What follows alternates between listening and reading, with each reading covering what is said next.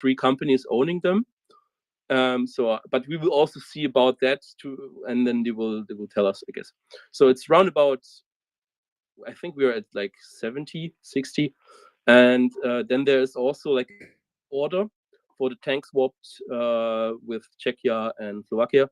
They're about to receive 22 Leopard 2A4s, and we maybe they can wait a little bit longer, and then maybe we can buy some from this backfill and provide another 14. But we also have to see about that. So we're talking about roughly a brigade. We are still waiting. We were still waiting for Spain. We're still waiting for Portugal, and especially for Sweden, because they before said they would be willing to send some. So yeah, and after all, if all of this is done, there should be still 30 to 40 Leopard 2A4s in German industry stocks. So we're talking about a brigade plus minus, and I think that's a great thing for Ukraine. I can talk to Sweden in the meantime, and George can talk about Greece in a bit more detail. We have lots and lots of hands up. Let's cycle back to the question of numbers right after that, and maybe we can go through hands so that we're polite to our speakers. Yes, and I believe the order was Florian and Gunny and Martin. Good evening. Good day to those in the US. Just quickly on the Swiss situation, things are moving much faster. Florian, hello, we can you hear me? Sorry. I can hear him. Should I continue? Should Please. I wait? Florian, keep going. If Flo can't hear you, he needs to cycle up, down and up. Okay. Just an update. Just 10 minutes ago, I looked through the website of the Swiss Parliament, and the Commission of the National Council, sort of the lower house of Parliament, has in the afternoon decided 14 to 11 to move on, change the exports law on weapons in such way that the Federal Council, our government, simply can cancel the no export clauses in the contracts for neighboring states. And it was voted by all the parties in the center, including the Social Democrats. The Swiss National Party seems to have voted against it with the Greens, sort of the extreme left and right were against it. But even the Social Democrats voted that our government can simply cancel these clauses, and so simply give the other countries the freedom to re-export with no further restriction and no way that they need to ask us. So it works in our neutrality. So nobody's asking us. We simply allow the Germans and Spanish and the Italians to re-export our weapons materials in the case that there is a war of aggression that the United Nations General Assembly with a clear majority, 2/3 majority, has sort of taken a vote on. And this works in our sort of neutrality status. And they explicitly said we need to participate in European security. It's in our interest. And I think that's very good, because there was a talk on Sunday and yesterday about it, but already a concrete proposal to change the law has passed the Commission on Security of the main House of Parliament. It is moving now to the upper chamber. They say they will take it on immediately this week, and then it will go to the government. Which means you'll have it sometime early next week. Yes, and then, but the lower house of Parliament only goes in session in late February, so they probably vote on this immediately, or we have an emergency clause that the upper house of Parliament can vote in a law if it's really urgent alone. So I think this is going to go now fast as Swiss politics can actually move. This is exceptionally fast, if I may just highlight it. Yes, and it's concrete, and it's a concrete proposal, and it would allow the Gepard ammunition to go. It would allow the other stuff like the electronics and the other air defense system, the Italian one, I forgot its name, because this way, changing the export law allows all our neighboring countries to export Swiss ammunitions and arms as they like towards the Ukraine. And Florian, as we said earlier today, there's only one thing one can say from Switzerland and shout it into Germany. So wird's gemacht. Yes, and I'm glad that this finally moved, that a lot of people in the center, left and right, saw finally the reasons in supporting European security. And I'm glad that also the Germans finally got their act together. I mean, it's totally idiotic that it took them another 4 days instead of doing this on Friday in a better PR move. But who understands that guy? Well said. Shall we go to Gunny? He won't have an opinion on German politics. No, but he has an opinion on the felt hat. Does anybody want to have an opinion on German politics? Martin, not yet. But Gunny needs to. We Gunny really needs to select the felt hat. Yeah, we really need I've- to improve this. I've got a good poll going on when the video of Olaf in Moscow comes out, if you want to vote on it. I've chucked in a couple of options. Everyone wants to have a go. What disturbs me is the video with Angela Merkel in it. Seems to be gaining traction. I don't know what kind of sick puppies I hang around with on Twitter that want to see Angela Merkel in a movie with Olaf, but yeah, hey ho. Yeah, I was going to just mention before we had the crash, the A5. People were wondering about the main important change. Correct me if I'm wrong, Axel. It's the armor package. So what happened was the Germans decided they wanted to fit a modular armor package that you can tailor according to threat. It's called Mexus. And essentially, it looks like what you can do is you can say, I'm going to be in a high IED threat environment and tailor it towards that. Or you can swap it out and you can put the parts on for a high armor piercing, discarding Sabo or high explosive anti-tank threat. Or you can tailor it for high fragmentation danger areas. And then they put a Kevlar liner on it as well on the inside.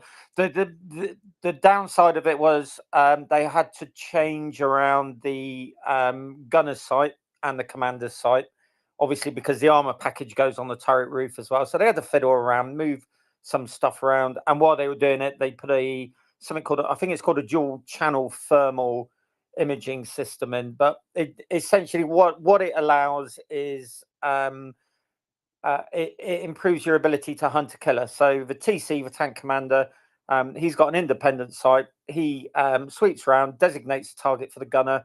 The gunner then is handed off the target, commences the engagement, and that frees up the commander to basically start looking for the next target. So it's a seamless seek, identify, engage, seek, identify, engage kind of thing. It's not new, it's not radical, but that's what the Germans went for, and it does look pretty good. Look, just reference T-72s and things. It's one thing to go on Wikipedia and just say it's got the equivalent of 450 millimeters rolled homogeneous armor at whatever angle, but actually the realities of it are very, very different, because the performance of armor and the performance of projectiles can sometimes be very different under battlefield conditions than it can in test conditions. And there are multiple factors. So if you take, I don't know, take the whole of a T-72 tank, it's not just steel. They went for something called textilite, which is a kind of, it's like a glass reinforced plastic layer, and you intersperse that with steel plates. Now, if you go on to something like below the turret ring, which is a really good site, you will see different estimates for different armor characteristics. You might have a CIA estimate from the 80s. You might have an estimate from an institute that got their hands on a captured T-72 and had a look. You see the reports of people taking it apart. You don't consider things like what's the RHA quality like. You're assuming that this rolled homogeneous steel plate is of the highest quality, like you would get in the West. But we all know that the Russians go for production targets as opposed to quality. How many times have we seen that in other bits of kit? It's a hangover from the Second World War, where sometimes the steel quality was way lower than anything a German engineer would have considered putting even on a Panzer IV, let alone a Tiger or a Panther. So, you know, there are all sorts of things. We can say, I don't know, 450 millimeters angled at 60 degrees, but yeah, what are the actual capabilities of the Sabo round, say a charm 3. You can go on Wikipedia and you can jump on a space. You can say, "Well, the charm 3 will penetrate this sort of range," and why on earth do you think that NATO would test something like charm 3 and then put all the details on Wikipedia? Really? Come on, ladies and gentlemen, doesn't really work like that. So you know, first of all, be very wary of what you read on the internet. As I say, Below the Turret Ring is a really good site. Say for T72, if you're a nerd, really goes in depth into it, the makeup of the armor, side armor, why it's thinner on sides, why the running gear actually acts as a space type of armor. You'll start to see how that Ukrainian 30mm equipped IFV started putting rounds through the side of a T72. Someone briefed that gunner really well. It was like he had a chart of the T72 armor package, sat on his lap and was giggling away as he was firing. He knew exactly where he was going for. And you know, tank engagements, as we've seen on countless videos, how many times have we seen Ukrainian tanks going toe to toe, nose to nose with Russian tanks? It's always in defilade. It's always in ambush. They're always ambushed on roads with NLAWs and javelins. They're always taken side on, or in one memorable video, a BTR popped out behind a Russian column and started tagging them in the ass. Bang, bang, bang, bang, bang, bang, bang, bang. And everyone's driving around, not even letting smoke off. One of them caught light, then the next one caught light. So I wouldn't go too much into reading up on the internet what the armor thickness is on a T80 or a T90, and then declaring absolutely 100% that its armor is fantastic. I've read it, and therefore it's going to be superb. The bottom line is, as with all things in war, some kit performs way above expectations. As I'm sure Bloke and Axel and some of the veterans here will confirm, some of the kit doesn't perform well. But the Ukrainians will not be running around if they get these shiny new toys and bumping heads with T72s, T80s, and T90s head on. They're not that stupid. They're not going to be cavalry charging in a glorious, war of attrition. They're going to use them well. They're going to use them properly. They'll have been trained by NATO mechanized forces how to do this properly, how to engage different ways that don't involve point blank.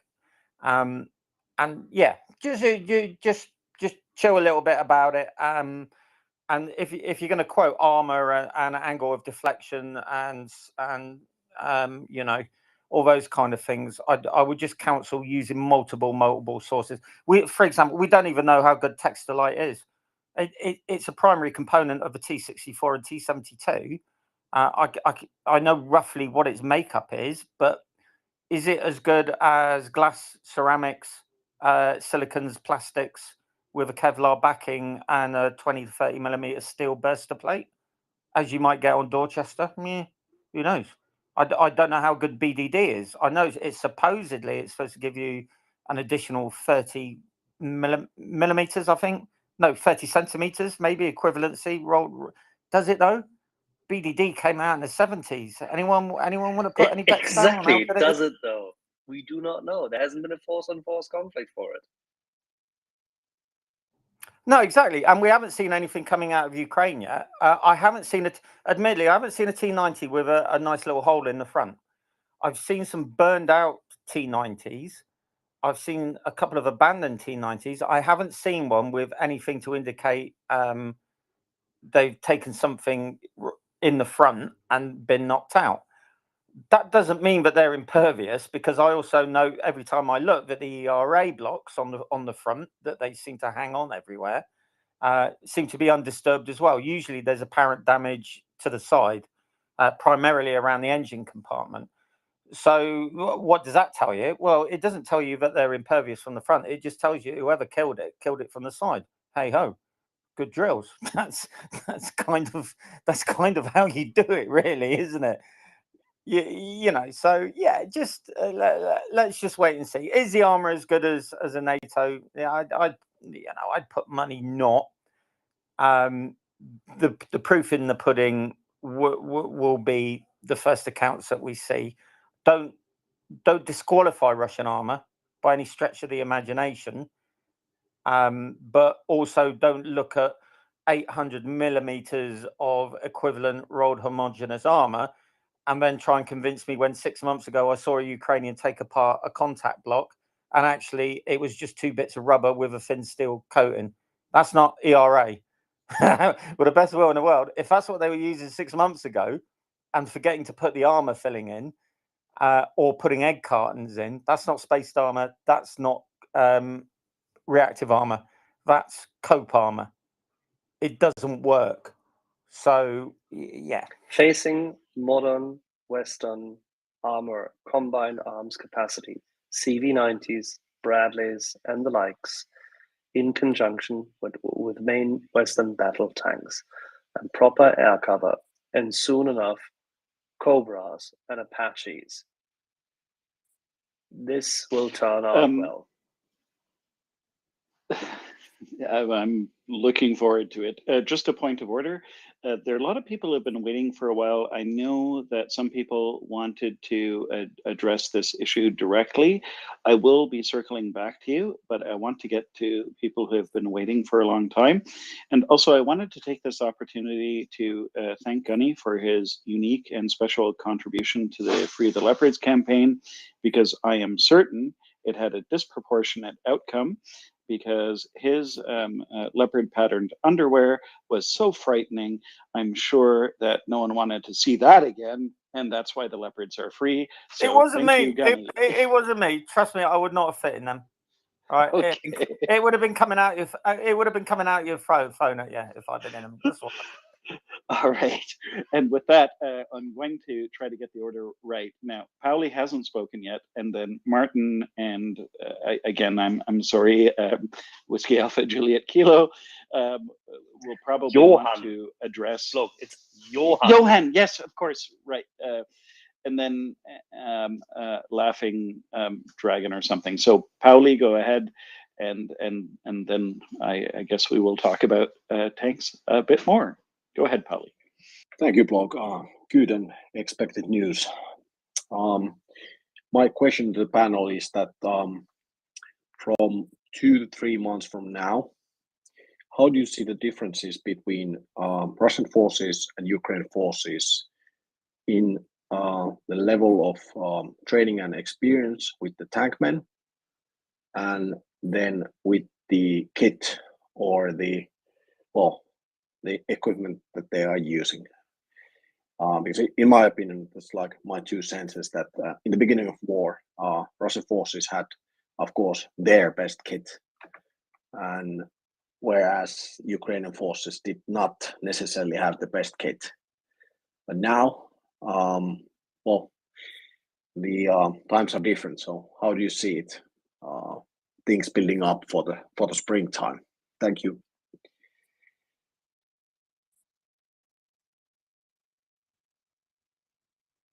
Do you want to take that, Axel? Also, Axel, just to let you know, I will have to drop down within 5 minutes, cool. roughly. All good. Yeah. Paulie, I received 2 phone calls at the same time whilst you called. I muted them all. I apologize. Did you ask about how this will be used, or would you mind repeating the remainder of the question? Yeah, just briefly. So 2 to 3 months from now, in the springtime, how do you see the difference between Russian and Ukrainian forces in the training and experience of tankmen they are using and in the kit they are using? And this is due to the reason that in the beginning of the war, of the invasion, the Russian had, of course, their best kit, whereas the Ukrainian did not have, Western stuff. So how do you see the springtime developing? Thank you. It's all about the weather, isn't it? It really is all about the weather. Yes, of course. Ukrainian force design, composition, and structure has substantially changed over the past now 11 months plus. They've upgraded troops. They've trained troops both in Ukraine, and this is what people often forget. One of the senior master sergeants of the Ukrainian armed forces was here, as you know, late summer and later in autumn again at the Baltic Defence College, together with other parties, training yet again, as they've done for many years now, with NATO forces on NATO doctrine. And this is what people often fail to understand, that the Ukrainian armed forces have been training heavily their young officers, their NCO corps, as well as many of their specialists over the past 8.5 years. Now it's actually 9.5 years. I'm sorry. Bloody hell, Jesus Christ, 2023. I'm sorry. Together with the Americans, meaning in this case, both Canadians as well as the colonials, as well as our British friends. Britain never left Ukraine, quite literally.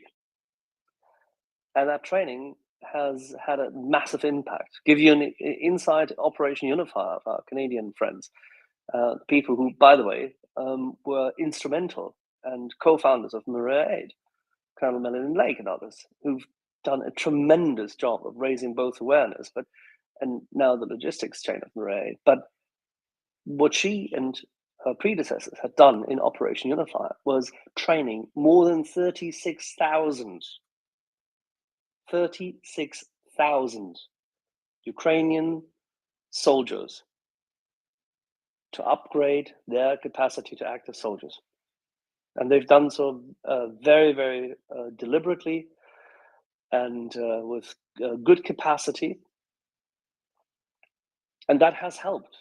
Without this, and General Zaluzhny stated so, and this is why I'm giving you a longer answer, that stated so in this interview cycle, if you remember, when he and General Sirsky were interviewed by the team of The Economist, which then was, presented as some kind of a collation of interviews, that he is exceptionally fond of the new NCO and officer corps, both in terms of their combat experience, which they had gained in Donbass, but as well as their overall ingenuity, innovation capacity, discipline, and interaction with their partners in the West, and therefore having learned a completely different way to fight. So there is a massive improvement which has taken place, and against that backdrop, what was missing was the kit. And that complements, in order to address your question, that complements what was necessarily bereft of the capacity to fight better. That core of young officers and young NCOs and specialists simply needed better guns and ammunition, armor, anti-aircraft, and the likes. What is missing now is more air assets, rotor and fixed wing. What is missing now is mid to long range missiles. As General Hodges said yesterday here on this program, yet again, what is missing for Ukraine in order to take back all its country is the capacity to sever the ties between Russia and Kerch.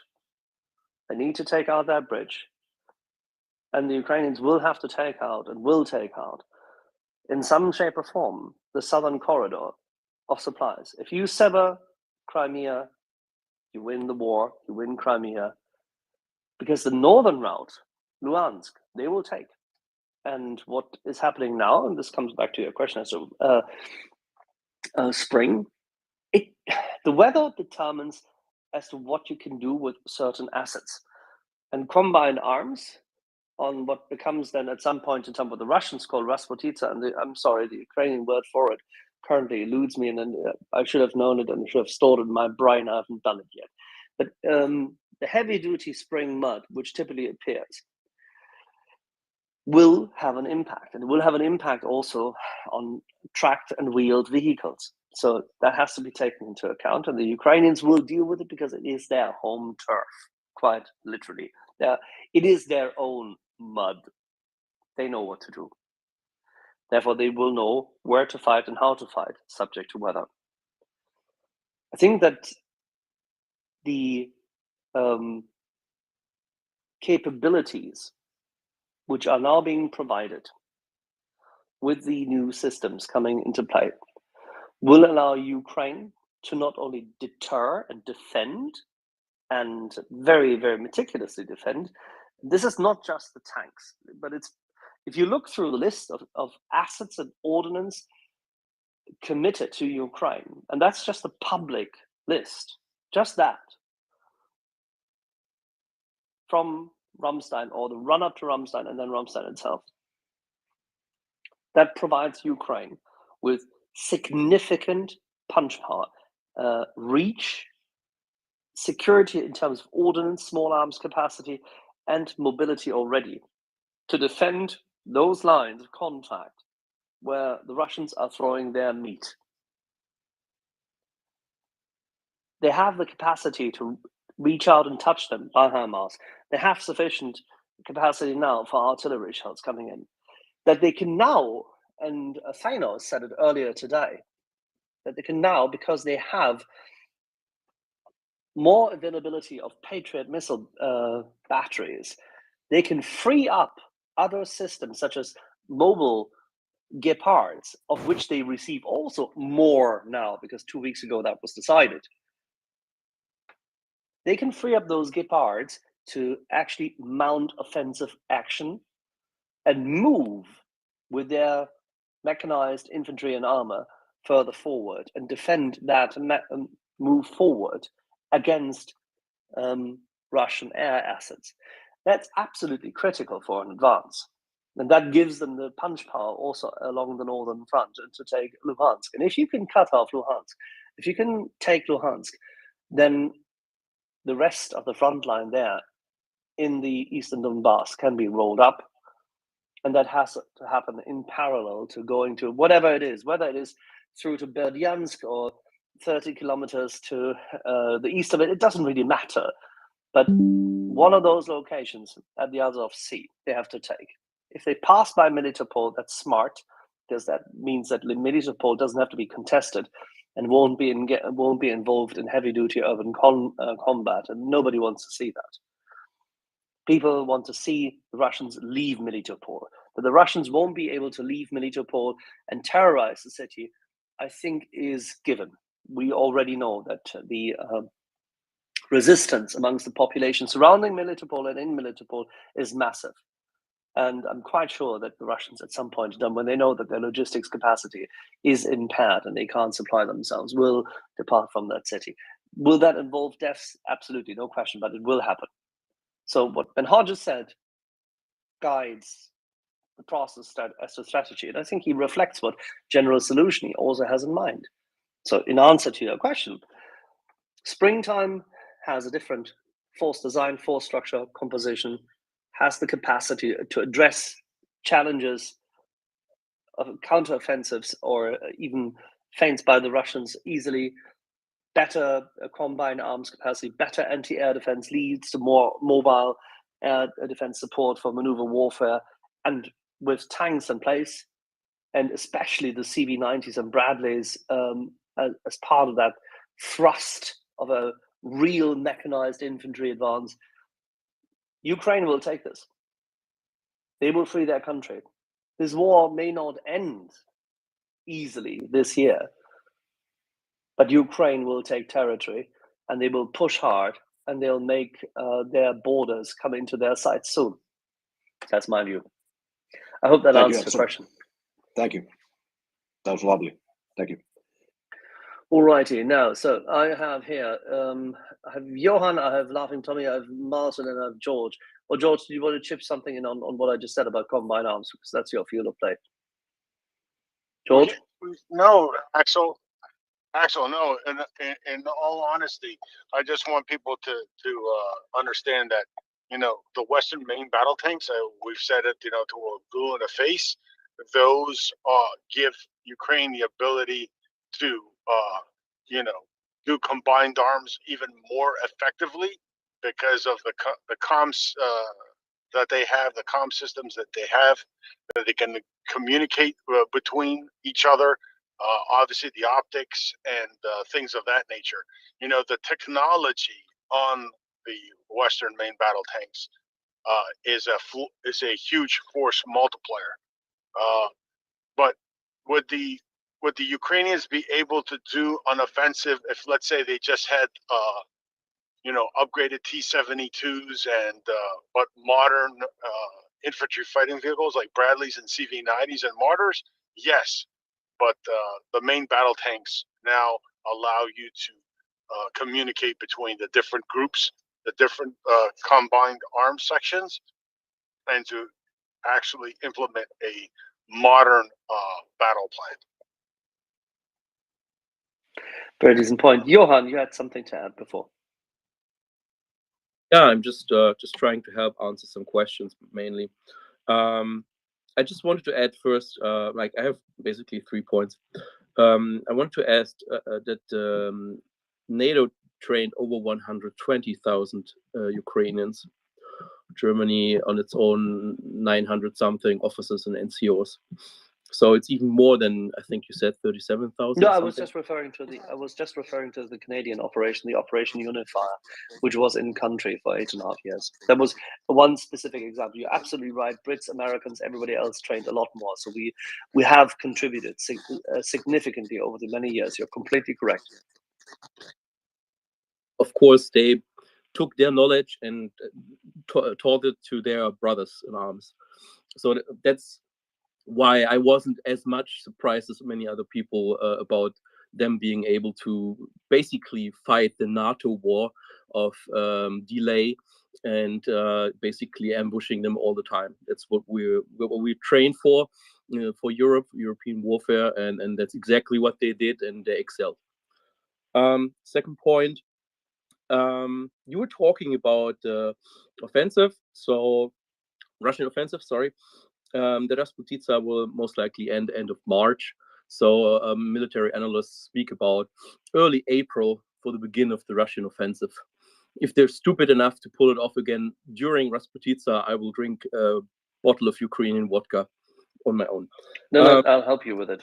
If they do it, we'll do that together. We all will.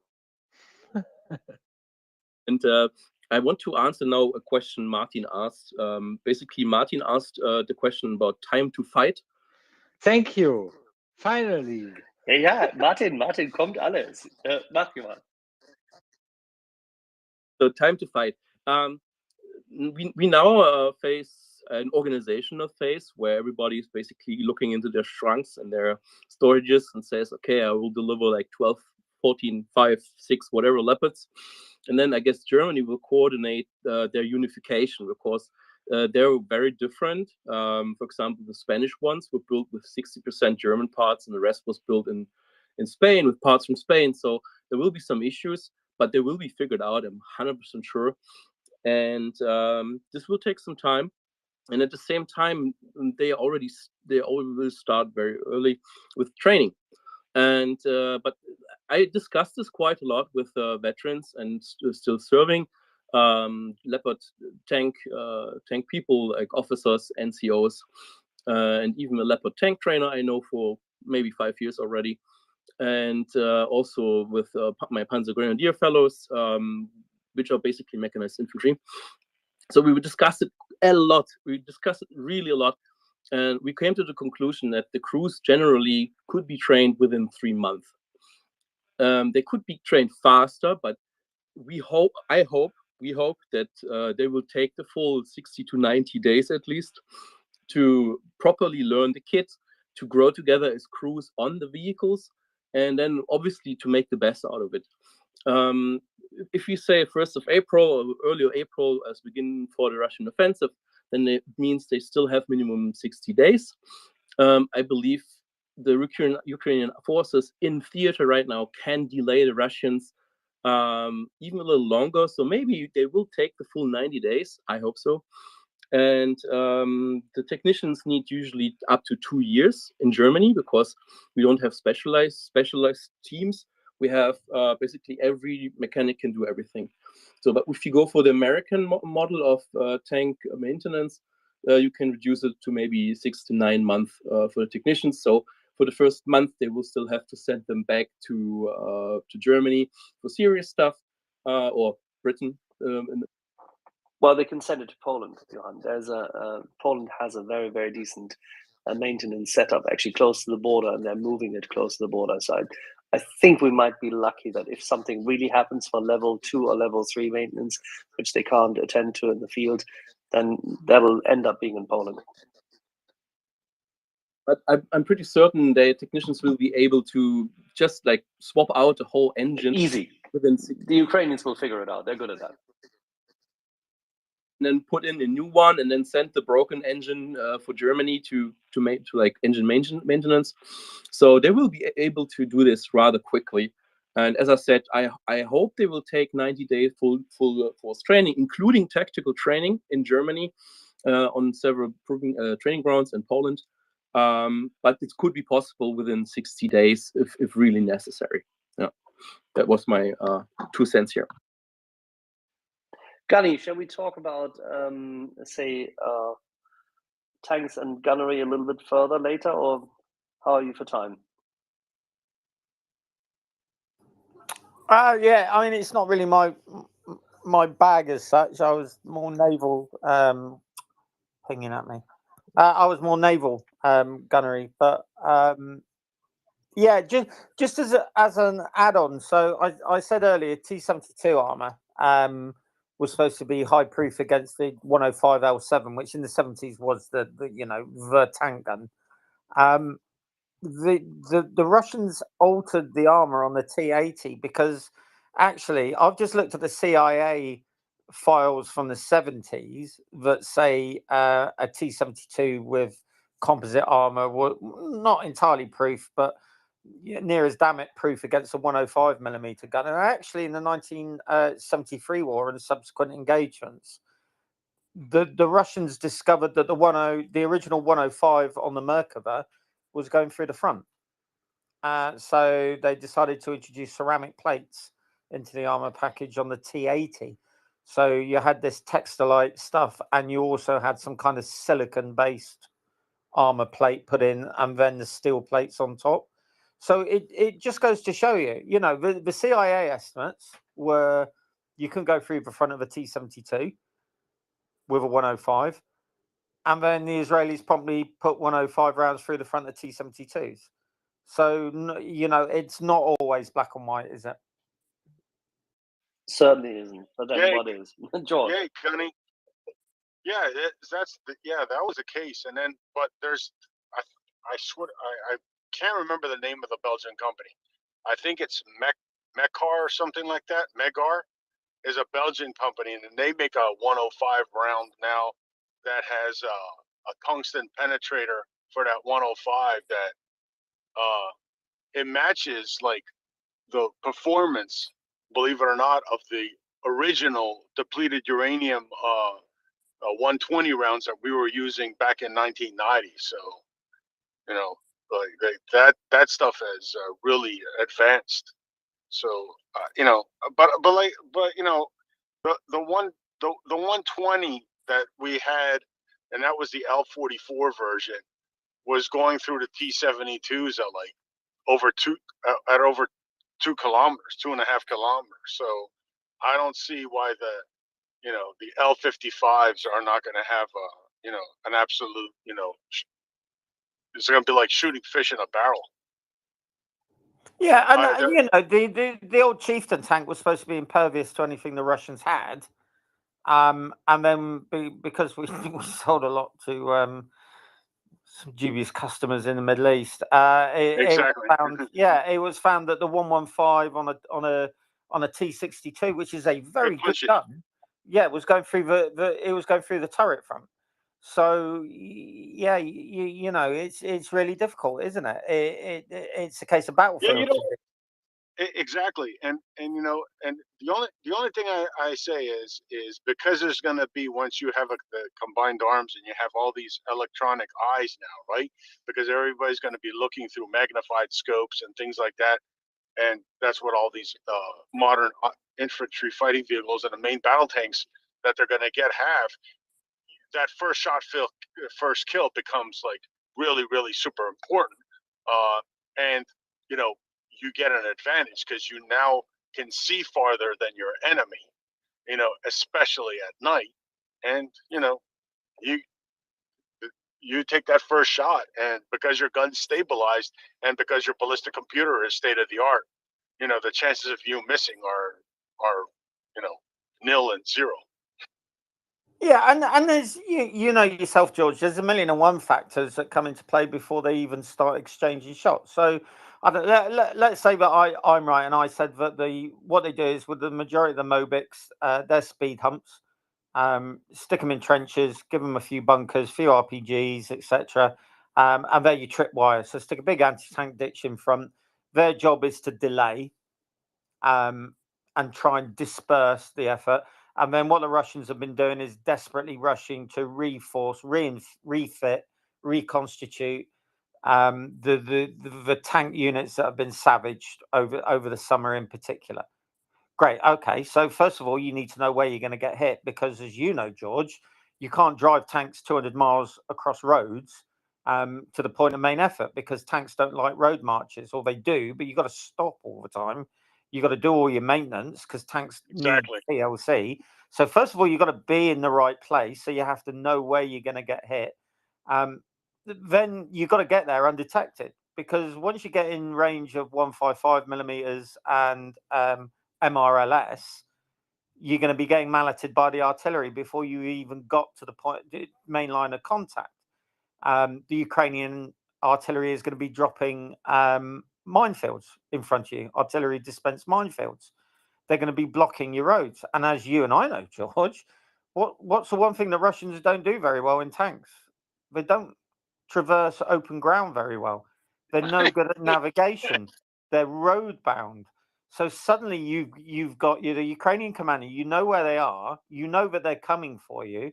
You know that they're not all equipped with Glosnas. That their map reading is probably awful. So they're going to be road bound.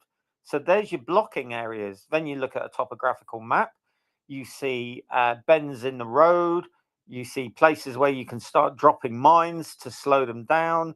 If you've got SF knocking around, they can establish a quick L-shaped ambush. What do, George? You only have to kill one, don't you? What happens? Then they've got to react to ambush. The IFVs have to disembark their infantry, try and clear the site of the ambush. So you kill a tank, maybe two, then you disappear. They've lost an hour. Then they've got to go through it all again, maybe 3 or 4 miles down the road when they run into an ambush. Or they might run into something that looks like an ambush, a blocked road, and then they've got to all get out the wagons again because they're thinking, Christ, we're going to get ambushed again. So they have to clear the ground either side. Actually, there's no one there. There's another hour gone. And we know the clock ticks, ticks, ticks, ticks. And they're doing all of this under 24/7. Taking the 6. Yeah, go for it, mate. Yeah, I'm gonna say, but you're talking like what would a normal unit do, and we're talking about these guys are going to be highly untrained. You think this 1 month of training they're getting now in Belarus, or 2 months, and who's training them? The same idiots that got their butts kicked coming down those roads from Kyiv. So what kind of training are they going to get? The blind leading the blind. Yeah, I mean, that March time, there was that ambush, wasn't there? So there was it looked like a column of T-80s and there was some BMP 2s and 3s there. And they got ambushed from the wood line. So they're driving down the road. They were nose to tail. There's a fail. Don't go nose to tail. The turrets were all pointing forward. Turrets weren't traversed left and right, even though it was obviously country. There's a fail. Someone popped an NLAWs at them from too close. And what did the BMPs do? They all drove in the other direction because there was a big ditch. So they all ran for cover. Yeah, and then the infantry took cover behind the embankment. None of them were shooting. The first 2 tanks were traversing another NLAWs. Bang, there goes a tank. And it was only the tank at the rear of the column, who obviously had a TC who was switched on, who got a 125 away, and he looked like he was starting to lay down some coax onto the tree line. But all of that time, everyone else was either looking around blindly, traversing left and right and not shooting, or they all bugged out for the embankment. The IFVs didn't turn right. There was no obvious ambush drills. No one popped smoke. It was fail after fail after fail after fail. And I think I'm right in saying that was a Guards mechanized unit.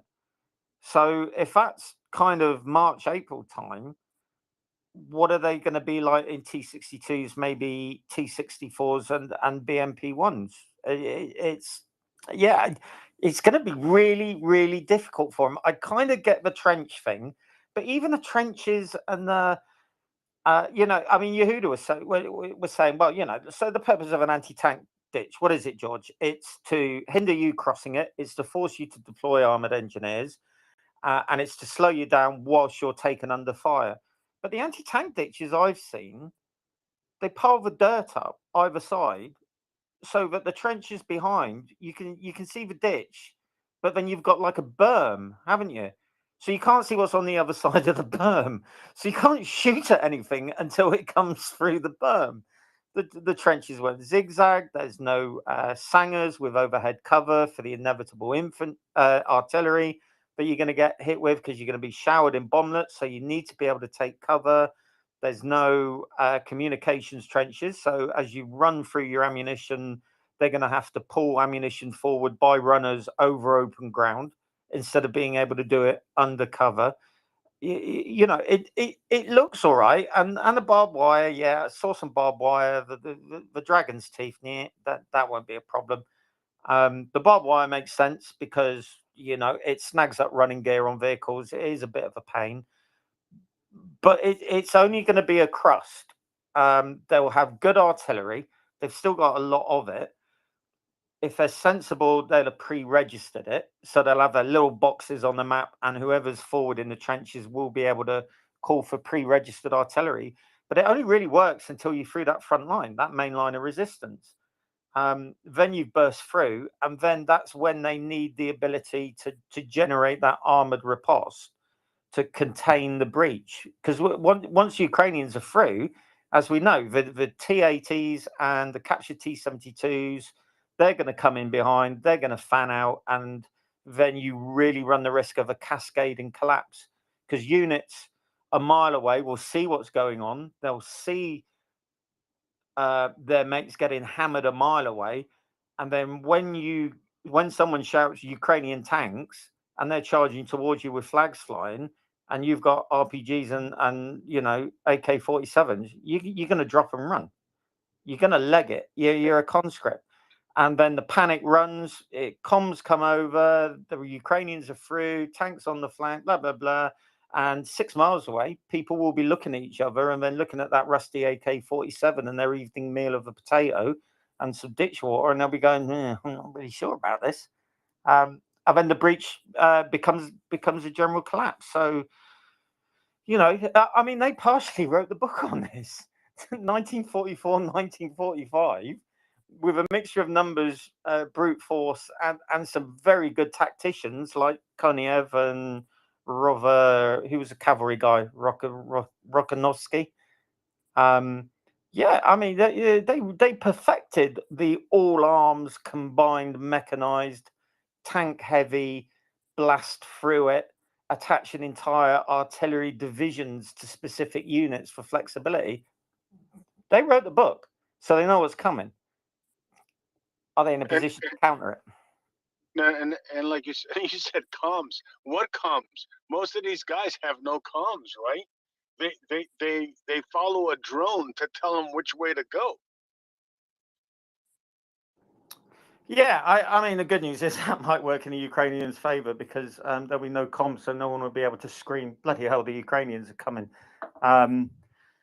But yeah, I mean, my assumption is they're desperately trying to work up some armored reserves. But they've got no I-star over the front. Therefore, the question in every sector commander, in every brigade and divisional commander's head will be, is it going to be me? I don't know what's to my front. Are they going to come charging over me? They're probably already knackered. They've been at this for months. A lot of the best brains, the operational brains, and they would have had some fantastically talented operational people in the Russian army. And anyone who tells you otherwise is living in a bit of a dream world. An army always has talent.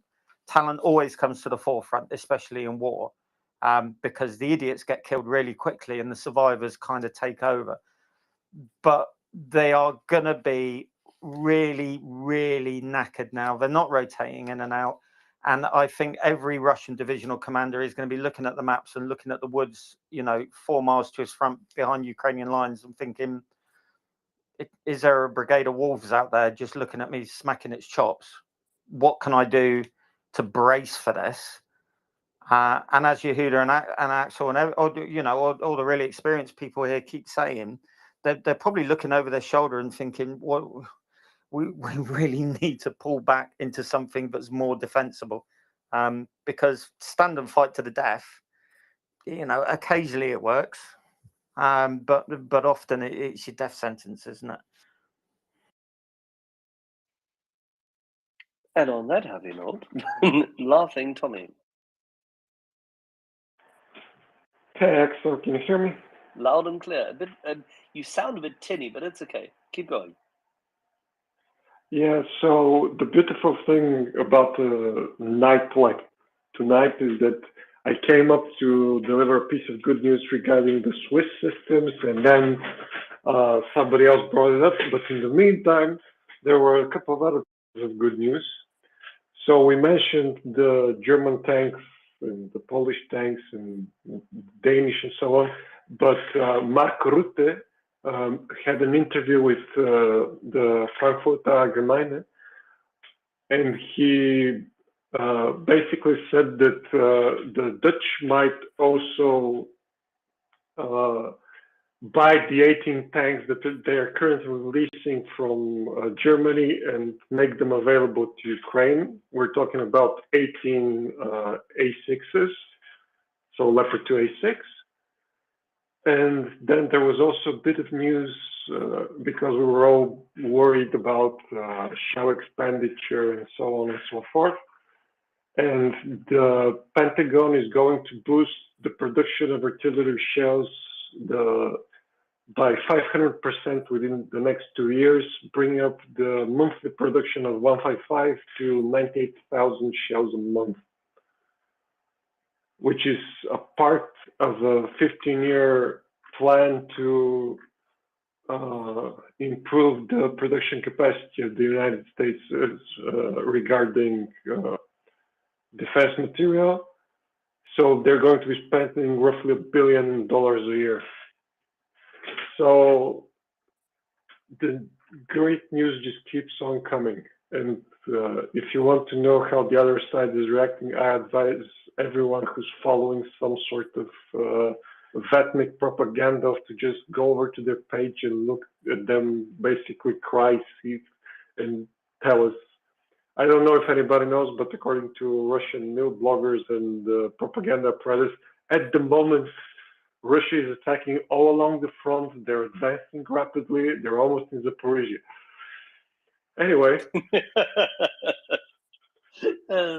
Yes, exactly. It's adorable. We spoke with people yesterday in the evening who are in that region. And yeah, not quite. Or as in the inimitable words of the Kaloin, Jürgen Prochnow played him. Not yet, my friends, not yet. Johan. No, I think James and Tudas were before me. Hey, thanks. Yeah, shoot. You had your hands down, so please, James, go. Oh, my mistake. Yeah, Gunny, I'm pleased you mentioned that extraordinary engagement at the beginning of the war. I went out there. It's in Brovary, and it was I believe it was the 90th Guards Division, which is it's the top Russian tank regiment, basically top Russian tank division, and they were in very poor battle order, as you pointed out. But they also came across, I've only just recently found out, to be the special detachment of the Azov, who were waiting for them in trenches by the side of the road, and they absolutely annihilated that badly trained, badly equipped, elite Russian tank column. I mean, yeah, there was probably a section of soldiers there, and you can go there. There's a petrol station just opposite, which has been built in the meantime, brand new. Looks like you could be somewhere in central Germany, but you're not. You're at the scene of the defense of Kiev, the Battle of Brovary, and you can literally lob rocks from where those brave men were sitting in their trenches onto the tanks that were driving past them, and they let off a couple of NLAW missiles at it. They killed the general. Excuse me, they killed the colonel of that regiment that day. And it was just, it was just testament to what the Ukrainians could do with the little they had available to them at that point. And now they're going to have NATO standard main battle tanks. I mean, it's just going to be carnage for the Russians. Thanks. I have another question later, but I'll let everyone else talk. Thanks. James, it's going to be the end of days.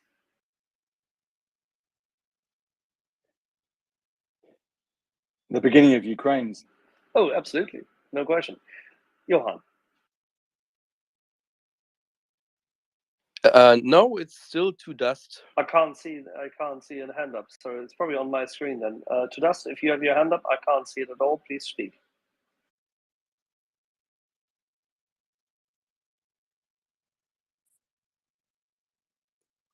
If not, I'm going to jump in. Of course. Yeah, just wanted to give you some news. First off, the Russians are threatening to bomb Dresden and Berlin now. So I guess I gonna buy some artillery. I gonna buy some artillery shells and have them named properly. And secondly, they're now sharing in panic in their Telegram groups diagrams of how to destroy Leopard tanks. Just wanted to give you that little bit right now. Yeah, it's sweet, isn't it? I mean, they have this issue with Tsar Berlin just because they got there once. But there you go. Then again, without the Americans, they would never have gotten there. Oh, they excellent. They invested a lot to get there. They earned it. Well, the Americans invested more, but there you go. Without American Sherman, without American Sherman tanks, American trucks, and American money and American ordnance, they would never. There was Lend-Lease, but there was a lot of human resources invested. Yeah, that's true. In that. Martin, human resources alone would not have actually served Mr. Konyev and Shukov at all, because they would never have crossed. You're right as always, and there's still my question at the timeline and the spring offensive, and Zaruzhny said that he has 2 battalions and they are not enough, so come April brigades he mentioned. He mentioned brigades? Yeah, he has 2 brigades, which are 2 armored brigades. Yeah. That's what he said at that time. Whether that was true, we do not know. It could be more. So what's the situation? That's my last question. What's the situation? Come April, I agree with all you have said, all of you have said today, but what is the situation come April, come spring? And I believe there will be an offensive. And does Ukraine have enough manpower by that time? Oh no, Ukraine will be on the offensive. Ukraine will be on the offensive beforehand even. I'm actually quite sure that you'll be surprised what happens in the next 2 or 3 weeks. I just wanted to add, many people still have a misconception about the size of the Ukrainian army. First off, armed forces, because it's not just the army. When the war began, they had, all in all, including National Guard and army and armed border guards and reserves, they had around about 530,000 people under arms and training, even though reservists obviously not training every week. And the Russians attacked with 190,000 initially, which was already like, when I woke up at that morning, I was like, that can't be. Like, why would you do that? Are you stupid? Okay, never mind. The Ukrainians, if you subtract roughly 125 to 150,000 wounded and dead of the Ukrainian side, including everything they built up, roughly 25 to 30,000 people per quarter. They're around about 700,000 people right now, 700 to 750,000. while the Russians will try to throw in another additional 250,000, according to current sources. I have no idea how many people they still have left. They must have 150 to 200,000 losses right by now. So we always assume force parity, and now the Russians throw in maybe 100,000 on top. But as some other speakers already said, their training quality is questionable. Even though they now invested way more time in this Mobic wave, I think 3 to 6 months on some of them to train them and equip them. But many of them are completely green, meaning they never served before, or there's some IT guys or whatever. So it will be a meat grinder again. Russians will push somewhere. It's debated what will happen. Some people argue about like broad push across the Donbass front line. Some other people talk about a northern approach. I will come to why this is not likely in a second. And the most sense for them would be to try to cross, I think Dnieper it is, around Kherson again, and try to cut off Ukraine from the grain trades, because this would be actually a strategic blow to Ukraine and would be the only thing they could do right now where they can invest all these people. But then again, crossing that huge fucking ass river, I'm sorry for using these words, will be really difficult. That's not a problem. That's a technical term. It is a huge fucking ass river. Yeah. I mean, on It some is. sites, I think he's 150 meters wide or something, even wider. The reservoir parts are like 4 kilometers wide. So there's one dam east of Kherson, which is Novakhovka. We've seen it. We've been there. Exactly. Hard to cross for them. Yeah. So they first need to basically do some spec ops stuff and somehow control the other side, and they need to repair 2 bridge parts, which are like not too big. It's doable, but they will be under constant artillery shelling by the Ukrainians. So it will be hard to do. But if they just manage to control it, and after most of the spring water is gone, they might be able to stop water, lower the river water below, and then cross somewhere. That could be possible. It's doable. It will cost them a lot. And now to why the northern approach is unlikely. So people talk about the idea of a push from Belarus to cut off Ukraine from NATO supplies. But that's not likely because the NATO border is 1,300 something kilometers long. You have multiple crossings for rail. You have multiple crossings for roads in each country bordering Ukraine. So they wouldn't come nearly close to cutting it off. If they try to, it would just bring them like that. Ukraine needs to move goods one day longer. Yeah, but it doesn't matter in the whole picture. The juice is not worth the squeeze, and they can't punch through it because Ukraine has about 180,000 troops standing in those areas. They would have to. They would be similarly mauled like in spring last year. Exactly, 100%. And the same goes for Kiev. And even if they would push for Kiev again, what would that bring to them? Nothing, because the Ukrainians won't stop, even if the Russians manage to capture some monuments.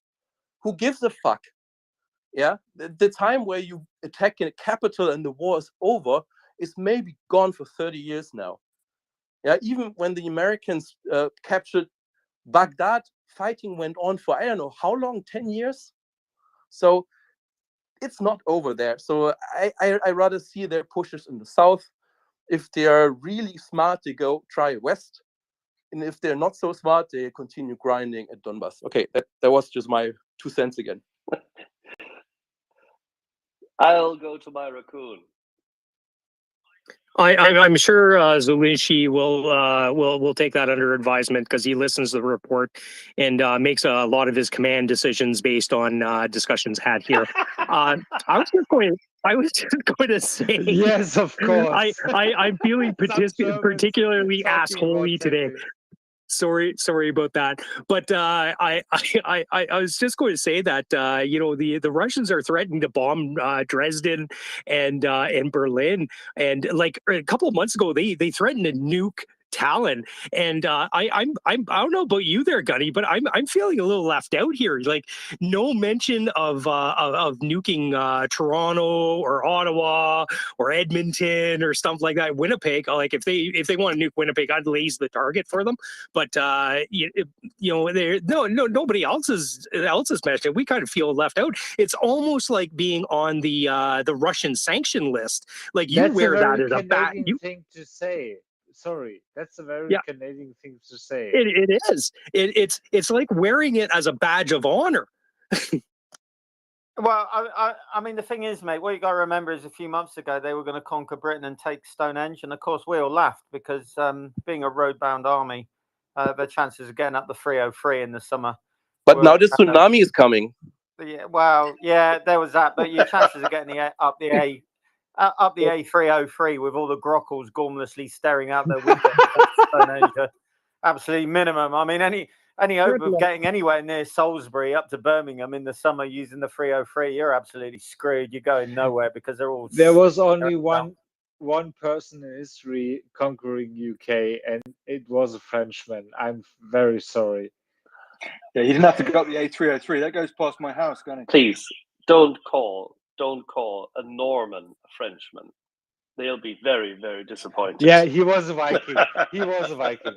That is right. But yeah, there's only one person in history conquering UK. Well, Gunny, talk to me about it. You sent me yet another image, which we all fondly remember, with Russian tanks neatly lined up in double column and going down.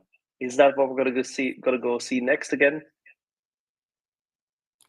Yeah, I mean, it's just an indication of what peasant society it is. But I've just been online and I've pulled up FM 1517-17.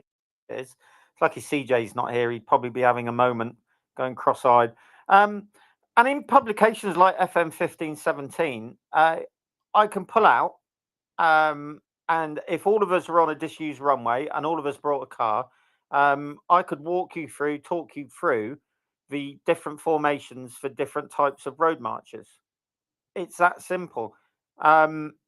You can go into Google and look up L-shaped ambush, and somewhere in there will be an American infantry idea, a British Army idea, a French idea, and it comes with charts, and it will tell you the difference between an L-shaped ambush and a linear ambush, where to do it, why woodland is better, what rear area security is, how to obstruct the road to start with, sprinkling of anti-personnel mines on the road on the embankment closest to you to hinder dismounts, how to withdraw through the rear area security, setting up again, all that kind of thing. You can actually go on the internet, not do it well. I'm not saying that you know with half an hour Google we're all going to be gunny highway, but you can get a feel for what you should be doing. And then you look at that photo, Axel, and you see them in effectively a built-up area, in an urban area, and they're nose to tail, most of them with the turrets facing front or rear. It looks what looks to be a Tor 1 in there as well. No bayonets out, no flank security, nothing. And then they, Vatniks wonder why we call them an unprofessional peasant conscript army, and you see that, and it's not. If they'd done it properly, if they got their phones out, if the company commander or the convoy commander there had simply done 60 minutes research, they'd have done it better.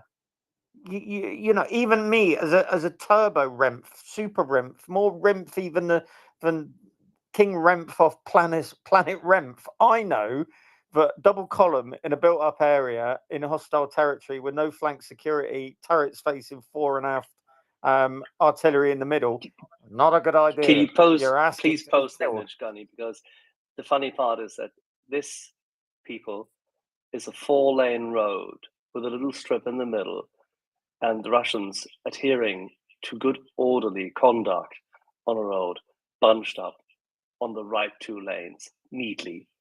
One left, one right, one left, one right. Sweet. Yeah, and the boys and girls who are getting basic soldier training in the UK and other places, this is where the NATO training will kick in. They'll be on take a bunch of highly motivated people, give them an extremely condensed basic infantry course, and put in front of them infanteers with even the full screws will have like 10 years plus experience, and then it won't be sat in a classroom monging it, as we all know, where you have to sit through it hour after hour. It will literally be run through it. And these training cadre junior NCOs and senior NCOs, they'll get them straight out on the ground. They'll be doing it for real kind of day after the classroom lecture. And it won't be getting shouted at. There's going to be real passion amongst the trainers to get these boys and girls proficient in the basics, so that, and I don't think that they're being flown direct to Ukraine and then are being chucked in units unless it's desperate. I think personally there's probably some kind of continuation training going on for the infantry guys. The Ukrainians will have a lot of veterans who they're probably resting, who will take them through a more advanced infantry course, if you like, to build on the skills, the basic stuff that they've learned. But the other guys will be going for what we call SME, subject matter expert training, around the UK or around Europe. So they're going to get a really good foundation in it. And the fact that you can go on the internet, if you can go on the internet and learn about a linear ambush, imagine what a British Army full screw of 12 years who cut his teeth on his first deployment on Op Herrick in Afghan is going to be able to teach you. You know, this guy is going to be passionate about letting you drink from his bubbling knowledge fountain. He's going to want you to be really good at it. The trainers are going to be putting their all into this. And this condensed infantry course that the Vatniks are laughing at and saying, well, you know, it's 5 or 6 weeks. What can you learn even 4 weeks? Motivate people learn an awful lot. It's a big ask. You know, even a standard British infantry course in Second World War was a good 12, 16, I think. But you've got modern training aids, you've got motivated people, and most importantly, I think this is where the British Army and Canadian Army and the American armies and the Danes, obviously, their experience from Afghan in small unit tactics, basic soldiering, is really going to pay off. In a way, it's horrible to say, but we're quite lucky, I think, in that you're going to catch the tail end of the boys and girls who deployed to Iraq and Afghanistan, because they're going to have been the people who really cut their teeth on this kind of small unit stuff.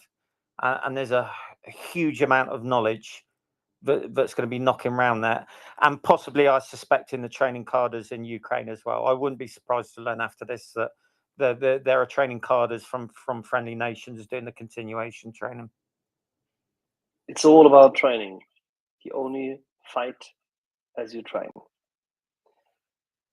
James, bear with me for a second. I need to talk to a tanker. 122, what did the Swedish news media say a few minutes ago? Oh, I miss something again? Because I've been away the entire day doing stuff. So for once, I haven't checked Twitter all day. Have I missed something from Sweden? There's a rumor in Sweden that you're sending more than CV90s.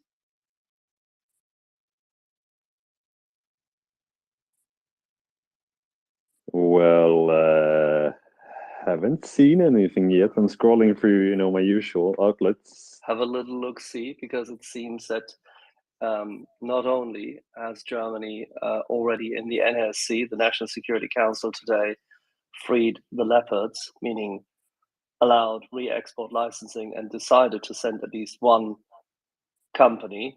We'll see whether it remains at the level of 14, but that doesn't matter. Export and re-export license both will be approved. That is the news from Ms. Strack-Zimmermann. Yeah, so I was coming out of, I was at the hospital with my kid. Nothing out of planned. So the hospital still works. The hospital is still intact. Yep. Okay, good. Well, because that normally happens when hours go there afterwards. Somebody complains that somebody has been unplugging some equipment. But, okay. Yeah, but I was just happy. Is this finally happening? Is it finally happening. They're sending the stuff, and if it's true, also the Abrams.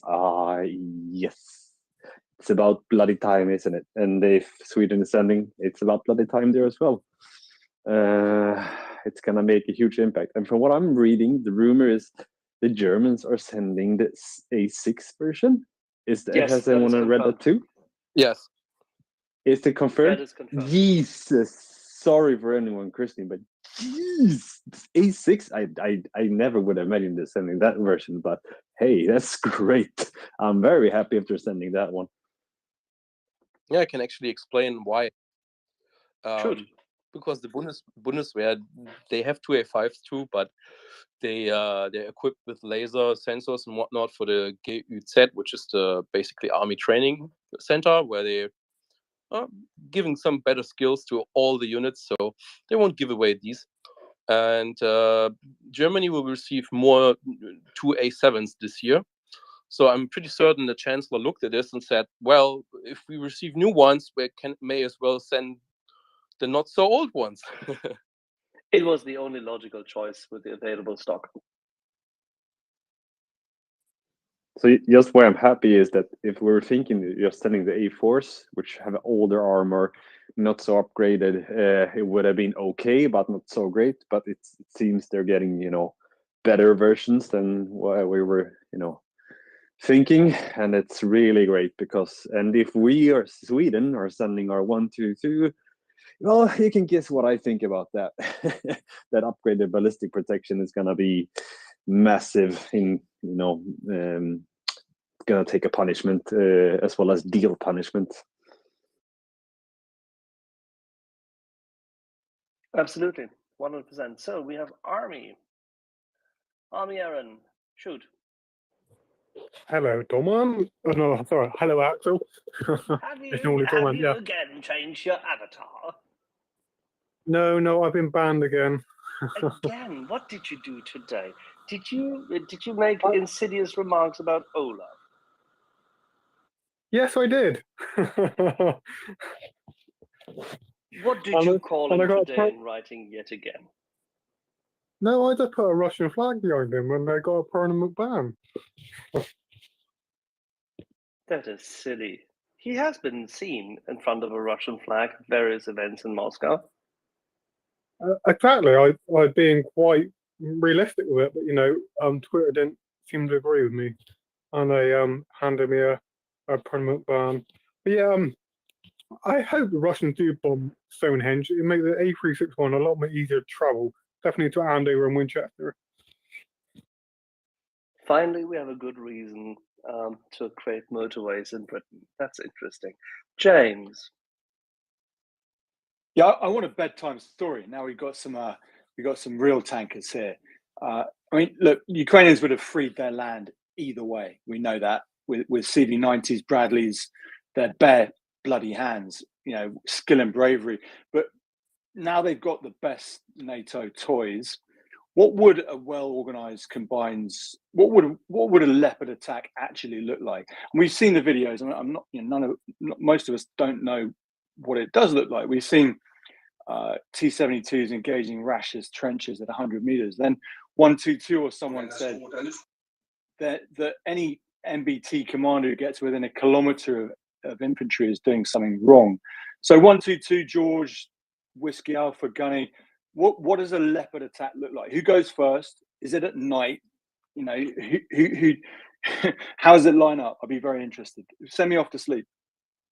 Yeah, I can only talk about the German tactics. I know a lot about US Marine Corps and also some Swiss tactics, but the rest is more or less just very on the surface for me. So I can talk about the German tactics. Makes sense because the Ukrainians who will receive the 40 Marder's, they will be trained in Panzer Grenadier tactics too, not just how to operate as a crew, but they also will learn speciality of German mechanized infantry attacks.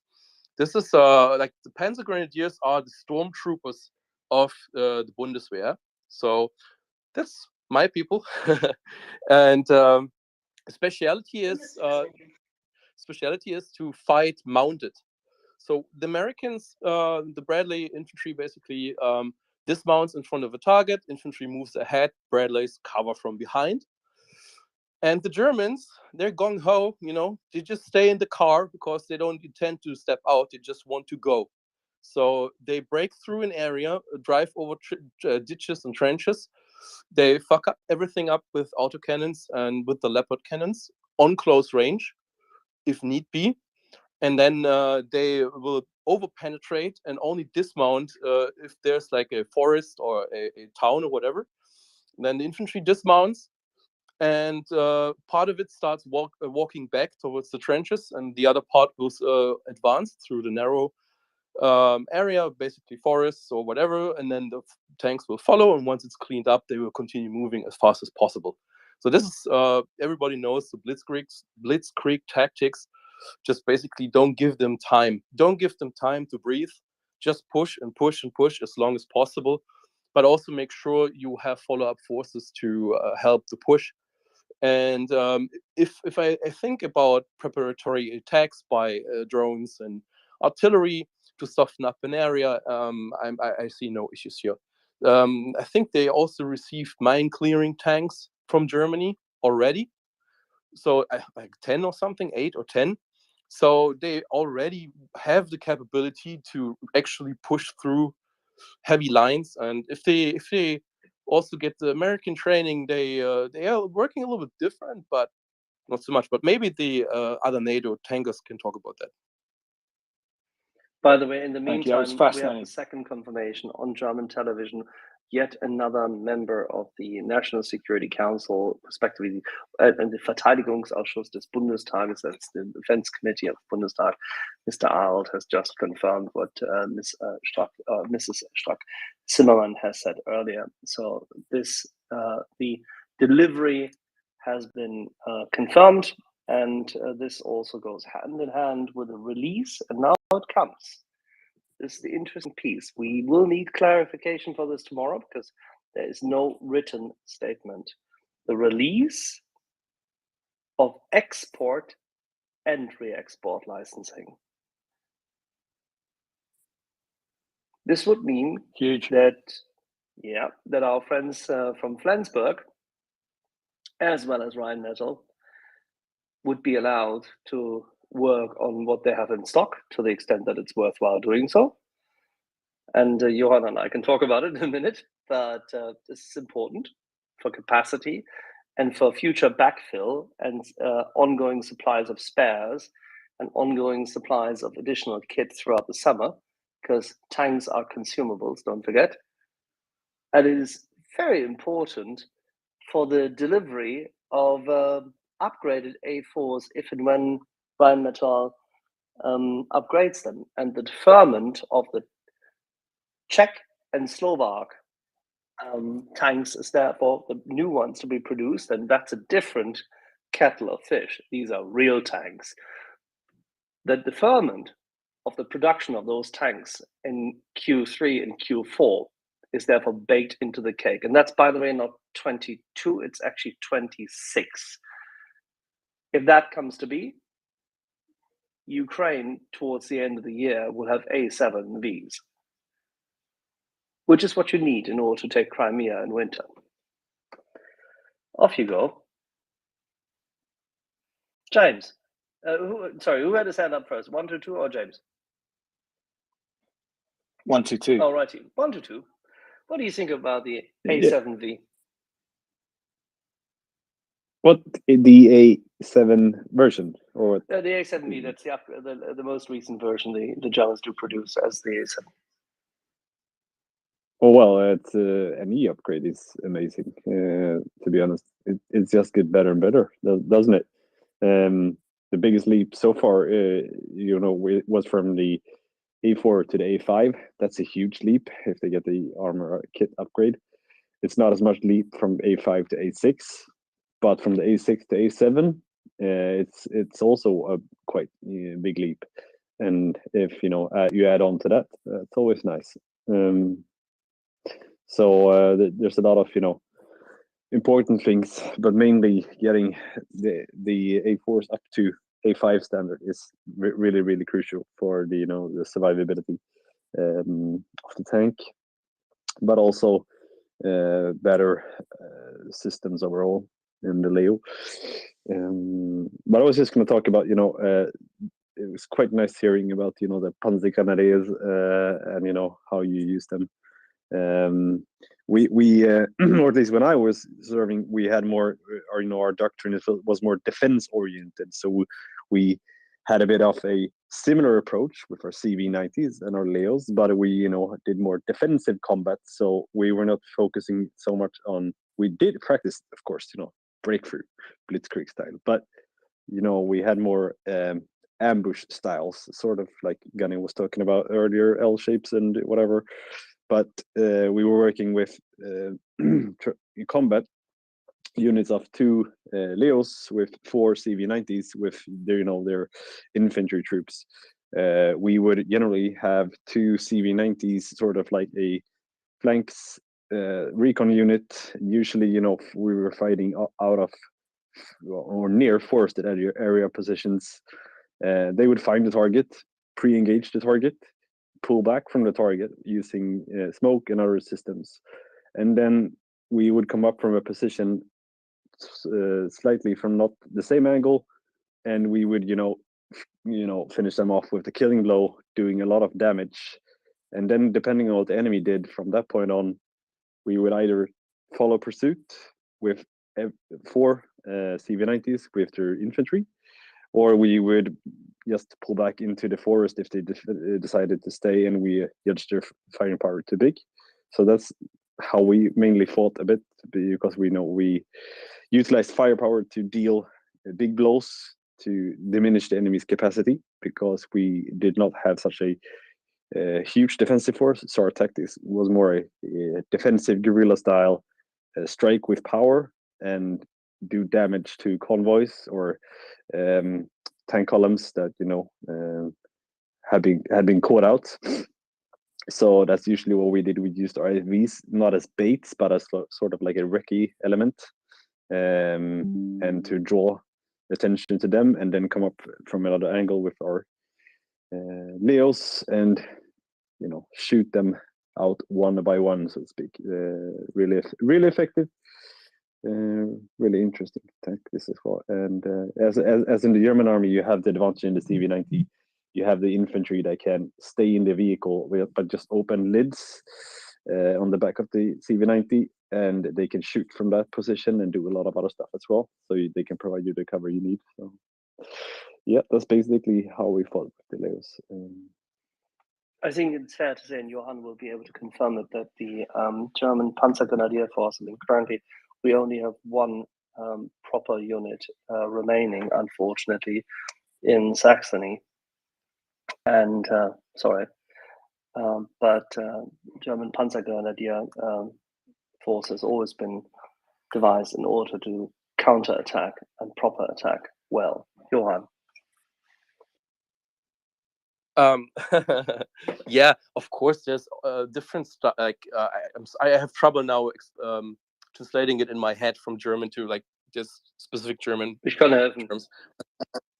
Yeah, so basically, we train for all kinds of warfare, so to speak. Like there's different modes of warfare. You have defensive war, of course, and you have attack war. I just focused on that because I felt it's the attack capability the German army is training its troops is rather most important for the upcoming Ukrainian offensive, using maybe 2 brigades of Western tanks and I think 2 brigades of European Union and North African T-72. So they will receive 4 brigades worth of stuff.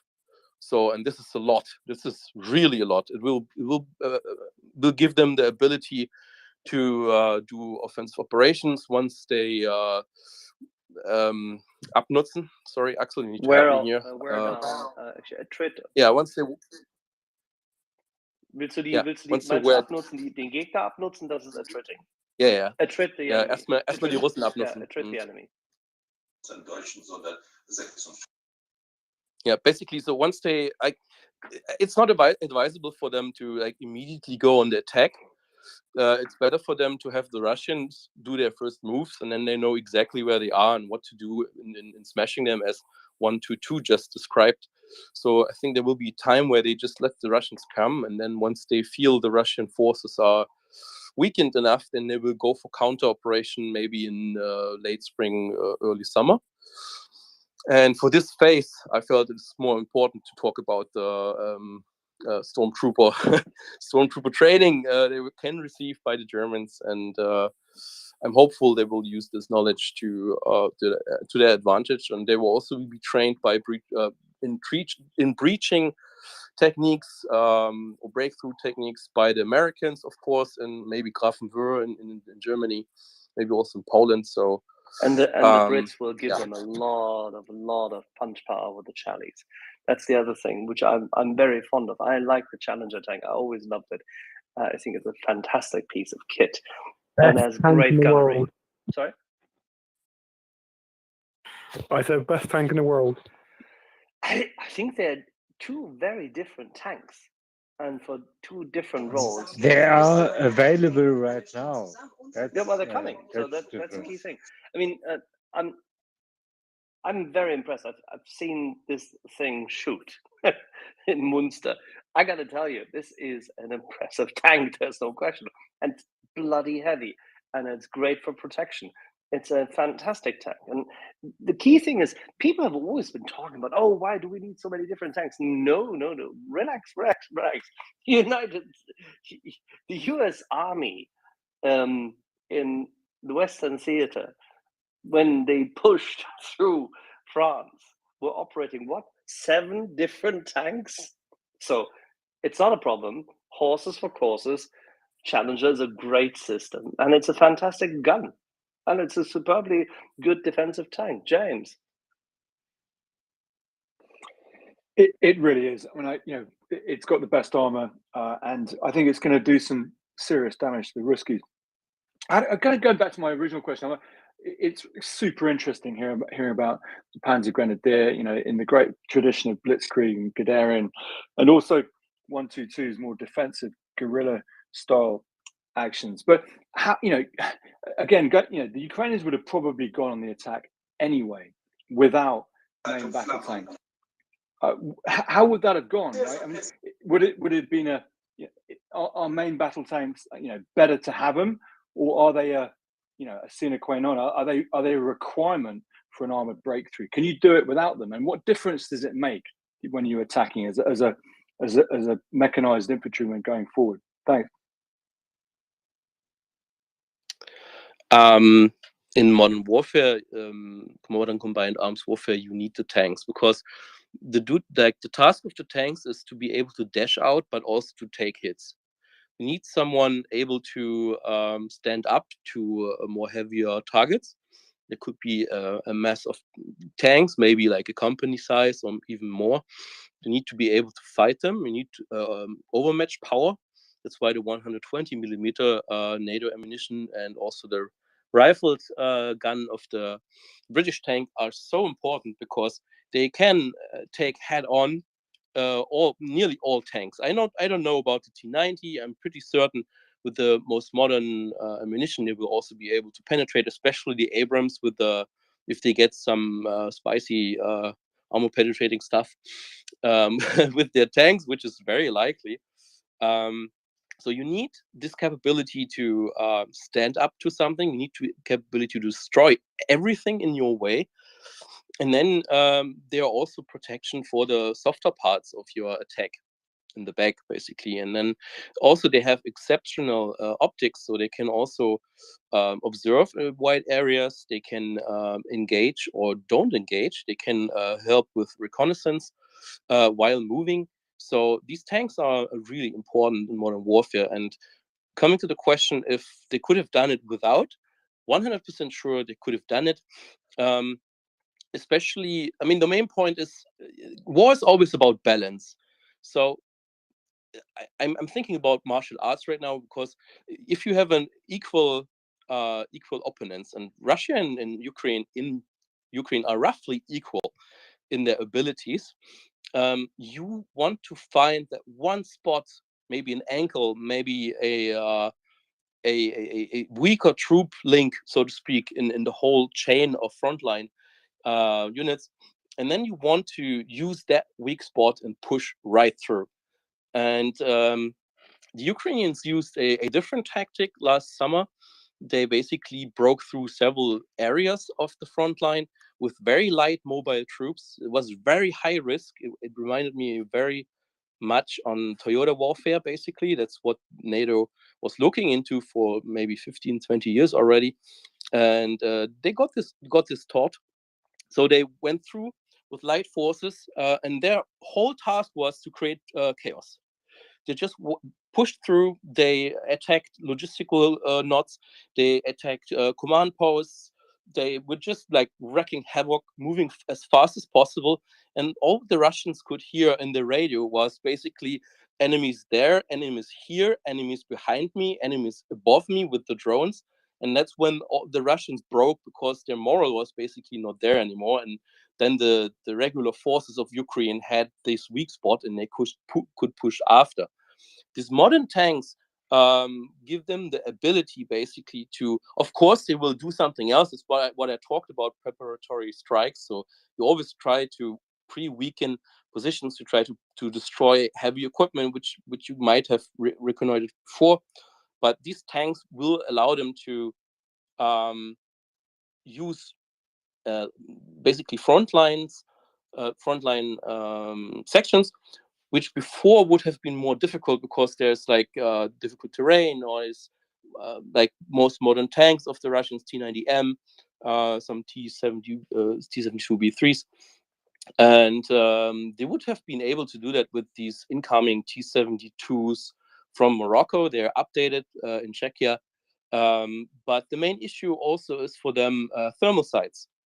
So all these Western tanks, and also Bradleys and the Marders, and I think also CV90s, they all have thermal sights, and many also have advanced sights for the commanders, for hunter-killer operations.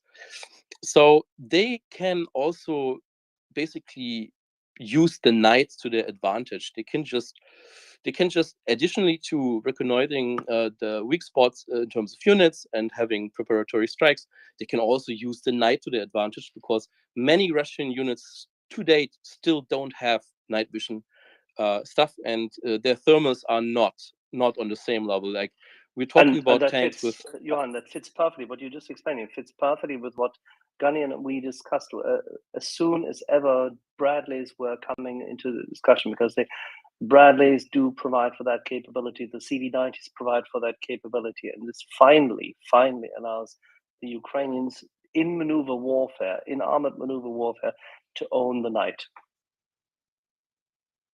100%. And with that, may I just highlight the fact that we now have independent confirmation, and please don't ask me, we have independent confirmation that there is a high likelihood there's going to be more than one company coming out of Germany. There's a lot more shit going down at the moment. It seems the dam which has broken is opening widely. And in that regard, I've opened a 1989 Chateau Cantonel. Doman, what's your wine pairing for Free the Leopards evening? Was, not is. There's now an empty bottle of Laumesheimer 2011 Grauer Burgunder. See? As the smart price Sauvignon Blanc. Well, whatever makes you tick, as long as it gets you there. No, but Dolan. No. I tell you what, I was going to get my head down because I've got a really busy week. But tonight's my last shift. I am officially done till Sunday night, and I shall finish this pint of vodka and coke. And Axel, the Bunnahabin 12 cask strength is going to come out. Yes, sir. Ah! And as soon as the dang things are in theatre, we'll have a whole one of them. I mean, a whole cask. How long does that last us, Gunny? Well, this one is, it's already open. Don't know if you'll be able to hear this. And oh no, I'm less than a fifth of the way through. I was going to save it. Thing is, I've got the infantry and the former armored engineers round on Friday and Saturday, and this is going to take an absolute hammering. So I better get some sips in now because they'll be all over it. It's going to be not there. In fact, I might hide it round the back because I've got 37 bottles. I might put the cheap shit round the front and put this around the back with the expensive stuff. Listen carefully. Just because you couldn't wait, I'll do now something which our friend Doman will call insidious. I'll have a little snifter of Bunnahaven just in order to be on par. Gunny, it's worthwhile having. It's Free the Leopards Day, Free the Leopards Evening. Finally. Poor Cantamal. Yeah, well, come on. This dang Cantamal has been waiting since 1989. Did you put lemon? Glenn Breton had made a 150 anniversary scotch for the artillery.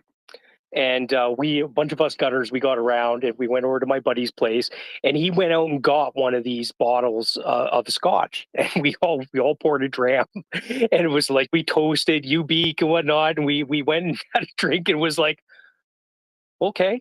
So we put the cork back on it, put it back on the shelf, and I'm pretty sure it's still on his mantle untouched. All right. When this is over, and when the Leopards are in theater, I'll tell you a story which I encountered once in a board meeting after a deal closed with Mitsubishi Heavy Industries, and you will weep tears afterwards. Doman, let's put it this way. So the past couple of hours have finally shown us that no matter what Mr. Scholz and his allies wanted, they are simply not capable of resisting the peer pressure of the many, many nations surrounding them. And rationality has won. Armin Papperger from Rheinmetall has won. We're getting there. So I was right all along, and Gunny was wrong all along. No. That's okay. He already had his felt hat. So he ate the felt hat with a bit of HP sauce. So that's why he needs the Bunnahaven now. It's okay. Yeah, but Gunny has started a rather excellent rumour that the Royal Navy's HMS Vanguard tried nuclear submarine has been seen with a Ukrainian naval ensign on it, and it is gaining some traction. So... No, I'm sorry, Gunny. But thanks to me as well. Thanks to some superb work by Aaron on photoshopping a Ukrainian naval ensign on it. But, yeah, may I say, Gunny, no. He didn't Photoshop the Ukrainian naval ensign on. What he Photoshopped on was the Ukrainian flag, the Ukrainian naval ensign. If you imagine the flag of England, but the cross is in baby blue and has like a little outline of a cross around it, and with a Ukrainian flag in the canton, that's the Ukrainian naval ensign. So he Photoshopped either the top left corner of the naval ensign, or he did his Photoshop on the naval ensign, but the Ukrainian flag. Yeah, well, I mean, it was good enough that I bought it, and then we mentioned Dorchester armor on the side because actually the V-boats do have an armor, an applique armor package for coming in and leaving harbour. It's an anti-terrorism thing, but we managed to incorporate Dorchester armor and then something called Super Neptune. And then I put up a photo of a deep sea exploration vessel, the Mystic deep sea rescue boat. And I've said that's been seen in Plymouth, and it's an example of Super Neptune. So we'll wait and see how that goes in the morning. Hopefully, a lot of people will bite on it. I mean, it's going to be going around social media that the Royal Navy's given Ukraine a Trident missile. Oh, and we speculated about getting it through the Bosphorus as well, which involves hanging some fairy lights and playing Sam Smith very loudly over a speaker, so everyone thinks it's a Turkish party boat. So that's... Where's CJ when you need to spread fake news about what's in theater? He's dropping out of airplanes left, right, and center these days. Must be very hard on the airplanes. I will say, Axel, I have rectified the situation by opening a 2014 Za Riesling, Oh, and I have to say, from whom? it's Kindermord. It's a baby murder. Frankly, at 8 years old, 9 years old, whatever. And you cannot explain this to people outside the area. Sorry, guys, I'm on the lager apple sours because I'm a peasant. No, but the funny thing is, Aaron, trust me, this is something which would be very dear to the palate of someone from Britain, because it is both spicy and it is intense. It has a residual sweetness, and it has this kind of. Oh, this one's bone dry. Oh, really? This is a modern Then, one. okay, then yeah, Aaron, it'll suck out everything from your tongue, and you afterwards think, I need something else. Aaron, imagine a nice glass of cider vinegar, minus the flavor. There you go.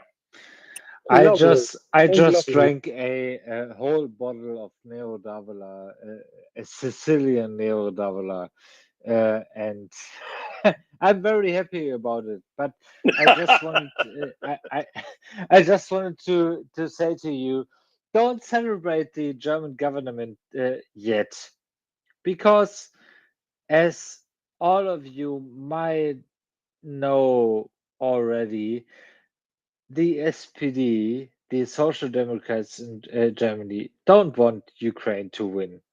Still, the Chancellor doesn't want Ukraine to win. And he has proven that time and again.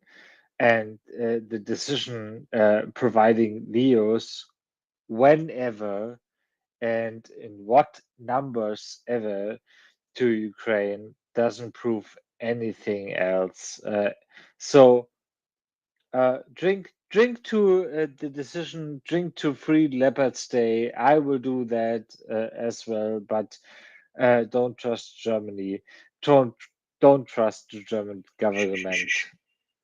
That's a different thing. No, Axel. Trust No, Germany. don't stop. Trust Germany.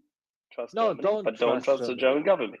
No, don't trust the German Bundeswehr, because despite all the excellent people around here explaining what the capabilities of the German armed forces are, they are not worth shit. So, I'm sorry. Martin, leg Yeah. mal den Wein beiseite. No, I won't stop. Don't trust the German government. That's all what I'm saying. Don't Danke. celebrate the Chancellor. We don't. We celebrate the dedication of the many German people who are standing with Ukraine. And we celebrate the stoicism of the wonderful coalition of the willing. The many You're nations, celebrating. many friends. Yeah, that's the thing. You're celebrating stoicism. That's all the German. That's the most German thing you can say. You're celebrating stoicism. Well, we won, right? We survived. We went through it. And without our partners and friends in America, in Britain, our Finnish friends, our Polish friends, the peer pressure would not have been there to make this happen. I am exceptionally proud of the millions of people who have taken time to go onto the streets to talk to their legislators, to talk to their friends, colleagues, people in industry, many people. I'm super proud of everyone who's joined that campaign to make sure that there's sufficient awareness. So, Martin, if you think about it, all the stuff you and I always discuss, that politics comes from below. It comes from the people. If you don't engage in politics, you have no right to decide. And this is what people have done. I like it. I think that this campaign has shown that there are so many good, willing people, and therefore we can trust the people. We can trust also the German people to make the right decisions, because they overwhelmingly have pushed their electors to push this chancellor. There was nothing he could have done other than kowtowing to it and agreeing to it. So we're lucky.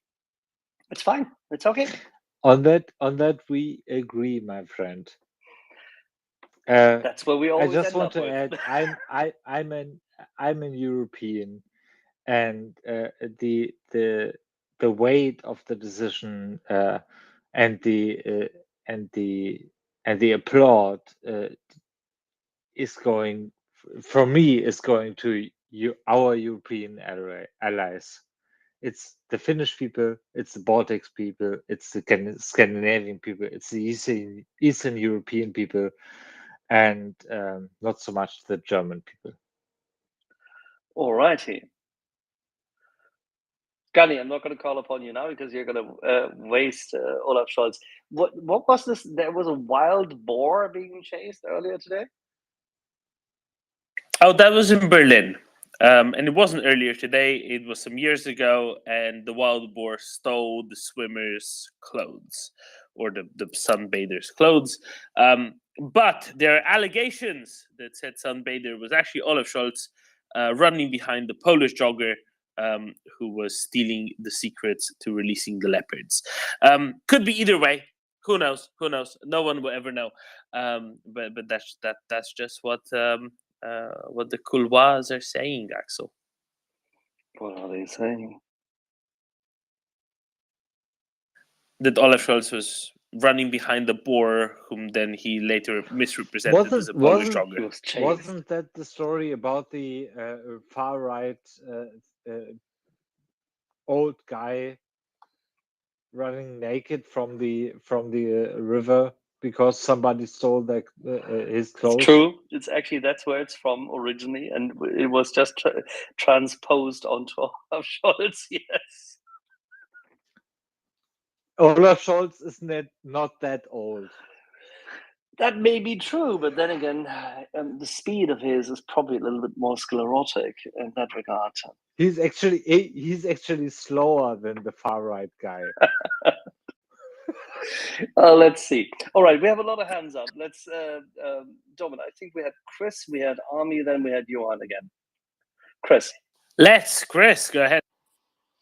Hey guys, I want to get Gunny before he passes out on us. And I hope I wasn't fooled by a different post of his. Maybe I saw it from him, but the Sea Shepherd, I was curious a little bit more about the Sea Shepherd and its capabilities against submarines. I think I saw.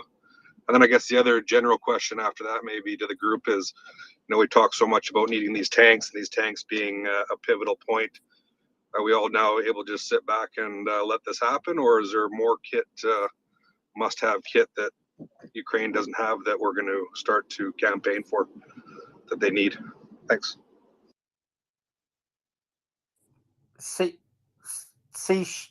Oh, you mean Sea King?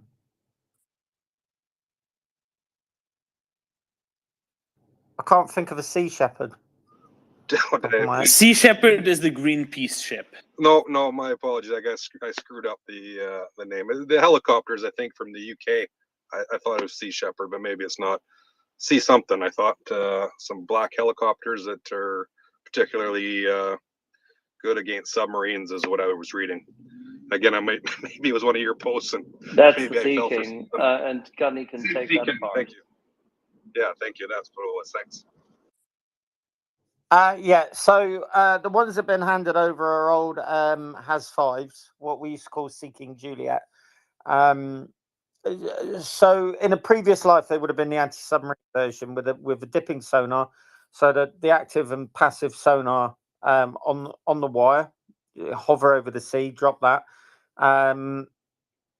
The radar on the back end, which is that kind of cylindrical dome that you can see. I can't remember what that's. Oh, what's that called now? Not search water. Not sea spray. Oh Christ, I'm getting old. Yeah, I can't remember. Anyway, and then you could have sonar buoys as well. Now, the three Sea Kings were used by a private company for training German Navy crews, predominantly in search and rescue. I don't think they've got any anti-submarine capability left on them, and the chances of the Ukrainians learning in a few weeks how to use anti-submarine equipment proficiently are very minimal, simply because it's a bit of an art and black magic. dipping for submarines is quite a complex thing. How to describe it? Right, so a lot of people said, well, that's it, you'll be able to chase the kilos, the kilo class submarines. Not really, because first of all, if you're going to use a dipping sonar helicopter, you need to know approximately where the submarines are. So that's your first challenge. You can't just fly around and occasionally drop a sonar buoy or dip the sonar in the Black Sea. Hey presto, I found a kilo.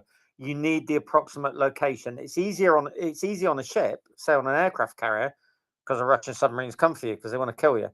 So you can form a screen around. But if you're looking at the Black Sea, you're not going to be able to run around and just dip here and there and then find yourself a submarine. So you need to know where they are in a box. 1 dip in helo is nice. 2 is better. 3 is fantastic. 2 is a real nightmare for a submarine commander. 3 is an absolute drama. So you with 3, you would have to be flying out potentially quite far into the Black Sea. You'd have to know what you're dipping for, and then you would have to spend at least an hour probably localizing to prosecute, and then carry out your attack. So all 3 of those helicopters would be used up, and it's not a benign environment, the Black Sea. It's still dominated by the Russian Air Force mostly. So you're not going to be able to just fly around conducting an anti-submarine exercise with them. It is beyond the realms of possibility that the Ukrainians have that.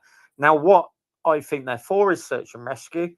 They're painted grey. They've been taken over by the Ukrainian Air Force, and I still think the Ukrainians have some kind of very substantial operation in mind, using their fixed wing to try and gain a modicum of control over some of the Black Sea.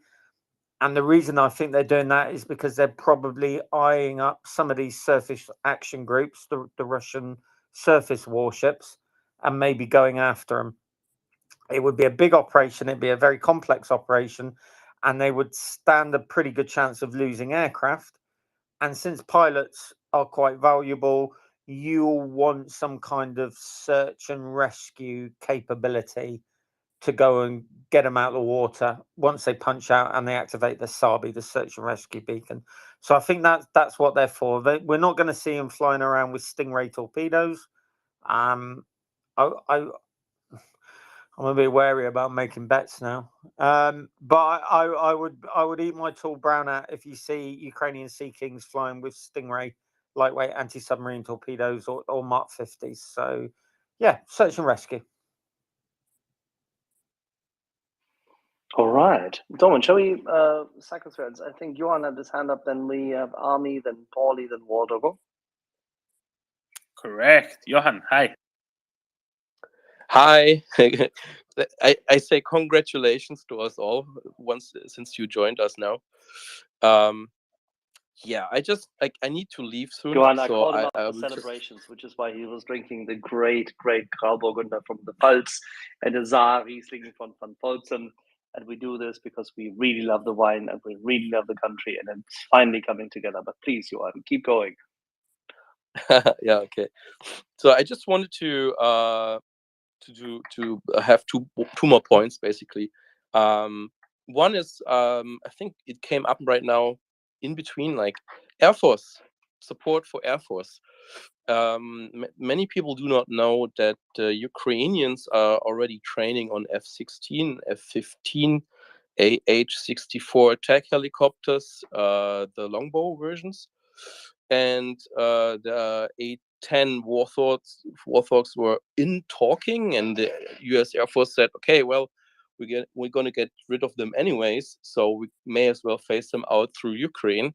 There was talk about that. I know that the Ukrainian Air Force set up their own A-10 training center using digital training methods. So the Su-25 pilots are already getting accustomed to the airplane for quite some time now.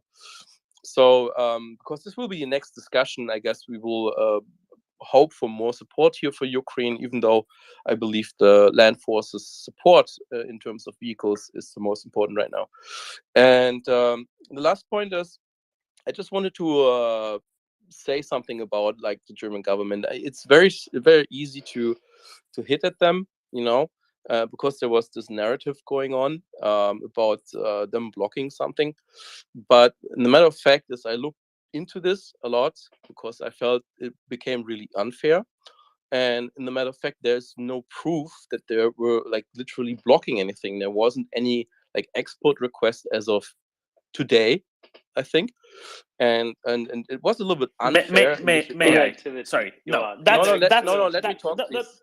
Let me talk, please. I want to finish. Okay? No, but this is a perversion of what they could have done. They could have said 6 months ago. They could have said, "We're sending leopards tomorrow. Our leopards, and anybody else who wants to send leopards can." If they wanted to, they could have. It was within their gift. So just saying because nobody formally sent a letter requesting, that doesn't give them an excuse. They could have said, Scholz could have gone on public television and said, anybody sending in a request, it gets approved on site within 30 minutes, it gets approved. But he didn't. May I finish my He talking, definitely didn't. Therefore, that excuse doesn't apply. May I talk, please? Finish your sentence. I understand why Thank Domen you. reacted. No, Jan, I understand why you. I know he's very emotional. No, for good reason, because he's right. But please continue with your sentence, and then we'll come back to this. Yeah. No, we don't have to. I just wanted to make a point, and Domen, I will send you some stuff on this so we can talk in between us a little bit more about that. But the responsible minister for weapons exports, Robert Habeck, already said last summer that he would wave through leopard export requests. It was connected in an interview to the rumors about Spanish leopards. So this is already said by the federal government for half a year now, but everybody just ignored that. And in the last weeks, two more ministers said basically the same. He repeated it as well, but it didn't matter. Everybody was just hacking on Scholz. Yes, we are. Even though because he blocked representatives, Scholz blocked it. and Domen has a point. I will come to that. But the point is, they never blocked something. And they even said, if you want to send it, you're free to do it, and we will wave it through. People are laughing right now, but that's what they said. So there was a hot discussion during Rammstein about that. A discussion where our Secret Service chief and chief of the chancellery actually yelled at the U.S. defense minister. So Scholz always said, I want to do actions like this with all the allies. That's what he always said. He said never anything else. He always said that. See, so Johan, we that's understand exactly this, but the point is that is where we differ in view. Scholz, as the German Chancellor, had a unique opportunity for redemption. For the first time in more than 100 years, for Germany to take moral and, in terms of general active leadership, the task to help Europe come together. That he failed to do. And this is what people are criticizing. Germany is expected to deliver disproportionately more nowadays than it actually currently politically by its elite can. So this is the disconnect between the German perception, as in we are doing everything we're doing and we were delivering, and they're delivering a lot. But this is the perception there. And this is not acceptable anymore because Germany is economically strong, but it's not essentially taking up the baton and lead. And this is a specific personal decision Mr. Scholz has made. He said so himself. And that is what is being criticized. And this is where it comes from. And if you take someone, and my British friends will come to this very quickly, I'm sure. If you take someone like a flawed personality who's been hanging around as a newspaper writer for many years, has been shunned by his own party, has been considered to be a drunkard and the likes. No, I'm not talking about Churchill, but exactly that happened to Churchill, by the way. But such as Boris Johnson, who at the right point in time came to his senses and made the right decision and did the good deed of advancing key movements very, very quickly of arms deliveries, support, and the likes. dispersing intelligence information, and taking steps also in a communications world. And leadership is communications, amongst many things, if not the most important part. That is what Mr. Scholz failed at. That's what's being criticized, because it leads to all the delays. It leads to the failed interaction. It leads to the failed delivery. And that is where I would agree with Domen, that Germany by itself failed to actually say, we're going to stop this. We're going to do this. That's what failed. I've absolutely no issue with what you just said, because it's correct and it's a completely valid view. My problem is just about the fake news part, which we endured as Germans the last month, about stuff which I precisely pointed out. Nobody was formally blocking. Of course, he didn't send stuff first, except for Iris-T. Everything else was always with the allies. You can legitimately criticize that, and especially what you just said about World War II leaders. He's not that guy. He never was that guy, and I guess he never will be. But my point was just about, like, let's stay fair a little bit, and say, okay, he's not going forward, but he's also not blocking, and that was my main point right now. So that's all. All right. I'm sorry. May I jump in? I don't think that's true, because you and I, Johan, both know full well how it looks like when you're requesting something like that between governments. You don't send a formal request unless you've reached out informally and gotten a yes already. So just saying that, oh, they didn't get a formal request, they didn't deny a formal request, is utter and complete nonsense, because nobody would ever submit a formal request without an informal request beforehand being approved. And this is what Toni Hofreiter from the Greens said in October last year about the Spanish request, that the reason why it never came through as a formal request was because the informal request was blocked. And they blocked informal requests in order for there not to be formal requests, which they could then block. So while the statement that they never blocked the formal request is true, that's only true because they made sure that the formal request didn't happen.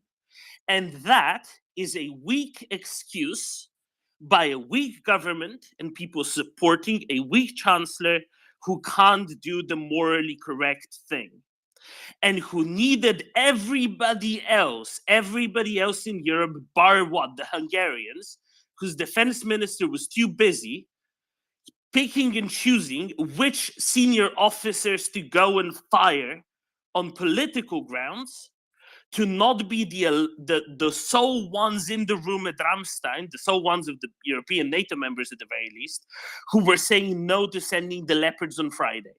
That's what it took.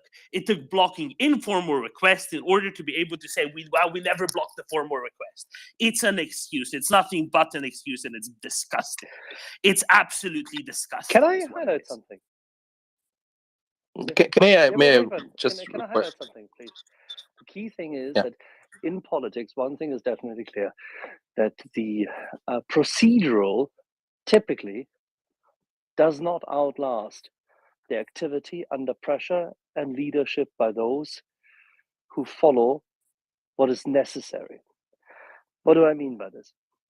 The German government has sat back in complacency and has sat back itself into procedures and has failed. It's like being on autopilot and being unable to grip the wheel again. And that's not how politics, and that's not how deterrence, that's not how leadership in Europe works. And this is the big thing which everybody is criticizing. And I think everybody hopes now that Germany takes the cue from its allies, that this is the last time this can be tolerated, because otherwise Germany is ruining itself. I think that's the main criticism. And by the way, the emotion people bring up to the table is based on the fact that all of Europe looked to Germany this time, and specifically after this rather surprising speech, this young man, and he is still young, don't forget, Mr. Scholz is not that old, he's not bone dead, made. He projected that Germany would take action against authoritarianism and then failed. Otherwise, the emotion wouldn't be raging that high. I think this is what it is. But Johan, please. Thank you very much. Doman, what you just said may sound correct, but it is not correct. And I will tell you why. Of course, there's an informal request always. No question about that. But the point is, Scholz is not making this decision by himself. This decision about granting export requests is being granted by the Federal Security Council as a whole, and they vote by a majority. So saying Scholz is blocking it without any proof is just not true. The next point is... Okay, fine. The Federal Security Council, of which Scholz is a part, is blocking it. Big whoop. The German government, in one form or another, was blocking it. They were blocking it. Otherwise, it would have happened and it would have moved forward earlier. It is that simple. No, it's not that simple. The point of the Spanish tanks is they were like, it's similar to the beginning of this current Leopard initiative, so to speak. You had, like, for example, Finnish parliamentarians talking about it, say, hey, we could send some tanks. So, but they didn't talk there to their army before, and their army then was quickly and said, we need to refurbish them before we can send them. No, it was not like that. You are wrong. I'm Finnish. You are wrong. I observed it pretty I'm closely. Johan, That's we don't exactly need to what happened. refurbish anything. They are ready to go. You are wrong in this. The 2A4s must be reactivated, and that's what they meant. No, that's not true. Johan, there's a misunderstanding.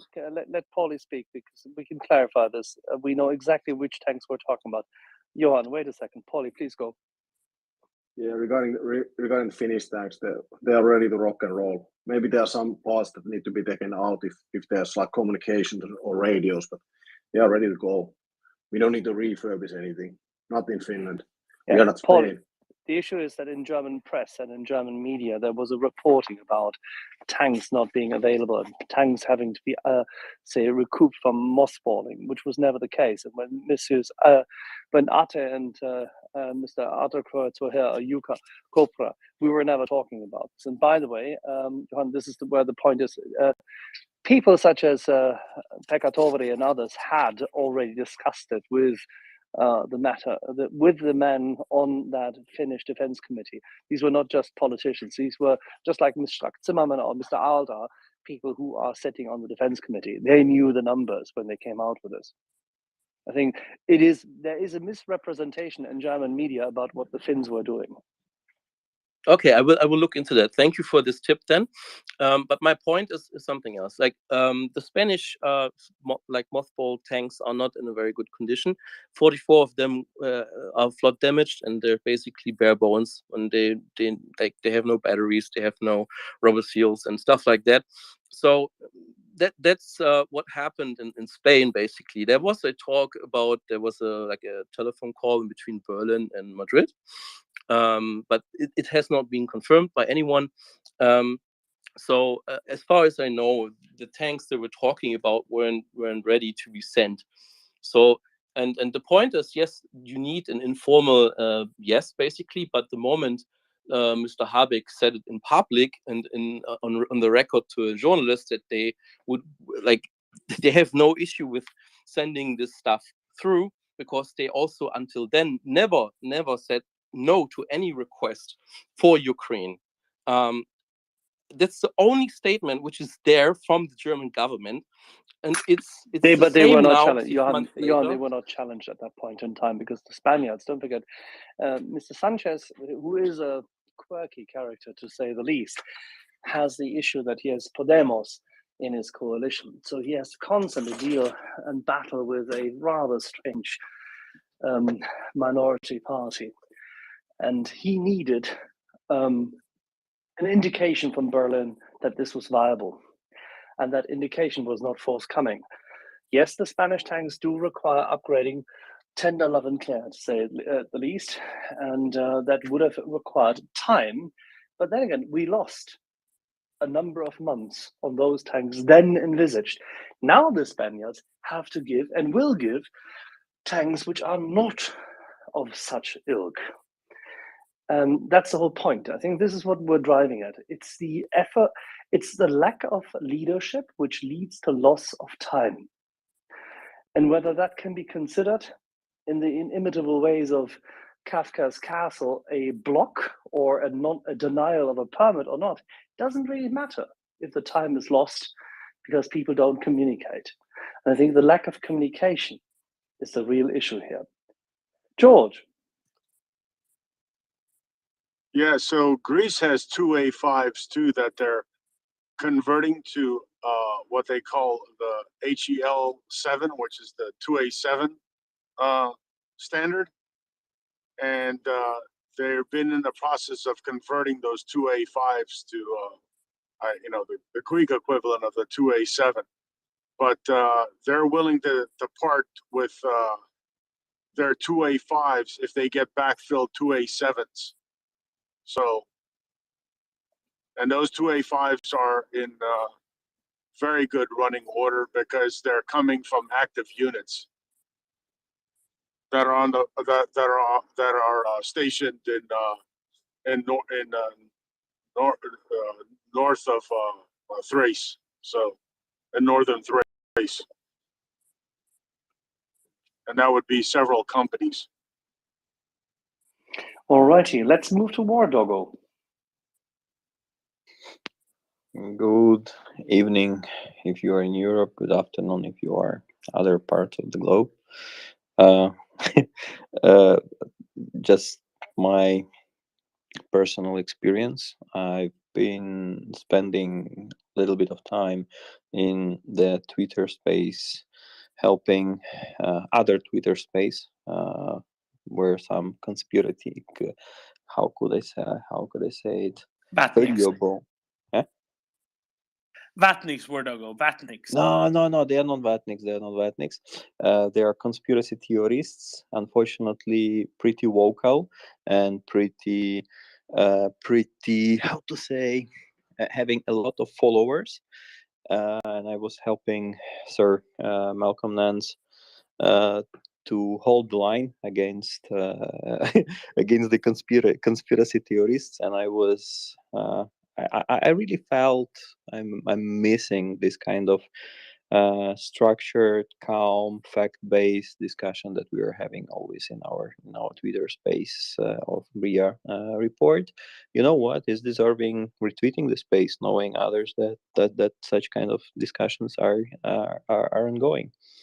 I believe the Twitter space I'm meeting, and majority of the co-hosts and speakers over there, genocide denials and kind of. I was wondering where all the COVID experts have been gone, and I found the space. They're talking about war in Ukraine. You found the space of COVID experts. Good. Yeah, COVID experts speaking about ex-COVID experts. They were so nice COVID experts. Now they turned speaking about war in Ukraine. And obviously genocide denials. I saw also Mr. Colonel from Austria also trying to hold the line over there, but it's even funny. Unfortunately, I understand that it takes a lot of time to make such decision like freeing the leopards, because such kind of communities, they are also vocal, and they're always like, it's not that everything unilaterally is not unique vocally. You need to understand somewhere truth in the middle. This is pure Russian narrative, and unfortunately, people thinking that like there is kind of the other truth, like is pretty borderline speaking, giving the fact that Ukraine is fighting Donbass, and that's why Russia is attacking Ukraine, some crazy shit like that. And you know what? Apart of just being happy for free the leopards, and I believe you saw already my meme that I tweeted today, related to one man in Berlin who was chasing to change the situation that is changing rapidly. I noticed that leopards, they have also one fantastic. Oh, I see also Sir Malcolm Nance coming back from the surrounding of conspiracy theorists. That was not comfortable at all. Good God, Jesus, and that was crazy. Help me, Jesus. I need to wash my eyes. I need to wash my ears, and What I did that just joining ran today's. over me? That was the biggest ball of crazy I have seen. And now Seb Gorka's on in there, talking about Trump will come back and stabilize it all. It's crazy. Malcolm, there was 7,000 of those guys there. You were like a magnet, bro. You were like a magnet. You just spoke as for soon as you took on the space, everybody was on there. minutes out of 3 hours. And they didn't want to hear anything about the war. They didn't want to hear nothing about the war. Hey, I listened in for 3 minutes, and I felt an aneurysm coming on, and I said I gotta watch the Eagles win this weekend. So I had to jump off, man. I can't. I tried to come to assist you, but they wouldn't call me up anyway. I guess they saw the NAFO fell on my thing here, and I was like, no, I gotta watch the Eagles win this weekend. I can't have an aneurysm right now. All right, Malcolm. So you fended off By the that, orcs. I apologize. By that, I understood that leopards are having one more magical functionality. They help to identify the bastards. That was the main thing I was trying to say. Thank you so much. You are very welcome. Malcolm, so you've been defending freedom against the orcs.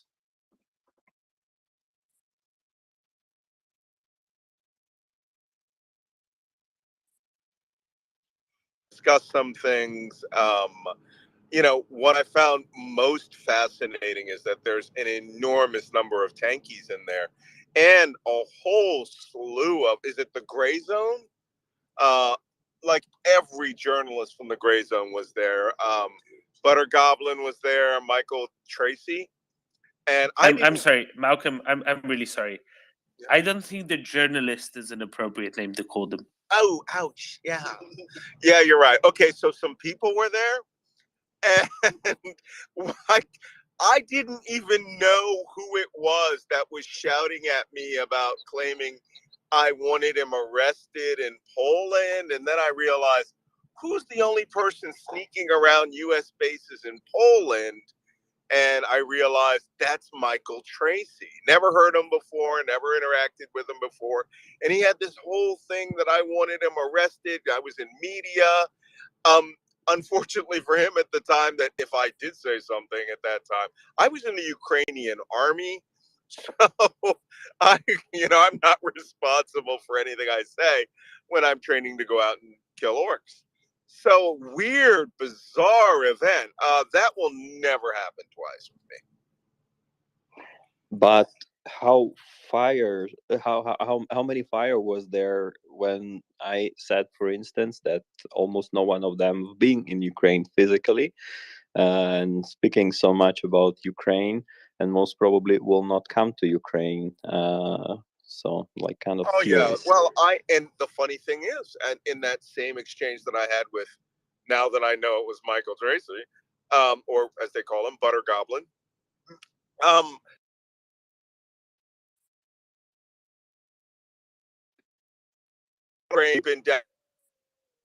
No, I don't.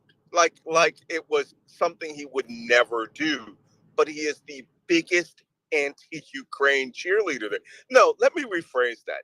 He believes everything that's happening, and I mean everything, is the fault of a conspiracy of the United States and NATO to destroy Russia and its power and to loosen up the octopus claws of, American imperialism. And I sat there thinking, he really believes this.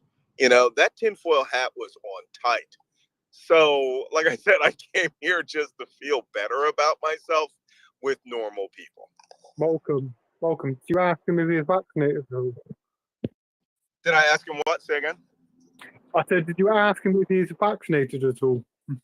No, Jesus, why would I go down that rabbit hole? I mean, you could just tell there was just every crazy idea there. And then there was the woman from a Russia state, was she Russian state media, right? Who was saying that, oh, her father was from Russia and her mother was from Ukraine, or vice versa. And that really there's no problem there, and that the Ukrainians are killing Russians, Ukrainian civilians by the score. And I just sat there thinking they're all detached from reality. And then there's a woman there, Tara Reid, who was on claiming that there were 8 million Donbass citizens killed in a genocide by the Ukrainians. And I thought, what? Did you really need to find 2 more million to have your genocide? It's literally detached from reality. I don't think there were 8 million people in Donbass total. And they really didn't want to know anything about the war. They were really there to hear themselves pontificate. I think that Malcolm, there's I'm amazed you've not seen this. There's a space that some of us have been hanging around the past month. And usually their first question is are you vaxxed? And the thinking behind it went that one of them had carried out a scientific study, and 99.9% of people who support Ukraine had been vaccinated. Yeah. I tried to get on there to give you some supporting fire because I wanted to rip into them about the Moskva. But yeah, there's a complimentary space. It's well worth listening into. There's a guy, an Irishman, who says he was in the Scorpions, a Serbian army unit. It's just bonkers, honestly, mate. You sit there. I've managed to convince them I'm a member of 7-7 Intelligence Brigade in the British Army. And one of them jumped off as soon as he heard that. They think I'm there and I'm recording all the conversations.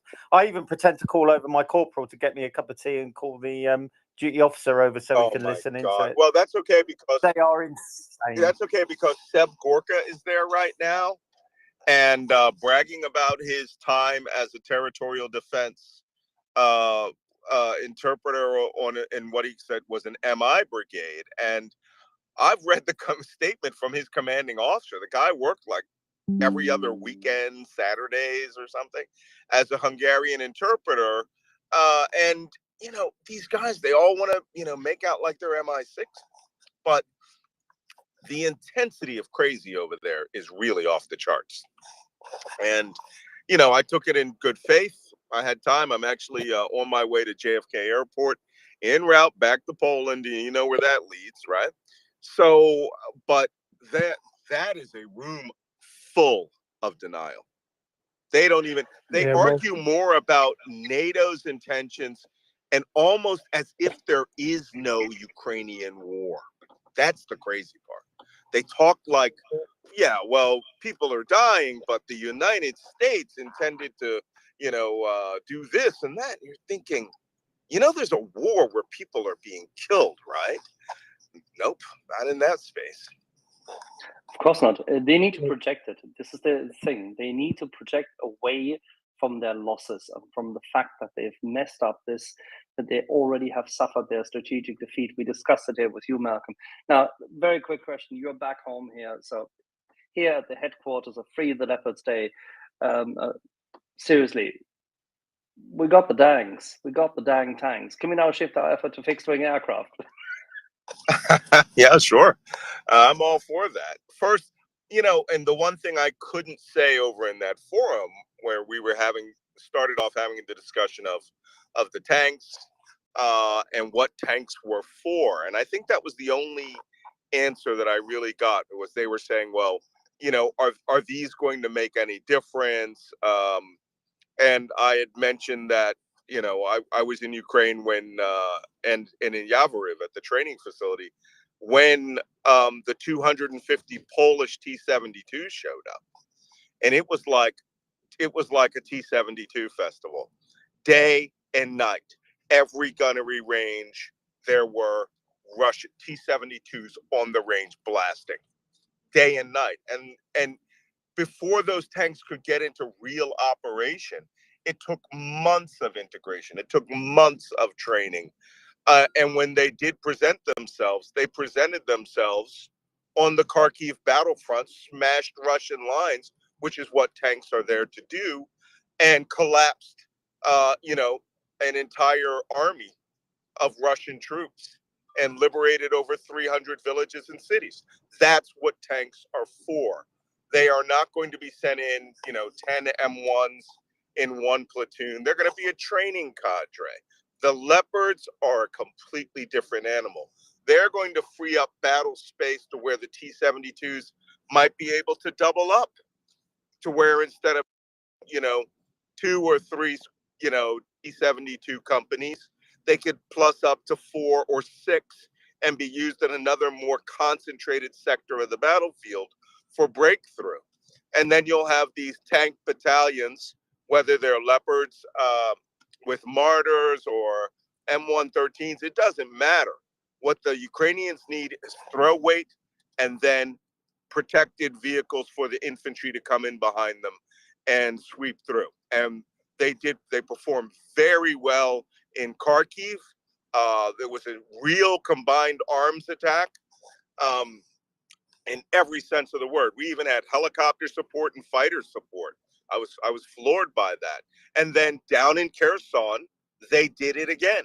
Exactly the same thing. They broke through, they achieved their goals and drove the Russians off the west bank of the Dnieper River. So this is what these tanks are for. And freeing the Leopards means repair, the repair facilities that are out west, or even, well, they're not going to bring them back to the ones in Kharkiv. But the repair facilities can all be consolidated. They will have a lot of people who will be able to learn how to maintain these vehicles. The Ukrainians are very adaptive. And you give them a gyro-stabilized gun that can fire on the move, believe me, they're going to use it well. They're not going to sit there and use them as, essentially bombardment tools. And in most fixed positions we see now, that's what they've done. They've gone from being, mobile maneuver warfare units to fixed pillboxes. But the Ukrainians intend to have more mobility this summer.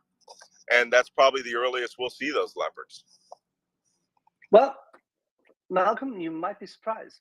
There are some Leopards which are quite ready and which may actually cross into Ukraine sooner rather than later. Oh, yeah, but I know where they're going to be. I know which gunnery range they're going to be at. they're going to be at the 5,000 meter range, blasting day and night. I'm not joking about those T-72s. I couldn't sleep for 2 weeks because the Ukrainians understood the importance of being on the guns all the time. And we've seen video of a an upgunned modified T-62 taking on Russian tanks in duels. This isn't even going to be funny. Whoever is, wherever the T-90s are, that's where the Leopards are going. And I can tell you in my AO, we recently just started seeing T-90s show up. And as they said on that forum, they were like, oh, that tank has equal to NATO capability. Well, we destroyed 2 with drones dropping 40 millimeter grenades down their hatches. So they're not invulnerable. 2 things, Malcolm. A, you will probably see the Finnish Leopards being there rather quickly. And there's Ukrainian troops who've been trained in Finland on it. And I'm quite sure that you'll hear them and then you'll see them. Hey, by the way, I'm told in parallel that Sepp Gorka, for all what he's done wrong in his life, just handed Mr. Tracy yet another piece of ass in the other place. So that's good. Yeah, well, actually, they're in their AM radio shouting thing. And I was going to say, I literally come from that place. They kicked me out because I was just asking questions, and at one point they had the Russian in there complaining about Russophobia, and then I asked about, hey, you speaking about Russian rights being interrupted in Europe? How about Russian rights in Russia? When have you last had those? And may I do the introduction? Malcolm. Introducing Kristaps, who's a journalist from Latvia, and Kristaps introducing Malcolm Nance, a former very, very, very senior NCO in the US Navy. more recently fighting in Ukraine for Ukraine. Yeah, Ukrainian legionnaire for the last year. I know we have a common friend in Alina, a Polish historian, and it's a shame that we couldn't really catch on at the same time because Malcolm was busy when I was in Ukraine. So, but yeah, we spoke it on Twitter. It's fine. Yeah, that was interesting. Alrighty, we have tons of hands up. Malcolm, if you're with us, you're en route to the airport, or how much time do you have? Yeah, I'm en route. I have time. I have about 40 minutes. There are 30 minutes. Oh, superb. Wonderful. Let's cycle through. We have tons of hands up, and I would really like to go to Paulie to Finland first, then we go to Thanos to talk a bit about Navy, and then we go to the Army, and then to George and to Johan. So, Paulie, shoot. Yes, thank you, Axel. Yeah, first I have to comment that I saw you in the room, Malcolm, and I only managed to be there for 15 minutes. It was hardcore. I don't know how you managed to be there that long. Sorry to let you down. It was too much for me. I think you deserve a medal for this. It was hardcore. It was. Okay, what's your question? Yeah, so Malcolm, well, I have two questions. Can you tell me about anything on the operations going back, and what do you expect from the upcoming spring regarding the kits and equipment Ukraine is getting? What is happening? Well, I wrote an article recently about my 2023 Ukraine predictions on my Substack. If you go to malcolmnance.substack.com, you can read that article for free. And it's pretty simple. First off, somebody was a former guy who was a Fox News analyst was believed the Russians that they had 300,000 men ready to throw an assault against Ukraine in a matter of days, if not weeks, this winter. And, this is where it's important to have been on the ground and have some experience. I arrived in Ukraine last January, this week, last January. So I've been there a full year, almost full year. And it was unseasonably warm. And when I say unseasonably warm, I mean temperatures during the daytime that are 3 to 5 degrees Celsius. Even 0 is unseasonably warm for Ukraine. We only had snow in Kyiv 2 days. Where my battalion is, it's a little colder. It's usually about -1, -2 degrees. But it's the thing that I learned last year in the pre-invasion is that it's not enough. It's not enough for forces that are in heavy armor or even light armor to maneuver off the roads. It was a mud pit there last year. I'm getting reports now. We had to change the last time I spoke on for collecting money for ATVs because we found that our strategy of using medevacs with pickup trucks just failed due to the intensity of the mud. And ATVs are now the only thing that can move, across these giant wheat fields or sunflower fields that are uncultivated fields that are muddy. So, the first thing I hear when someone says, well, Russia's going to throw a winter offensive. Well, it's a winter offensive, but not the way that you would imagine. It is not hard-packed ground or frozen ice at all. That's one thing. The second thing is the phrase that I like to use every time somebody says the Russian army is going to do X. I always say, yeah, them and what army? I mean, 70 or to 80% of Russia's most advanced army forces were in Ukraine, took part in the invasion of Ukraine. What have they got left that they think that they're going to carry out a massive invasion? All right. I mean, there's virtually no tank inventory that's worth its. And we're talking about them now actively trucking in T-62s regularly all over the place, many without reactive armor. So again, what are they going to do this offensive with? People are waiting around for the 300,000 mobilized Mobniks.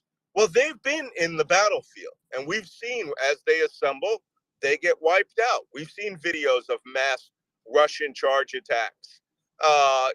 We're getting reports that, yes, the Ukrainian infantry is being plussed up, but they like to put their head up in artillery barrages. So having increased manpower gives you just that. Either more manpower to do something, to give you more flexibility in terms of maneuver and holding terrain, or it gives us this massive target to have on the two-way shooting range. So again, I don't know who the Russians are going to be, assaulting with. And I think it's wishful thinking on a lot of people's lines. It generally comes from the Russian high command, and there's no reason to believe that they're going to do anything other than move a few kilometers further towards Bakhmut, which is a deliberate strategy that the Ukrainians perfected in Severodonetsk. Allow the Russians to lose thousands and thousands and thousands of men on the anvil of a hard Ukrainian army defense on a few villages that eventually Ukraine is going to give up. All right. And then Russia gets to occupy two burned down villages with no real strategic value. Whatever value it has. And who says that they can really hold them? tactical. Malcolm, Yeah. who says that they can hold them? I like what President Zelensky said when they took Severodonetsk and Lysychansk. He said, "We're going to get them back, right? But this cost you 5,000 men dead." And you have to think about that. It is the Russian way of war, but it is not the way that anyone is going to survive that battlefield. And believe me, the Russian soldiers already feel the heat from being hit constantly by Ukrainian forces. And you're just making it easier on the Ukrainians to kill those large number of men that you've mobilized.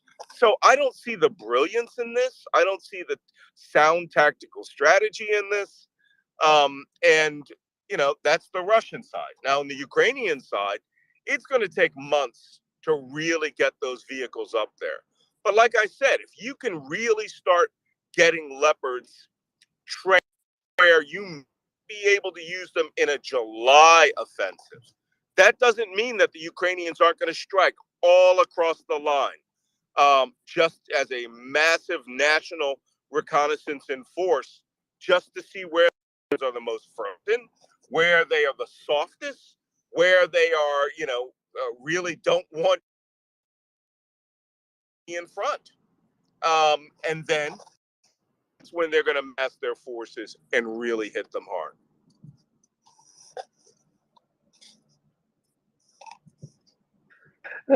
Malcolm, yeah. If I bring Seb into a discussion with you about Ukraine, and Seb, who is now somewhat publicly broken with Orban and his Greater Hungary aspirations, would you debate with Seb as to what left and right and the center all should do together to defend freedom?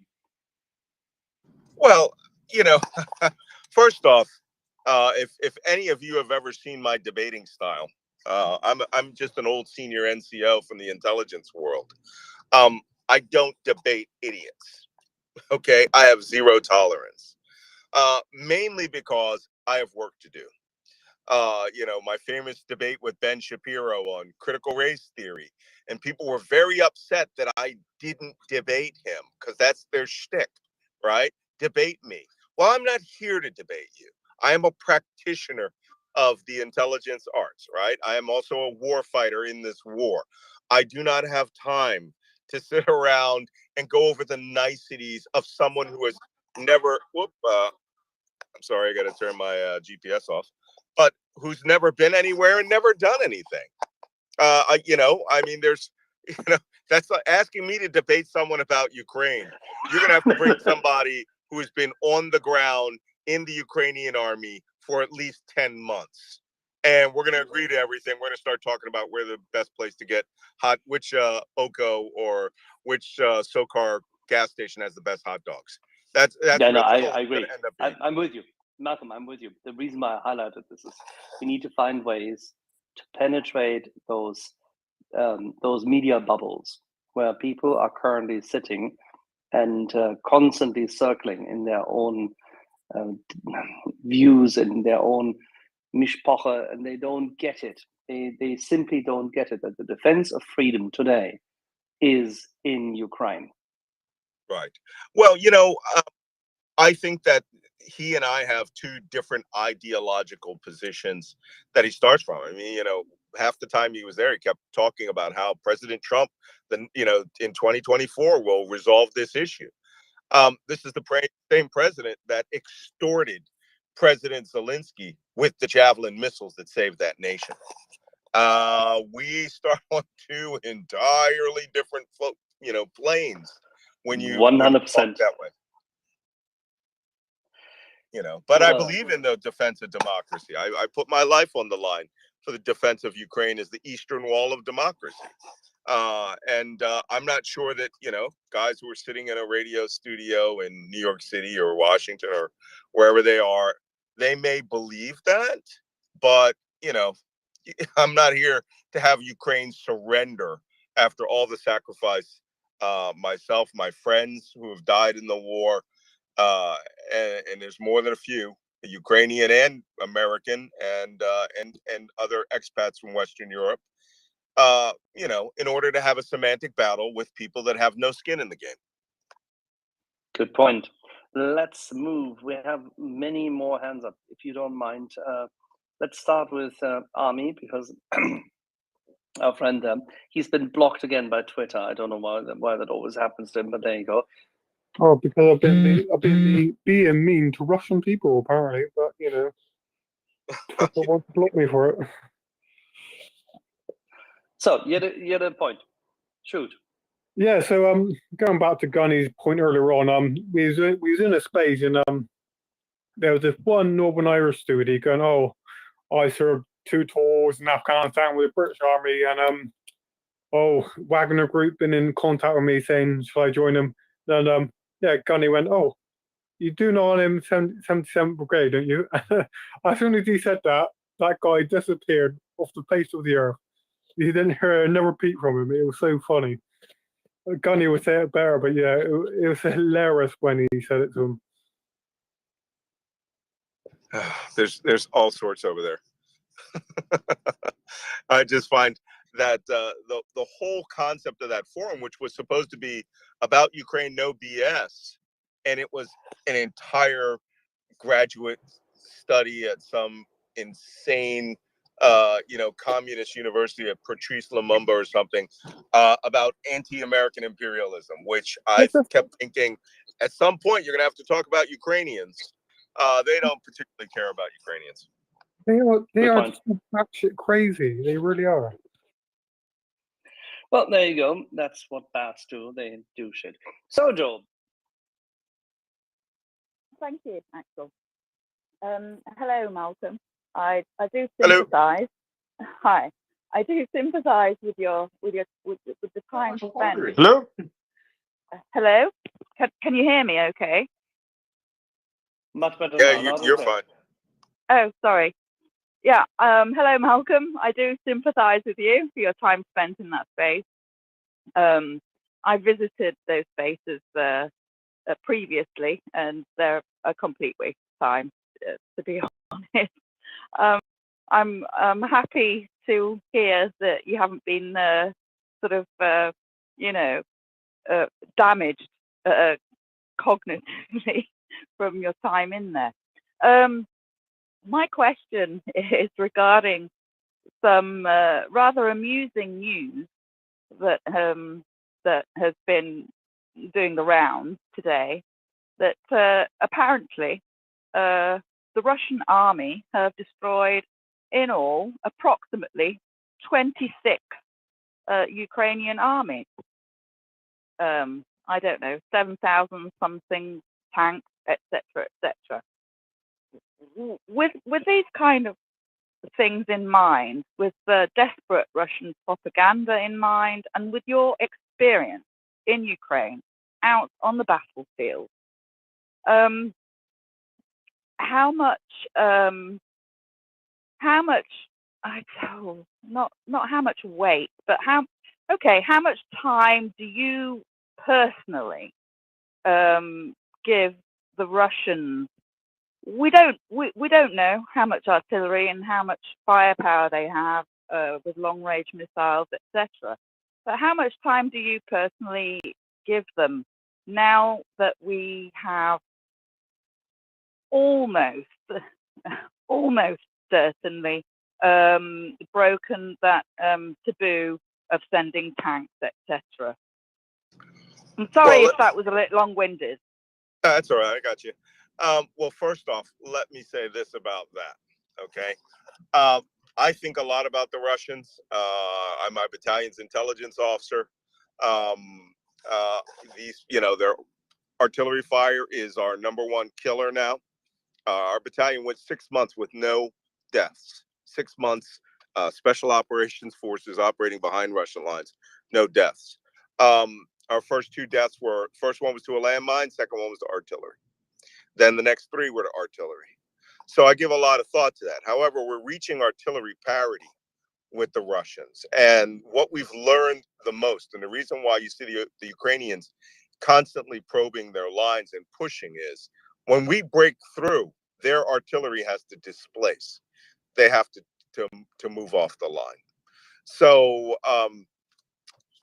we are constantly also using our battlefield related drones and other intelligence, surveillance, reconnaissance assets to pin those units down and hit them as hard as we can.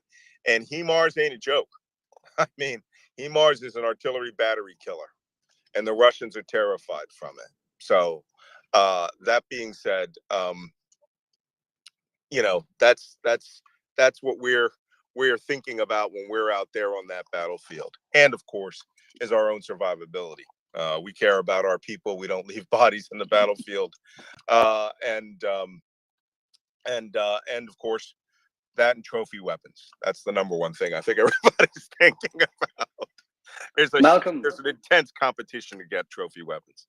we have a final confirmation that Mr. Sanchez, the Spanish Prime Minister, has actually announced in Parliament, and we've verified this now with 2 different sources, beyond what he has stated there, the Spaniards are not only, as he said, going to be in line and consistent with the alliance, but the Spaniards will send the same amount of tanks as the Finns. Good.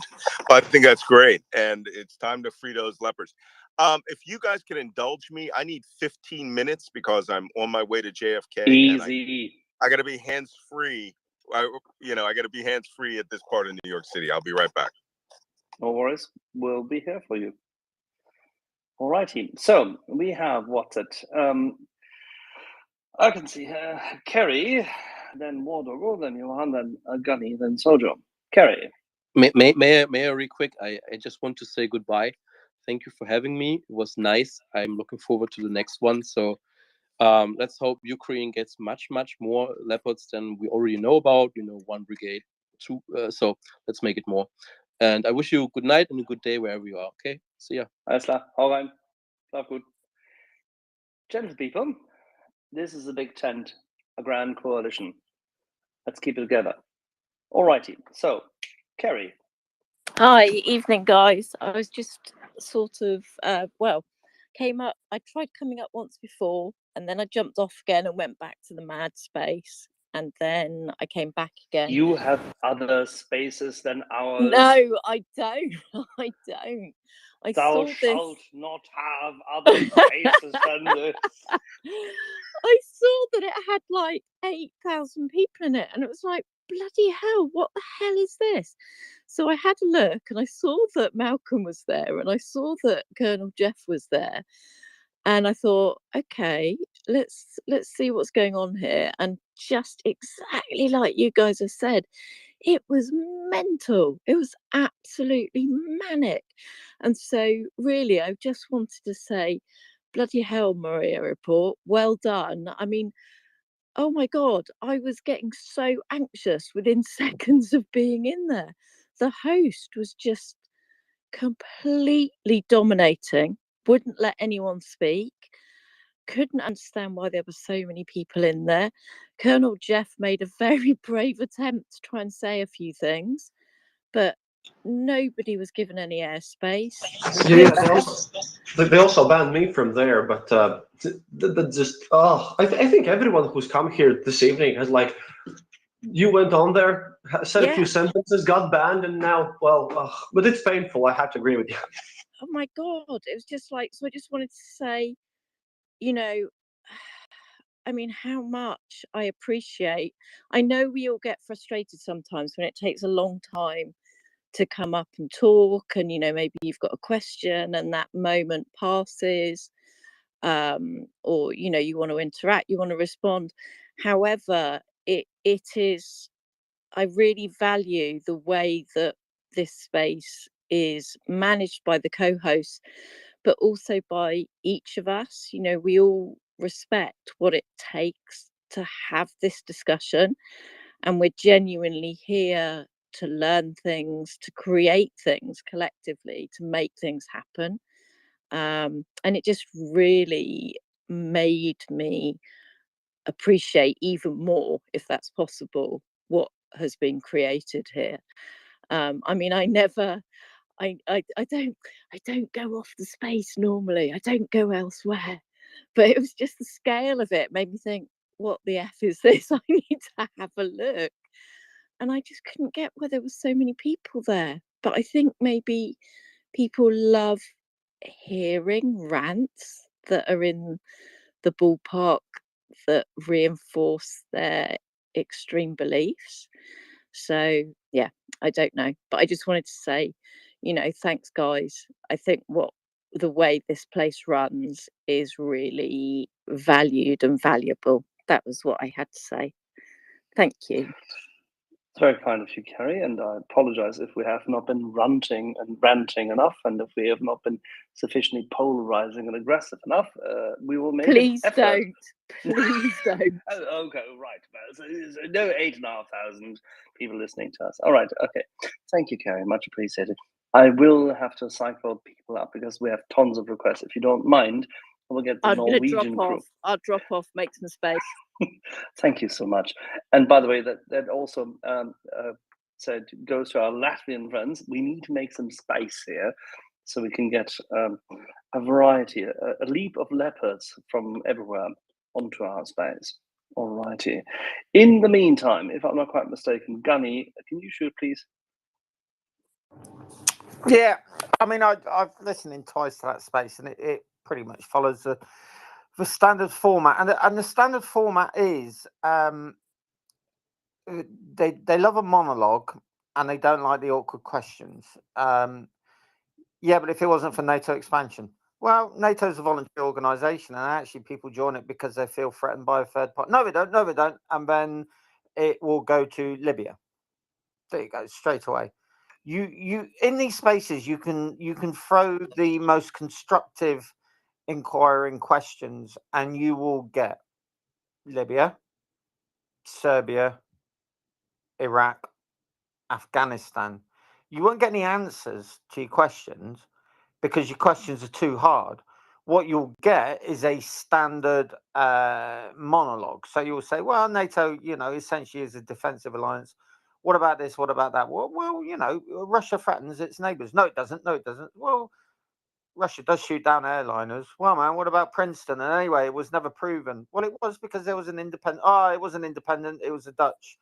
And everyone knows that it was weighted. Oh, okay. So what about, polonium in London and Novichok in Salisbury? No, it was never proven. Well, it was though, really, because multiple independent agencies and British intelligence and Portland Dam proved that it was a Russian chemical. No, it wasn't. And that's all you'll get. You'll never get a reasoned, really structured answer or a defensible answer to it. What you will get, it's almost like they've all got a book there.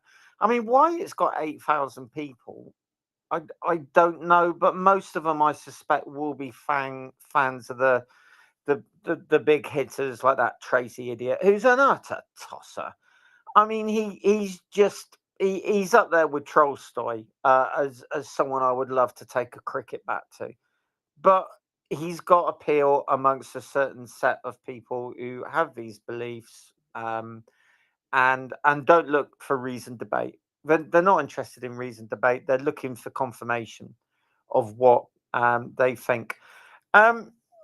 cycling back quickly just to this leopards thing, you know, at the end of the great massacres, all will try and prove their innocence. I had a quick look, reference last year, and there was an article about September the 4th by the German paper Die Welt, if I pronounced that right, and the attempted purchase of by Ukraine of Leopard 2s, and essentially the negotiations crashed because the German government really, and it says here, was not prepared to negotiate it, and they hit an impasse. So what happened was on the 8th of April, a German defense company said it was ready to supply 100 Leopard 2s to Ukraine. And that was a full package, including spare parts, training materials, the full ish. And it was about 1.5 billion. End delivery date was within 65 months. And the defense contractor was never granted an export license from the German government. It was just blocked. And then also in April, Rheinmetall made an offer for 268 million for 100 Marders and 81 Leopard 1s. Again, the full package, training materials, ammunition, training ammunition. They actually made the export application and it wasn't responded to by the German government. So It has never been responded to. The application still has its running number and has not been responded to until today. We may see a response tomorrow. Yeah. So instead, what he did was the roundabout plan, which was we will supply NATO members German armor if they want to rotate old Russian armor through to Ukraine. So this whole thing about Germany never really blocked it is total cobblers. You just look at Flight Tracker the night before the invasion started. Whose aircraft were flying in? NLAWs, javelins, small arms ammunition, mortars, body armor. You know, every step of the way, Germany has been dragged, kicking and screaming, and the perception is they've done the minimum they could when they had to, and it was through gritted teeth. And it's not just Germany. France was the same. The little dwarf and his nana, he really didn't open the tap somewhat until he was content that Ukraine wasn't going to fold. So, you know, there's plenty of blame to go around there, but I think there's going to be a lot of Germans over the next 5 years who will vehemently protest their innocence and say actually Germany led from the front and there was no blocking of tanks. The German government just didn't get the paperwork through, or nobody came to them directly, and they couldn't respond because nobody asked. The lady doth protest too much, really does in this case. And whether that's to assuage guilt or whatever, I don't know. But you know, 20 seconds on Google will show you just how Olaf Scholz has prevaricated and blocked, and given the minimum when he could. And my God, I tell you what, if Scholz gave you Christmas presents, all right, you'd have to fight him to get the present off him. He's just that type of person, isn't he? So.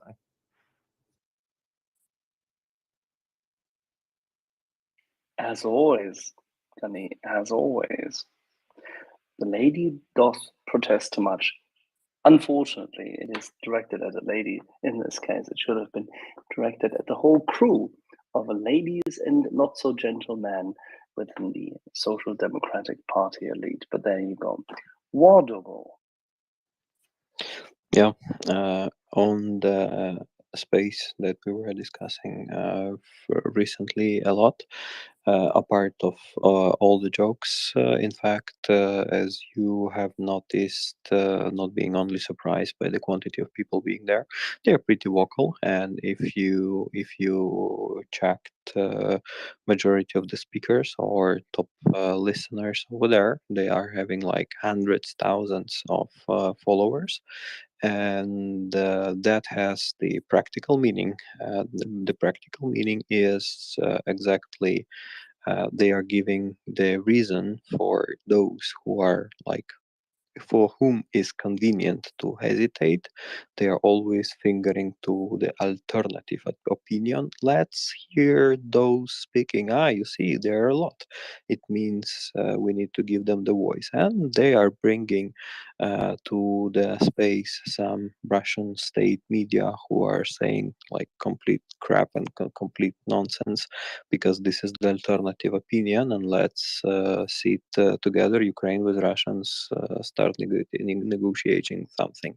At a certain moment, the questions are very simple: what you can negotiate with the one who came to kill you? And that's exactly what I asked during that space. If you follow the stories that they are being discussing, you follow the general line. At certain moment of my life, I went for the certification of this informational, how to call it, warfares, and those things, they are having like a clear markers, being like borderline, not reading the full agenda of Russian propaganda, but like facilitating the topic that is like kind of the gray area. You have one Ukrainian speaking about that nobody wants to speak Russian now in Ukraine, because he means that they associate Russian language, Russian culture with the events, massacres being happening in all the places where Russia stood more than 1 week. And you find somebody immediately turning to the point, speaking, you see, people are afraid speaking Russian in Ukraine, and that is exactly what war is about. Is about the Nazis, neo-Nazis, they're being Ukraine, and that therefore Russia had no choice than to attack all of them to protect the Russian speakers. This is pretty evident, and many things being discussed there is like very easily identifiable if you know the agenda, if you know the Russian narratives, and they're manipulating easy with the facts, and the simple counter activity is just simply to stick to the facts. Many of them speak fast. They interrupt each other, not because they are so rude, but because it's very convenient to hide the truth between the lines, speaking fast and jumping, interrupting each other. You noticed quite a mess being over there, and that is one of the technique how to jump from the topic and like to shade someone speaking like I would say constructive fact base, but slowly.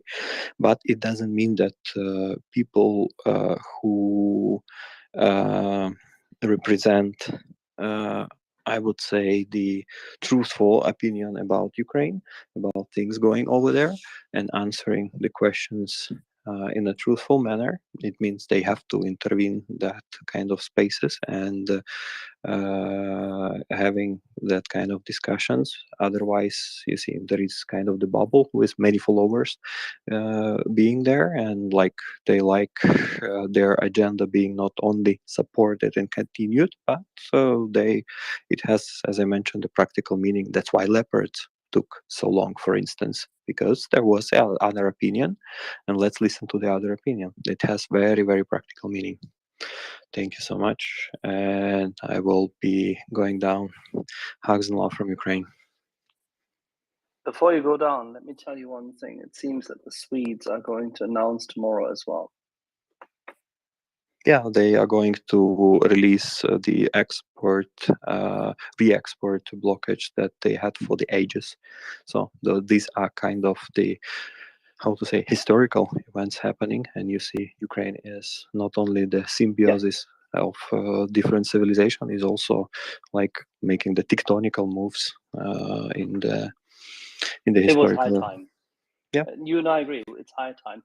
But when they do this, when they say essentially remove that blockage, and therefore ultimately remove their unilateral, their one-sided neutrality, they will also announce what they can do in terms of 122 Stridsvagn leopards.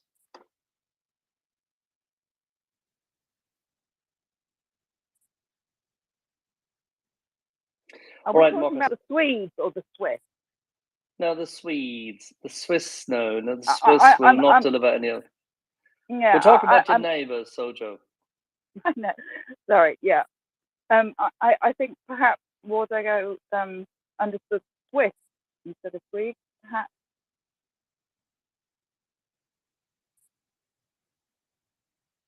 Sorry, Sojo, I didn't catch you there.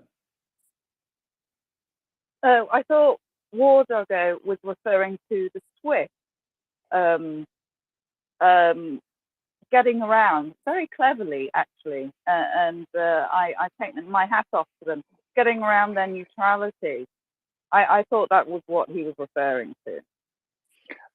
Both things are happening at the same time. And the Swiss tomorrow will make an announcement in regard to the statement of the Bundesrat as a response to this afternoon's decision. And then tomorrow there will be a discussion, almost likely before lunchtime of the upper chamber of their parliament. And then the Bundesrat will make a declaration.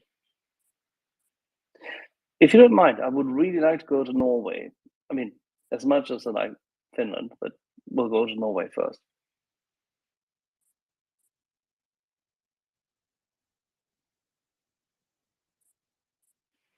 Hello. I was up at that space listening to Malcolm as well. It was very interesting. And what are you people doing in other spaces? Well, it's Tuesday night. We're cheating. So I've been here now for 6 hours straight, and you've all been in the other space. Fine, thank you. Keep going. That's all right. I really like this, Sean Tamel. Thank you. Well, Malcolm was saying that he saw a lot of journalists there, and then some people corrected him, and he changed it to people. But I would go in even further, because my little hobby while my brain tumor was growing was to check out all those profiles, and there were so many fake profiles. Oh my God, there were so many fake profiles, so obviously fake. So there were like 7,000 people there. There were probably a couple of hundred, and the rest of them were just fake. And Musk must be raking in those dollars, because there was so many fake profiles with blue check marks, like made in January 2022 and had 7 followers and stuff. So that's, yeah, it must be fun to be out of your mind stupid and just hanging around a space with just fake profiles. And some of them are drinking their own Kool-Aid with their aluminum hats and stuff, but some of them it's so obvious being just living off being contrarian and trying to sell their book and don't really believe what they're saying at all. And they know that we know that they know that we know that they're lying. But we still have to play that whole game, and it's so massively idiotic. So yeah, that was fun. I didn't spend too many minutes there. I was hoping to be called up, but of course I weren't. But I'm just looking forward to the day when Putin is shot in the head and no one is paying them anymore, and no one else will be paying them to do anything ever, because they've basically worked for Nazi Germany. So yeah, that was fun. Hey, Malcolm, I'm back. That's perfect, Malcolm, because I just managed to get Alan up, and both. Well, Marcus first, and I Alan. just want to make one comment about what he just said.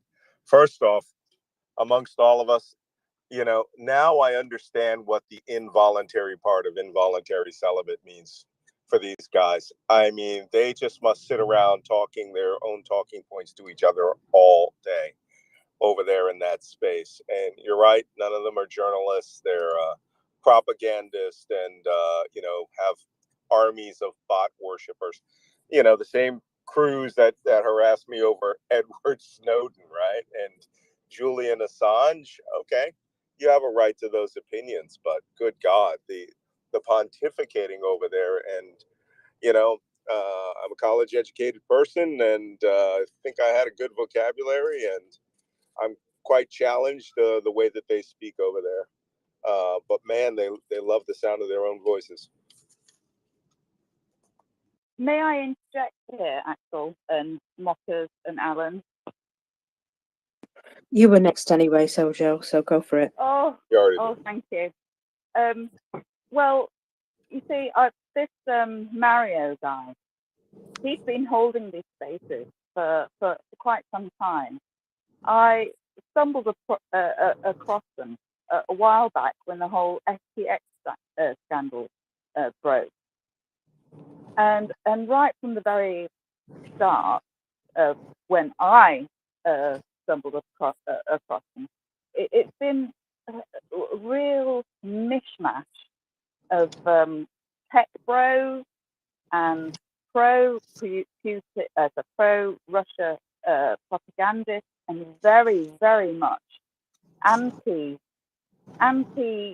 Well, I mean, a lot of Americans being anti-American, really, anti kind of American values, Western values, deep state, conspiracy theorists.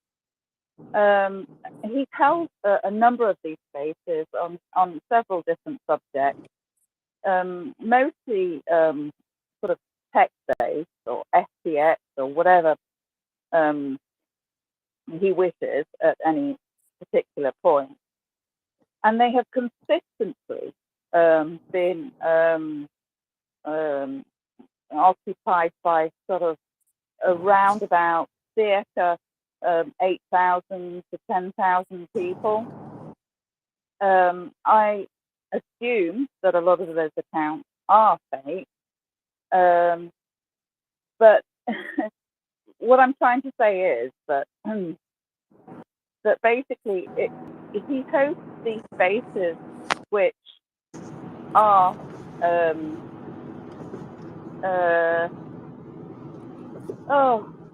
I'd say controversial, looking from the perspective of reality, right? I mean, Elon Musk has actually come onto his spaces before also. It's all very odd. It's all very strange. And to the lady who spoke, quite some time ago, saying she was very intimidated when she got there. Well, that's the point. The whole point is it's a free-for-all. There's no moderation. There's no kind of civility. It's basically the loudest voice and the most sort of vicious person gets to speak. And if anybody who has been following Twitter for quite some time knows of the handle tim.com, well, he is a very regular co-host there. That's all I need to say about the place, really. It's just a hideous place full of conspiracy theories, and they kind of try to attract people who are a little bit on the fence, a little bit sort of a little bit kind of looking for alternative lifestyles, whether it be a tech bro lifestyle or some kind of, I don't know what. It really is a mishmash of nightmares. And people Malcolm, make bad choices, Sojo. That's who it is. and It's only Malcolm, people I making don't blame choices. you. I don't blame you for being reticent in not answering my question previously. But seriously, in your personal opinion, in your personal view, do you see this war, Russian invasion, illegal war in Ukraine, lasting months or years? I must have missed that. Hearing that question, I might have been getting out of the car at that point. It was prior. It was prior to your leaving. Okay, sorry. Yeah. Let me answer it now. No, this war I don't believe it will go years. I clearly believe it can go another year without any question. The real question is, what will cause it to end? And of course, on the other forum, I was shouted down. I mean, like I said, I spoke about 3 minutes in total. Whereas, Michael Tracy spoke for almost 45 minutes at one point, one long screed. They don't shut off mics for their friends. And so how will it end? For the most part, I believe that it's going to end with the utter destruction of another Russian army. And that army's collapse, whether it's from the south, coming out of Kherson towards Melitopol, or whether it just peters out in Donbass and PMC Wagner is cracked, and we make a very heavy move towards Lysychansk. That will be the beginning of the end of the end. I'm quite proud of the operations we did in Kharkiv in September. It was really, what did they say? The single largest defeat of a Russian force since 1944. So, yeah. Sorry, I got my GPS going here. So I think that this war could end relatively quickly, and that would be another year. But by then, the technological edge that the Ukrainians will have will completely change the dynamic of the battlefield.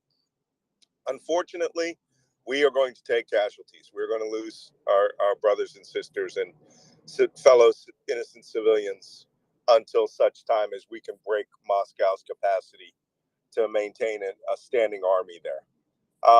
Every time I'm asked what I want, a lot of you may recall way back in April, I made a video announcing that I had left news media and I had become a Ukrainian Army Legionnaire.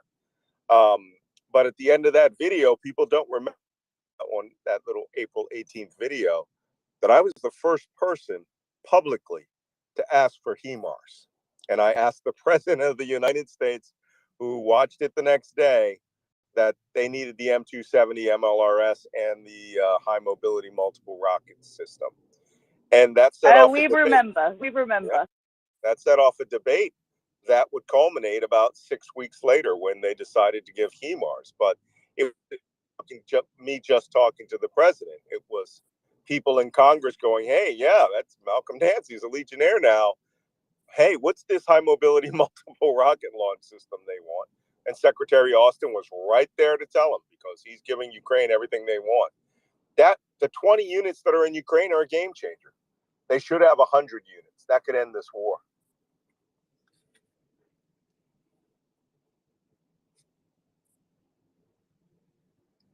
Did I answer your question?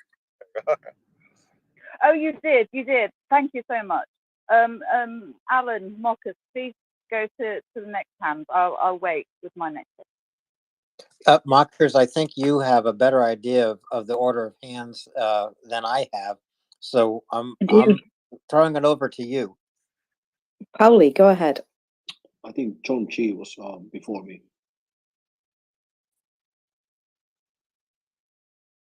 Okay, then. If you're going to be so very polite, go ahead, John.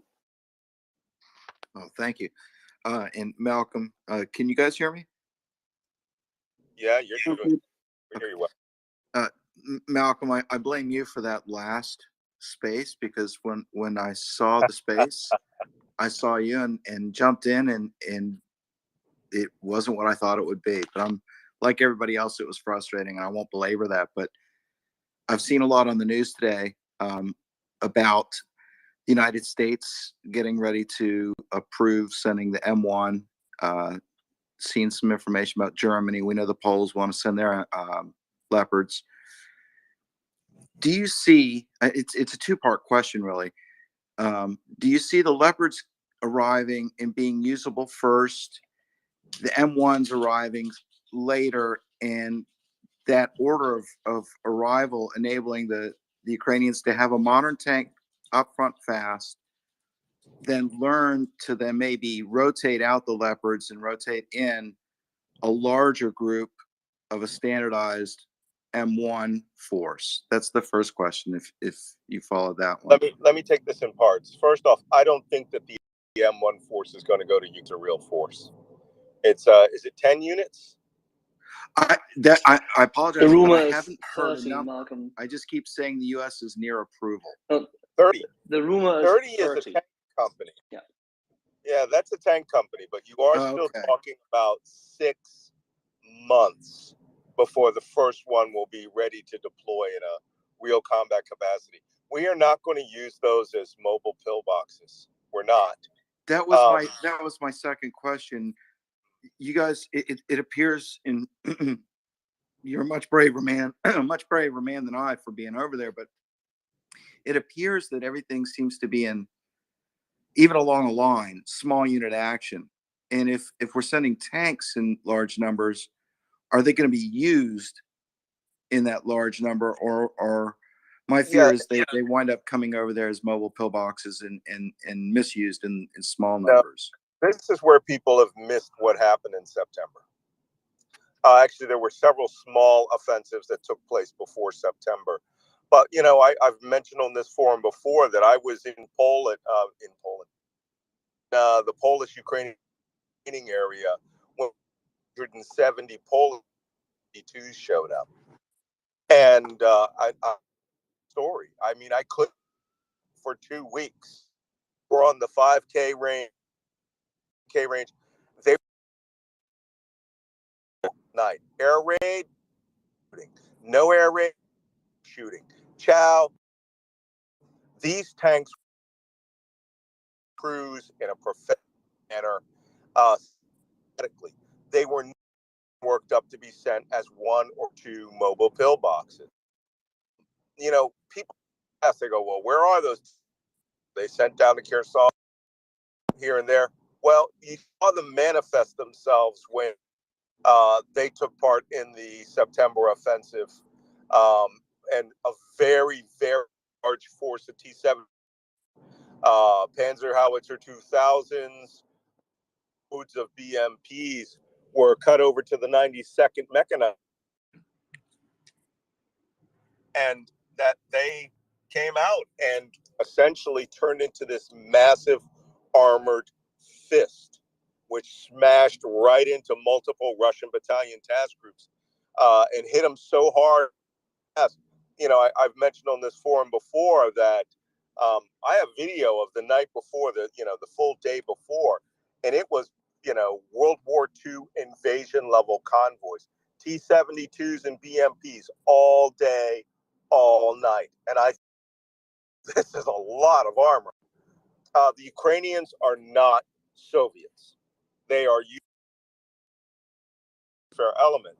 But when they mass together and become this mechanized assault force, that's when you're only going to see that a couple of times in this war, when they really want to smash through lines. And that's what the armored mechanized task force are for. And we had a real combined arms operation in September. You know, I was part of the Joint Special Operations Task Force working with the Ukrainian SSO. We were very far out until the line collapsed so fast. We were out at 5 a.m. In our objective area. You know, the assault teams took the observation post they were waiting for. But when the armor went through, they went through like there was no one there. And they were firing. They were doing accurate maneuver warfare. And they seized all of our D+1, D+2 day objectives by lunch. Okay. And if you guys recall that famous What Now Bitches video that I'm making, where there's a M109 self-propelled gun rolling up on our forward positions, we were floored. We were like, why is there artillery here? Well, there's artillery there because the line was broken so fast by the armor that the artillery had to move up quickly to support with covering fires 20 kilometers out, to the point where they were rolling over the morning special operations objectives. So that's a very fast offensive. I think the Ukrainians will do it again. You won't see it in Donbass. That's where they're really being used as mobile pillboxes. But in places like Kherson, maybe Zaporizhia, maybe another rear area assault through from out of Kharkiv. Kharkiv now has merged into northern Donbass. There really is, you should call it Kharkbass. you know, in the areas that they're operating in, really threaten the stability and control of all of Luhansk province. That's where you bring tanks in large numbers. And I don't mean in ones and twos. If they're going to train 30 M1 tankers, you're going to have a tanker cadre that will be training, and they're going to upgun these guys until that's a full mechanized, a full armor company. They'll probably be assigned to a Bradley, you know, when the Bradley squadrons get up. But don't expect to see this before, at the earliest, with the best crews in Ukraine before July, before those guys can feel confident that they're good on their guns. Fair enough. Hey, thank you. Thank you, Malcolm. I've got Pauli next then. Yeah, thank you, Marcus.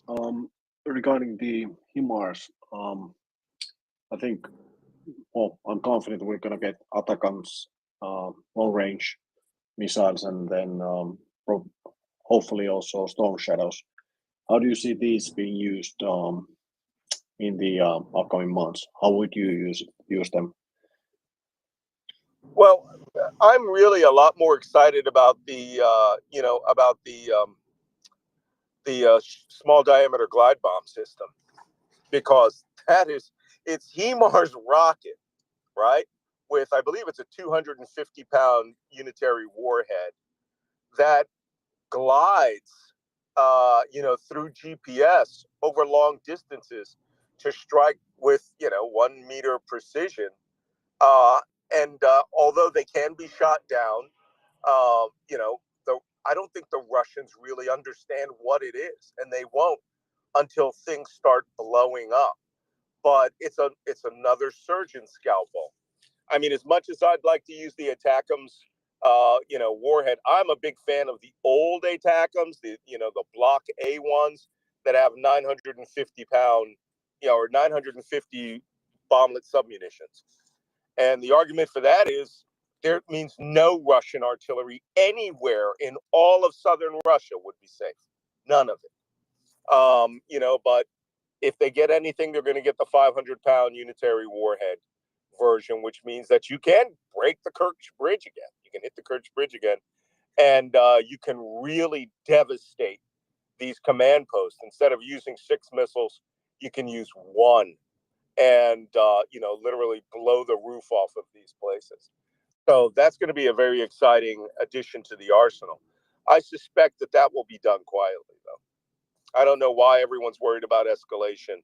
What's Russia going to do? Invade Ukraine? Thank you, Malcolm. Thank you. That's a very good point you make there, Malcolm. George, go ahead.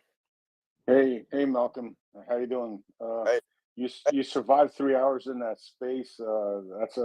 That's Philadelphia tough. That's West Philly tough there, Malcolm. I just listened to it, bro. I stopped talking after the first 5 minutes when I spoke. I was like, I'm done. I mean, that was just people just make up stuff on that space. It's like it's absolutely insanity. But yeah, so you're getting ready to head back, right? You said you're flying into Poland, and we know what that means. I was going to say, so it looks like the States is saying that. So they're reporting, and we always have to wait for the official word, but it says at least 30 M1A1s. If we follow the pattern that the United States has been doing with all the equipment, right? I don't know. They've always I've figured out they do this 1/6 thing. Like they sent 18 M777s, and then wound up the total was 108, and then with some replacements it's in the 130s now. Same thing with HIMARS. We started off with 4 and then wound up with 24. And if the Ukrainians get 180 M1A1s, that's about 2 brigades worth of tanks. Yeah, and one of the arguments I heard against this was about its weight. The Leopard's heavier. No tanks. Yeah, it is. It is heavier. the key argument for the Leopard is just so many of them around Europe that could just be donated. Don't forget, you really have to train a lot of guys. Many of the Ukrainians are fine tankers. The drivers are going to be happy, except that the startup procedures are going to be a little harder. I think more than anybody, it's the gunner and tank commanders are going to be super happy because of the optics that they use. But the Ukrainians have advanced optics on some of their vehicles, the BTR-4s and some of their upgun tanks, giving them super awesome optics, incredible thermals. All they really need to do is learn how to read the stadia, read the rangefinder, upload the ammunition, and send it, right? And see the magic that it will do. The hard part here is transitioning. A lot of those crews are not going to go into combat with them. They're going to become the training cadre. Sort of like the guy, when I went through the Javelin course, this guy has obviously been at, training people on Javelin for, since the first days they came. He wore his hat U.S. Army Ranger style. His uniform was almost bleached out white, he had trained hundreds of Javelin gunners who now have thousands of kills, and they need that guy in that place. When I met him, I was like, "You're never going to the front." He was like, "I want to go to the front," and we're like, "No, we need you to create, this magnificent corps of anti-tank killers," and he has. I mean, he's probably killed more nominally. This trainer has probably killed more Russians in Ukraine than anybody, right? Because of him sharing that knowledge and having been formally trained by the Americans. So that's what these crews are going to do. They're probably going to create an experimental operational test and evaluation and training squadron that may get sent to the front for the purpose of making sure that the weapon is good, making sure that they're operating it for morale purposes, to foil the Russians. They may want to send, they operate in threes. They may want to send, a company of them, or a platoon of them out to see if they can outduel these T-90s that are popping up everywhere.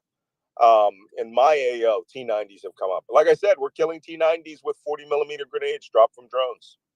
So anything that can bring intensity to the battlefield, like we said, not to use them as a mobile pillbox, but they are still tanks, and they do have a logistics tail that has to go with them too. But one good thing I can say here is, first off, Ukraine as a people are not fully mobilized at all. There are still guys who are out there, delivering sushi in Yavoriv on their bicycles. So they are not at a loss for manpower and bringing reservists up on the line to train them, who have the technical expertise to understand this. The Ukrainians are adaptive. Look, the Saudis and the Egyptians operate these tanks, and I've operated with both armies, and the guys that they're sending up to run these tanks are not their best and brightest. So the Ukrainians are very bright. They are very adaptive, and I think that they will bring these weapons online much quicker than we expect. They're just going through the RNETM, the training, technical manual and their training manuals, and they're going through the checklists and going through their qualification courses. That's what's going to take the most here. Hey, Malcolm, just just from someone with a little bit of experience, that driver that when they get those M1s, when they get those Leopards, you got to get those, that driver course that they're going to have to create for them as they're training them, because once the tanks get into Ukraine, you're going to have to train subsequent crews. Obviously, you got to get that. Yeah, look at train tanks without the turret. Yeah, you're gonna need to train the drivers with the commanders. And I think the biggest issue for that I see, not an issue, but something that it's going to take the longest time for them to get used to, is getting used to 4-man comms now, because you're going from a 3-man turret to a 4-man turret, you know, and Right. because, you know, you've got the manual loader, and just learning that symphony, you know, that hand signal symphony, because sometimes your comms will go down, you know. I'm sure you guys have had that issue in the field. Your comms will go down, and you need to have the hand signals, and the teams need to train. That 4-man team needs to train together, and it takes several weeks to get that down. But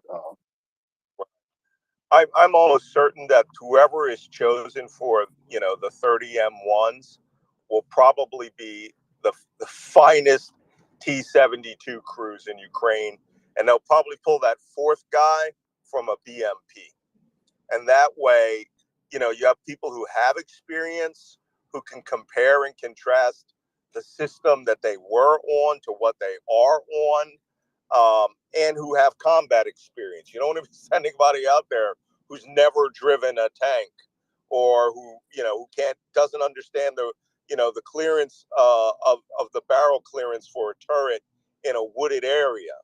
You know, someone who can't back it up. And then you're going to have a fourth guy, and, you know, I'm sure they'll be happy at that, because somebody can hump in the ammo, somebody can make tea, you know, and you mean, you know, I don't have to, you know, most importantly, I don't have to worry about skyrocketing into the air with my turret. exactly. I think that will give them a lot of confidence. They'll see a lot of videos of tanks being hit in Yemen and in Kuwait and Iraq and in Turkey, and watching those ammo bays cook off, and then say, "Oh yeah, but everybody survived, and we put the tank back in operation in a week." Oh, Malcolm, really quick, if they're going to start recruiting, you're going to start recruiting loaders. You're looking for guys that are stocky, between 5'6" and 5'10". They make the You just best described load. You just described everybody in Ukraine. Yeah, well, no, there's some real tall guys in Ukraine too. Let me tell you, but I'm sure there's some, but on average, yeah, but that's what you want. You want those little beefy guys that can load that 120 really quick. Yeah. Again, they're going to choose the best people in the Ukrainian army for these teams, for all the teams. And then they're going to, you know, I've seen them train raw crews out west and Rivne and these other places. And they're going to get, you know, new guys on the T-72s, and old guys are going to move forward to the more modern technological whiz bang, because it's how you think, you know, that is important when you're talking about the operation of a main battle tank. I think they're going to be extremely happy that they can go hull down with the barrel out over terrain, you know, which the T-72 has very limited capacity to do that, which means, you know, these guys can be right out there, and just the commander's cupola and the commander's sensors in the barrel are all that's showing. And they're going to be killing things, and they're going to go, "Oh my God, I can kill things." So guys who are already multiple tank aces are going to be made tank gods with this weapon system. But don't expect miracles by September. I'm going to say July. I'm going to say this: there's going to be tank crews, once they get in those tanks, they're going to have tears in their eyes, because they're going to realize what the hell they got. Yeah. Well, I mean, yeah, they're going to be throwing it. You know, it's like the difference between when we're out on operations, we have the PKM, and we're like, "Oh, yay, PKM! We have a PKM," and then somebody goes, "Hey, here's a MG, 42, which is very light, very reliable. Doesn't have the exact same optics mounts that we have for the PK. The ammunition is not laying all over the battlefield. But if I ask my guys, which weapon do you want to carry? There's a little fight.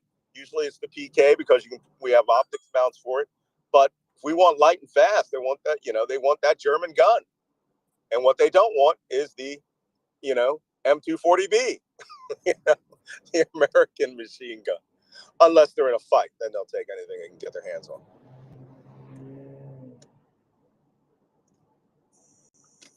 Well, have a good trip to Poland, and once you get there, Why, keep us. thank you. I literally just arrived at JFK. So That's good. Good luck, you guys. I'll be talking to you from Europe if you hear from me again.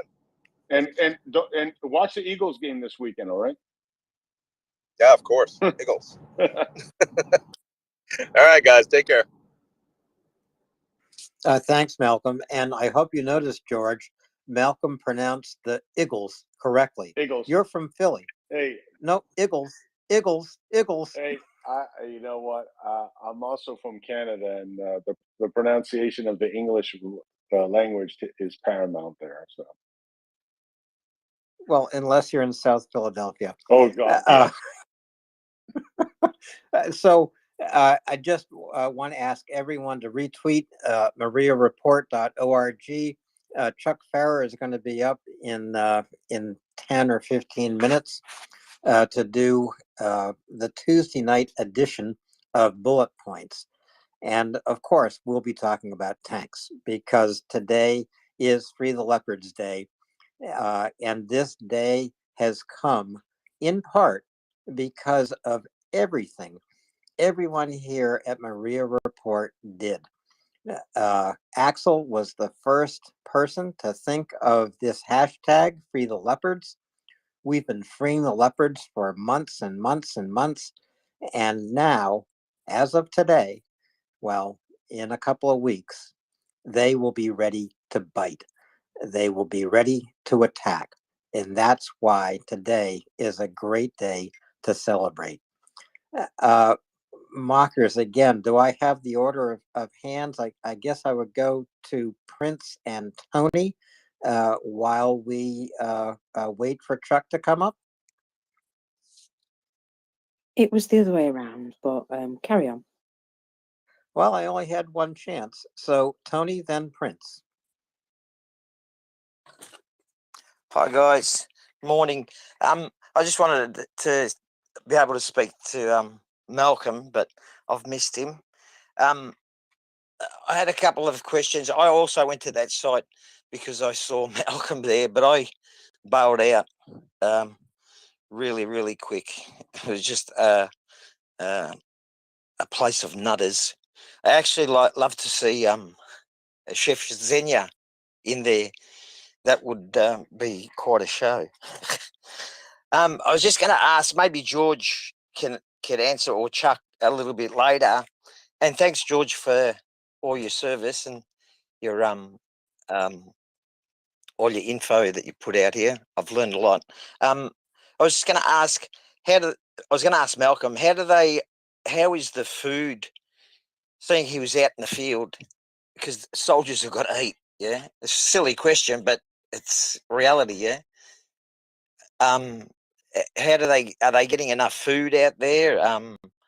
Like 2-minute noodles, or are they getting drinks?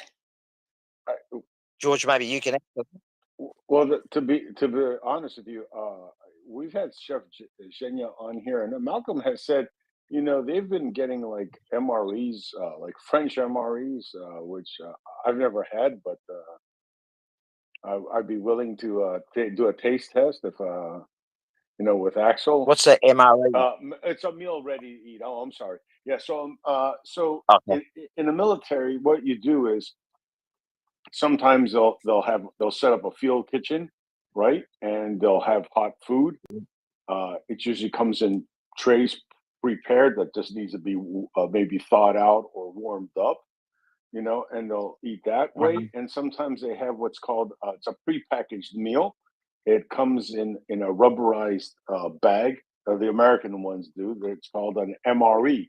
And what is in there is a whole slew of things from snack foods, from a chocolate bar, maybe a bag of peanuts, crackers, cheese, a meal that you can heat up with there's a little instant heater that will heat up this food. Let's put it this way: sometimes it's like you have spaghetti and meatballs, so it's like your canned spaghetti and meatballs, but it's in a aluminum. It's a aluminum wrapper with foil wrapper with a rubberized coating on the outside, and you can heat them up. That's what like on an airplane. Like an airplane? Yeah, kind of like sometimes better than some of the And that's the airplane other food. question. Better than some of the airplane food I've had. But yeah, That's what I was going to ask. That's the other question. Is it airplane food no, it's or usually is it they decent? have gotten a lot better from what they first came out 30 years ago when we were eating them out in Desert Storm. God help us. I don't know how I survived 6 months of eating those. But yeah, they have gotten better. And a lot of times, like, it all depends on which unit you're talking about. If it's a full time Ukrainian unit, like a regular army unit or territorial guards, there's also locals that pitch in and help feed the troops. I mean, it's a combined effort, but there are like mobile Yeah. kitchens that do prepare food and will take care of a unit. Like Chef Zhenya has talked about. Sometimes he makes pre-packed meals they're pre-packed for individual meals, and they'll send them out to the front. So it's a whole combination. It's a whole slew of things, and a lot of countries have donated those types of meals. What we call in the United States a meal ready to eat. You also see them. Yeah. They're usually in a brown bag, and if you ever seen like on humanitarian causes, uh, you'll see them. They're usually in a yellow or an orange bag or something like that. And the same type of thing is used when a Red Cross or something at a disaster area or something like that, and they feed the local people. Uh-huh. But yeah, so the food. I mean, I don't think that anybody's starving. Sometimes the food's better in one area than the other. And for some of the foreigners, it took a little getting used to you know what you were used to, maybe in the British or the Ukrainian, British or the American or Australian army. It's obviously going to be a little bit Mhm. different because the cuisine is going to be catered towards what Ukrainians are used to eating. So, Yeah. Yeah. so I mean, I wish As I long wish we had, yeah, Malcolm would have been able to tell you more about that, but that's what I've heard so far. But the food hasn't been yeah. an issue so far that I've heard of. Mm. Yeah. So just a curious question because I had noodles this morning. I thought that's pretty nice. Thought I wonder what they have out there. Then when I seen Malcolm here, and then he was saying he's out in the field.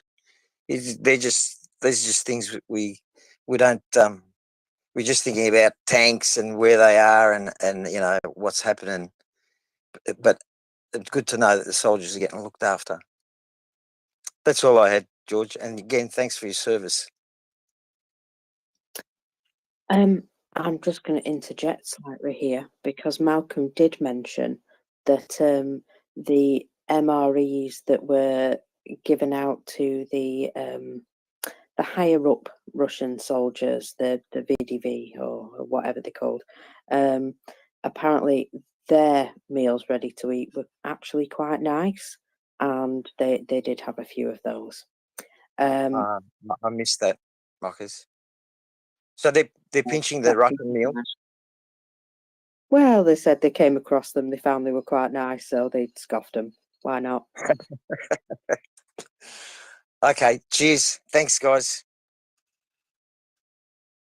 And with that, I am going to bid you all good night. I'll be back, no doubt, bright and early. Well, early. Okay, we might not be bright. So good night to you all, and much love from me. Thank you very much, Marcus. Sleep well. We'll see you tomorrow. I know to go to sleep, you'll be counting leopards and not sheep. That's the best way to go to sleep. Well, that was great, Alan, and Mocker's finally getting some sleep after being the Iron Lady of the MriyaReport. Alan, how are you, buddy? I'm doing well, Chuck. How are you? It's a great day, isn't it? It was a wonderful day. It was funny. You guys were talking about French MREs a little while ago, and I was in a place one time, and we traded a bunch of our MREs for a bunch of French MREs, and we were stunned and surprised to find that their individual rations at that time came with little bottles of red and white wine and a little bottle of brandy in every box. And they had little things like pate and stone ground crackers. It was really unbelievable after you were on like macaroni and meatballs or whatever it was on in our horrific MREs. It was pretty cool. Well, you know, the French have always known how to fight a war. It doesn't mean they have won every war they fought, but I would love to try some of those little bottles of red wine. It was, and I'm serious about the pate. It wasn't. It was amazing. We were looking at each other like, okay, they set us up. This isn't going on. But amazing stuff, and a hot meal can change your entire world. So it's a good thing, and I'm glad our listeners are thinking, what about those guys in the front tonight? And send them some love, send them some good karma and some prayers. Yeah, even a hot cup of coffee can change your life when you're in those trenches. I don't know that from personal experience, but I know it by talking to my cousin, who was a tank commander in Vietnam. I was talking to him earlier today about tanks, because everyone is talking about tanks today, about Leopards, about Abrams, about Challengers, about Leclercs. This is Free the Leopards Day, Chuck, and we're all going to talk about that tonight too. I put up a little tweet and given Axel the Baltic Snow Tiger, giving him some love, as you were, because he was the first guy with Free the Leopards. And thank all the ladies who got on in their leopard skin outfits and everybody who just stayed with it, because Berlin, after trying everything else, they finally did the right thing. And it is a good day. It is a good day for Ukraine, and believe me, it is a night of late burning lights and consternation in Moscow, because the pointy end is coming, gentlemen.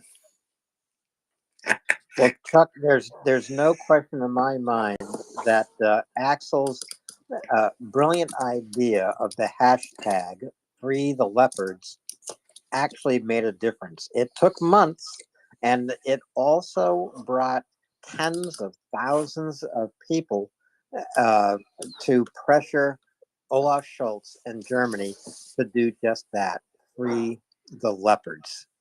We also have our own leopard on the panel tonight. That is Daryl. Daryl, welcome. I'm glad you made it.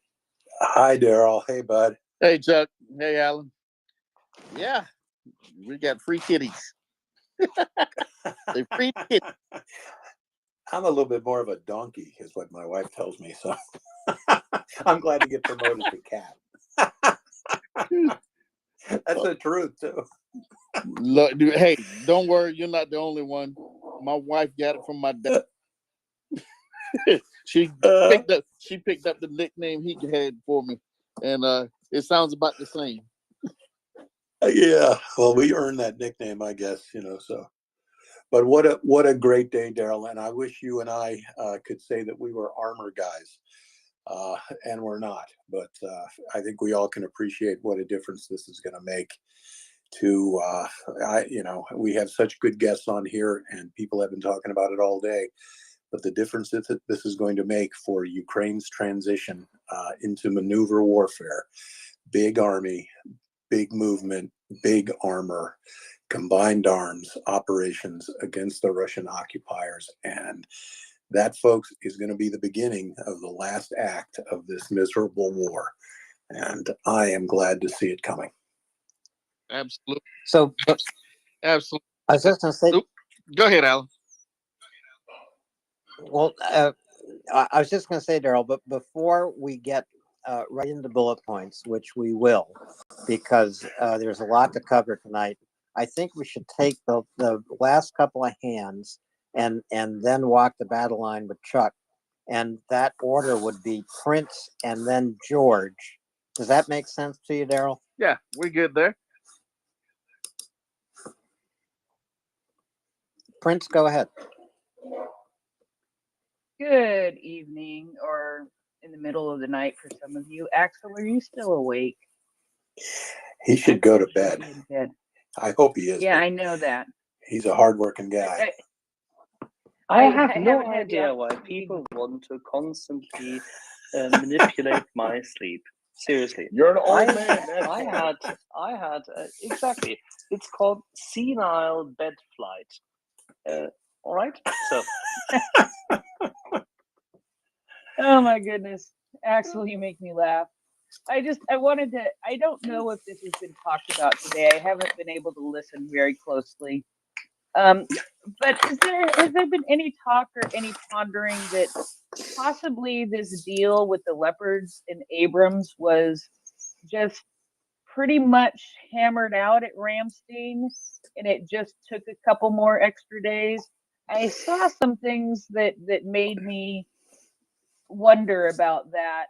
Shortly after Ramstein, I saw a couple of posts saying, not everything that was decided or all movement that was made was reported from Ramstein.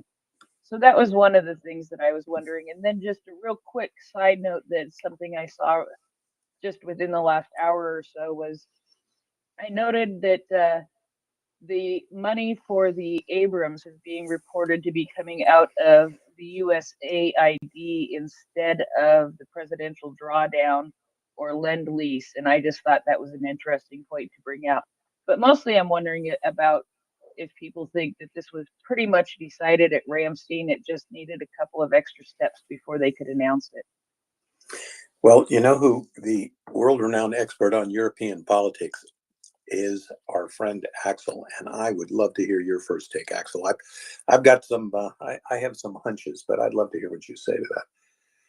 Yeah, I think they didn't hammer it out at Ramstein at all. They actually failed to get it done at Ramstein. They may have exchanged a very, how do we call this? They had a frank exchange. Yes, a frank and earnest exchange of viewpoints. Supposedly with a bit of spittle, even, because one of the people from the German delegation, who was not supposed necessarily to be there, was standing there representing the chancellery and couldn't quite contain his anger. What exactly was he angry about? He felt somehow impaired, disparaged, drawn, pushed, those kind of things. Yeah, I'm of the hunch too that nothing was done by the time of Ramstein. That's why the Secretary of Defense was late taking the stage. That's why the grim looks. And I think that the real eye gouging and hair pulling started after the end of that press conference. And some determined words were exchanged, I think. I would tend to agree. And I think that over the weekend, the pressure increased. Yeah, I think so too. I didn't see the United States backing off that. And I could hear someone saying things like, look, if you want to be a leader in NATO, then you're going to have to do something besides put your nose over the fence and look. And how is it going to look when Finland gives her Leopards to Ukraine and the United States puts forward Abrams and Bradleys? What exactly are you going to be doing in NATO after that? But I still think that there must have been some sort of compromat on Mr. Scholz, because he dragged this out. Axel, don't you think, as long as he possibly could have dragged this out? I think he is a very ideological, very stubborn, very administratively geared man. Who finally did the right thing, or?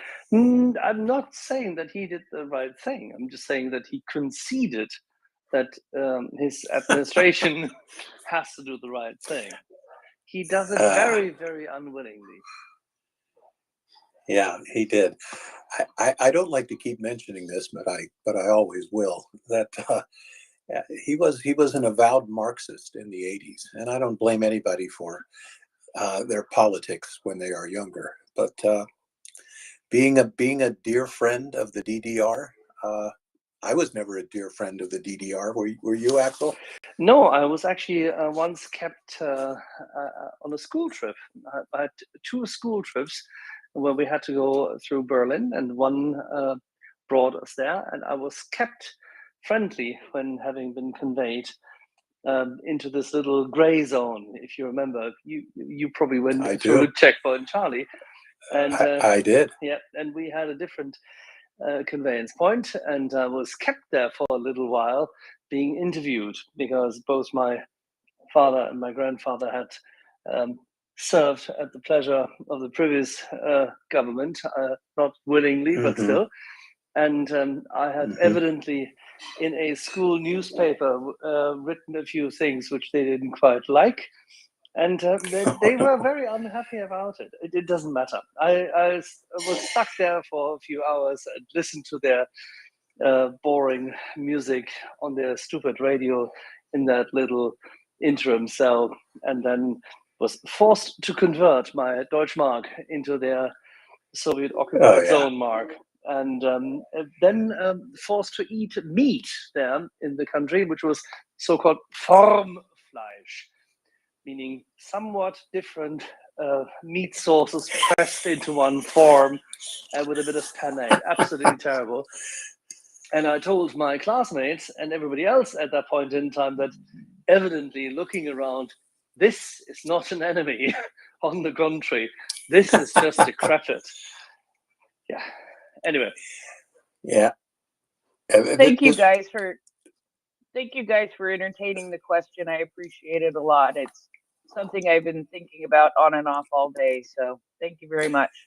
No, that was a very salient point, and I have a hunch that we're pretty close to what happened there, which I hate to see actually happen. But all I really care about is getting those leopards in there. And Axel, now I can tell you to your face, you're the guy. You banged that drum, and they finally listened, and hundreds of thousands of people, more, millions possibly, saw the Free the Leopards, and you rallied them. They're there. Yeah, I honestly think. I honestly think, Chuck, that Axel's hashtag Free the Leopards played a big part in freeing the leopards. But my question to you and to Axel and to Daryl and to George, because you're all in positions to know and I'm not, is it possible that some of the pressure put on Olaf Scholz, indeed to free the leopards, was intelligence about what the Russians are doing and what they are planning? It seems to me this response is a response to the reality of the battlefield. What do you think about that? Well, it might not have been what the Russians are doing in Ukraine. That intelligence presented to Mr. Scholz might have been, here's what the Russians are doing in your country. These facts are inconvertible, and I don't think they're very convenient. Do you? Now, how far this information goes, it can stay right here in this conference room, or, wow, I don't know. It could go to the New York Times. What do you think we ought to do with this? And I'm afraid that that's often what moves the needle in these kinds of situations. Information is absolutely, truly power. And there aren't many politicians anywhere in the world that don't have something in their closets that they don't want out.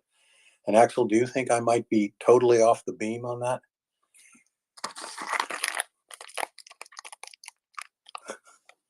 He thinks I'm so far off, he's leaving me hanging here. No, I'm not leaving you hanging. Just to run back to the phone. I think that Mr. Scholz has made many mistakes in his past. Hey, Axel. Hey, Chuck, mute your phone. I don't know what you crunching. Yeah. Chips. Oh, sorry, brother. That was me, and I can't deny it. Sorry. It was Not a cough problem. drop. Please go ahead, Axel. I'm terribly sorry, guys. No worries. Thing is, yes, Mr. Scholz has made a number of mistakes, as everybody has, but his were ideological. His were deliberate. His were steps which he undertook, and it's not young. If you're at the tender age of 21, I would say there's generations of soldiers who have served already after the tender age of 18 up to 21. There are lieutenants who are battle hardened at the age of 21.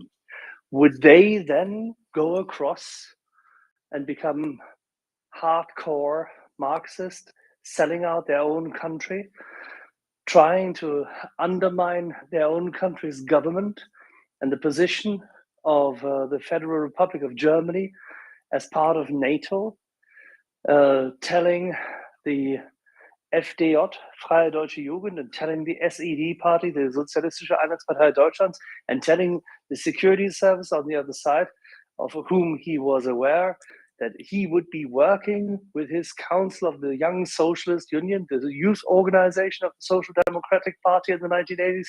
He would be working with everybody to create big demonstrations to reverse the decision of Germany, allowing the stationing of Pershing 2 rockets.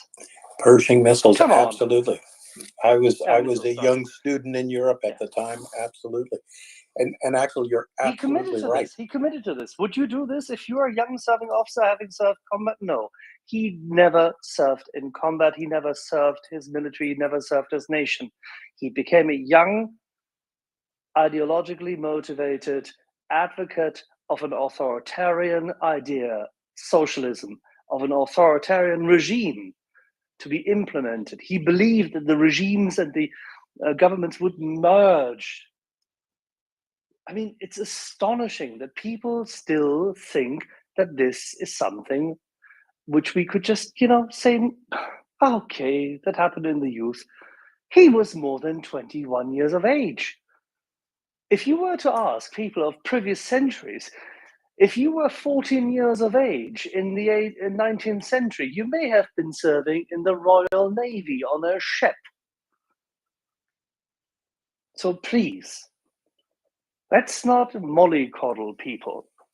That was a deliberate decision of a young adult man to do that.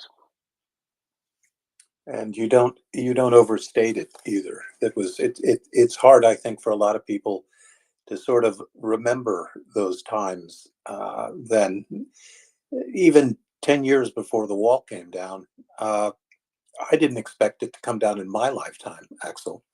I thought it would, that communism, let's call it communism and not socialism, I thought it would eventually collapse on itself, as all authoritarian states eventually do. But I honestly thought it would go on for at least 50 more years. I didn't expect it to end in my lifetime.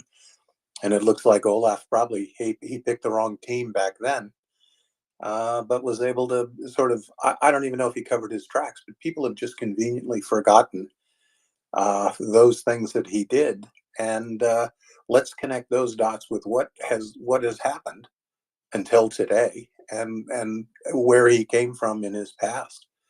And I agree with you. It wasn't this wonderful ideal of a bright socialist future when all you had to do is look in any direction around you in Berlin, which was not the wall, folks. Berlin was completely surrounded by the DDR, which was a very bad place where you could disappear for listening to the wrong radio station. Bad times. I think it's fair to say, it's very fair to say that he definitely, in every facet, picked the wrong team consistently, even now. So, Axel, what do you think compelled him into this decision that he made so very reluctantly? What do you think? What did his cards look like when he finally, kicking and screaming, had to give into this? I think it's fair to say that now that he has aged and he's in this position, he wants to make sure that he renders a decent service to his version, his view of the German society. He believes in this. And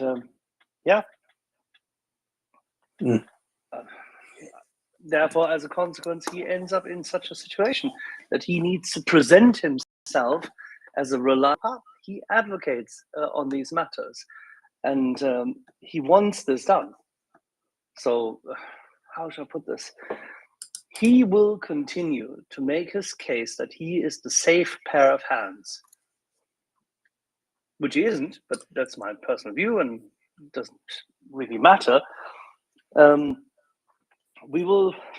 think we will have to deal with the fact that he will remain in command for a long time, at least this, say, legislative period, unless his counterparts in the coalition finally find the guts to actually remove him or do a constructive no confidence vote. He feared that this might be imminent. He definitely feared that if he were to fail now, because he has to consider the left wing of his own party, he will lose power if he fails to work with the left wing in some shape or form. And the decision to, for example, only stay tomorrow in parliament, what the decision is, rather than today, is a consequence of this. He needs to report back, and that's fine. Yeah. Well, it's interesting, but a lot of times you would find the Green Party on the left wing, but they have been a little bit more forward-looking in this matter than a lot of people might have thought they'd have been. It's quite possible that actually some pressure on Schultz came from the Green Party. I could be off track here, Axel. You'd know better than I. I find German politics kind of a black box. It's very difficult to see into and figure out for me. Me too. Me too. That's why I'm glad Axel's here. I don't want to hang it out too far because he definitely knows what of he speaks. So, Chuck, before we get into bullet points, we have so many hands here tonight. We have so many folks wanting to celebrate Free the Leopards Day. So we're going to take those hands, then move on to battle. Please, let's do. Please, and, let's take those hands. In this order, Gunny, Yorn, Dryfly, and One. And I can't say the rest of your name, One, but Gunny, go ahead. Yeah, hi all. Evening, Chuck, shipmate. Hope you're doing all right. Hey, shipmate. How you doing? Yeah, I mean, I know why you made the decision because whatever the FSB have got in with that pony in a 5-star hotel in Moscow, I reckon the CIA have probably got him with two midgets and a Fijian ladyboy in a hotel in Bangkok. So he's probably had to make the decision of which film does he want to come out and which DVD will probably sell better. And if it's the latter, I'll tell you what, I'm buying it because it won't be challenging. Chuck, question for you. It looks like we got it catastrophically wrong on assessments of the Russian Federation's ground capability and air capability.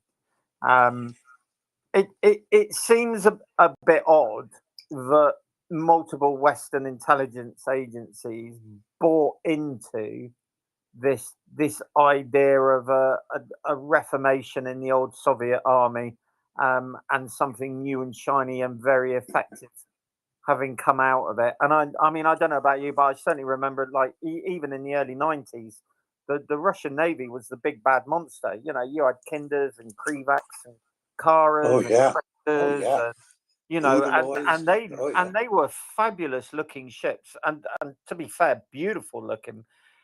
How do you think Western intelligence agencies are going to manage to not be suckered in by the next big threat, China? Because you already see a lot of potentially overestimations of capability there. Do you think that's going to be a problem? Are we going to talk them up like we did the Russian Federation and be pleasantly surprised? Or do you think there's been some serious soul searching going on about accurate assessments of combat capability? Boy, I don't know, but that is a good question, and I will definitely own my own overestimation of their forces. And you know, you and I were both Cold Warriors, and boy, it was a lot of times I considered our odds a lot less than even, and especially in Europe, where a lot of the special operations work that we did was planning to be overrun by the Russians, and yeah, especially during, Putin found his feet, actualized his power, and they launched a reformation of the Russian army, of the Soviet army. And we saw the Armada tank development. We saw other reorganizations of their forces. We saw some changes in their doctrine. And like you, I thought that they would be a lot more capable than they have been in Ukraine. But there's a couple of things that we've seen now that could counter everything they've done, and that one of the simple things to come down to, it doesn't explain everything, but that lack of a professional cadre of non-commissioned officers in their armed forces, no petty officers, no career sergeants, no great interface between officer commissioned leadership and a largely conscript force, because that's how Russia gets men into their armed forces. Men and women are men. They are conscripted. They are doing national service. Often that period of national service is really too short to become a professional. And if you are an enlisted guy and you want a profession in the military, it's not precisely open to you. And wow, I'd like to hear what you think about that, Gunny, but without any chief petty officers, without any leading petty officers, without any sergeants, I mean, how do you lead a bunch of guys? Yeah, I mean, we were talking about this personal grooming thing a couple of days ago, and I suggested that this is a desperate attempt to mitigate the effects of poor sanitary, poor hygiene. But for us, your junior NCOs and senior NCOs would be stomping all over, walking around the lads at close of play, making sure everyone's changed their socks. Right. Checking uniforms. You've got lice. What does lice mean? Typhus. Getting them exchanges of uniform. Making sure that the boys are eating. Getting proper food in where the chef hasn't got his hands down his front, rubbing his back wheels 1 minute, and then he's chopping up sausages the next. All the kind of usual stuff that we take for granted. I think this is them desperately sending directives down, saying, "Look, you are losing too many people out of positions through illness.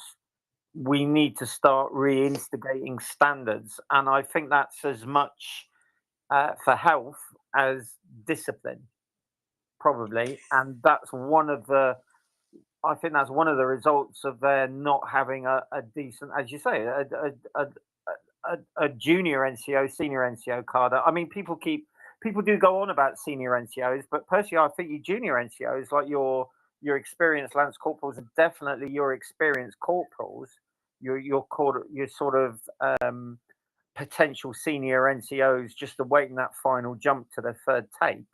They're the glue as much as the sergeants. And I think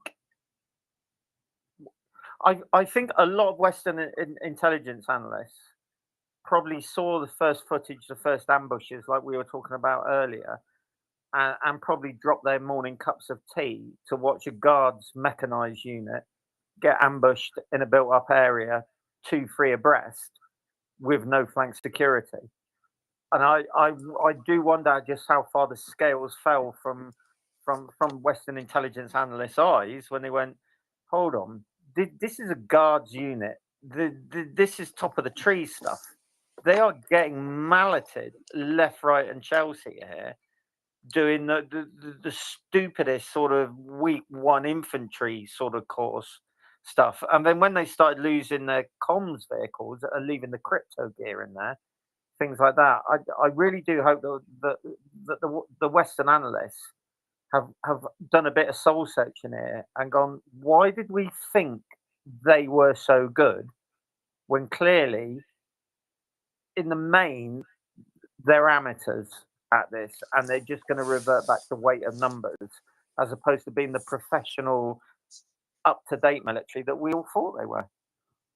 Right. And remember early in the war, there was that unit parading like it was May Day in Red Square right down the road. And there were two guys, two Ukrainian, I don't even think they were regular soldiers, two Ukrainian patriots with two RPGs. And they fired into a couple of passing vehicles, which shouldn't have done anything. Everybody should have kept rolling. Well, first of all, there should have been flank security. That, as you pointed out, step one, and there wasn't any. But then remember, that entire unit stopped in the street. And then, wow, what a surprise, the artillery started coming in. And, the scales were so hard on my own eyes. I kept seeing things like this and thinking, well, this was only something that happened one place. This must have been a fluke. Those two guys with the RPGs, they must have somehow gotten past the infantry screen, but there wasn't one. There wasn't one. And you're right, we've been keeping track of those communications vehicles found with the hatches open, the radios running, guys running away.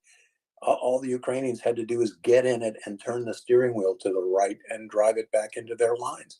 And we saw satellite jamming units, arguably the most complex and classified electronic warfare equipment that the Russians had, abandoned, intact, functional, everybody just hooty-hooed out of the sight and let it be captured.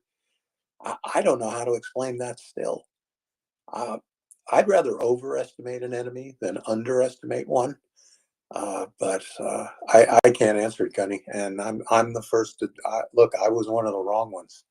I was one of the wrong ones. But look, you and I were at sea. I remember the threat of the Russian Navy. It was real. It was real. I don't know what's happened since.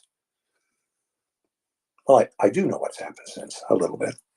Yeah, we all know what has happened since. One of the things that has happened is Ukraine has shown Russia is not a superpower, period. I don't care what they put on the battlefield or on the seas, they are not a superpower.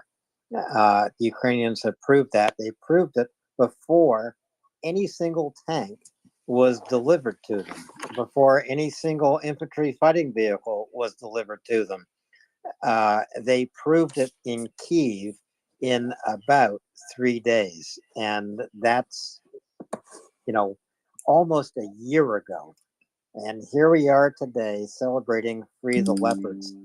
And this is one reason why I want every listener here to retweet this space. We're going to walk the battle line with Chuck tonight. We're going to talk about tanks. We are going to talk about how Leopards, Abrams, Challengers, and Leclercs, if they come, will change the situation on the battlefield. So please retweet this space, MriyaReport.org.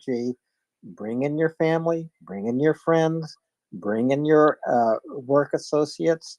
This is where you can find out what is really happening. So, Daryl, we have more hands, and Gunny may have a follow-up with Chuck, too. I don't know. Yeah. And Chuck, one thing I'll say is I think we got our trizub. If they give the Chinese the leopard, there's a trizub heading toward Russia. I from your lips to God's ears, Daryl. I can only urge the Ukrainians to please don't take Moscow without at least calling Washington first. Well, at least they'll stop. It's not gonna, they'll stop at the border. They'll have to make the speed bump. But I think they'll be comfortable. And it's not get. They'll be. And it's not going to be that. Yeah, it's not going to be that easy, folks. But this is a glorious day, and a big foreign policy win actually for Ukraine, which compelled a neighbor to hand them a bucket of water as their house was burning down. Germany has actually done some good things. They've given us some anti-air systems, especially the Iris-T, which has proved extremely effective. They have done some good things, but now they've done a thing that has been necessary. And Uncle Sam can't exactly pat himself completely on the back either, because these are all tools that Ukraine needed, this summer. They needed them last spring. I am glad they're there now, and there is probably quite a bit of method to this madness, because there are considerable numbers of Ukrainian forces still undergoing training in the UK and other places, and all of those people are being trained in fundamental infantry skills, which are your baseline entry skill for a soldier. But the most important things are those other skills for more specialized soldiers, for artillerists, for armor vehicle commanders, for Bradley commander, and being able to interoperate with combined arms, armor, and the mechanized infantry. And the real training's taking place on the plains of Salisbury there in the UK. Giant British training area there, where you can smash through the forest in your tanks, and you can do large-scale maneuvers and call in artillery and everything that is necessary to put Ukraine on the map as a maneuver warfare power. And that's what it's going to take to win this war. And also, Ukraine keeping on what it's doing right now, and that is riddling Russian-occupied territory with partisans, with special operations forces, with intelligence agents, with networks for those partisans, communications plans for all those eyes and ears that hear and see things, and of course, the long-range precision weapon systems to make sure that if just because you happen to run the Russian Space Agency, and now you're a war tourist with your own special operations force you called the Tsar's Wolves, to make sure that you have a very short dinner in Donetsk and you get hit with an Excalibur round. That sends a message, and those messages, they reverberate with those Russian soldiers who know there is no place of safety in the rear, and soon there's going to be no place of safety up front either.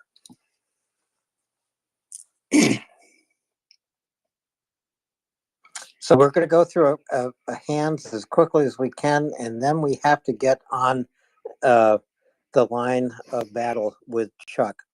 And I know I said what the order of hands would be. Of course, I've forgotten that, so I'm going to go. Let's go, George, then Draftfly, Yorn, and then very good, and then one. Hey, George. Hey, Chuck. How are you doing today? Good, man. Good to hear you. We got great news. I'm with Gunny.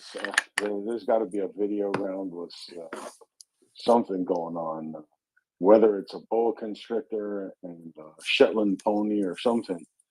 But anyway, so we're at that phase now where these tanks are gonna get into Ukraine, and we're gonna have to train up crews, and that's gonna take some time. But I was gonna ask you,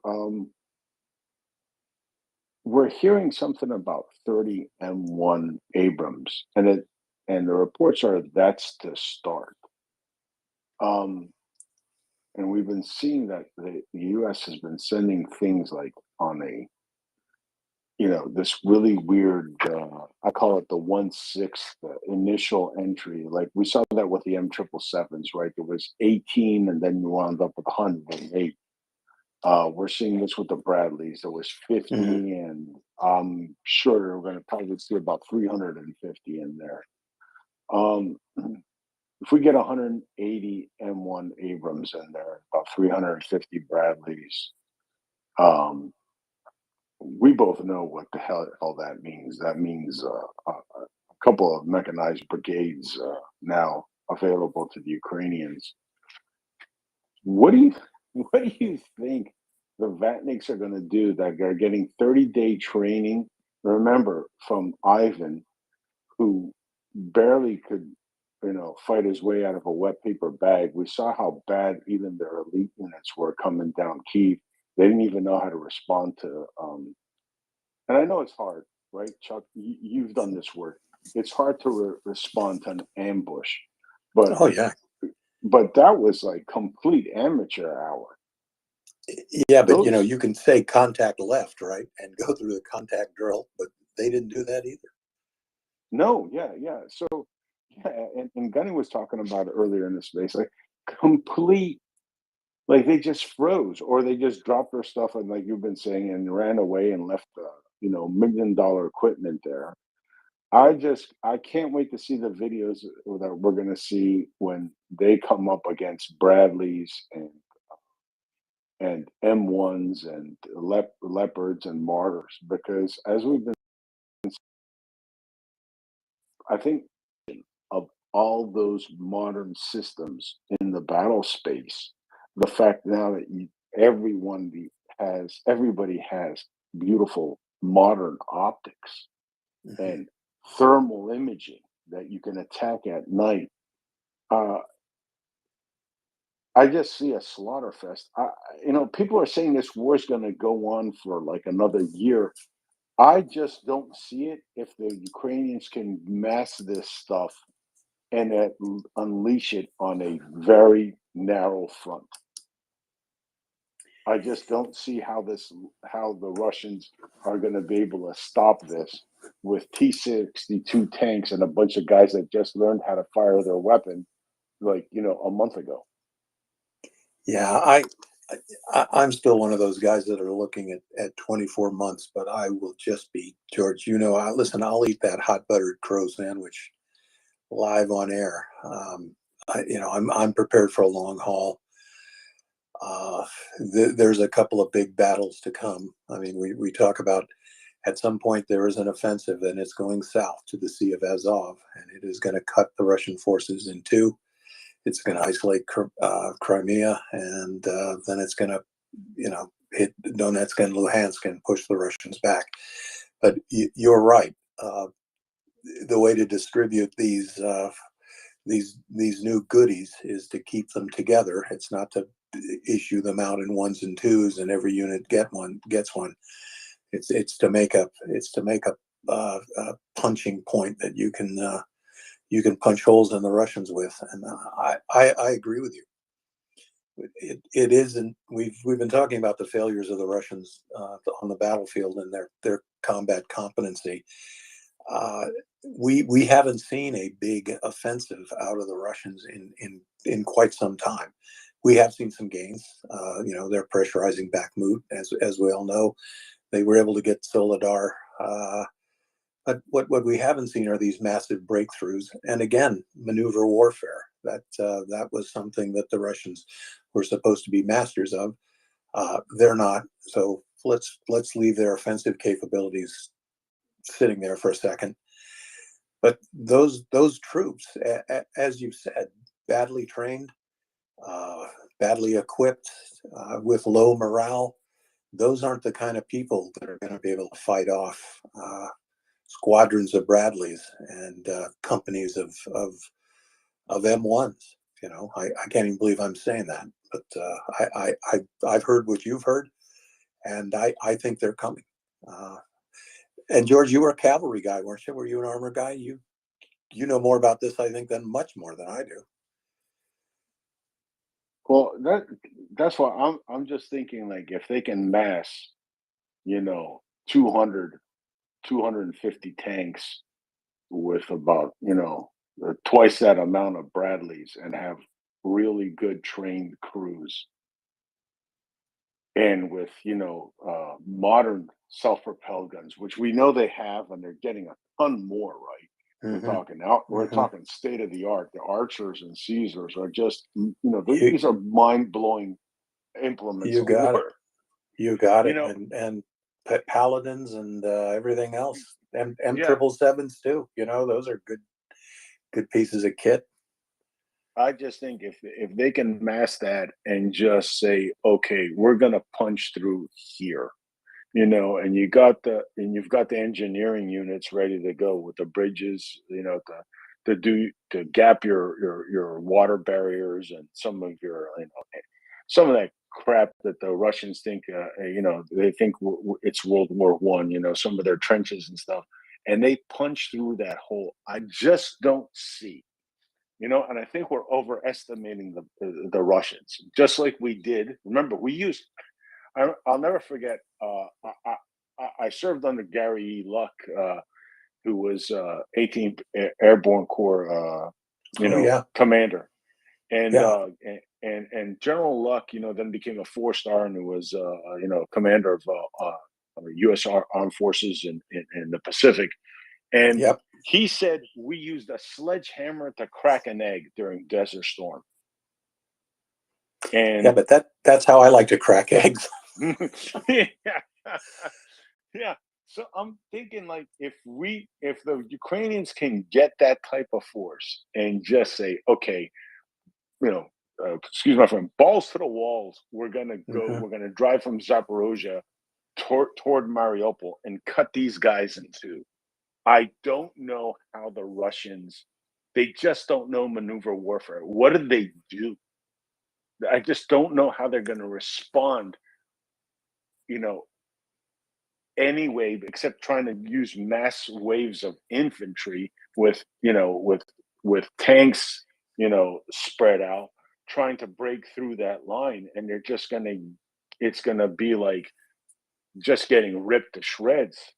Once that those armor columns drive to the coast, and then if they drive north and south, there's no there's no defensive line, Chuck, going left to right. They're all going north south. So once you cross the T, it's like the old British Navy. I know Gunny was up here. Once you cross the T under defensive lines, I think it's all over. Right. And crossing the T, folks, means that all your guns are pointing at the enemy and only some of his are pointing at you. And the other thing, of course, about driving to the Sea of Azov is then you can move either east or west, and your flank is secured by the Sea of Azov. The Russians, although they do have Marines and amphibious warfare capability, they're not coming out of the Sea of Azov, because if they get within 60 miles of the coast, and face it, the Sea of Azov is basically Russia's Lake Erie, but they don't control it. 60 miles within the coast, they're going to catch a Harpoon missile right in the teeth. And it would be really unfortunate if that ship was carrying 1,000 Russian Marines. So we're not going to see counterattacks from the sea. And George, you've pointed it out. I'm summarizing it here and taking credit for your insight. But if you are incapable of putting together a cogent offensive operation right now, what the Russians seem to be incapable of doing that, in order to meet a Ukrainian breakthrough, it's going to take counter moves on the half of the Russians. They are going to have to counterattack with large mobile forces of combined arms and try to blunt the Ukrainian attack or strike it in the flank and drive it back. Just the classic big arrows on a map that everyone has seen in every single war movie. And George, I think you're right. I don't know that the Russians can put together one of those big arrows, whether it is crossing the line of contact right now and trying to gather more Ukrainian territory, or whether it's going to be, and I think it's even less likely, as you say, knocked on their butt by a large penetrating force, kept moving backwards, as we saw in Kharkiv, as we saw in Kherson. There was no rallying there. The Russians never turned around during the Kharkiv offensive. They kept running, folks, all the way to Starbolinsk, all the way there, until they finally got stopped, turned around, and ordered to start fighting the enemy. and they were able to get back to the P66 highway where the line has been for a couple of months now. But I think you're right, George. And you know what? You got the training in it. I'm a frogman, so. No, Hey, I was gonna, George, can I ask you a quick question? sure. So I know Abrams are designed for four-man crews. I don't know about Leopards. I don't know about Challengers. I don't know about Leclercs. But would you stretch the tank teams by putting three-man crews in those You can't tanks? do it. You Can't do it. No, so your Leclercs, Challengers, and no, excuse me, your Leopards, Abrams, and Challengers are basically the same tank. The layout's almost identical. So what you have is your driver, and then you got your three-man turret, and you've got your commander who has beautiful optics. You know, especially in the Challenger, they pretty much have a 360 view in front of them. You've got your gunner, and you've got your loader. You need a loader. The Leclerc is the only Western tank right now, main battle tank, that uses an autoloader, but it's completely differently designed than the autoloader, which causes the turrets to pop off. The French have done a very good have manufactured a very good and safe design with that autoloader. There's blowout panels in case there is a fire in that magazine where all the rounds and the where the ammunition is stored, so that the crew can survive. There is automatic. As soon as the temperature goes up to certain degrees, there's an automatic extinguishing system that uses a gas that you can use because it doesn't go into the crew compartment. It goes right into the magazine. There's certain gases, I forget what it is, I think maybe halon or for whatever, that you can use that can extinguish a fire. And that's what the French have. So it's really, really good. But the other thing about all this modern stuff is then, unlike the Kharkiv and Kherson offensive, even though they had those the Tuardi, the PT-91, the Polish upgraded T-72s, they didn't have the fighting vehicles that had thermals. If you have fighting vehicles and tanks that have thermals, and you launch a huge offensive like that, you can go 24 hours. And that's what breaks your enemy's back, because there is no respite at night. Hey, a crew can go for 24 hours. We did it, you know? And if you can roll your units in and out, and you can just keep pounding them for 48 hours straight as you're pushing them, that's it. Everybody else panics, runs, or surrenders, because you just can't handle that type of fight. Yeah, and George, fighting the enemy at the edge of your weapons envelope and outside of his weapons envelope, and that goes also for seeing him. You can see and fight him when he can't see and fight you, and you can hit him at longer distances than he can hit you. That's how you win, even as an infantry soldier. That's how you win. And you are exactly right. To have, not just buses bringing up your infantry to exploit these breakthroughs, but having them moving at the speed of a Bradley and can fight like a Bradley. A lot of them are armed up with tow missiles, so they are in the fight too. They are they're helping in the tank on tank and anti-armor campaign as well. And that is you have summed it absolutely all up, and that's why you train as hard as you fight. 48 hours. I mean, that's kind of the golden rule, isn't it? Give me 48 hours, I'll give you a victory. I know you would too, brother. I know you would. I know you have, actually. That's a hashtag, George. That's a hashtag that we need to use in Ukraine as soon as all these tanks get on the battlefield, which will happen pretty quickly. So, George, I want to go through the hands, and then with Chuck's permission, I think we should go to Bakhmut. But the next hand is Dry Fly, and then one S. That's all I can see of your name right now. What's up? Drive-by, go ahead. Hey, Chuck. I just wanted to do a quick heads up. I sent you a text or a DM earlier today of a video from the Ukrainian Special Forces, and it reminded me of the description you gave of what a Special Forces attack is like at night.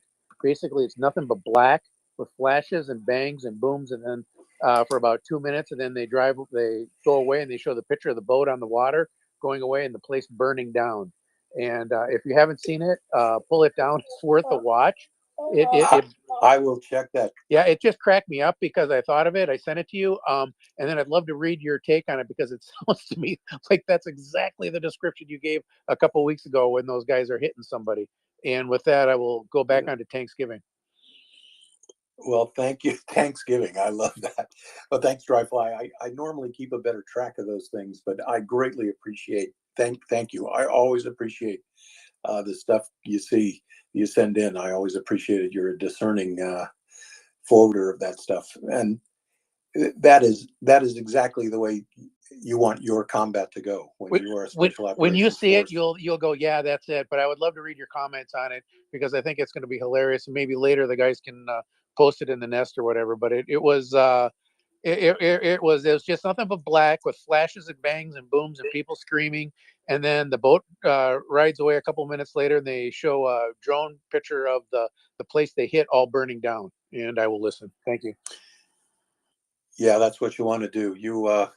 I think I've talked about this before. I want to absolutely control every single variable of the battle before I strike, because I've only got half a dozen guys, right? And you need to hit them so hard and so fast.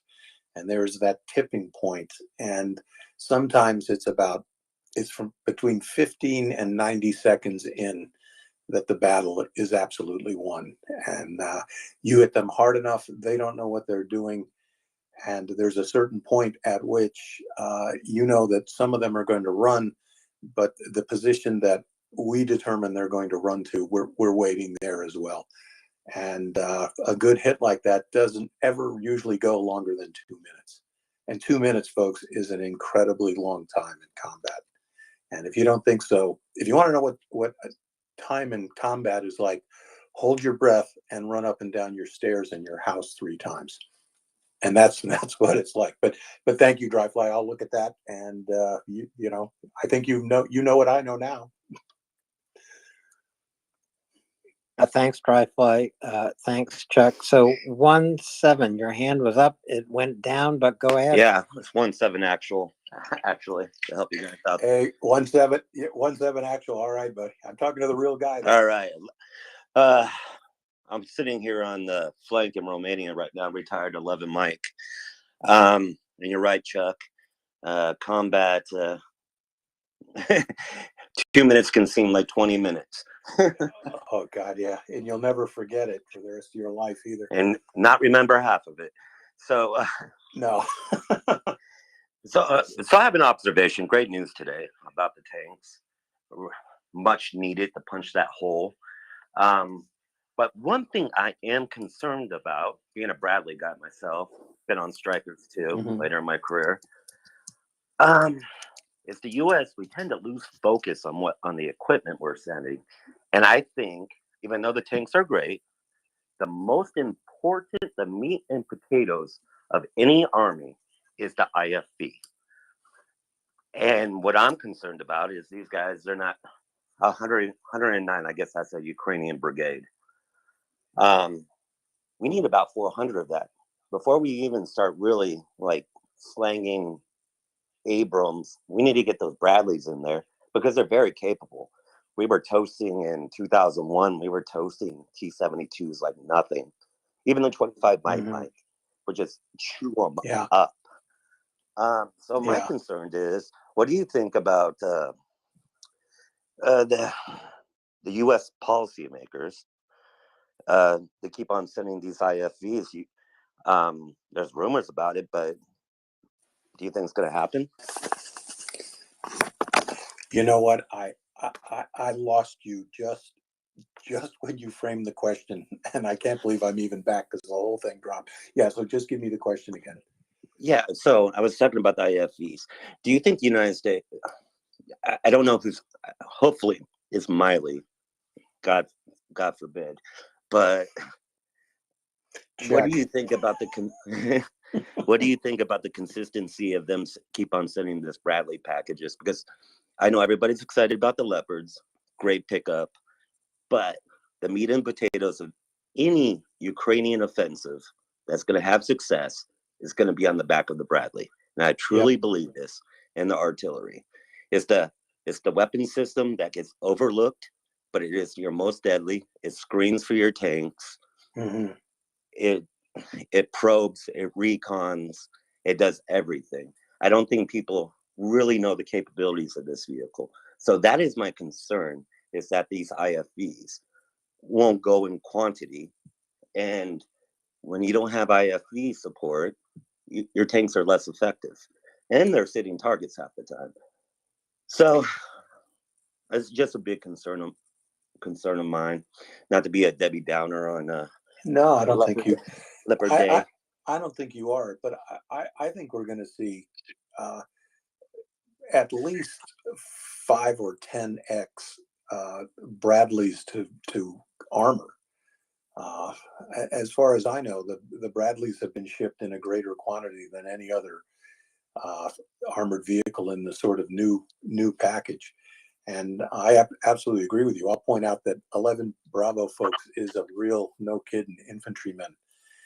And I would even add one other thing. Is when the doors of those Bradleys open, what I want coming out of the back are well-trained infantrymen. Exactly. Exactly. I don't need guys I don't need passengers, right? I need, and when a Bradley shows up in my career, man, I'm already in trouble. Oh yeah. I want some help, man.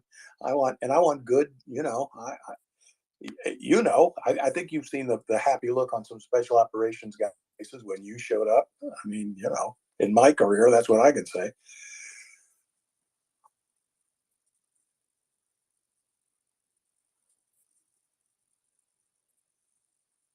So thanks, 17 for your question. Thanks, Chuck, for your answer. And now I do think it is the time to walk onto the battlefield. And up to you, Chuck.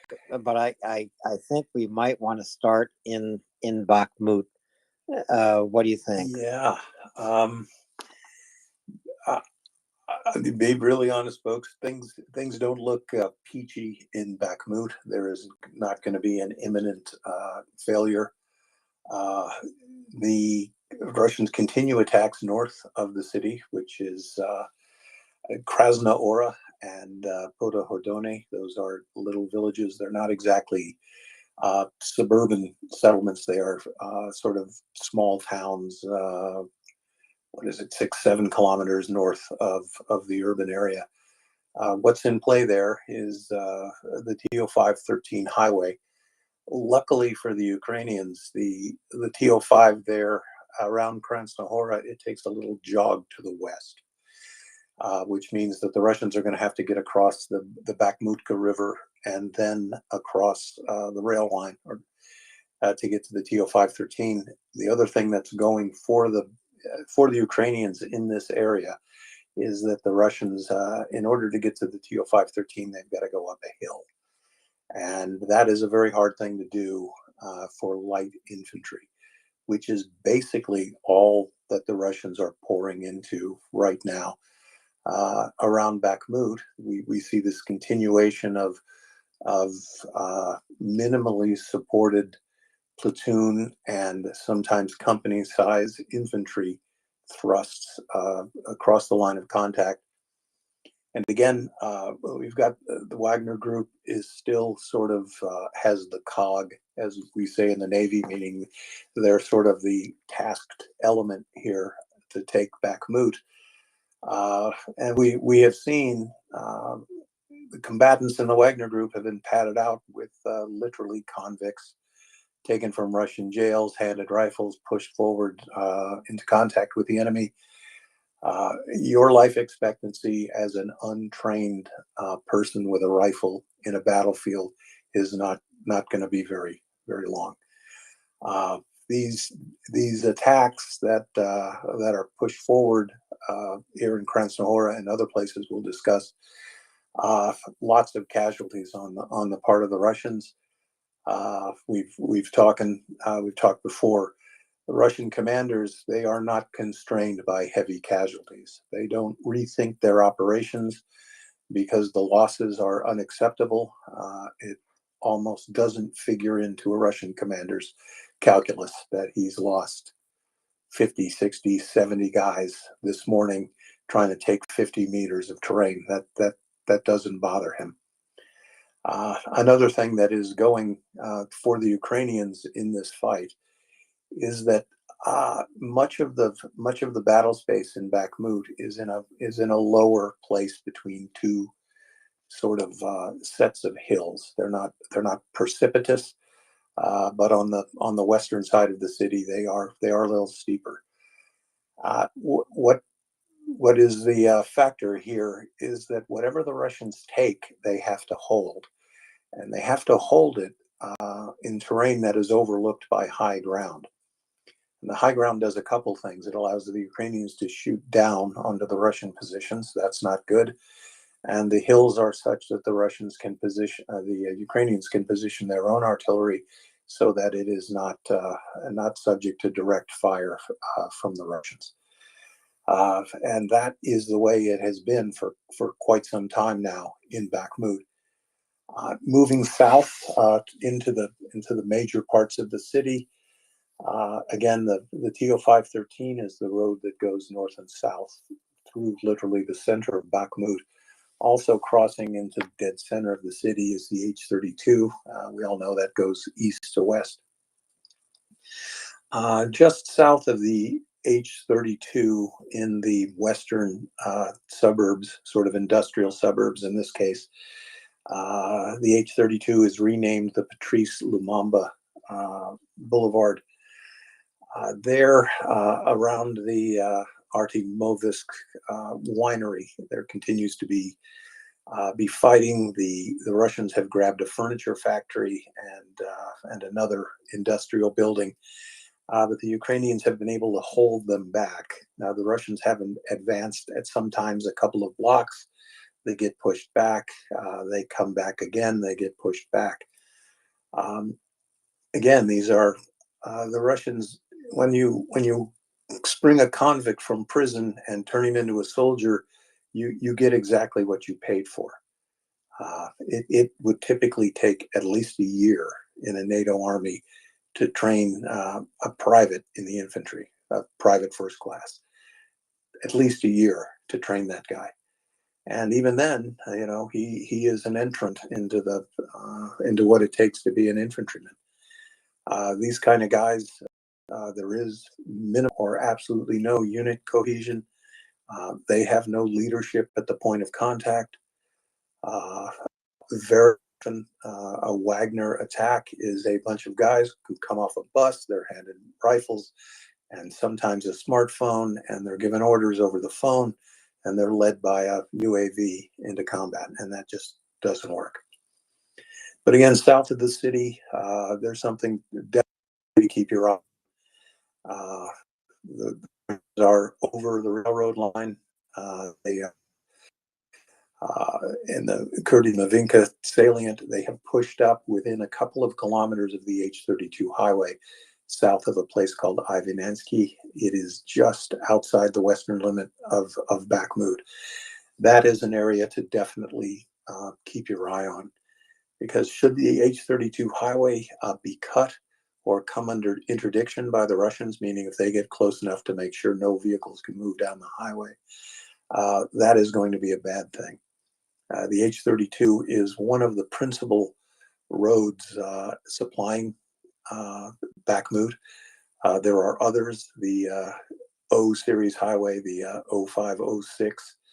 That arguably is probably the main supply conduit into Bakhmut. That is about 4 or 5 kilometers north of the H32. It's also in a little better position. It has some terrain cover, but losing the H32 would not be a good thing. And what is at stake here in Bakhmut? Should Bakhmut fall, we're not looking at the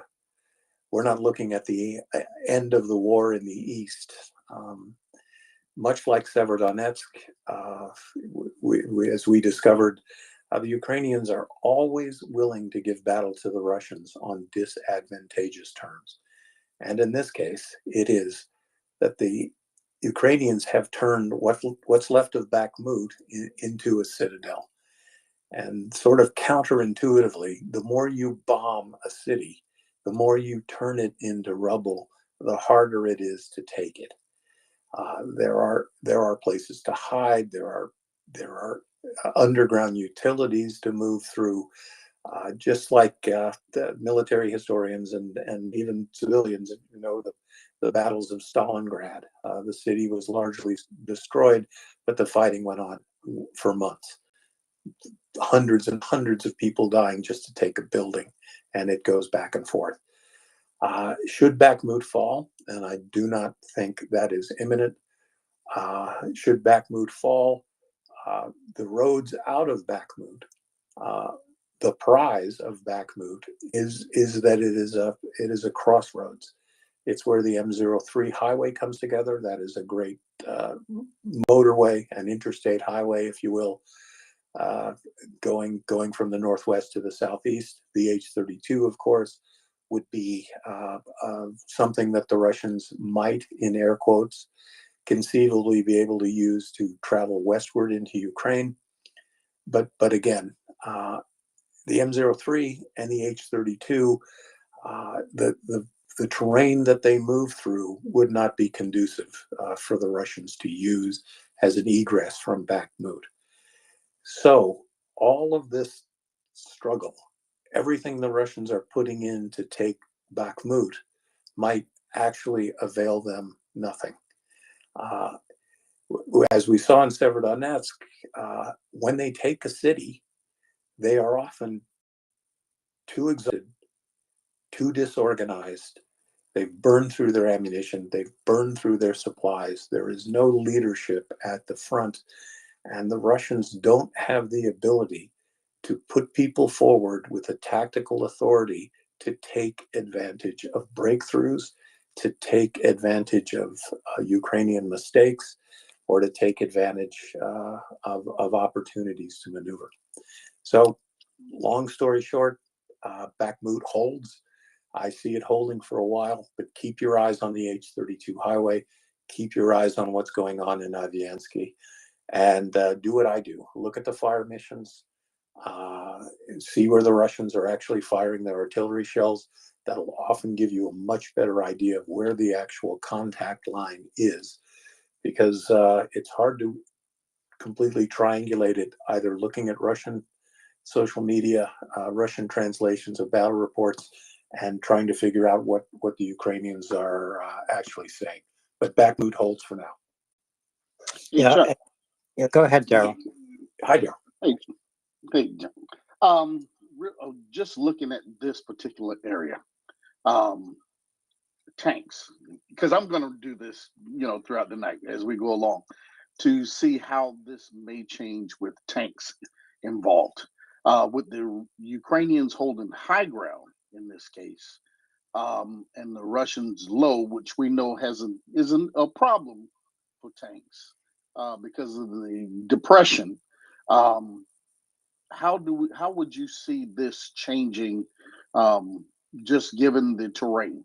Do you see it changing much, or would they have to push past Bakhmut for this to really open up for them? Yeah, well, generally, you don't want to, as the Russians discovered, much to their peril in Grozny, you don't want to generally bring your tank into an urban area to fight. You can if you've really, really, really got control of the infantry situation. But south of Bakhmut, in that Kurdy-Mavinka salient we're talking about, a bunch of Leopards, a couple of company of Leopards, a lot of Bradleys. I would drive south from Ivansky, and I would cut the Russians out of that entire salient, and I would push them to the southeast, past Mavinka Pond, past Andriivka, and push them all the way back to the river. And that's the kind of thing that armor could really do here. And I don't know that Ukraine is there yet. I don't know that the tools are in place yet. But Ukraine is going to continue to enjoy that advantage that the Russians don't have, and that is the ability to position and concentrate their forces behind the line of contact, meaning in the Ukrainian rear. The Russians don't have the human intelligence assets that the Ukrainians have. And that means the surprises are going to come for the Russians, folks, when the Ukrainians can concentrate these forces, just like Daryl's saying, and, armor, big maneuver elements, combined arms, push them forward. And that salient north of Kudymavinka is just the kind of place. And it's a triangle about 5 kilometers on a side. It's sticking out right now. It's been an important gain for the Russians. No other position around the Bakhmut battlefield, arguably Krasnohora, but that salient south of Iviansky, that's the one important, tactically significant, I don't know if it's important, tactically significant gain they've made. But Daryl, that's just the place that a couple of Leopards and some Bradleys could really kick some serious butt. Yeah, I don't want to put you on the spot and say, okay, this is a spear. When I'm doing this, I'm not supposing that the Ukrainians have the full asset capability. I'm saying, if they have some, or if they have, a task group or something to that effect. And that's where my questions are going to go. I'm not going to say the spear or the actual pincer when we talk about this, so that you don't think I'm looking for the perfect. I'm only looking at the possibilities. And I'm just covering my butt, right? Absolutely. I mean, yeah, we're just spitballing here. We're just spitballing. I was wrong that he was going to invade, so I've been playing catch up ever since. All right, appreciate that, Chuck. You want to move a little bit, or you want to take Jacob's hand? Sure, whatever you want to do, Daryl. You drive the bus. I'll just press my nose against the window like I did all my life. All right, Jacob. Hi, Jacob.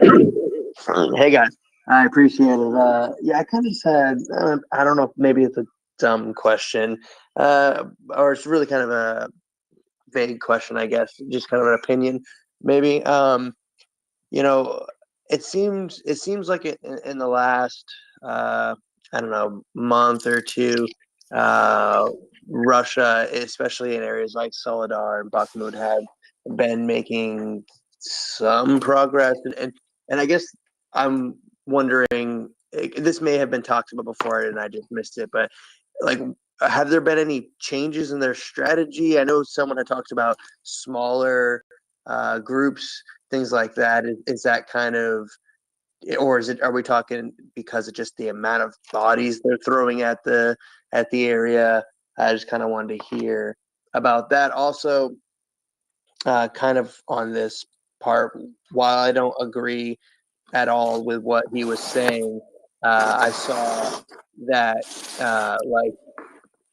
Tucker Carlson was saying some BS about, oh, Russia's winning and kicking their ass, whatever, or saying some stupid stuff like that. And I don't agree with that, but I'm just curious, like, where's he even getting that idea?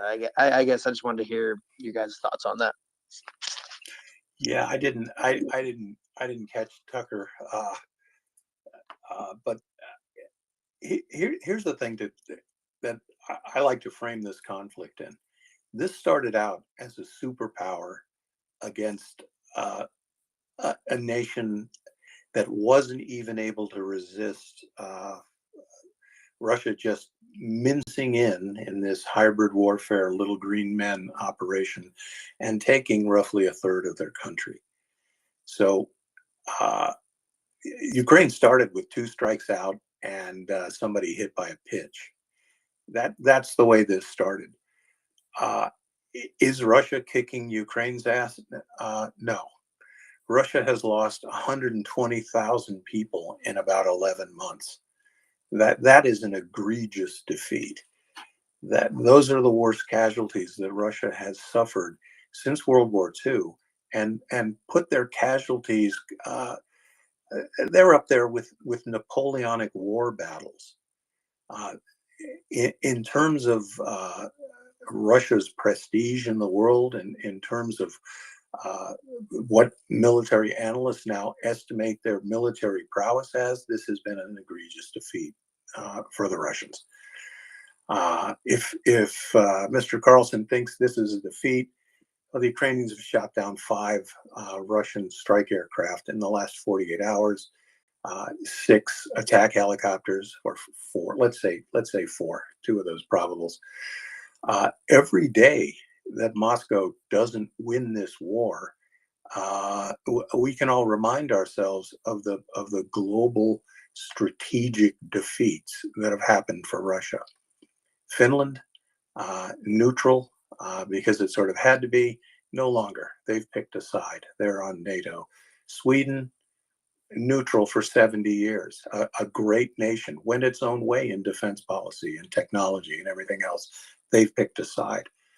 This has blown back in every conceivable manner on the one guy who started this war. That was Mr. Putin.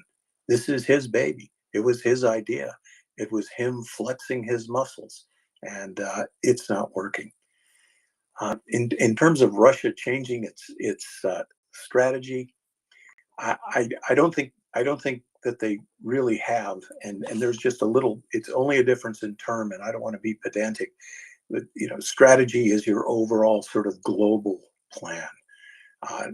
Putin's strategy was to take back Ukraine, turn it into a vassal state, and push NATO back in Eastern Europe. One of the things that the Russians have been doing or did, for example, in Soledar, they finally got hip to the fact that you don't march a company together in ranks of 3 by squads, calling out cadence. You don't march them forward towards the line of contact, because you'll get annihilated by artillery. It has been true that the Russians have only become a little smarter tactically, and that's the word for these maneuvers on the battlefield. That they started moving in smaller groups by a squad, which is essentially 10 or 12 guys. And you do want a trained infantry squad exposed to artillery is going to try to spread out and not present a really lucrative target for the artillery observers. So there's someone looking at you with binoculars, and he's got an artillery tube on the line, and he has to make a decision as a forward observer. Is this really a lucrative target? Can I really if I call in 4 rounds of artillery, what's it going to do? Ideally, if you're on the other side of that equation, you're the infantry, you'll want to spread out, move to your position, rally on it in cover, and get closer into the fight. Well, everything I just said presumes that you've got an IQ above room temperature, that you've been through enough infantry training to know that. You look out, you see an open piece of ground, you know you've got to cross it, and it all circles back to this. What's the morale of your unit? If you take that infantry squad of convicts, of guys with 2 weeks of training, of guys that got literally knocked on the head on the Russian subway, thrown into a bus and brought to the battlefield, you're the squad leader. Can you really tell those guys, break up in groups of 2 and meet me up there at that broken down barn? Can you really turn your back on them for 2 seconds? Or when you say, meet me there, split up, everybody just runs for the hills. And I know that sounds crazy, but that's what's going on in a lot of these engagements. None of these guys are in the program, man. None of these dudes want to be there. Nobody wants to move forward, and they don't. That's why all these piecemeal attacks around Bakhmut, that's why they're not happening. And there are general officers commanding here in Bakhmut. Here's what they're not doing. They're not bringing up and concentrating an armored force with infantry fighting vehicles, coordinating their artillery support and saying, look, I'm going to hit Carranza Hora tomorrow morning at 0400, and I'm going to obliterate with artillery. And in 15-minute increments, I'm going to move that barrage east by 200 meters. And I'm going to have my infantry follow that barrage westward until we get to the TO513 highway. There are going to be tanks there, infantry fighting vehicles, and we're all going to push through there, all 5,000 of us. Hey, Russian listeners, write that down. Look, that's the plan. Any second lieutenant in any NATO army could tell you that's the way you do it.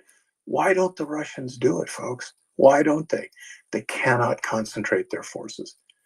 They can't bring them together because there are so many Ukrainian citizens watching them move down the H32 highway, watching them on the T1302, watching them in Bakhmutsk, watching them in Podhadorny, watching them.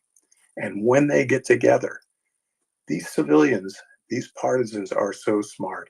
They can see a vehicle going down the highway. They know what kind of antennas are on it. They know is this a vehicle with a satellite command system? Is this vehicle with a satellite radio? Wow, that's probably a big fish. They get on the phone, here comes the artillery. Those little problems with morale and one of the fundamental precepts of warfare, mass and concentration, and the Russians can't do it. Bakhmut will fall, folks. It is going to fall when the Russians can finally put together the sort of attack I just said. And like I say, I am no military genius.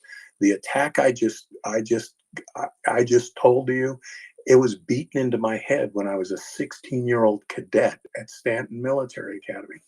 Anybody knows how to do it. It's telling. And somebody should tell Tucker Carlson, they can't do it. The Russians can't do it. And they're not winning this war. And every day they don't win it, they suck more blood, more treasure, and eventually political authority out of Vladimir Putin.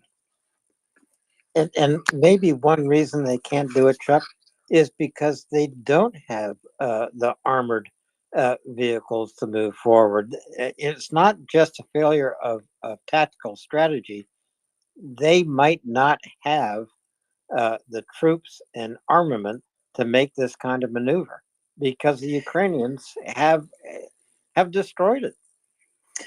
Yeah, that is a point well taken. But we also have the tree line theory, right? No Russian vehicle commander wants to be the first guy to leave the tree line. They don't want to do it because they're going to catch a javelin right in their teeth. Or, for example, around Kremenna, somebody's going to pop up behind them with an RPG, the lowly, antiquated RPG-7. It doesn't matter if you're in a brand new Leopard. If I pop up behind you and shoot you in the engine hatch, it's going to be a bad day. And the Russians don't want to do it. And we still face that math, folks. 100 Russian vehicles go forward, 38 of them don't make it in the initial contact. 38 of them get abandoned by their crews. You can't, there's no way to beat that, Alan. I mean, they've got to do a lot. And I don't mean telling their guys to get haircuts and keep clean in the field. If you've got an army that does that, it is very hard to turn that into an implement of war. It really is. Hey, Chuck, real quick. Go ahead, Daryl. Yeah, Chuck, since we're talking about the loss of equipment, let's talk about these planes that they lost and the Hilo. Are they actually trying to do ground support, or these planes were of a different type? No, the ones that were lost recently, these are all the Su-25 is the NATO reporting name is Frogfoot. It is a capable airplane. It is Soviet/Russian analog to the A-10 Warthog. A little less capable, I would say, but maybe tougher. This thing is armored just incredibly well armored. It's extremely survivable. In the course of the war, many Russian planes, Su-25s, have landed with one engine, half a wing. They're pretty capable aircraft. They have all been shot down, to my knowledge, conducting close air support for Russian forces. The Su-25, it has some precision targeting capabilities, but one of the things that blunts their effectiveness, and I'm not saying anything to excuse the Russian Air Force, which remains vastly tactically superior and numerically superior, and more capable than the Ukrainian Air Force. But no Air Force in the world has faced what those Russian pilots face, and that is the absolute preponderance of man-portable air defense systems, Stingers, Oglas, Strela.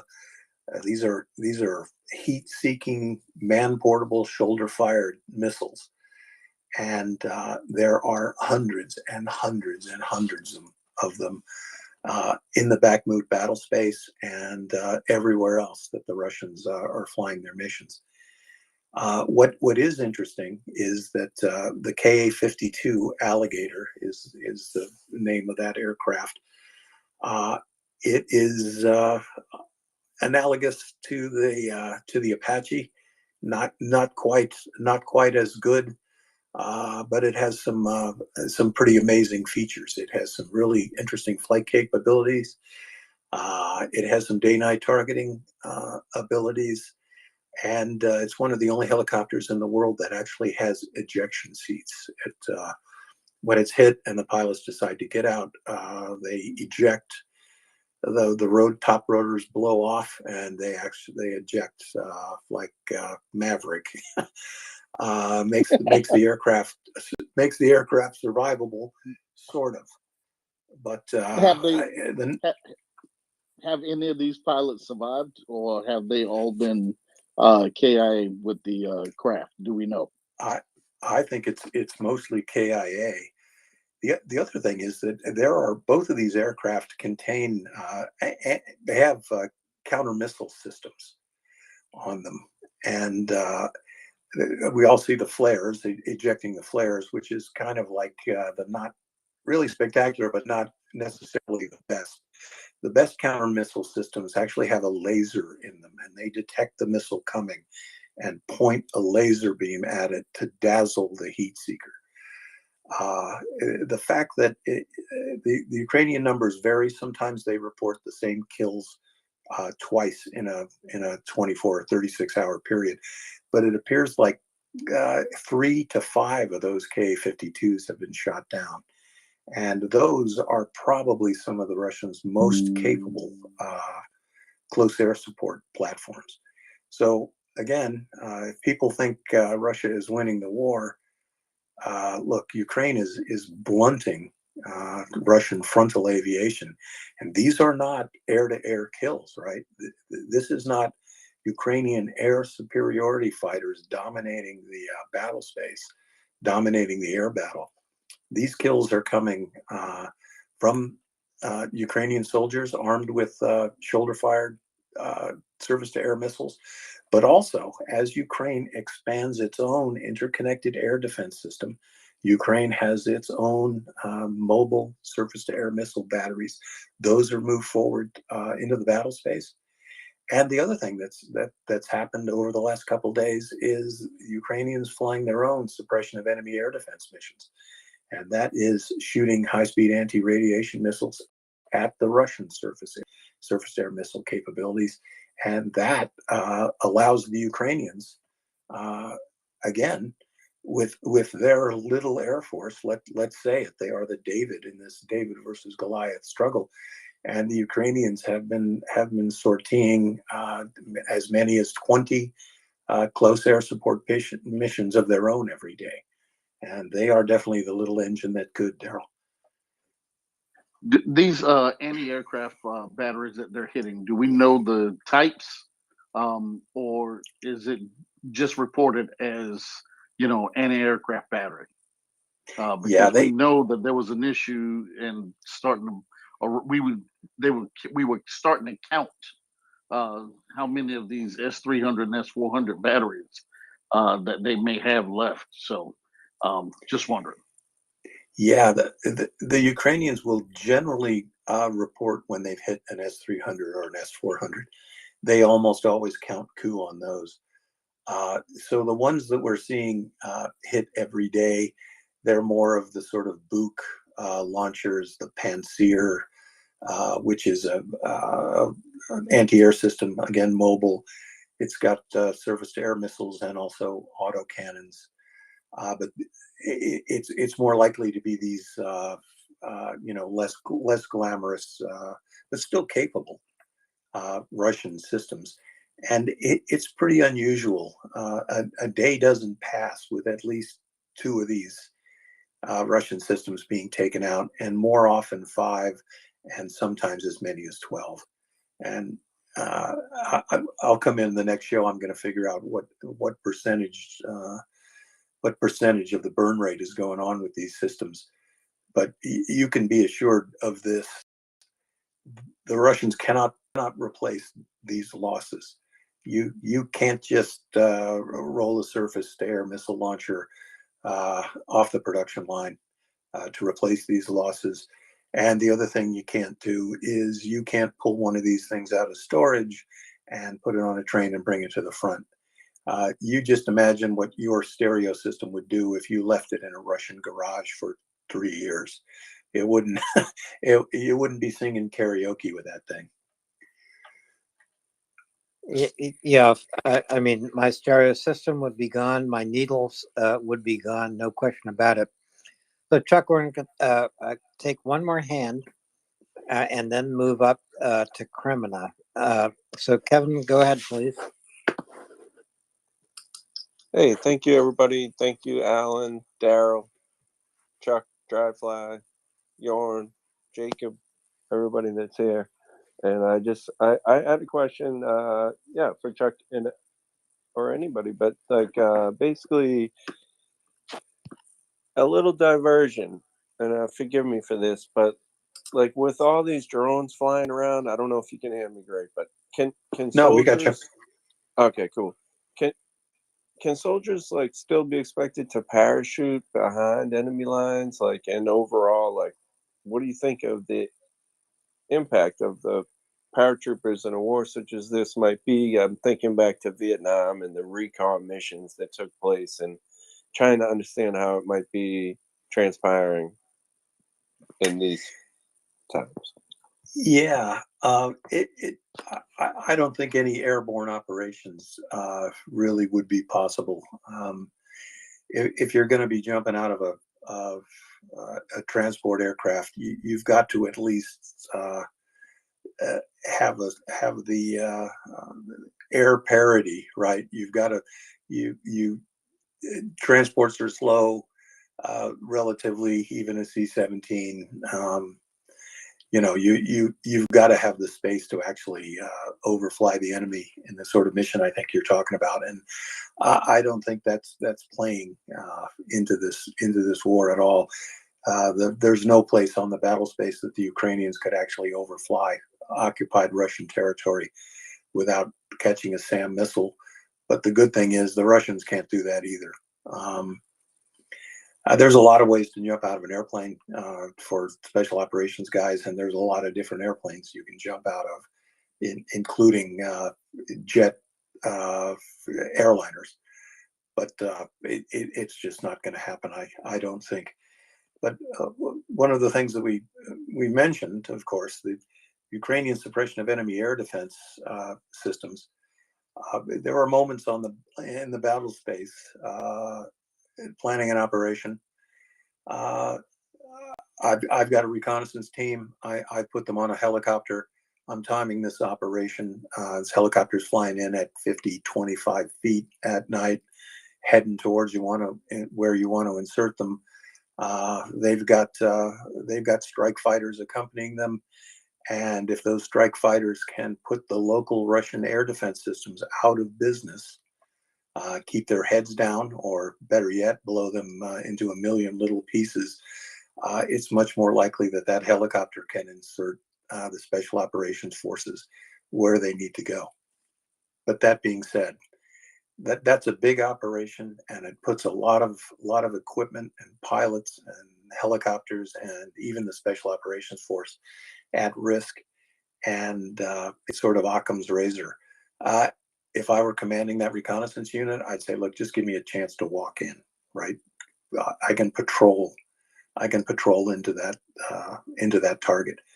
And again, that's something it takes a lot of skill, right? Even just the ability to navigate in the woods at night, all the skills it takes. We used to call it Daniel Booning, right? You're carrying your rifle. You're often in a contested patrol at night. If I moved a kilometer, sometimes it would take me all night to move 1,000 meters. And that is keeping my eyes and ears open, halting every couple of minutes, stopping, listening to all the bugs and the creaking of branches and everything else, scanning around with night vision and thermal, and moving slowly forward. And we know that is what happened around Kremenna, which we're going to talk about here in a minute. Those special operations patrols, those reconnaissance units, moving slowly, pushing forward, contact with the enemy, taking out Russian listening posts and observation posts. Often 2 Russians out there in a hole in the middle of the night with a radio. They're supposed to tell Russian headquarters if they hear anything, taking those guys out, making them prisoners, neutralizing them, and pushing forward the line of contact. That is exactly how the Ukrainians took the forests south of Dubrova, pushed them forward, and north of Kremenna. That's how they moved the line of contact forward. But short answer, I don't see any airborne operations, not at this point in the war right now. Hey man, I just wanted to say thank you again. I'll be listening. Appreciate it. Thanks, brother.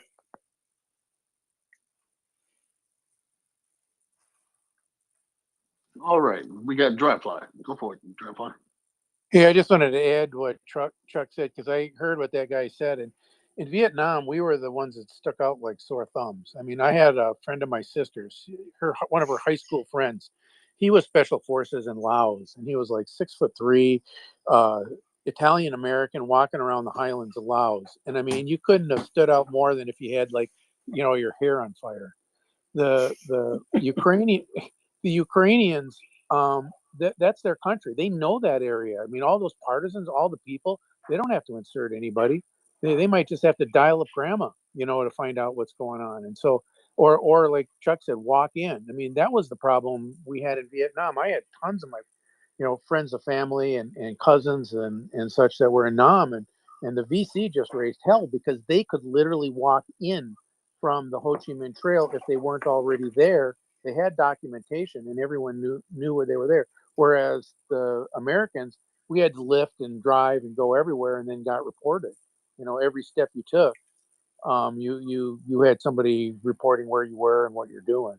So, I mean, I get what the guy's saying and I appreciate it, but I think people underestimate the power and the ability of the Ukrainians to just use the fact that it's their country, their people, their land, their partisans that are the ones that are behind the lines. And that is just something that the Americans have not been on that side for quite some time in a battle, in my estimation. And I'll listen. Yeah, Dryfly, that's absolutely it. And you talked about your friend in Laos. Look, I was 6'3", red hair and freckles, and I'm operating in Central America. So it was a really good idea for me to do things at night and remain hidden because there wasn't a single place I could blend in anywhere. Chuck, you didn't stick out like a redheaded stepchild, did you? That was a redheaded stepchild, but I had a great mustache. I would tell you that. It's embarrassing to see those pictures, man. I know they're redheaded Mexicans, but they're not quite as tall. That was me, brother. That was me. All right, we lost Alan for a second there. He's back now. Go ahead, Alan. Thanks, Daryl. So, Chuck, I do think it's time to move up to Kremenna, where the picture is better, I think, for Ukraine. It is. We've got a little better situation there. Again, for our radio listeners, which I love to say that because I love radio. Alan, I think I'm like you. I love radio. The line of contact here around Kremenna goes north from Savatove, which is going to be in play here shortly.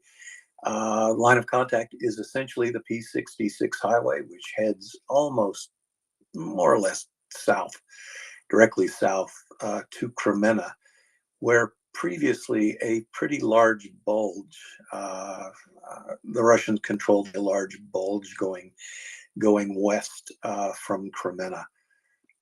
Again, we mentioned there were forests to the north of Kremenna, to the south of Kremenna, and to the east of Kremenna. It's an interesting town on the topography because it's a compact sort of village. It's about 4 kilometers long east to west, and maybe 4 kilometers along its north axis, which goes mostly along the P66 highway. But when you get to the last street in your block in Kremenna, the forest jumps up right there. And we talked about the Ukrainians advancing their patrols slowly. They've been able to take the woods back north and south of Kremenna. And that bulge we were talking about that previously went from Kremenna to a pair of villages called Dubrova on the far western end, and Kuzmene, which is very close to Kremenna, might even be a suburb. That bulge has been flattened by the Ukrainian armed forces. Today's news was that the Ukrainians have attacked northeast out of Dubrova. That's an important gain. Also in the Kremenna battle space, at least one Russian Su-25 aircraft and possibly one of the Ka-52 attack helicopters of Russia were shot down in this battle space.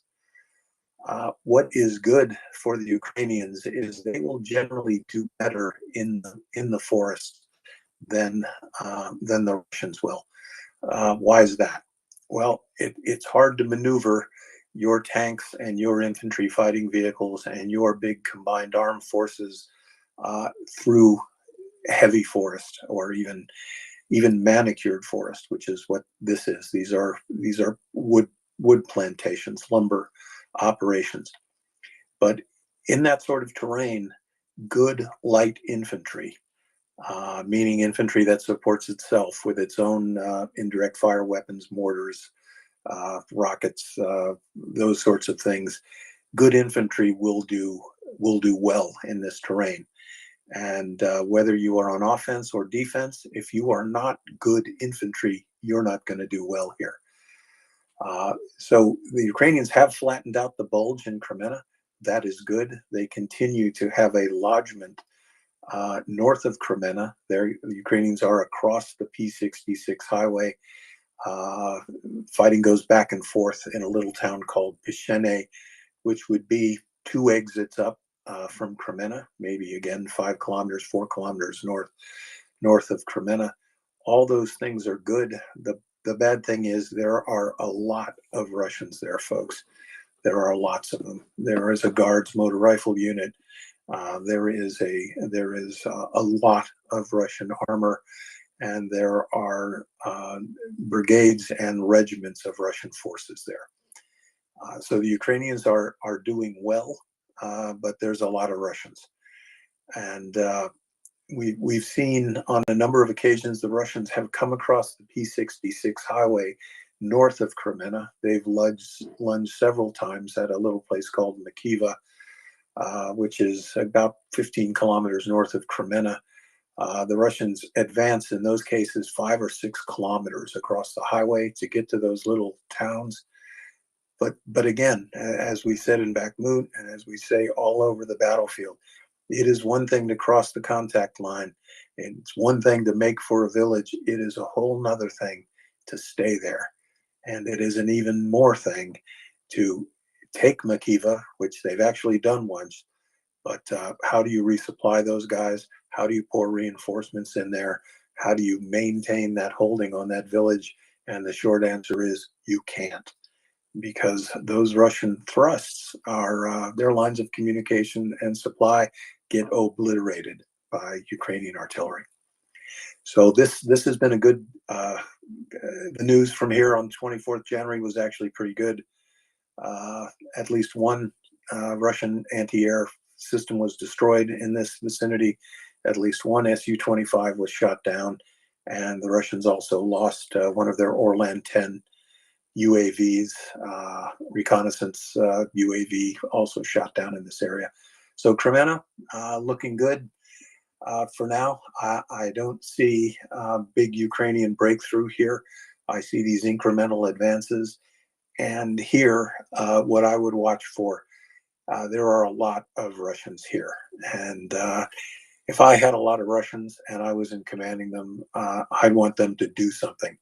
And that might be coming out of Kremenna from the north and the south and trying to retake Dibrova. I don't know that the Russians are going to do that. And again, the force is the friend of the Ukrainians, and it's not helping the Russians very much. Chuck, do we know where the concentration of Russian forces are right now? Are the concentrations around Bakhmut? Are they east of Kremenna? Are they in Zaporizhia? Where exactly are they? Well, if you look at Kremenna, everybody, we remember that there was a sort of triangle of roads that goes from Sabatove in the north, P66 goes down to Kremenna, and then there are highways that go back to Starbolinsk, which is deep in the Russian rear. The equilateral triangle, as the crow flies, the road between Starbolinsk and Sabatove in the north, that's pretty much a straight line, as straight as a road can get. It also goes straight down to Kremenna, pretty much as straight as a road can get. But the road from Starbolinsk to Kremenna goes all over the place. It has to cross rivers, it has to go through valleys, it goes up and down hills. As it gets closer to Kremenna, it has to go through a lot of forested terrain. And for those reasons, because it's harder, it will be harder for the Russians to rapidly reinforce Kremenna. The preponderance of their forces are south of Sabatove. I'm looking at the enemy order of battle there. Going north to south on the contact line, south from Kremenna, is the 3rd Russian Rifle Division. That's a regular Russian Army unit. There is the 234th Airborne Assault Regiment, 74th Separate Guards Motor Rifle Brigade. That's an extremely competent frontline Russian unit. Another Guards Motor Rifle Brigade, the 35th. 30th Separate Motorized Rifle Brigade, slightly to the northeast of Kremenna. It's in a position that makes me think it is the reserve unit, looking to staunch any Ukrainian breakthrough. And plotted on this map, west of Kremenna is the 488th Motor Rifle Regiment. I have a hunch that's either from the DNR or the LNR. But the Russians know how to read a map as well as anybody.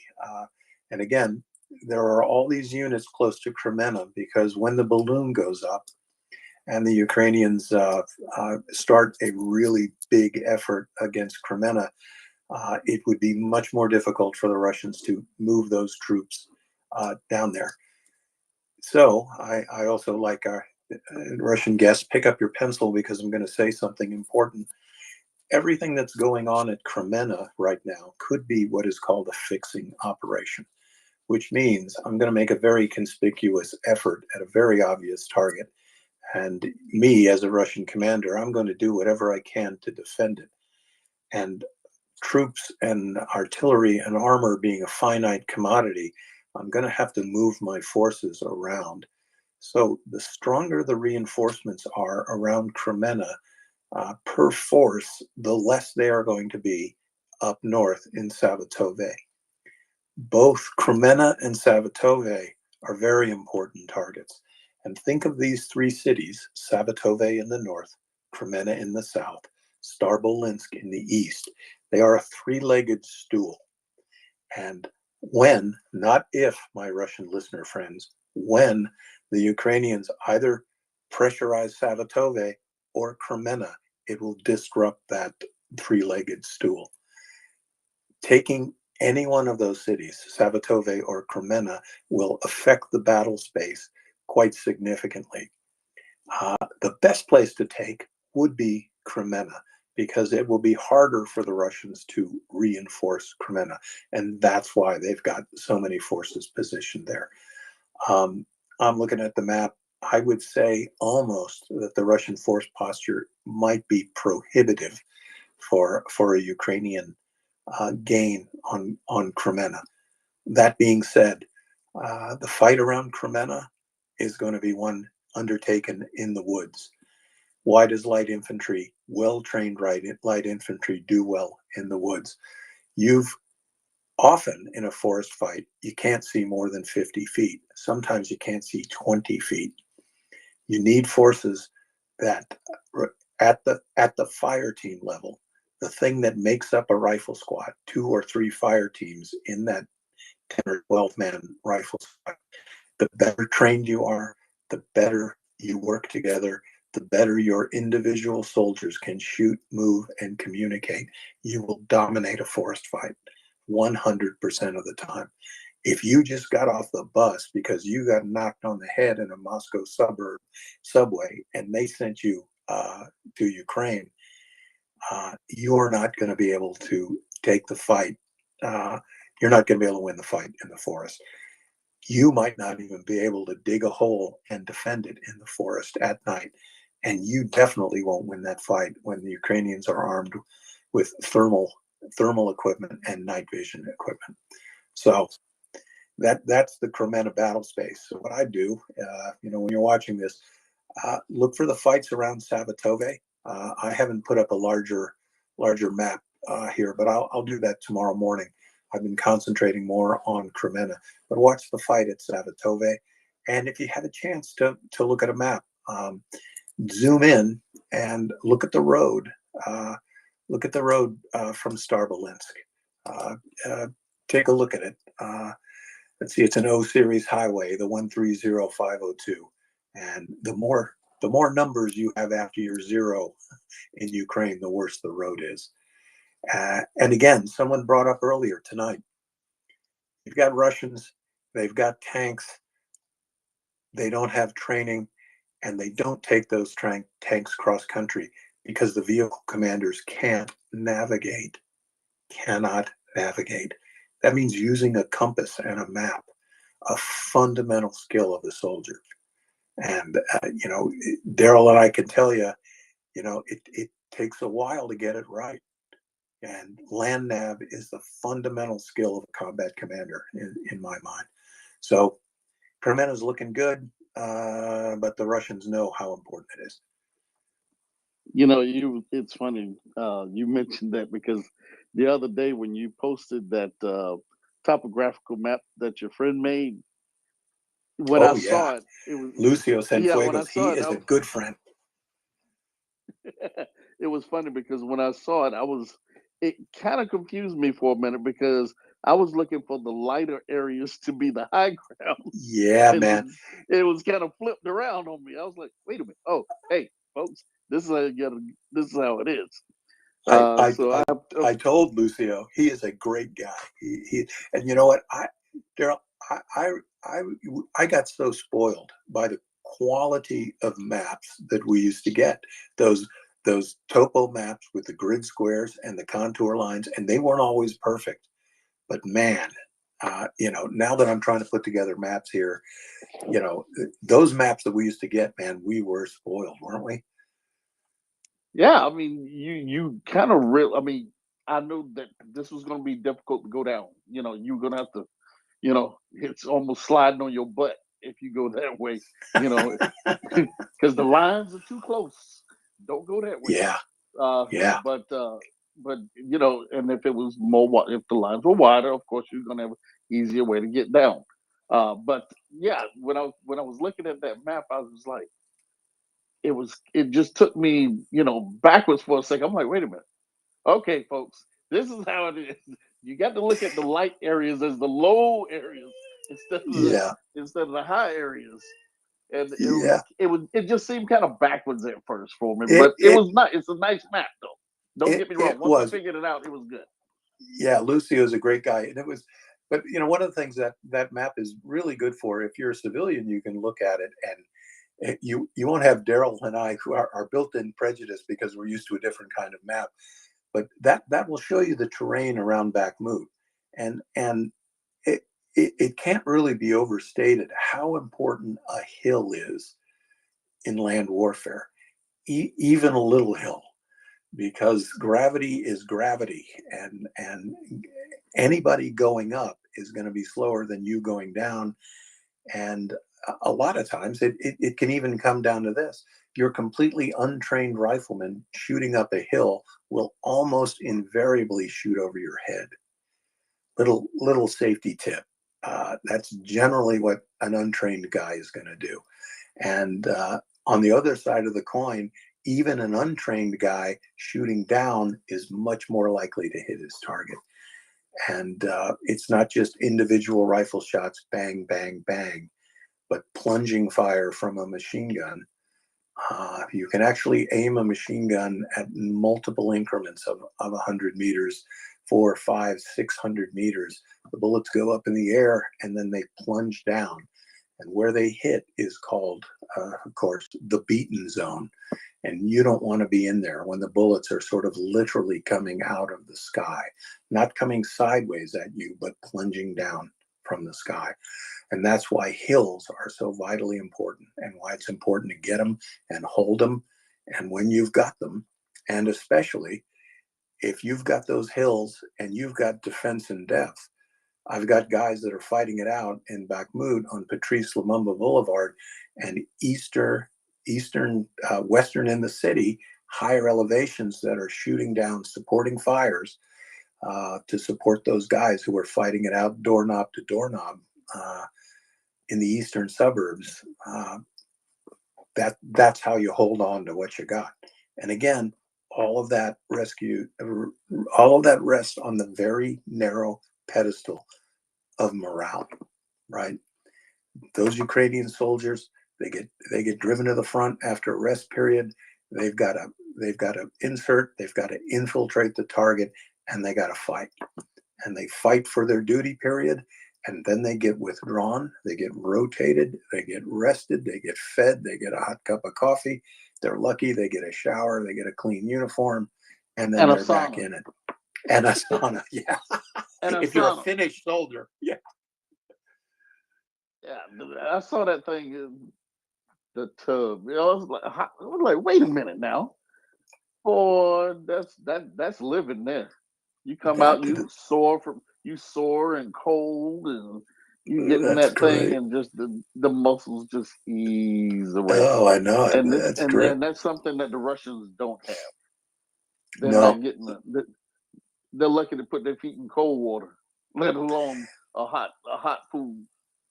right. And it was, it was really smart. I can't remember which one of our guests said that tonight, but it's really, I think it was Gunny, cracking down on personal hygiene in the front, as the Russians are doing. First of all, it's a complete morale killer, right? You got guys in contact, you got guys fighting, and somebody's telling them, "Did you shave today?" And if you've got soldiers that don't have the up close leadership, they don't have a sergeant, they don't have somebody like Daryl saying, "Did you change your damn skivvies today?" Take care of your feet, right? Because you're not going to make it. you've got to keep it's a filthy job. You got to keep clean as much as you can. All those little things, Daryl, that the Marines rest on, that the U.S. Army rests on, that those things are just not happening. All those little things that the Russians are doing wrong have exponential consequences in this fight. The suck can really suck. The suck does suck. The suck can really suck. The suck is strong here. Yes, it is. Yes, it is. Your feet, your dogs start hollering, and you start chafing, and your feet start peeling. You about to get in trouble. No, you Just get about ready to get in trouble. cellulitis. You get an infection. You get sick. And this thing with the lice, yeah, that's bad. That's terrible. But we're talking about lice in a battle situation. We're talking about typhus. It's not just this inconvenience, right? It's typhus, and it's destroyed armies. These are the wonderful sort of problems that the Russians are having. These are things that should have been straightened out in basic training, right? They should have been straightened out in officer candidate school. They should have been straightened out at the NCO Academy, but it isn't happening. Yep. And so, and one thing about it, once it starts in one foxhole, that you start getting these sicknesses, and it will spread from foxhole to foxhole, because somebody is going to say, hey, what's wrong with these guys? Go over there. He doesn't even realize he's getting himself infected. He doesn't know what's wrong with him. He's trying to figure it out. And next thing you know, hey, these guys, they look real bad over there. He goes right back into his hooch in his little bivouac area, and the next thing you know, everybody in here is going to start feeling the same way, because it spreads. Just like a lot of other things. You start lice jump. That's one thing. And then, you start getting airborne, bloodborne type stuff going on. And all it takes is, somebody, you got to go over there and help your buddy because he's bleeding. The next thing you know, whatever he had is going to start messing with you too. I mean, not everything is like that, but there are some, and some that are pretty dangerous once they start. Absolutely. Well, let's grab some questions, Daryl, as we're doing it. I think we got some. You're driving. I'm just commenting as the scenery goes by. All right, Scott Kiss, go for it. Oh, hi, Chuck. Hey. I mean, like, the lepers shall be free. Scott Kiss, your mic is horrible. You're breaking up. You have a huge echo and whatnot. Hold Yeah, fire. I'm hearing. Fix it. What you got. I don't know what to do. Drop down and try to come back up. Yep, do that. Raver, go ahead. Hey, if she can still hear me, that sounded like reverb, so she was probably had something going there. I might have it too.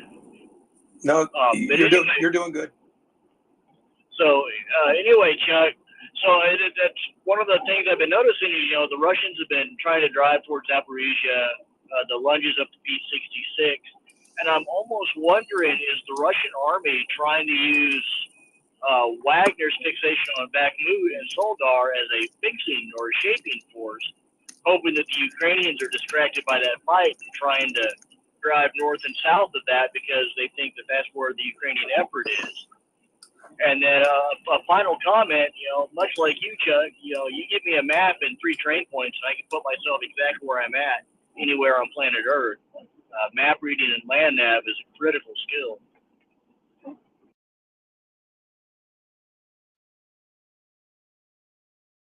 Hey, Chuck, you're talking into a hot mic. I mean, a muted mic.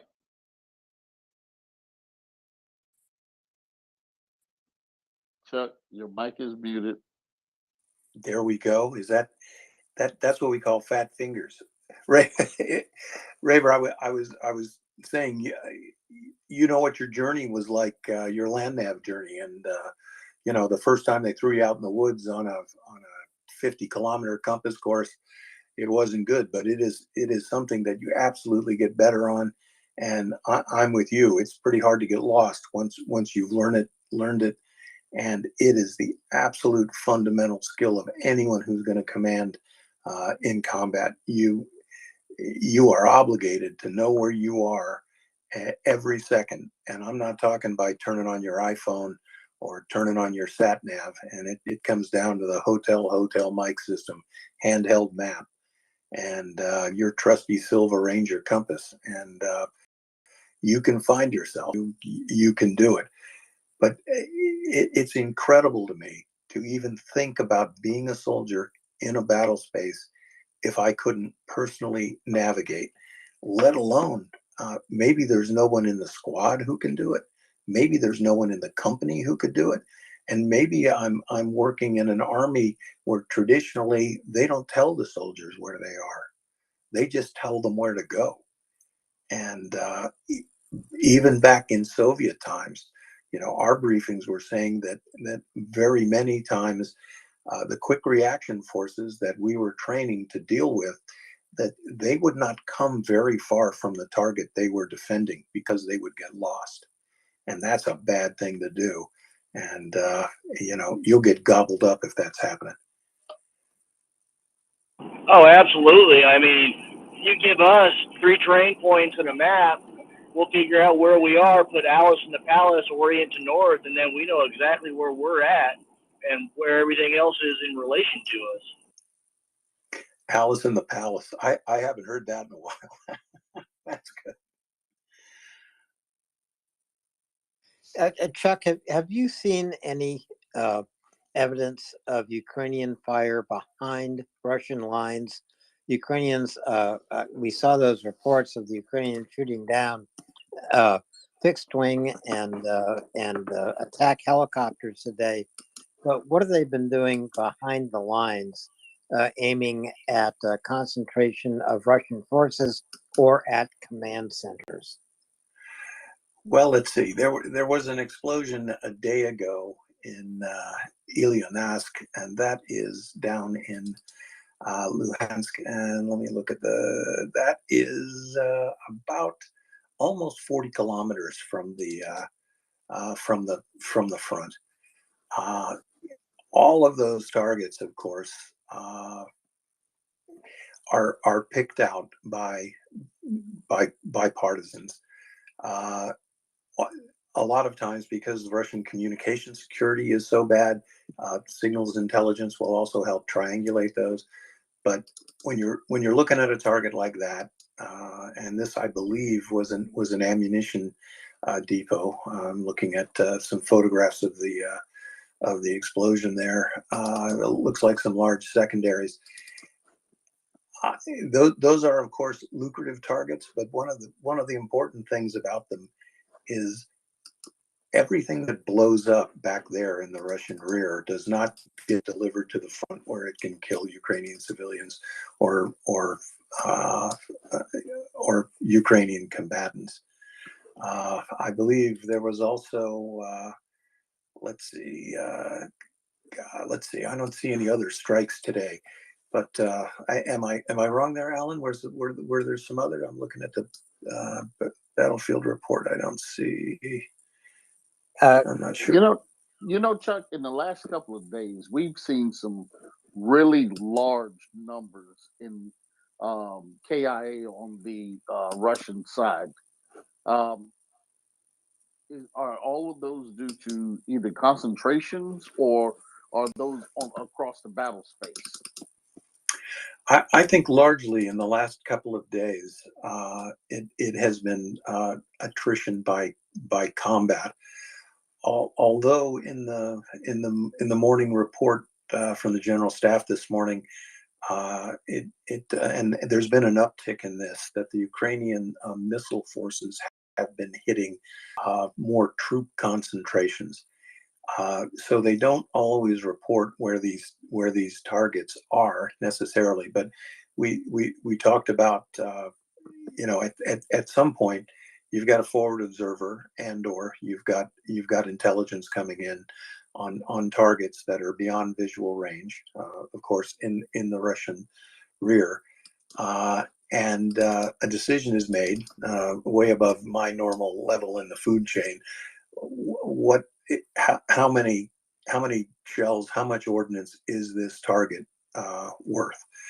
The fact that the missile forces, surface-to-surface missiles, Tushka-Use, various other systems that the Ukrainians have, principally short-range ballistic missiles, are hitting these targets.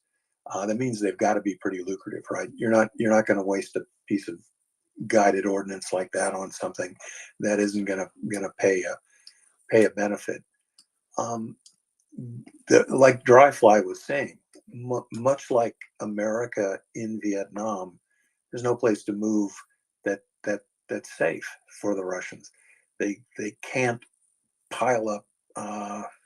They can't pile up ordnance. They can't make fuel depots. They can't do anything without having to wonder if the Ukrainians, or when the Ukrainians, are going to hit them. Because as simple as it is, the second oldest profession in the world, human intelligence, spying, the Ukrainians have got it in orders of magnitude better than the Russians.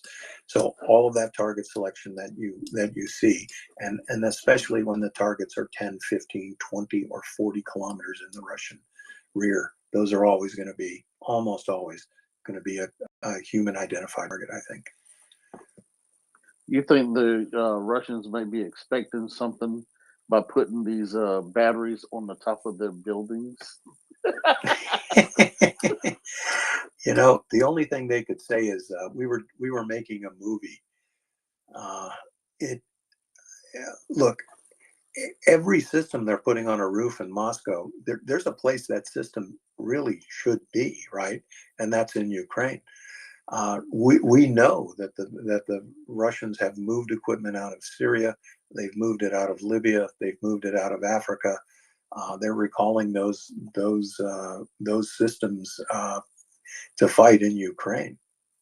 And I promise I'll do some better homework. But the burn rate on their surface-to-air missile systems, it has got to be considerable, because there isn't a day that goes by that they don't lose one or two of these things. And I'll also point out, to take these things out of the fight, you don't necessarily have to blow it into nuts and bolts, right? Take your stereo out and drop it in the driveway, right? It's not going to work. So damaging these things, that's bad. Killing their crews, that's bad. Because again, it's not like guys like me are going to jump into a surface-to-air missile battery and fight it. I mean, I'd be like a hog looking at a wristwatch, as we say down in Mississippi. That could be either the radar, the radar rays, or the right, or the antenna arrays. If they get a blast and it snaps off half the antennas, that's enough in some cases. You got it. And if there's nothing, if their sensors aren't working, you're not going to do any air defense work. And the other thing is, again, I hate to keep saying morale, but look, if you're a Russian surface-to-air missile battery, you got to wonder about actuating that radar and turning it into the ON position, because out there flying around in the night sky is a Ukrainian strike fighter with a HARM missile, and you turn that radar on and you're in play. And every one of those Russian air defense unit guys, they know somebody who isn't coming home because a HARM missile followed them back to their location. And the Ukrainians have also increased this. A lot of the surface-to-air missile batteries that are being interdicted are not being credited to the Air Force. They're being credited to the artillery. Again, that rests on human intelligence. To get these air defense systems into the fight, the Russians have to get them close to the front. And the Ukrainians have got precision strike munitions, 177s, Excalibur shells, and they will go exactly where you park your missile launcher. So all of those things are good. All of those things are great. Those are the things that Ukraine is definitely winning at. Mr. Carlson on on TV. Yeah, it's amazing. Go ahead, Alan.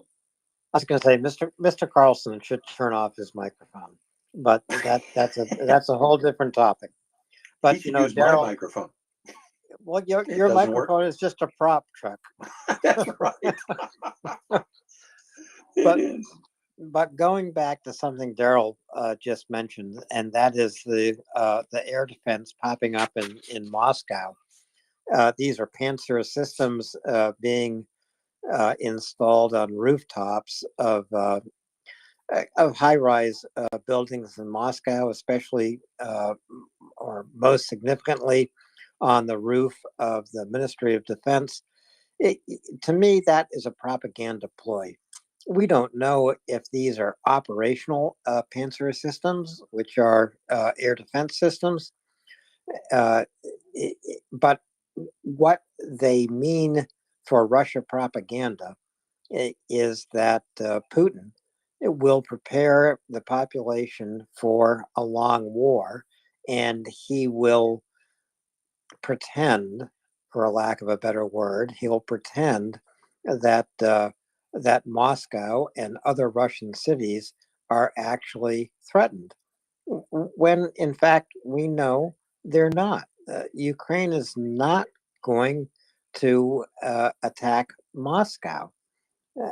So these Panzer systems, these air defense systems that are popping up on rooftops around Moscow, I see as a propaganda ploy. We don't even know if they're operational in any way. That's an excellent point, Alan. And the other thing is, I'm not an air defense guy, but at least half of the Panzer is its autocannon, radar guided autocannon. That weapon cannot depress, meaning it can't shoot down. As far as I remember, its ability to depress the weapon past the horizontal is extremely limited. Therefore, at least 50% of it isn't going to do any good. And you're right. To put those Panzer systems there, and I think you might be right, they might just be props. Russia still has to worry about what happens to its strategic bomber bases, for example, like Engels 2. The strike that the Ukrainians carried out there with whatever weapon they used, there's a lot of theories, and I won't go into those. But the attack on that air base, that was the equivalent of the Strategic Air Command base in Offutt in Omaha, Nebraska. That was their principal strategic aviation base in the entire nation. That strike, as unsuccessful as it was, or it had limited success, it like the previous unmanned surface vessel attack on Sevastopol, again, not something that sank a lot of Russian ships, but in both cases, those attacks compelled the Russians to remove their forces. The attack on Sevastopol compelled the Russians to move surface warships and submarines out of Sevastopol to the east. Ditto at Engels 2. They wound up flying squadrons of aircraft 2,000 miles to the east. And that's a win for Ukraine. And I absolutely agree with you, Alan. Ukraine doesn't want to attack Moscow. It doesn't. I don't even think it's a symbolic target. I think it would be counterproductive for the Ukrainians to hit it. Don't give Putin the bloody shirt to wave around. Don't give him that opportunity. But cities that are on the border, that are contributing to the war effort. There's been a number of cross-border drone strikes. I haven't been reporting on them lately. I think I will start. I've been letting that sort of slide. But the Ukrainians are doing some cross-border strikes, all of them within the theater of operation. I think the Ukrainians have to be very careful about what they do in that regard. I think it's much more important for Ukraine to play the political game that is necessary to show that they are sensible custodians of long-range strike capabilities. But these targets that they are hitting across border, obviously they are important both tactically and psychologically. And this drives home to the Russians pretty much every day. Their air defense isn't what they think it is. Their dominance of the sky isn't what they think it is. And you know what? This war is not really going as well as they think it is. And especially Sevastopol, right? The Russian naval base. That's like Pearl Harbor for them. They got to pull their ships out. Not a good look. Ingalls 2, off at Air Force Base in Omaha. How would that look if President Biden had to pull the Strategic Air Command out of there and fly to Colorado? Not a good look. Yeah, not a good look at all. In terms of Ukrainian strikes into Russian territory, it strikes me that Belgorod is the hotspot for that. But the artillery shelling of Ukrainian positions along the entire line of battle, you are looking at Russian shelling from Sumy to Kharkiv, all the way down the line to the Dnipro River, so across to Kherson, etc. People have to remember this is a 1,500 kilometer very active line of battle. Artillery is going off all the time, and the Russians do continue to have artillery superiority. I think. I mean, is that what you're seeing, Chuck, all along this line of battle? And spot on, Alan. Absolutely. The Russians have vast superiority in the number of artillery tubes. And the principal offensive arm right now of the Russian military is artillery. And they lack, look, the precision strike munitions are not in abundant supply on either side of the battlefield, but the assessment is turning towards Ukraine. They have precision strike munitions, and more importantly, they have the targeting data. They can pick out lucrative targets in the Russian rear. What the Russians do every day is fire thousands, often tens of thousands of artillery shells at Ukrainian positions all along the front. And unfortunately, we had Ryan on the other night who gave us a really moving account of what he saw on the battle space north of Savatove, and that was a couple weeks ago that he was reporting, and it was on the absolute destruction of inconsequential, militarily insignificant Ukrainian villages. The Russians are simply pummeling everything they can within artillery range of the front, and folks, they do that in lieu of attacking Ukrainian military targets. They'd love to hit them, but they don't know where they are. And the Ukrainians do not present buildings full of 400 troops like the Russians do. The Russians are balancing that equation. Do you disperse your men, put them in foxholes where they can freeze to death? Or do you put them in a building where there's heat and light and you can bring them together and train them, and you worry about a HIMARS coming through the chimney?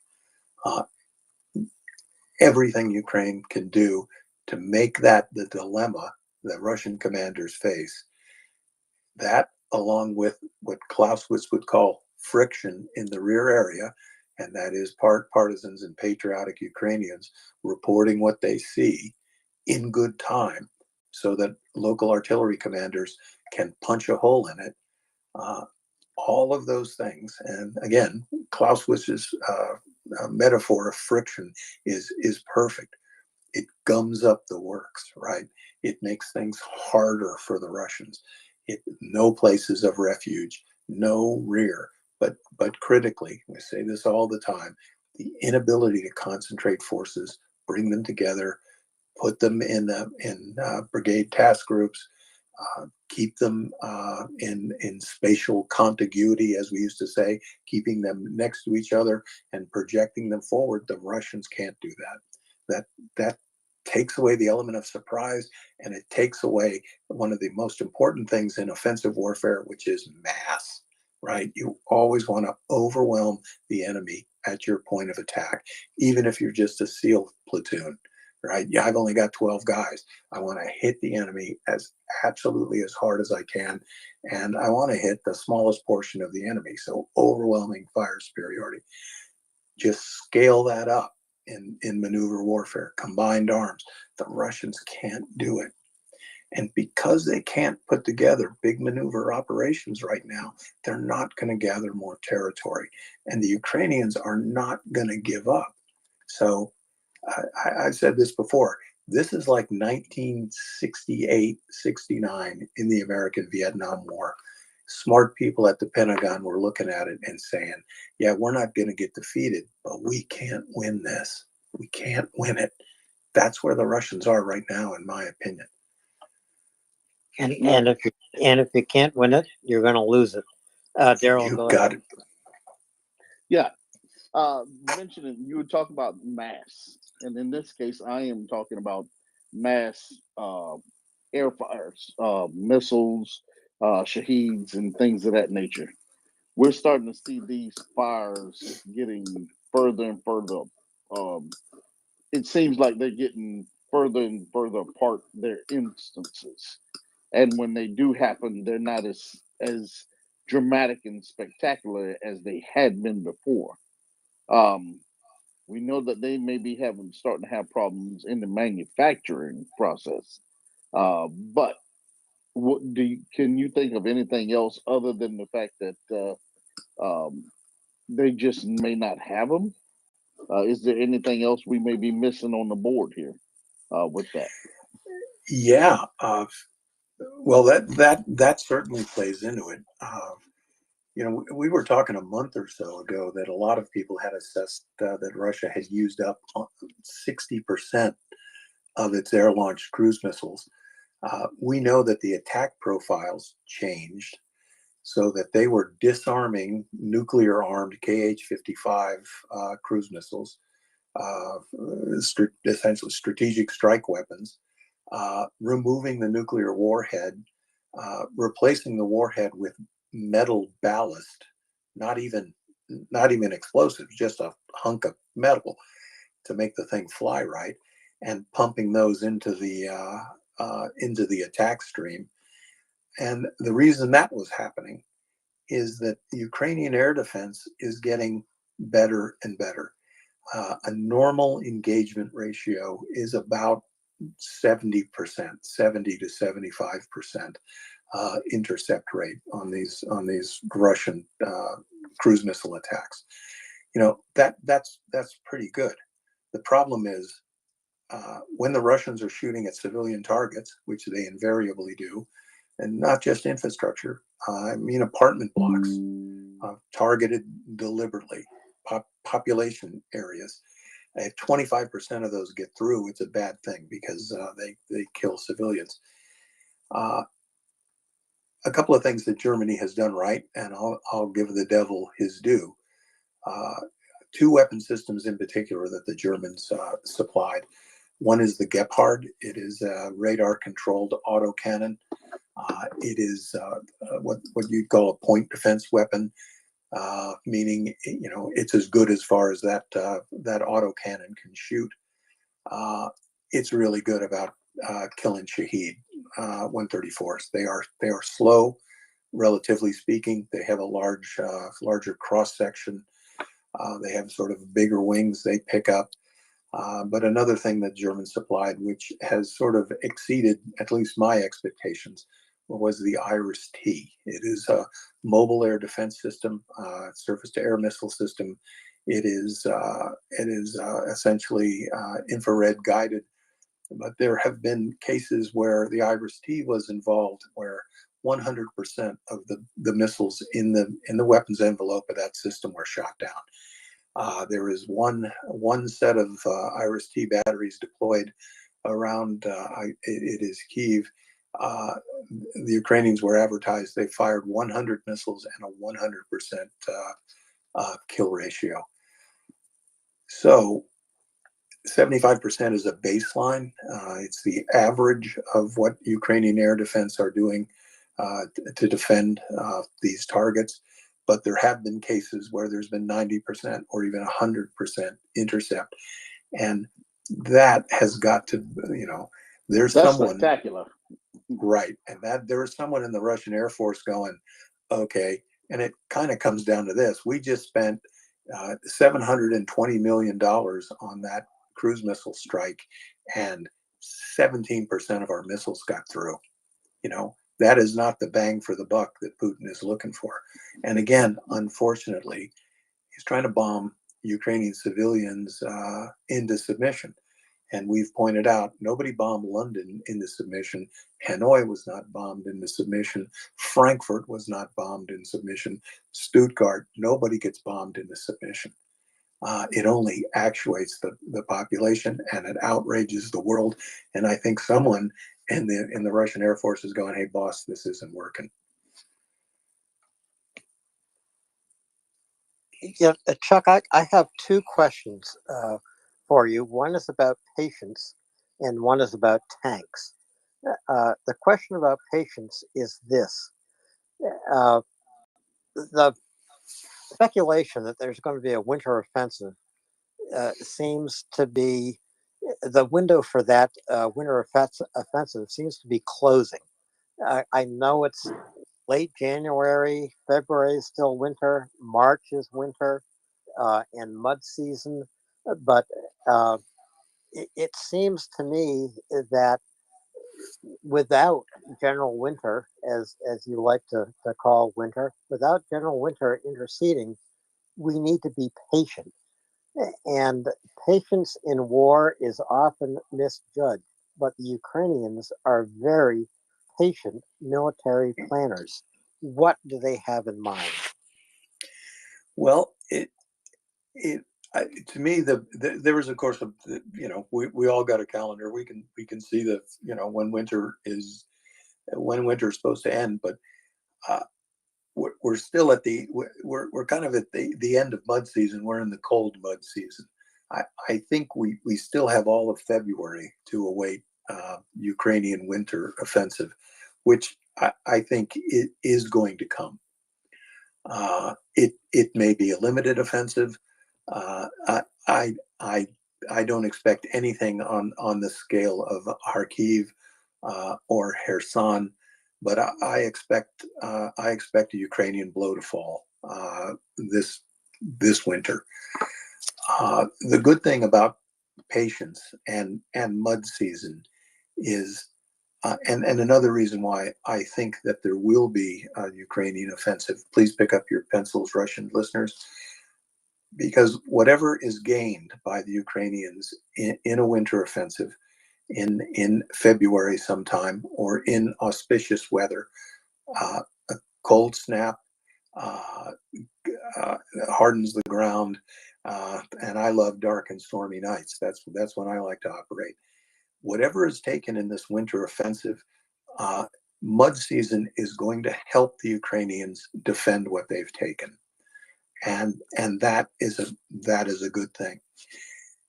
The other thing that will not be good for the Russians is, as mud season ticks away, and let's call it March and April, and when everyone, Russian and Ukrainian, are waiting for the roads to dry and the mud to kind of go away, that precious time burning for the Russians is going to be the exact time that these Bradleys, Leopards, M1s, that they arrive in intact, freshly trained, equipped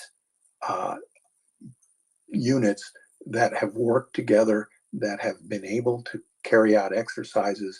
They know what they're going to do, and it's these units that are going to arrive in the battle space when those roads dry out. So the Russians, if they want to do anything like hold their own in this war, it's the Russians that need a spring offensive.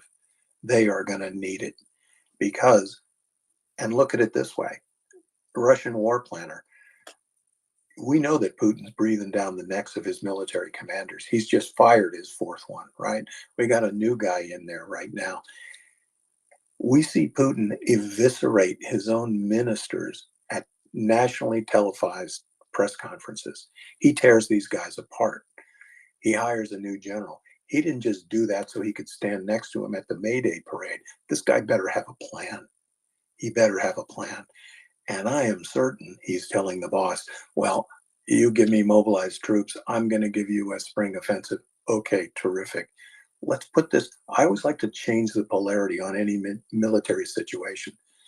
Given the leadership, given the quality of Russian troops, look all around the battle line. Now imagine a great big Russian bulge somewhere, right? Okay, kind of this little ovaloid sort of thing sticking out. I don't see a Russian success. I see two long exposed Russian flanks. I see people that don't work well on the offensive. I see a brittle force faced with reverses and retreats. They collapse, folks. They collapse. They ski-daddled out of Kherson 20, 30, 40 kilometers a night. They got their butts handed to them in Kharkiv. They ran all the way to Starbolinsk. One entire Russian tank army ceased to exist. At least one major general was captured in combat. Man, that's bad. When your two-star general gets captured, that's like Stratego, right? What's going on there? So I still think, Alan, winter offensive, to me, it's still on the cards. There is a window. But again, mud season will become a bastion for the Ukrainians. It's going to make it harder for the Russians to do anything, and more time for the Ukrainians to bring those newly formed units, newly equipped, all that great gear, big army, combined arms, and the curtain's going to go up on the maneuver warfare part of this war. If this were the book on the Ukrainian war, this will be the last 250 pages. And that's kind of where I'm going, Chuck. I'm linking patience and tanks, and so the Ukrainians are very, very patient military planners. Tanks are on the way: Leopards, Abrams, Challengers, maybe Leclercs. If you're patient, it means you wait until spring when you have all those armored units manned, trained, and available, and then you strike. That's the way I look at it, and I'm not a military guy in any way, not at all. And so I wouldn't mind having February and part of March being quiet, just anticipating that these tanks are coming into Ukraine, and Ukraine is going to use them, as I like to say, at a time of their choosing, at a place of their choosing. Yeah, and that definitely can happen. And there's a lot of fighting going on. You know, everybody knows the front in Ukraine sort of, it's almost like a right angle. The Eastern Front is pretty much north and south, and the Southern Front pretty much goes east and west, with the Dnipro River now a natural bastion for the Ukrainians. If there is going to be a winter offensive, we know that the Ukrainians meticulously prepare the battle space. They know the Russian order of battle. They reconnoiter it. They confirm the positions of the Russian units. The Ukrainians have terrific signals intelligence, meaning they are listening to the things the Russians say. They analyze message volume, They know a lot about Russian dispositions. I like to do what General Ryan does. I'm not going to say where I think a blow could fall, but I will say this: there are a number of places on this very long battlefront where the Russian forces are not well disposed. They are in several places. They are in positions where the units are not mutually supporting. There are imbalances in the Russian force posture in certain places along the battlefront. One of the places where this imbalance actually works in the Russian favor, we talked about it, a pretty big concentration of Russian forces to the north of Crimea. Looking at the order of battle map here, that is actually one of the strongest positions that the Russians occupy on the battlefield. There's another big lump around Bakhmut, and of course a very big lump of Russian forces deployed north and to the west of Donetsk, which is their prize, right? The Donetsk People's Republic, right? This is a city that Putin has sworn is part of Russia forever, just like Kherson was, right? So there are places I think the Ukrainians would not want to attack. There are places I think that are very likely that they would attack, and you know, they don't necessarily need a victory right now. They don't. I don't think Washington is pressurizing them. I don't think NATO is pressurizing them. They don't need to get a Russian scalp this winter. I still think they will, Alan. And I would also say I wouldn't sell your military analysis short. You've been doing this. You have had a crash course over the last year at the graduate level, and I have always found you to be completely in control of the subject matter. So you're getting to be a military expert. Absolutely. Thanks, Chuck. You know, it's only because of MriyaReport that that you could say such a thing, and that's why I encourage everyone listening right now to retweet this space. You want to become an expert in military tactics. You want to become an expert in Ukrainian history, Ukrainian culture. You want to become an expert in how to deliver humanitarian aid to Ukraine. Tune in here. Retweet this space, MriyaReport.org. You want to make a personal difference? Go to MriyaAid.org, and you can make a personal difference there by sending a donation, small or large. It makes no difference, because every donation makes a difference by sending life-saving humanitarian aid to Ukraine, all kinds of aid. So check it out, and you can find other qualified charities at MriyaReport.org, MriyaReport.org. But please do check that out. Chuck, we're approaching the top of another hour here. This will be approaching 5 a.m. Kyiv time. How much time do we have with you? Well, I think we certainly got to the top of the hour, because when I think about Ockers, who lives, breathes, and sleeps this space, and she really is the Iron Lady, I can go a little bit. Let's lay some questions, Alan. And you are also my exemplar of the radio warrior here who keeps us going. I love to be a radio warrior.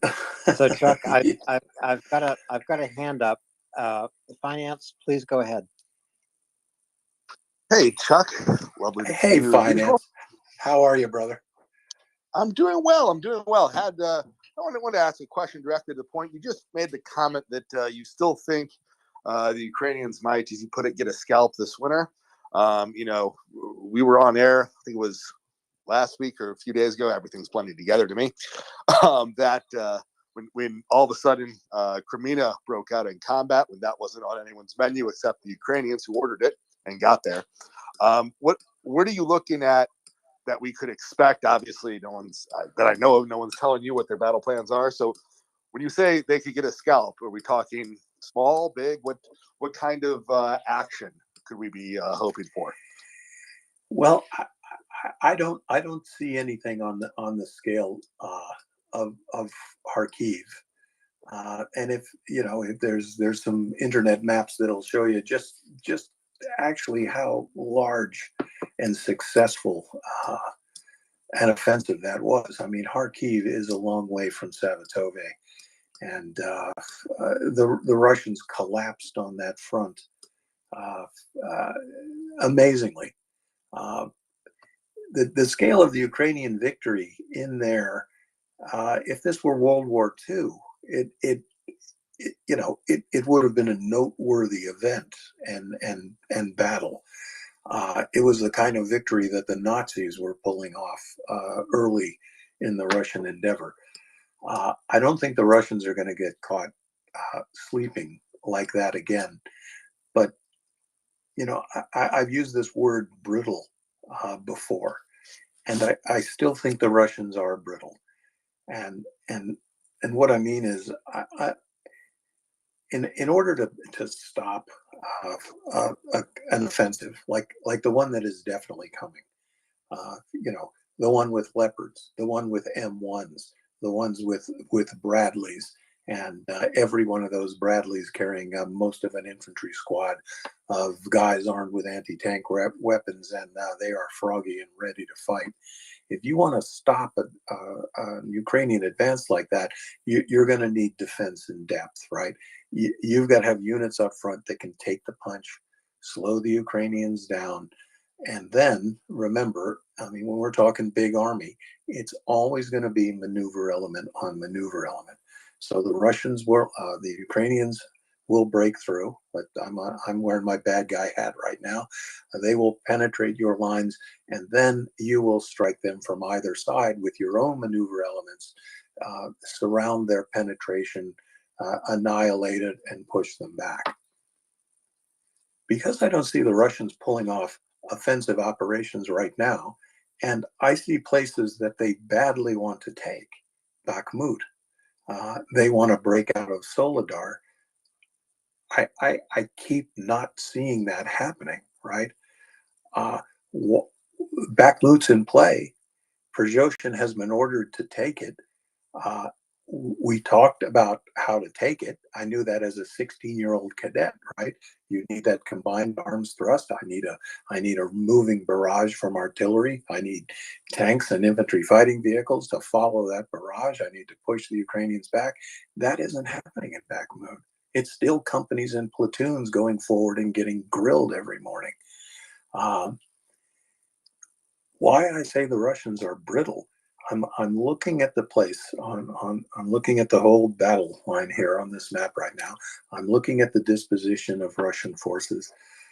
I'm not seeing, and I don't have the great intel. I have to triangulate all sorts of open source intel, throw out what's stupid, try to triangulate everything that's really plausible. There are a lot of places where the Russian forces on the front, they're not exactly put together the way they should be.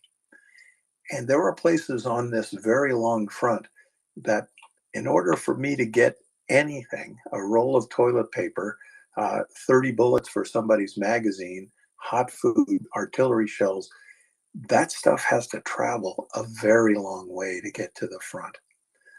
We talked about the preponderance of Russian forces right now around Kremenna and why they are there. They're there because it's really hard to get from Starbolinsk to Kremenna. It would take more time. You can't exactly reinforce them from Savatove because you have to go down the P66, which parallels the front of the battle space. So any convoy moving down the P66 is going to get whacked. Okay, there are a lot of other places here on the battlefield that on the whole front where I could see a Ukrainian penetration for 10, 15, 20 kilometers, and it could have a really bad effect on the Russian units that they contact. And the Russians won't be in a very good position to mount a counterattack, to mount a counter thrust, and do what you really want to do: bait the enemy, bait your enemy into an attack and clobber him. And I don't see the Russians being able to do that. So I could be wrong, and I'm happy to say when I am, but I think there's going to be some offensive operation before March, carried out by the Ukrainian forces. I don't know finance, but you know what? It all comes down to money, right? Only if you're finance. It only comes down to money if you're finance. But Chuck, you and so many other military analysts have looked at Zaporizhia Oblast as tank country, and so this is driving all the way to the Azov Sea. When I look at that, and this is going down from Melitopol all the way to Bryansk on the Azov Sea. All I can see, because I'm an amateur, all I can see is maybe you do divide Russian forces in half, but it means you have a Russian force to your west. You have, and then that would be towards Kherson Oblast. You have a Russian force to your right. Isn't this a dangerous military maneuver? Yeah, well, it's what we, no bullet has no blue chips, right? So a thrust toward the Azov Sea would be an operation that you don't want to lose. What are some geographical things that would help you? The Dnipro River. If you are south of it, you certainly can't get attacked from the north. There is an interesting terrain feature, and it is a watershed. If you put your finger on Melitopol and you go up towards Tokmak, past Molochansk, up to Tokmak, there is a river valley there going up to the northeast. It is very steep-sided on its sort of northern and western limits. That is going to be sort of a bastion. So if a Ukrainian force is coming south out of Zaporizhia and headed towards Melitopol, that river valley is going to protect a southbound force. That little quirk of terrain could become really, really important. And where the battle line is right now, it's the M17 highway that comes down and goes to Vasilincha. Just south of there, or in the highway branches out into two sections. One heads pretty much straight to Melitopol. The other one heads in a more easterly direction, but south towards Tokmak. A limited offensive heading south out of Zaporizhia that took Valachivka, that could be an important gain. What's the scale here? You could lodge a 20 kilometer advance there that would be a really significant gain and advance your springboard for further operations. That would be a really important thing to take. I don't know when it's going to happen, but I promise you folks, this war is not going to end without a battle for Melitopol. And I don't mean fighting it out in the streets of Melitopol. I mean maneuver warfare. And if Melitopol can be cut off, there is a highway that comes in from the east. You cut that off, or there's a highway that comes in. There's only 3 roads coming in. By outmaneuvering Melitopol, you are still going to cut the Russian forces in half.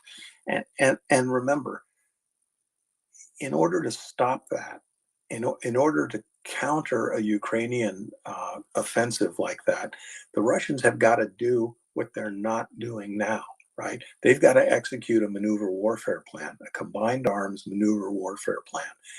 Big units moving in concert with all the combat arms working together, air defense, artillery, armor, everything working together on a note and under pressure, because they're going to have to react. They're going to be reacting to developing situations on the battlefield, because it's going to be the Ukrainians that serve the ball, right?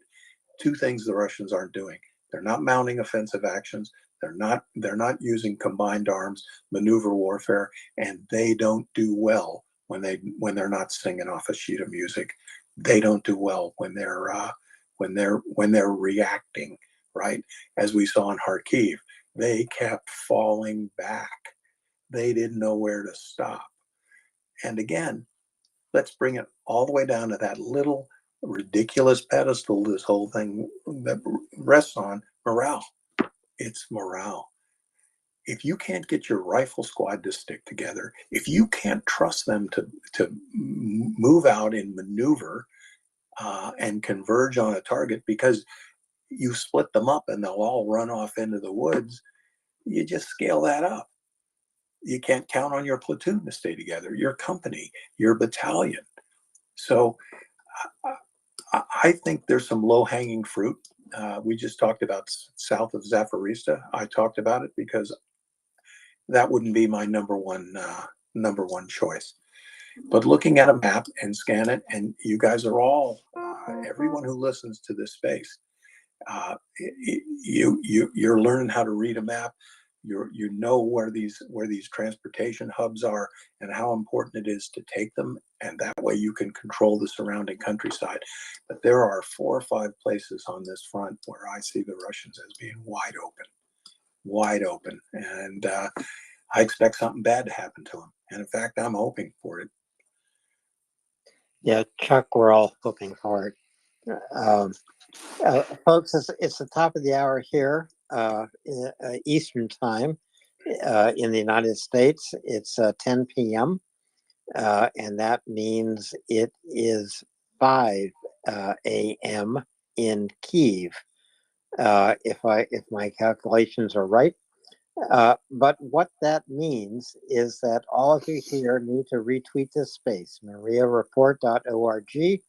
It means you have to invite friends and family and work associates here to learn what is really happening in Ukraine. Whatever questions you have, I'm pretty sure you will find the answers right here. If you have questions about what's happening on the battlefield, well, we just had a great 4 hours with Chuck Farrer walking the entire line of the battlefield in Ukraine. We talked about Russian positions, Ukrainian positions, opportunities the Ukrainians have, and of course, we talked about tanks, because this is the glorious Free the Leopards Day. Tanks are coming to Ukraine. So please retweet this space, and please go to mariaaid.org so you can see what you can do to make a difference in Ukraine. And you can make a difference by sending a contribution that will send humanitarian supplies to Ukraine. And yes, those supplies are urgently needed. So thank you. Retweet, share, give. Those are the 3 most important words in my vocabulary. Chuck, go ahead. Alan, thank you so much for hosting me tonight. Daryl, my brother from another mother, thanks so much. And we'll be back on Thursday, and probably a little bit sooner. And Alan, thank you. Thank you so much. Thanks everybody for the great questions. And we'll be back we'll be back soon with some more bullet points. And Alan and Daryl, who are the guys that make this work for me. And thanks again, Alan. You're the man. Thank you very much, Chuck. I always look forward to Tuesday and Thursday. I hate Monday and I hate Friday, but Tuesday and Thursday are my best days and nights of the week. Okay. Well, thanks, man. And I'll see you soon. Thanks, everybody. Good night. And thanks so much for listening. And drop by to MriyaReport and throw a little something in the kitty. I know I do. And it's all that's why we're here. Good night, everybody. Thanks, Alan. Good night, Daryl. Good night, Chuck. And with saying good night to Chuck, I want to welcome Anda as my co-host. Wonderful to see you. Good morning, Alan. How are you? I'm great, and I trust you have your cup of very strong coffee. Yes? It's in the making. It's in the making. So, not yet, but I'll get to that. Anyway, I won't be alone here. I will have a finance here up with me. I understand that you're gonna take a break, and or I will exchange with him. I don't know. I'm sorry. I realized a lot of things have happened since yesterday, and I was trying to catch up on everything that happened. Did I understood correctly that you had I see Chuck is no, he's dropping. You had the 4 hours section with Chuck earlier. Yes, we walked the battle line with Chuck. We talked about tanks, of course, because tanks are the #1 topic today, meaning Leopards, meaning Abrams, and meaning great new opportunities for Ukraine. And we have one of our foremost tank experts with us. His hand is up. Can we talk to George, and then you and I will talk about where we want to go tonight.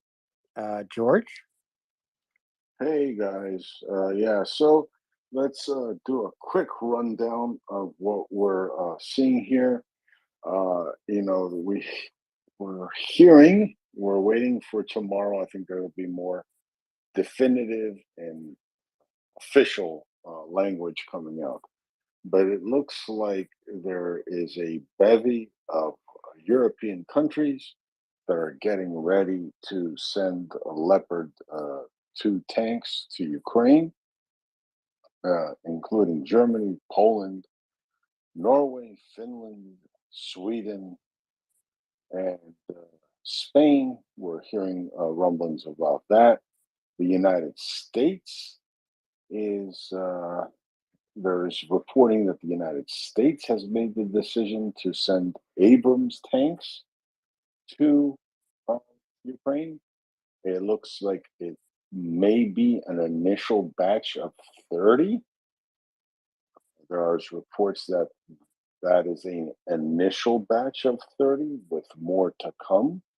Hopefully, that's what we hear about in the next few days.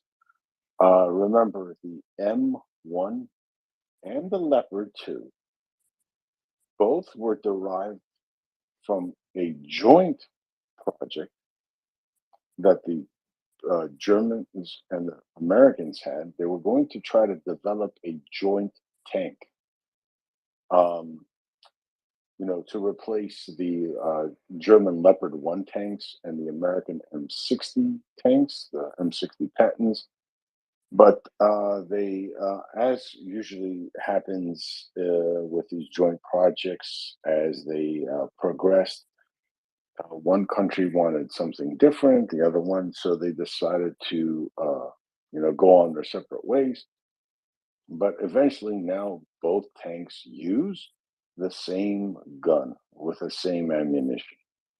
So that is not going to be a logistic nightmare, as they both use the same things that destroy T-72 tanks from a distance of over 2 kilometers, and watched it happen. There are multiple. George, can you help me out with some of the numbers here? So Sure. 30 Abrams tanks. Uh, is that 2 armored battle groups? Is it 1 armored brigade? How do these tank numbers add up on the battlefield? In other words, It's about. Go Yeah, ahead. so the 30 tanks is about, give or take. I don't know how many the Ukrainians have in a battalion, but it's more like a battalion. It's like a U.S. company, U.S. armored company is 14 tanks. So this is about 2 companies. It's almost a battalion's worth. Um, but this is an initial 30 tanks, and I'm sure those 30 tanks will go somewhere, and that's where crew training will happen. Wherever those 30 tanks will be set up, that's where crew training will happen. Because remember, you need to now train. The Ukrainians are going to be moving from a 3-man tank, which is a driver and 2 people in a turret, to a 4-man tank, which is a driver is a driver and 2 men in a turret, to a 4-man tank, which is a driver and 3 men in a turret. Because the Western tanks, the Leopard, the Challenger, and the M1 Abrams, both have a loader, so it's manually loaded. But those guys do it quickly, and that's what you need to train them on, and that takes some time. There is going to be a lot of people. So I'm just going to preface this, Alan. There's going to be a lot of people that are going to say, 3 different tanks and maybe 4. We'll see if France decides to send their Leclerc tank. Uh, that will, 4 different tanks, and people, the first thing they think is we're talking parts, logistics, the parts for them, fuel, this, that, the other thing. Okay, let's get 1.0 out of the picture. Alan, do you know what an M109 is? I can answer in one word: no. Okay, so I'm just going to run some things, and I'll tell you what they are. There's an M109. There's an AHS Crab. There's a Panzerhaubitze 2000. There's a thing called a Susanna. There's a Caesar, right? And soon to be an Archer. Well, before the Archer gets in there, all 5 of what I'm talking about are self-propelled guns. Ukraine has been using 5 different self-propelled guns for months now. Please do not tell me about logistics, because they've been keeping 5 different self-propelled guns working in the field with their neighboring partners, which, remember, people keep forgetting, they have deals, they have agreements with Slovakia, the Czech Republic, Poland, and probably a couple other that we don't even know about, because some countries don't like to advertise what help they're doing. That's their prerogative. As long as they're helping, I don't care. If they want to keep it a secret, that's fine. And they're helping repair and take care of issues with those weapon systems. That's 5 different weapon systems, Alan. And people are freaking out about another 3 because they're tanks. They will figure it out. Remember, it's going to take some time to get the tanks into Ukraine. It's going to take some time to train the crews. Those first initial 30 tanks and 14 Challengers and whatever have you, 20, 30, 40, 100 Leopards, you're going to train crews on them. That is not combat wear and tear. So while those crews are being trained, the supply and logistics, trains, routes, depots are all going to be figured out. Over the month or 2 month time, that the questions on those issues will be figured out. And then you have to train the crews as soon as they master the weapon system. Now you have to train them in combined arms. That's going to take some time too. So you have at least 2 months to get all the supply issues and logistics figured out. The good thing is that based on the Leopard 2, there is a lot of neighboring countries that know how to repair them. You can't have a tank in your inventory if you don't know how to repair it. It's useless. So there are plenty of ally countries around Ukraine that have that know-how, that have parts for them. Now, the M1 A1, which is the Abrams tank, that is being introduced into Ukraine, hopefully, but it has been introduced now for a while, recently in Poland. For Poland to get 250 M1A1 tanks that they have on order, for months, the Poles have been building up their logistics, their training, they've been training their mechanics. So there is that basis right next door to Ukraine. And we know how the Poles and Ukrainians have been working hand in hand as Slavic brothers to solve problems that Ukraine needs to figure out.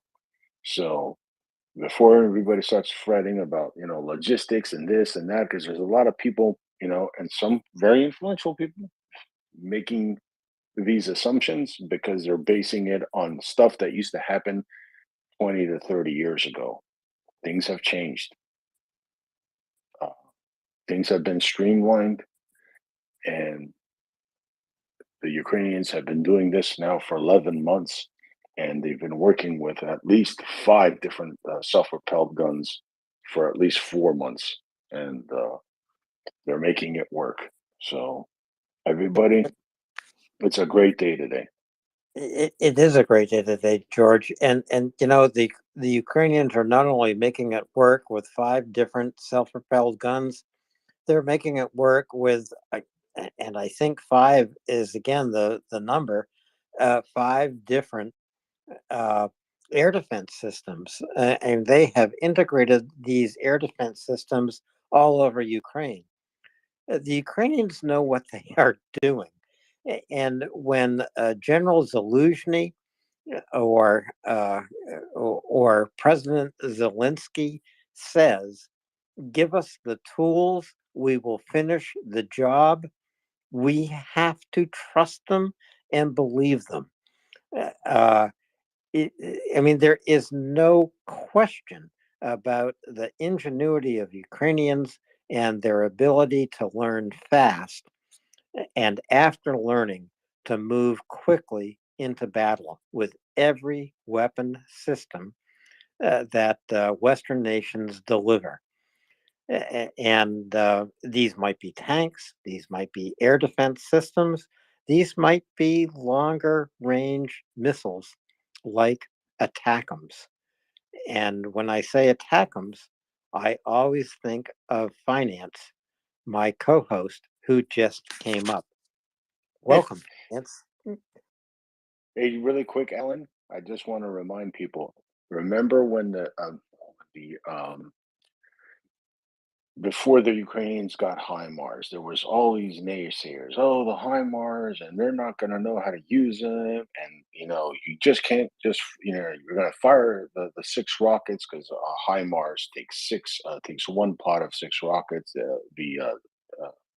the MLRS system, the one that's tracked, takes 2 pods, and they're not going to be able to keep up with the missiles, and they're just going to leave the stuff, and how are they going to camouflage it? And the Russians are going to be able to find them and hit them with their drones, blah blah blah.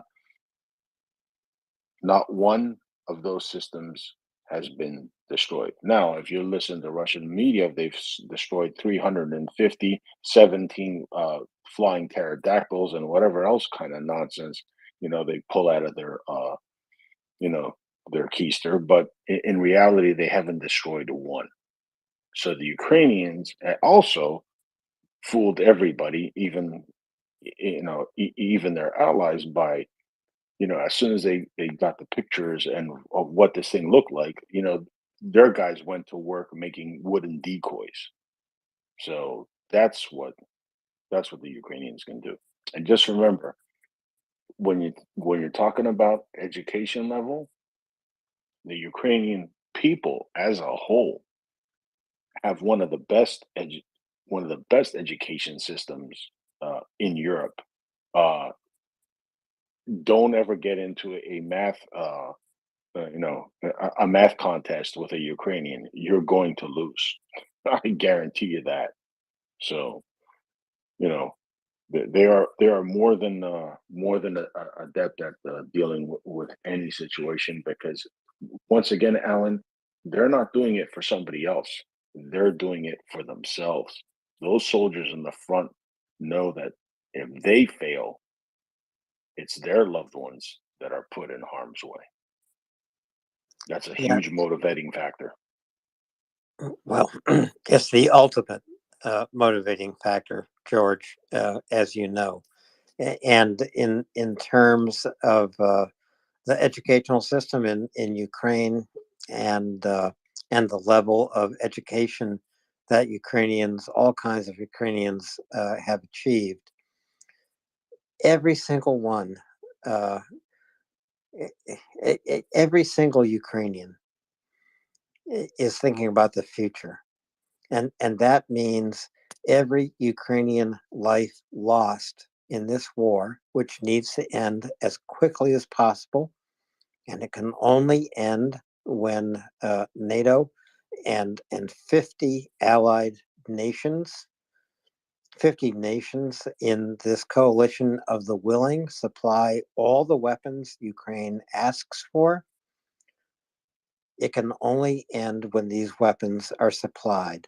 And when those weapons are supplied, when these weapons enable Ukraine to win quickly, this means the future of Ukraine is brighter every day, because Ukrainians will live to rebuild their nation. And these individual Ukrainians will remind all of us what we enjoy in free nations, what we enjoy in democratic nations. They are fighting for us, and they are fighting for our values. We need to remember that. We can never forget it. And that's why, even though I go on from time to time, George, finance, yes, I do go on. Please retweet this space. Bring in your family, your friends, your work associates here to MriyaReport, and also guide them to MriyaAid.org. Please do this tonight. Please do this now, because time is short.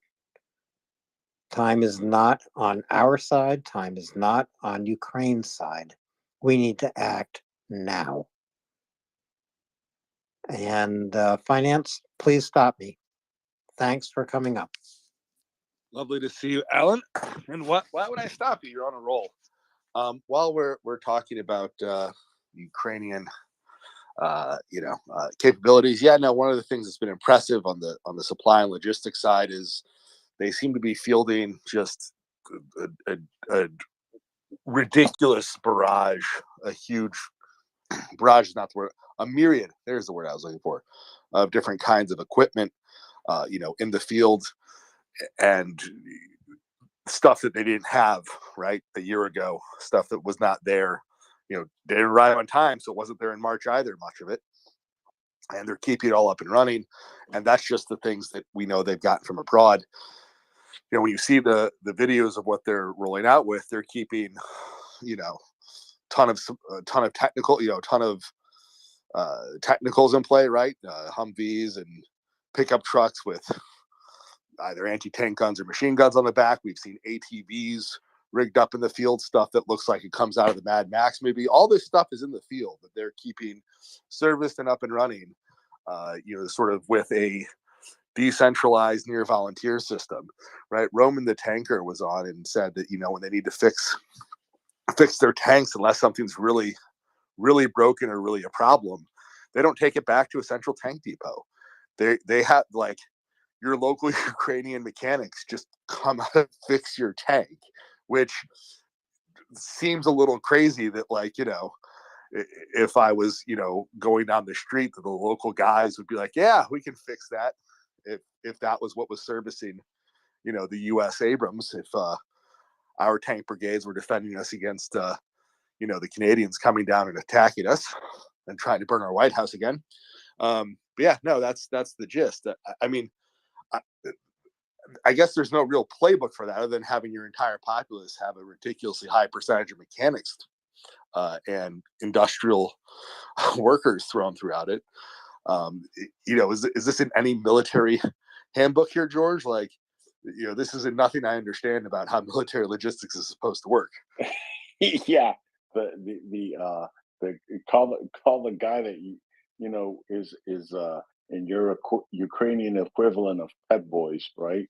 Or AutoZone, and he comes out and fixes your tank transmission on the spot. Yeah, that wasn't in my bingo card for 2002/2003. But look, I have we have relatives in Ukraine, and I've seen the mechanics that work for him, and it's unbelievable. You know, you need a part, and they can't get the part. They go to the machine shop with a billet of aluminum and machine the part right there, or out of steel. It's insane finance. It's absolutely insane their ability to improvise and Yeah, keep right. things Like, rolling. it's just a bunch of local Ivans and Vladimirs just be like, yeah, we got that, but in thick Ukrainian accent. And just like, Yeah. this shouldn't work, right? Like, this is not supposed to be able to function this way. No, it's not. It's not. It's like it, it's the guy Roman down the street. He's like, oh yeah, I know a guy in the next town that's got a machine tool. I'll just take a ride there this afternoon. It'll be ready tomorrow. And you're like, what? Yeah, I've seen that happen. I've watched somebody machine a part for a Mercedes 600, an engine part on a lathe. And I'm like, there's no way that the hell that's going to work. Sure enough, 2 years later, that Mercedes is still on the road. George, in finance, it's not AutoZone that is the great chain of stores in Ukraine. It's Tank Zone. Tank Zone. You can stop anywhere in Ukraine and get your tank fixed. And yet lathes are still really important machines. You can operate them by hand. My grandfather had a lathe. That lathe was in the basement of the house I grew up in, and I watched him do all kinds of things on that lathe. He could do anything. I'm surprised he didn't make a satellite to launch into space, and he actually did build a car in 1899 when he was a young man. So yeah, Tank Zone. That is the chain of garages that Ukraine is running right now. In fact, we should invest in it. Tank Zone.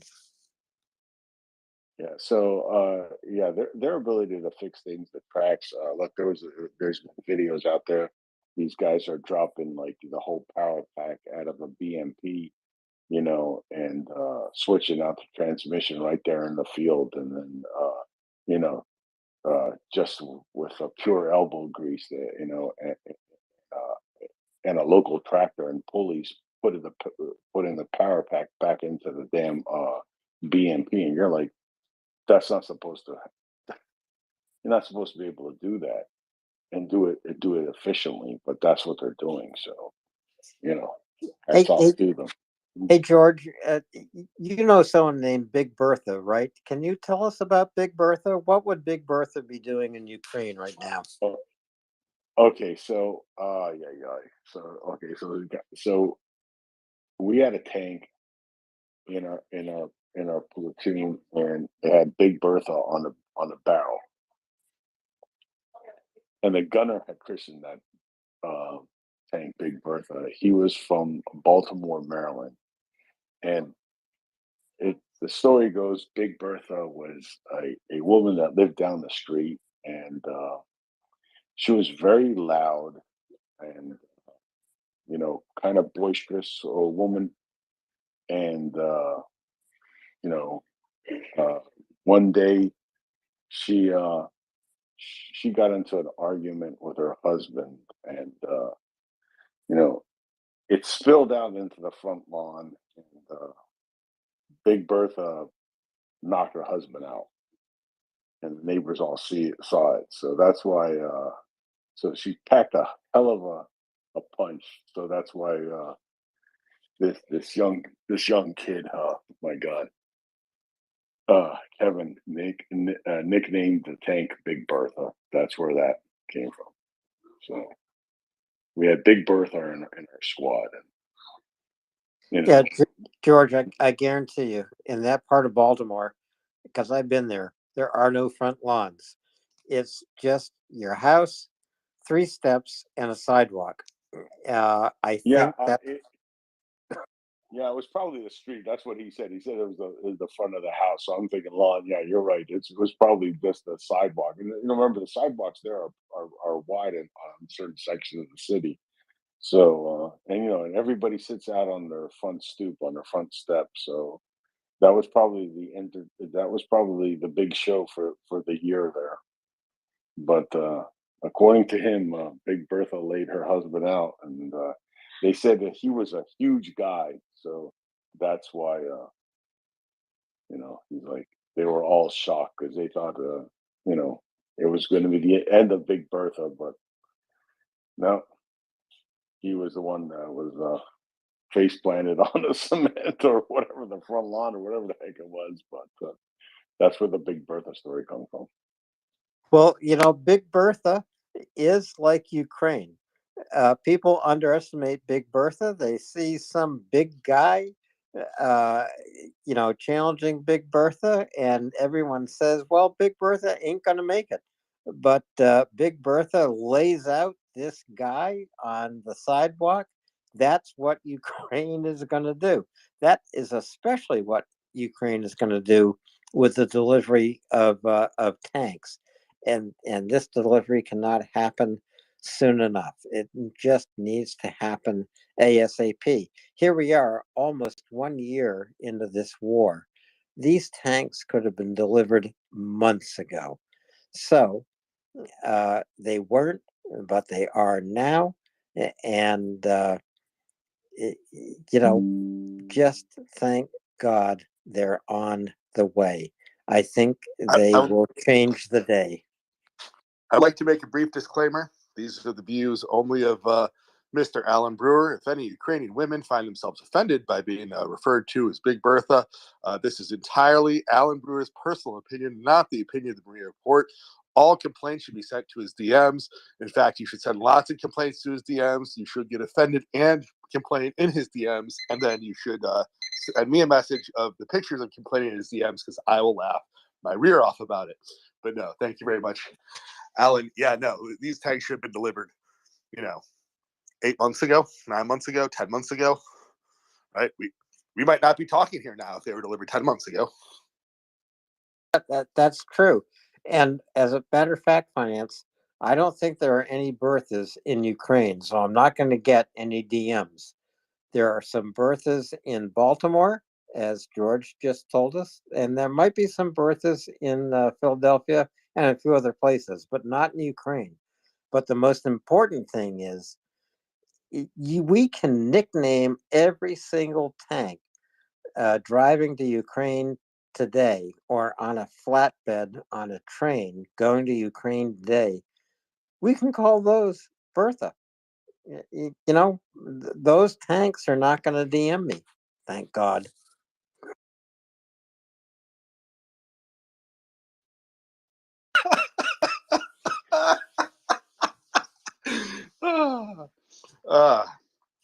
That's by the way, an excellent story. Thank you very much, George, for sharing. So I want to actually get back to the practical upshot of all this. You know, seeing just the ability of the Ukrainian armed forces, even from early on the war, to just jury rig and keep in the field sort of everything, whether it should be driving or not, whether it should be shooting or not, just because they needed to. I regularly, we lost George. Darn it, George, please come back. I was the point I like to regularly make is if it has four wheels and drives, and someone can donate it, whether it be a truck, whether it be a tank, whether it be or a track and drives, it's a tank, right? Or anything in between, like that French thing that everybody argues about. Who cares? If it has four wheels and drives, even better if it has a gun on it, send it to Ukraine.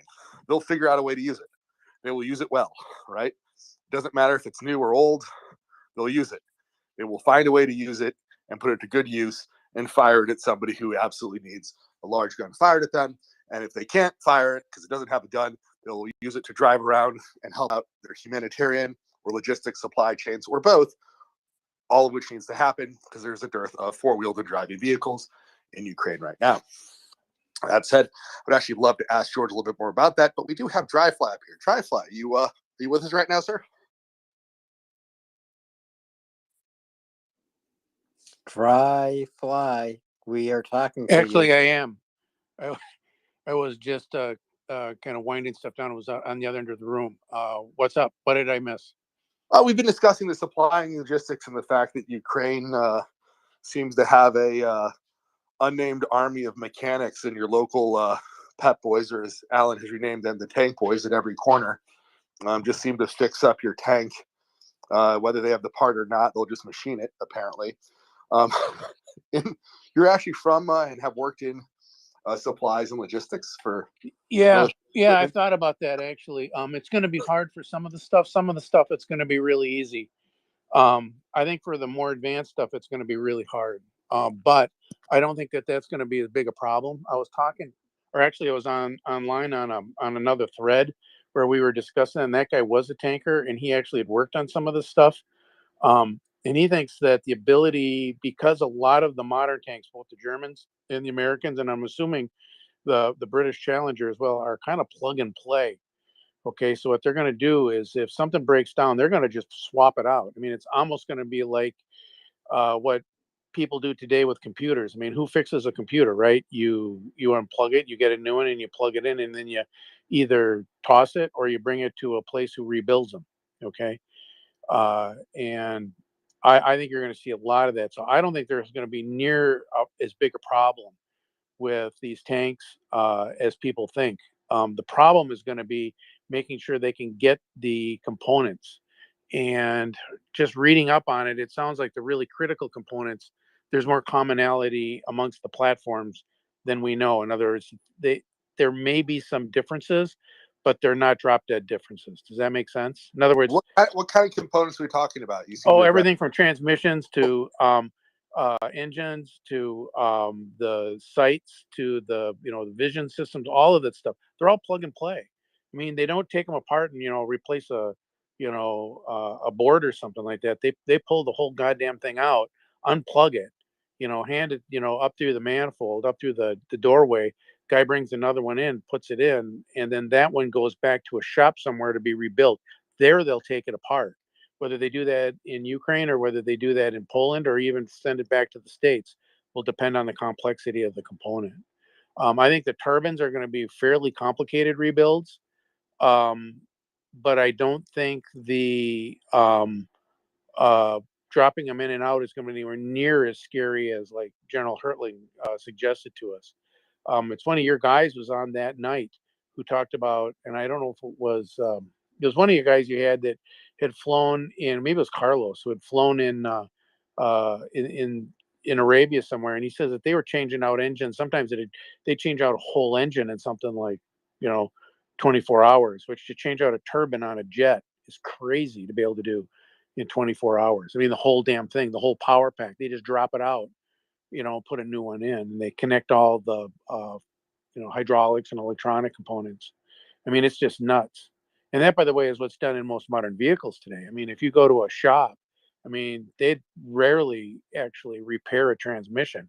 What they do is they drop it, okay, and then they bring a new one in, and the new one could be from the factory, or it could be a remanufactured one where they've taken one that was broken before, take it to a special operation, maybe halfway across the country, okay, and rebuild it. Sometimes they take them out of the country. Sometimes they go down to Mexico, here in North America. So I don't think that these modern tanks are going to provide anywhere near the problems that and emergency stuff that we're going to need. What's going to happen with the local shops though is that they may not have all the tools and lifts and stuff that a Western base may have. So one of the guys was describing on that thread that, for example, he says turbines are big, they're heavy. I get it. He's like, they're going to be hard to lift out. That's what Hertling was complaining about, how hard it will be to get a turbine out. Okay. He says they'll get it up out of the battlefield. They'll put them on one of those trucks like you see hauling tanks away. Okay. They'll bring it back to a shop. And he says there they may weld up beams and iron fixtures and stuff like that, go down in and then lift the engine out using sort of, shade tree mechanic processes to do that, and then drop a new one in. But they're not going to rebuild the turbines there. Not almost very, very unlikely. Now, if some of them just get bent up and dented, like some of the panels and stuff on the front and the back, and if it's not true armor, yeah, I could see them grinding some of that off, hammering it out and rewelding it. Sure. But the stuff that's really essential, the internal structural stuff, nah, they'll end up just pull in place. Now, from what I read, you don't do that with Russians because they actually do repair the engines there. They get parts, loose parts, and they'll take the power pack out, but they won't send it halfway around the world. They'll deal with it there. So this guy was saying that, you send in 30 tanks, you're probably going to send in 15 extra turbines and 15 extra transmissions. And the sites and stuff. And it's not that expensive, And then when one gets pulled, you pull it out, you don't throw it away. It goes back to the West, and then they'll rebuild it, and it'll show up back again, 2 months later. Dry flag, I don't think that the U.S. is going to be sending Abrams to Ukraine and having the nearest repair shop back in the United States. I'm pretty sure they're going to set up repair shops either in Poland, maybe in Germany. Well, they will set them up, but my understanding is they don't have any now. I mean, I think Poland is going to become a major, major facility for it. I wouldn't be shocked if in 10 years, 5 years, they're building the tanks in Poland. Okay. In other words, we'll be sending components, we'll be licensing to them. So we'll send them an engine, we'll send them this and that, but they'll basically be doing all the fabrication they can do there that's not sensitive technology. I mean, I think I can easily see that being done, within a few years. But the first few months, it's not going to happen. But that's not unusual to have that happen in a war zone. You send the people in to fight it, and then you start worrying about fixing it in region afterward. If you wait until they set up that kind of a facility, you won't have those damn things in there for 2 years. Well, I think they're going to set up the repair facility in Poland. Yeah, I know, but I'm saying they won't have that now. They don't have it now, and it's not something you just turn on with a switch. So what'll happen is the repair facility for putting the engines in and pulling them out, that may be done in Poland. It may be done in Ukraine. It depends. You don't want to have to take a 70-ton tank that's got an engine out, okay, haul it all the way to Poland to pull the engine. You're going to pull the engine in country, okay? and then drop a new engine in.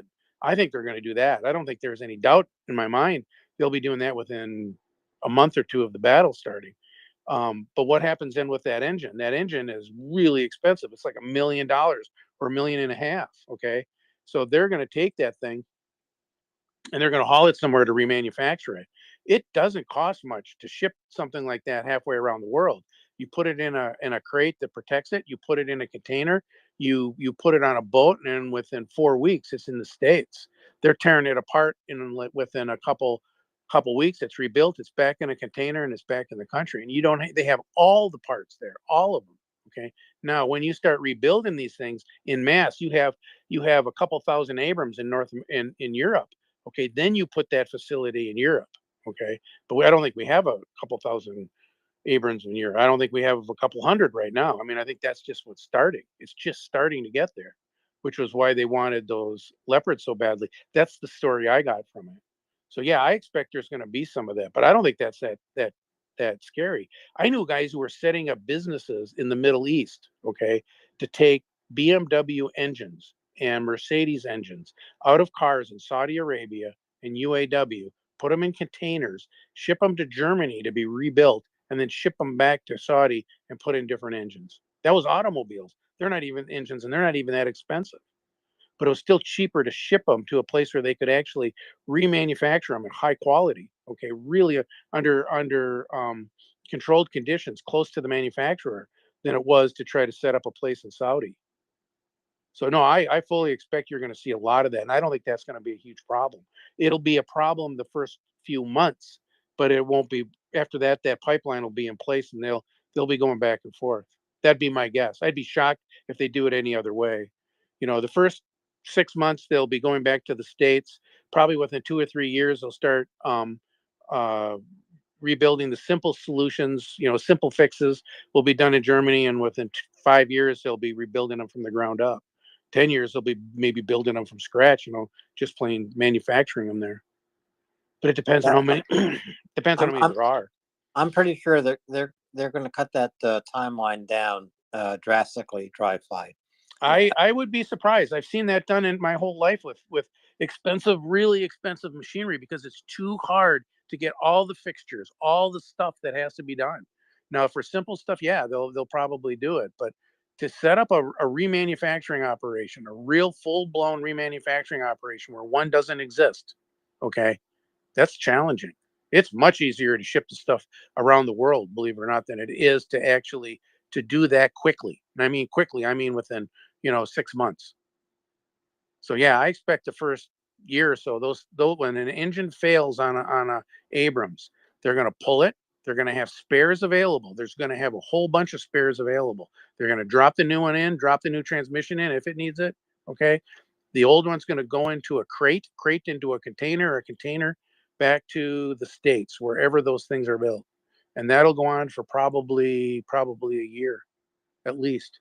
Within a year, you'll start seeing them if they get enough of them in country. So if you see 500 Abrams or 1,000 Abrams show up in Poland, and you got 200 or 300 in Ukraine, and you've got a couple hundred or 500 up in Finland, yeah, then they'll start looking at doing that kind of work in country. Otherwise, I think they'll be shipping them back. I don't think people realize how easy it is to move stuff like that around the world. I've seen guys do that. It just shocks me sometimes how quickly you can move stuff. If you want to put it on an airplane, okay, which they may do. Air freight isn't that expensive anymore. You could be flying those things back and forth.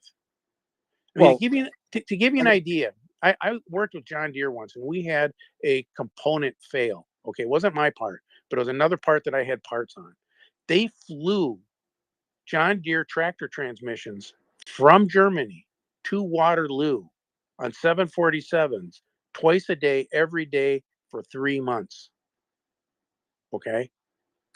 Wow. And Waterloo is in Iowa, right? Is in Iowa. Yeah, it's out in the middle of nowhere. So they flew them into O'Hare because that was where they had to. That was the only facility that was big enough to lift these huge transmissions. These are not small tractors. These are these great big articulated tractors. Okay, the huge ones. Okay, and I think they were ZF transmissions. So they came from Germany. No, they weren't. They were the back hub differential, and they came from Carrera, Italy. Okay, but the point is that they flew them for like close to I want to say 4 months, 3 months, something like that, twice a day, every day, to keep the plant running, to keep the production going, and it was by far cheapest solution. Now it costs a lot of money to do that because usually they shipped them from Carrera in containers on boats. But what had happened is there was a whole big batch of failures, okay, and they were out in the field. So they had all these tractors that were down all across North America, and John Deere was flying them in, and some of them were going to the production line, and some of them were going out into farm fields where they had to literally tear this huge tractor apart. You know, where just the part itself, this assembly was about the size of a car. You know, same weight as a car. These are huge tractors. These are these monstrous ones you see that bend in the middle. Okay, and they had to put in this thing right near where the transmission was, and it wasn't a little part; it was the whole assembly. Okay, with the axles and all of that stuff, and they had to do it right there in the field, but they did it. And they flew those parts all in. So I would think if I think the decision that was made in Washington, that's my guess. So when they said we're sending these tanks in, the decision was okay. Then we're going to support it. Then we're going to have depots in Poland, and we're going to fly in the components as needed, no matter how many of them they want. I mean, it was a huge commitment, much bigger than I think we know. Yeah, I agree with that, Dryfly, and also there's no cost in air transport back to the United States when you put it on an Air Force plane. Well, yeah, and they're going back and forth because here's the other thing is if they're not I mean, there's only 30 of them. They're not going to lose an engine every day. Okay, they're not going to lose a transmission every day unless you get in a battle and you blow them all up. But the reality is you're going to lose, a couple here, a couple there. So they're going to have empty flights back too because they're bringing shit like crazy from North America to Europe. Those flights back are empty. Okay, so they're like, we got 3 containers of these transmissions. You know, each major cargo carrier takes 2. You know what I'm saying? Because they're going back empty. Yeah, I know exactly what you're saying, and 30 Abrams, that's the beginning. Yeah. Axel talked about the dam breaking, and that's the dam that Olaf Scholz built. Pretty weak dam. It's broken. So now we're going to have Leopard. Yeah. We're going to have and the Challenger. Leopard. See, the difference between the Leopards and the Abrams is the Leopard supply chain is across a continent. It's not around the world. But I think you're right. Ultimately, they're going to have complete manufacturing and rebuild. And I say manufacturing. I'm saying remanufacturing as well, potentially as manufacturing. But I think it'll start with remanufacturing. So by that I mean you have a broken transmission, you bring it into a shop, they'll tear it all apart, they'll find the parts that are broken, they'll have parts that are there, they'll put the new parts in. Sometimes you have to remachine, you have to re-weld, you have to do all that stuff. It's very, very precise. It has to be easily as good as the original, and you're talking tight tolerances and high strength of materials and turbines. So they'll do all of that kind of stuff there. Okay. And then they'll put them in. But I don't think that'll be done for 2 years. I don't expect to see that at all for 2, 3, 4 years. To keep the thing running now, they'll be flying parts back and forth, and they absolutely will be. And I don't think it's going to be that big of a deal, not for the U.S. military. The hardest part might be getting it from Poland to the front, getting a turbine that's clean, that's precision, all that kind of stuff. It's put in a crate and then protect it so that it makes it across the country. It doesn't get bounced around and beat up and stuff like that, so that you can dropping it into the tank in such a way that you don't get dirt and grime and grit and stuff into it, because these things are like sewing machines, just just the size of your car. So there's gonna be some stuff that's gonna be worked out, but I have full confidence the Ukrainians will handle that side of it. And talking with that guy on there who had worked in tank mechanics, he says, yeah, he says there'll be a lot of crazy jerry rigging, but the stuff that has to be clean, they'll keep clean. They'll figure it out.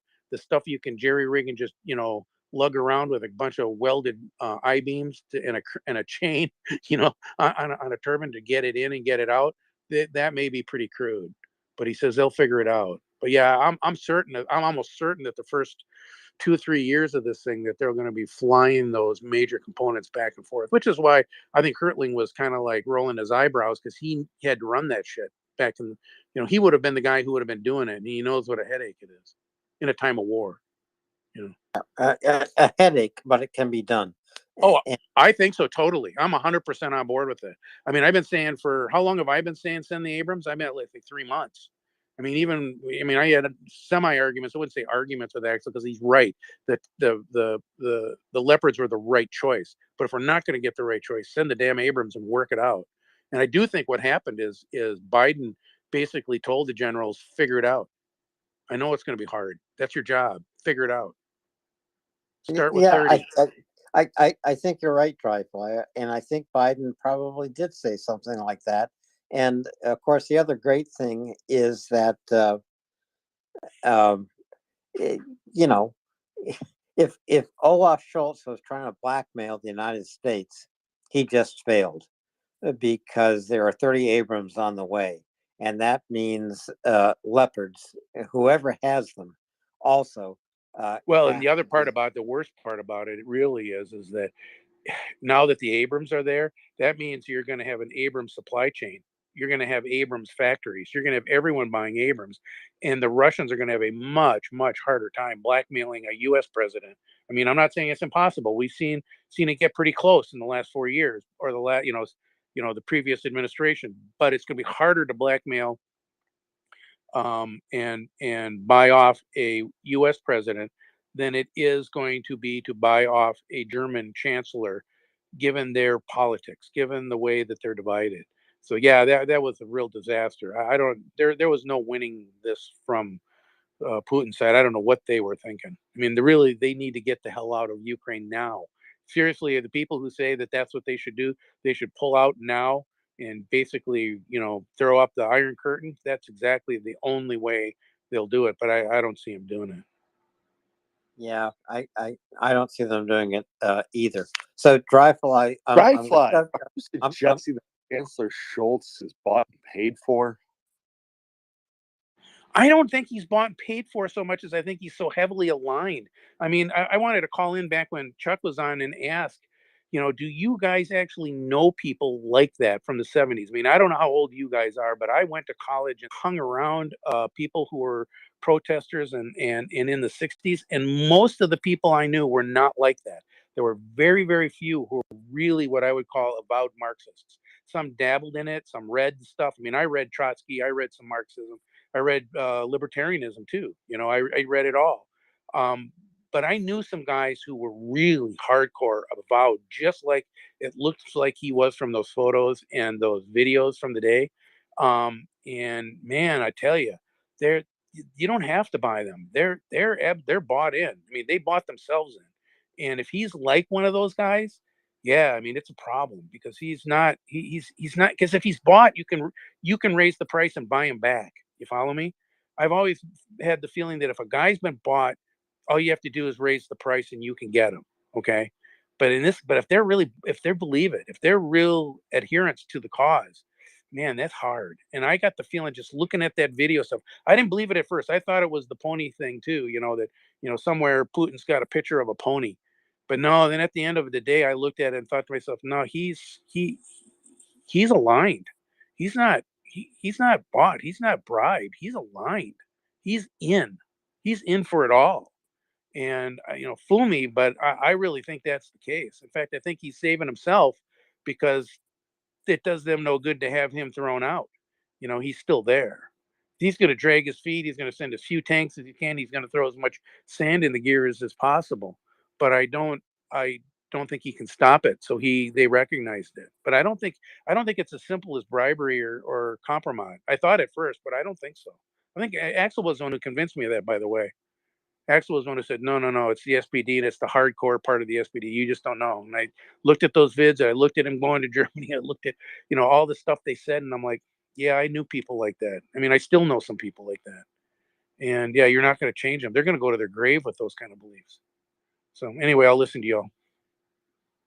Hey, thanks, Dryfly. Thanks, Dryfly. And yeah, actually, I as much as I joke, I actually I'm closer to your views that I think it is likely he's a true believer in Russia. We do have a hand up. While Alan and I fight for who is the co-host running the space right now. We'll see who wins. With that said, Table, you have the mic. Cheers. Thanks, Finance. Sorry, guys, I got a bit of a cold. I must sometimes it's hard to listen, but I mean, I heard you guys talking a lot about Schultz and so forth in this argument. It started to filter through for me. I started to believe it, but after this decision, I'm not believing it anymore. I mean, he clearly pressured the United States to send Abrams, sorry.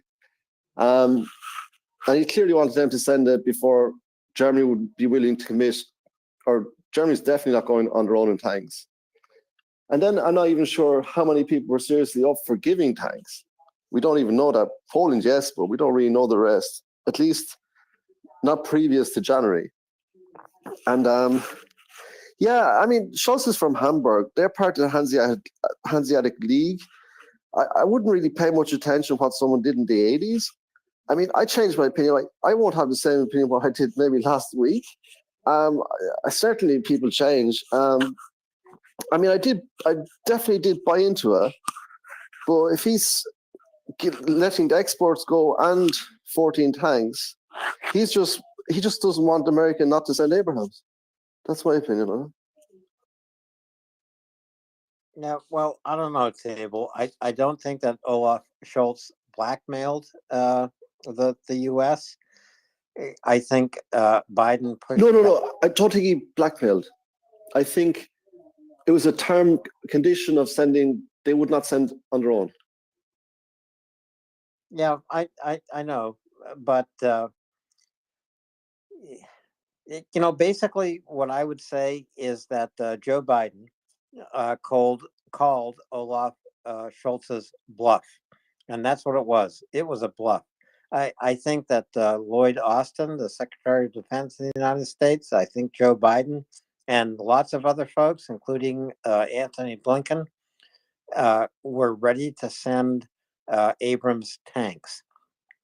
And so, it turns out today, yesterday, in the last 7 days, intense negotiations took place, and the Abrams tanks are on the way, but so are the Leopards.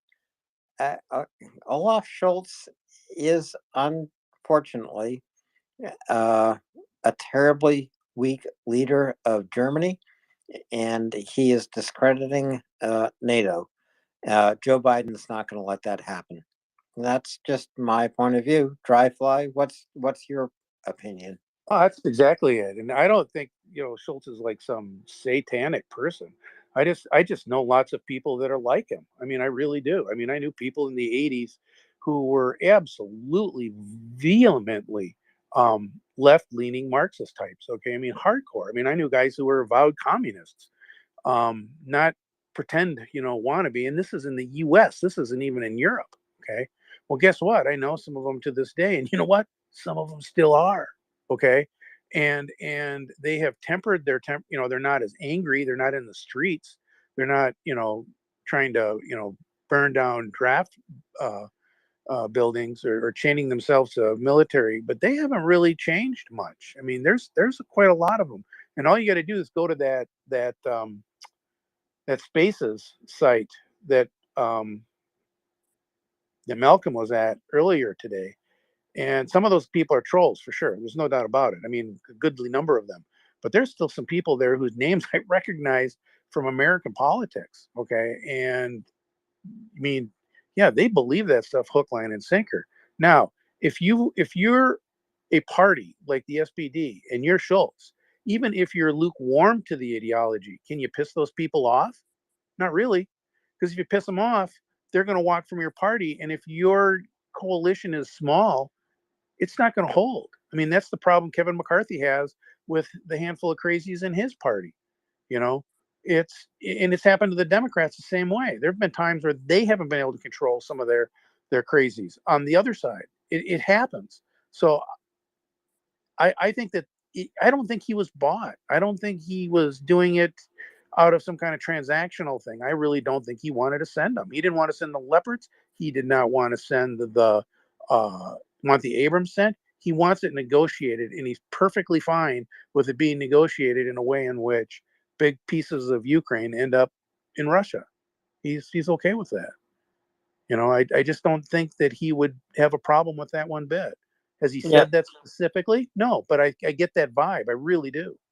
yeah. And I get a Unfortunately, I think you're right, Dryfly. But I mean, the other thing I'll say is, however, Schultz became chancellor, and it was a twisted path when you look at it. What he needs to do now is preserve his own political future. That's what he is attempting to do, and this is in a way more despicable than anything else he could do. He's preserving his own political future at the expense of Ukraine, at the expense of Ukrainian lives, and that is just not the the right thing to do. I mean, it turns my stomach. Dryfly. I feel the same way. But you know, the Germans were the ones who coined the term realpolitik. You know, and I think it was Bismarck who was the guy who did it, and it's in their water like fluoride is in North America.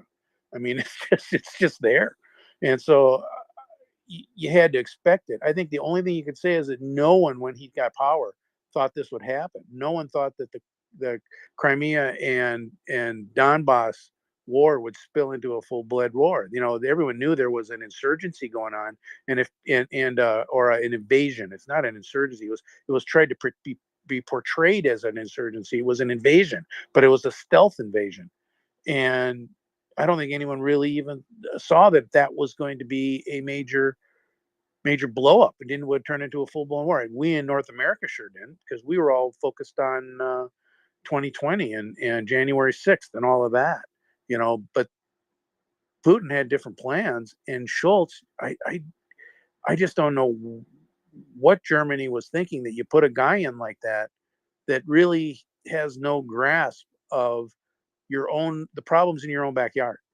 you know, that could potentially blow up. He should have at least had a plan for solving it. Now maybe he did. Maybe the plan was just terrible. Maybe his plan was, we go to talk to Putin and Putin won't do it, and they were wrong. I don't know, but yeah, it's despicable. But I guess it's not surprising, given, you know, hundreds of years of realpolitik as the breast milk the politicians in that part of the world grow up on. Yeah, well, I gotta say, Dryfly, as I've read some recent history, my opinion of Angela Merkel has changed almost by 180 degrees. I admired her. I thought that she was uh, a really good leader of the EU, and of course, Germany is the largest economy in the EU. I thought Angela Merkel again was a good chancellor. Now I have to admit I don't think so. I think she should have listened to warnings from the United States, and that actually started with George Bush to never connect Germany to Russia and gas imports. And Dryfly, your hand is back up. Go ahead. Yeah, I agree. 180 degree. I mean, I agree totally. My estimation of her is the same way. However, it's so easy to do. We did the same thing with China, with critical electronic components. Okay, we got such a good price. People offshored so much critical manufacturing. It's just shocking. If you knew how much critical manufacturing, I mean, we still make a lot of stuff here. Don't get me wrong, but there'd be a lot of problems if we had a war with China, because we couldn't get a lot of the more simple chips that are required to make the complex stuff work. So we all know that, oh yeah, these strategic chips, they'll be there, but it's the other stuff. It's the stuff that just makes cars work, you know, telephones work, all that kind of stuff. So I mean, it's so easy to get coupled to somebody who sweet talks you and doesn't threaten you until all of a sudden the threat is in your face. So I think there's going to be a paradigm shift, and you see it in companies. I did, even as early as, I want to say, 2015. I was talking to manufacturers like Eaton and Parker Hannifin and John Deere, who were doing what they called localization. They were trying to bring as much production back in, at least into the theater. So like if you were going to build a tractor to sell in North America, you built it in North America and you tried to do all the major components in North America. Now you might do some in Canada, some in Mexico, some in US, but you didn't, you tried to keep them close enough that politically and economically they were coupled. Okay. Same thing in Europe. So these guys at the same time, John Deere had plants in Mannheim, Germany, and they were relocating as many of the components there as they could. And they had facilities in Asia, and they were doing the same thing. So what they didn't want to be doing was shipping critical components from Asia to North America, and then you lose that supply chain, and the whole thing goes down. Well, COVID showed the risk, but this war is what people are looking at now, thinking, it's not just COVID, it's not just storms, it's not just political instability in one country. It could be a whole region that you get locked out of. So I think there's a lot of change coming, but yeah, it was easy to get suckered into that. It was super easy because the price was too damn good. But I'll listen now. Thank you. Drive-by, really good points. You put COVID and this war together, and you have to look at the future in a much different way. And I think you're right. You need to bring manufacturing back to your home country, whatever that home country is. Table, your hands up. Go ahead. Yeah, I agree with you guys too. There has to be a certain amount of reshoring, especially in the chip production. But I think some of that is underway. I forgot to actually mention maybe the tipping point for Olaf Scholz. It would be yesterday now. In the Stern magazine, there was a poll. Basically, would you consider Olaf Scholz a good chancellor, a good leader? And only 25% of people said he's fit for the job. So that could have turned on lights for him. And then the last point I wanted to make was about what Dreyfly was saying. Yeah, batteries are a big problem. All the batteries come from China. I think. A lot of them do. Yeah, and everyone talks about lithium being a problem. There's a lot more lithium in the world than there are people who actually manufacture the components that batteries are made out of. So yeah, it's an issue for sure. Yeah, but there's plenty of lithium in the U.S. in North America, and there's lithium all over the place, and they're looking for it all the time. Sus, I can't see the rest of your name. You came up, and your mic's on, but your hand's not up. Yeah, hello. Sorry, yeah, go ahead. I'm up. Yeah, I agree with what the gentleman was saying about China and the whole concept of think about it. Schroeder as well served under Putin. There was a different connection with Russia and stuff like that. And also, there's a sort of left wing in Europe where, just imagine if Mélenchon or Corbyn were in power in UK and in France, the sort of Ukraine concept would have changed in foreign policy because they were always in left when thinking within the left in Europe. There's an anti-Americanism with it, where everything's anti-American, stuff like that. And also with China, I think is very interesting, the biggest. You got to look at the global world, and in Africa and South America, for example, where I'm from, we got a lot of minerals. And China is the biggest investor there because they want those microchips. They want to see the future and stuff like that. So now the geopolitics world is going to be interesting now as we move forward. I just want to say that.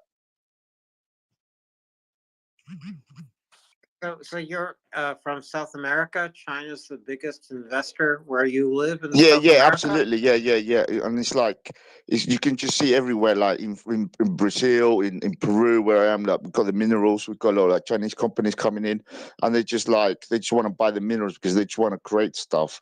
And it used to be America, and there's a perspective of still the politics here in sort of this American concept about it. But China underneath, they just want to come and do business. They just want to undercut your prices. They just know how to do business. And when you meet them, you're like, oh my God, and so that's what was the gentleman was saying earlier, Farfla, about the cheapness of it. It was we're willing to do this business with you, and you're like, oh wow, this is good price because we're all capitalists at the end, So You know, and you just see that at the moment is like the biggest investor in South America is China. Every country you go to, they're investing in different things and stuff like that. And it's kind of interesting, how's that going to change in the world as we move forward? Because right now the challenge is we see the evil that Putin is doing, and and hopefully Ukraine wins. And well, I hope. Oh my God, I'm going to pray for them to win this war.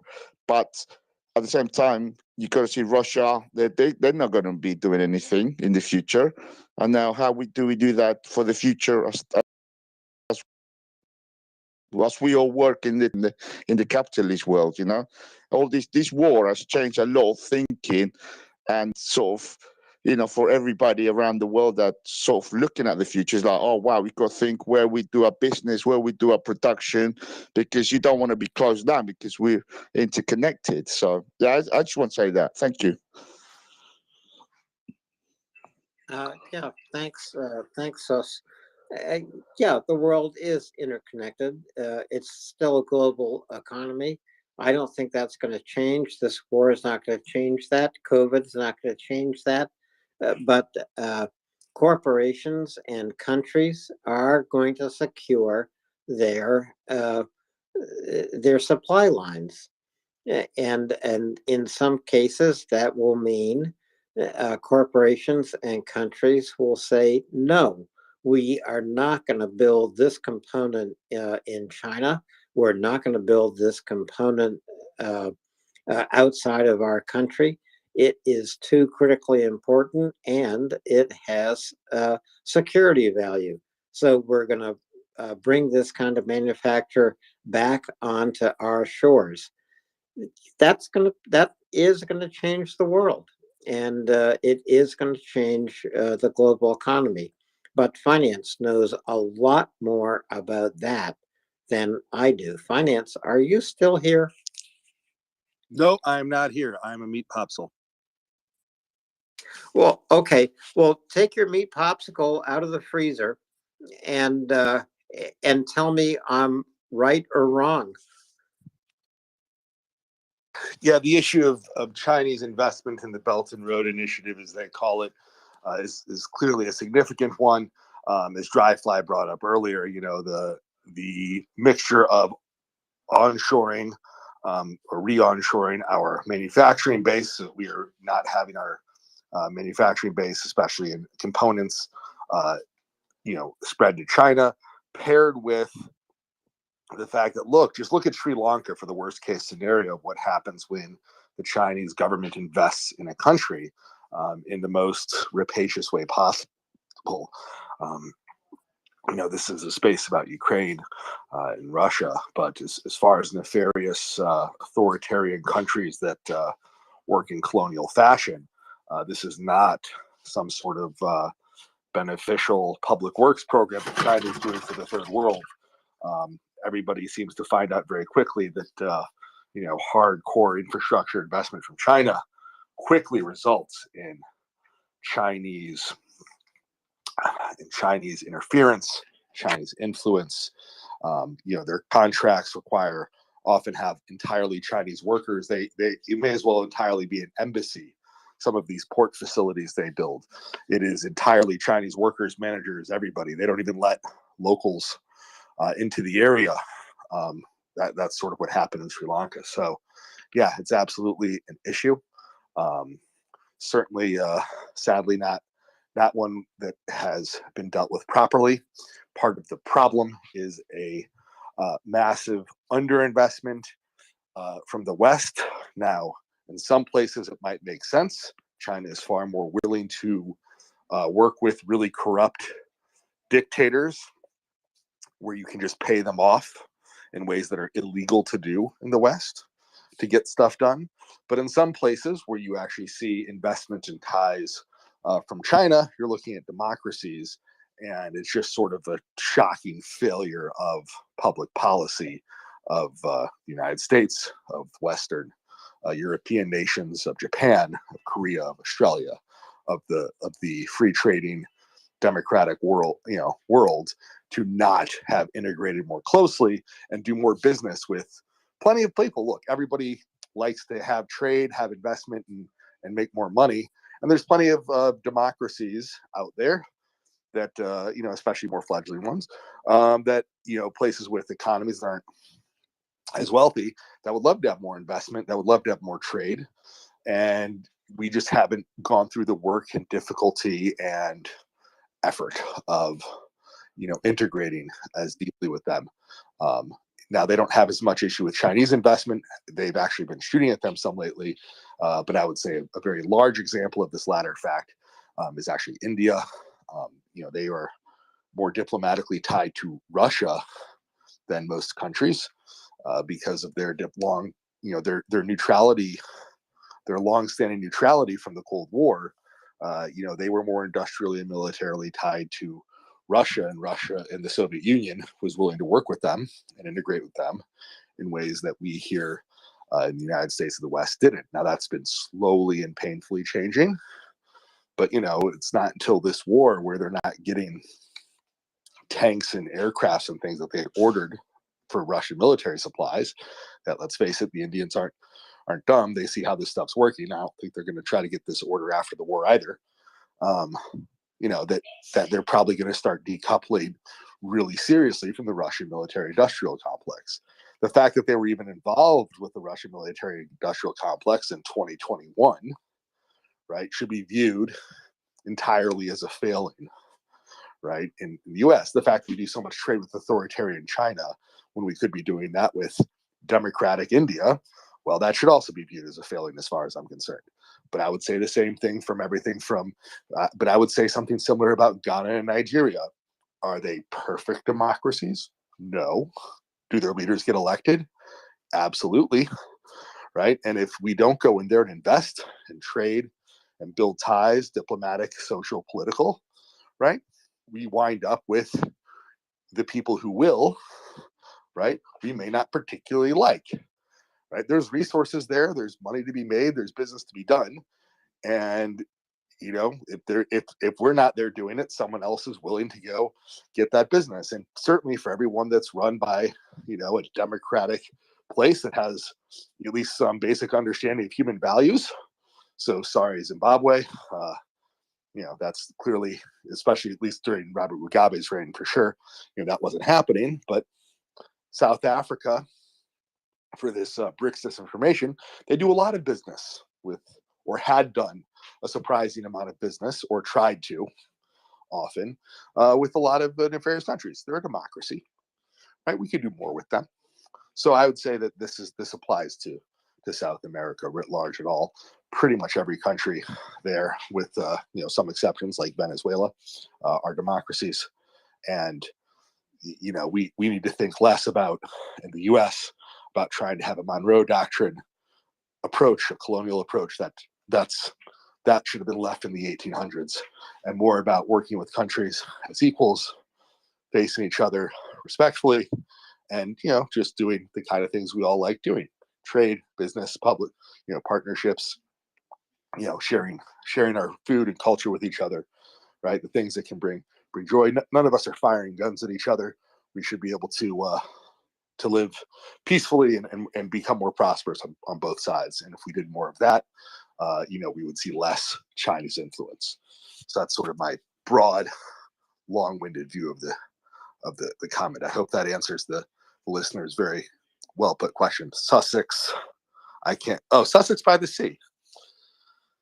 I believe is who said that. William, your hand is raised, sir.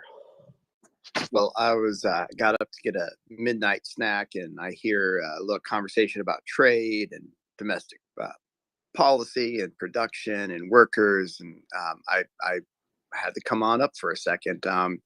Really interesting conversation, and this is something that, especially for the day job I have that I work with, and some of the larger unions that work in defense procurement and manufacturing here in the United States. There's been a campaign for quite a few years now called Buy America Defense, and it is staggering. It was staggering to me as a soldier, or a former soldier, to find out how much equipment and components, really, like little chips and etc., are built outside of the United States, and especially in some of the countries that are not on our friends list. So I think that this, and then on top of that, I think that the comment about COVID and this war has really extremely changed the conversation about, farming things out as much, and trying to figure this out. There's a, we've started to see it after COVID in the manufacturing world. I get to work on crazy programs where we put veterans to work in manufacturing now, through apprenticeship programs, etc. And we can't find enough folks to do it. So, and the reality of it, that's what we should have here in the United States. But I think every country should have that. And I think that we've done a really good job of going to the lowest bidder and not really thinking about where the goods we use every day, come from. And it's really put us at a disadvantage. And I think a lot of it has to do with just our understanding of where we sit, in the world. But it's something that I think is going to really dramatically change. Very interesting conversation. And yeah, it's a, if you want to look at that campaign, it's a machinist, the machinist union that runs it the most. And it's Buy America Defense. It's really interesting stuff to look at. Yeah, William, that's a really good point. The United States does need to onshore lots of manufacturing, especially of critical security products. And you mentioned chips. Well, chips are about the most important thing that need to be produced. You can correct me if I'm wrong, but I think that the Biden administration has taken the initiative in financing and strengthening the chip manufacturing industry in the United States for the exact reason that you're talking about. These are critical security products. They need to be manufactured here so that we know they are secure, right? No, 100%. And again, we can all talk about politics. History books tell the story of whether things were done right or wrong. And we can debate it while we're out right now, but there's not much debating about the amount of bills that got passed last year, and some very critical ones when it comes to some of this stuff. When it comes to the CHIPS Act, I see it from the construction side mostly. And when it comes to forecasting of the amount of jobs needed, skilled labor to man the, and again, this is just, my personal views on this, not any organization, but, when you see the needed man hours to create the infrastructure to build these chip plants that the money's already there, it's already spent. It is just figuring out where to spend it at. And how big are the projects going to be? It's pretty intense. But what that's going to do, it's going to secure up our supply lines and not let us be at the whim of simply, too many people ordering too many things off of Amazon, and next thing we know, we have a national crisis because we can't get certain products. So I think it's critically important. And again, that's part of this. Again, a lot more countries I think are going to be paying attention to this in the future. Yeah, very, very good points. So we have a couple of hands up. I'm going to go back to Dryfly and then to Ray. Dryfly, go ahead. Yeah, I'm just gonna be real quick. When people talk reshoring, and I'm all for it, but think more localization. Okay, localize the production. Don't necessarily just reshore here. So, for example, let's say we had a partnership with Poland, and it was vitally important that we keep that relationship strong and that they are a good partner in Europe for us. And we asked them, and they asked us to have a joint venture on a tank manufacturing in Poland to support Europe. Okay. So we build an Abrams version that will be built in Europe. There will probably be decisions that will be made on the components, on the systems that go into it. Some of them will be what we call global systems, that they're so complex, they're so difficult, they're so specialized, there may only be one place in the world that makes them. And those parts will go out and supply all the plants in the world, no matter where they are. That's sort of a global solution. There'll be very, very few of those. The next group will be regional components. So imagine you have 2 or 3 plants. Maybe you have a plant in Spain and you have a plant in Poland. So somewhere in Europe, you'll build that system and you'll supply both of those plants. So they'll supply the whole of European requirements. They'll have another plant similar to that that will supply the requirements in North America. And if there's requirements in Asia, there'll be another plant. So that'll be the regional type components. There'll be a lot of those. That'll probably be the vast majority of them. Then occasionally you'll have goofy parts that only the plant in Poland uses, or goofy parts that only the plant in Spain uses. And those will be completely, totally local. I mean, really local. And they will make those only at that one location.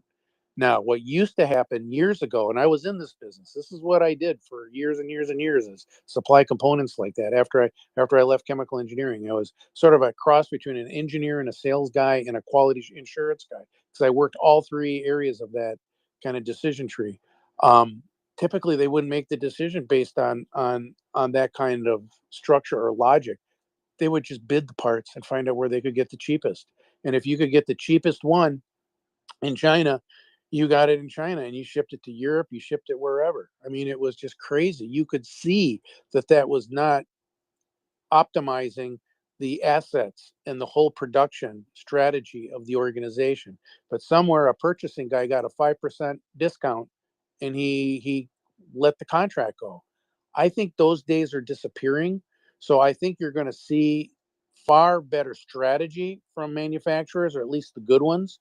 And you're going to see a lot more localization, where they're going to not necessarily a strategic localization or strategic sourcing, where they're going to be very careful how they make those decisions. There'll still be some stuff shuffling around the world because it has to, but it'll be far, far less of it. And there will then be contingencies for disruptions. There'll be more inventories, there'll be backups, there'll be plans for backups, there'll be all that. But the smartest thing is just to get it close to where you make it.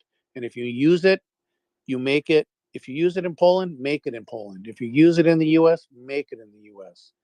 And it's for a lot of reasons. And actually for us as a country, it's actually better for us to have Poland make the stuff in Poland for Poland, because it actually allows us to diversify our own risk in case we have a fire or a hurricane or something. So it's people just, we for too long, the managers and the politicians were always looking at the price. And I do believe that's changing. And I'll listen. Yeah, I agree. Yeah, I agree too, William. I mean, looking at the price is a classic short-term vision. It just doesn't work. It doesn't work in almost any area of economics you look at. Ray, your hand's up. Go ahead. Hi, thanks. And I think it's good to have a frame of reference that people like Peter Zahan had pointed out, that the vision after the Cold War was globalization. That when there wasn't anybody to challenge the global rule-based order, it made sense for any country to be able to trade with anybody else and get the benefits of the lowest price.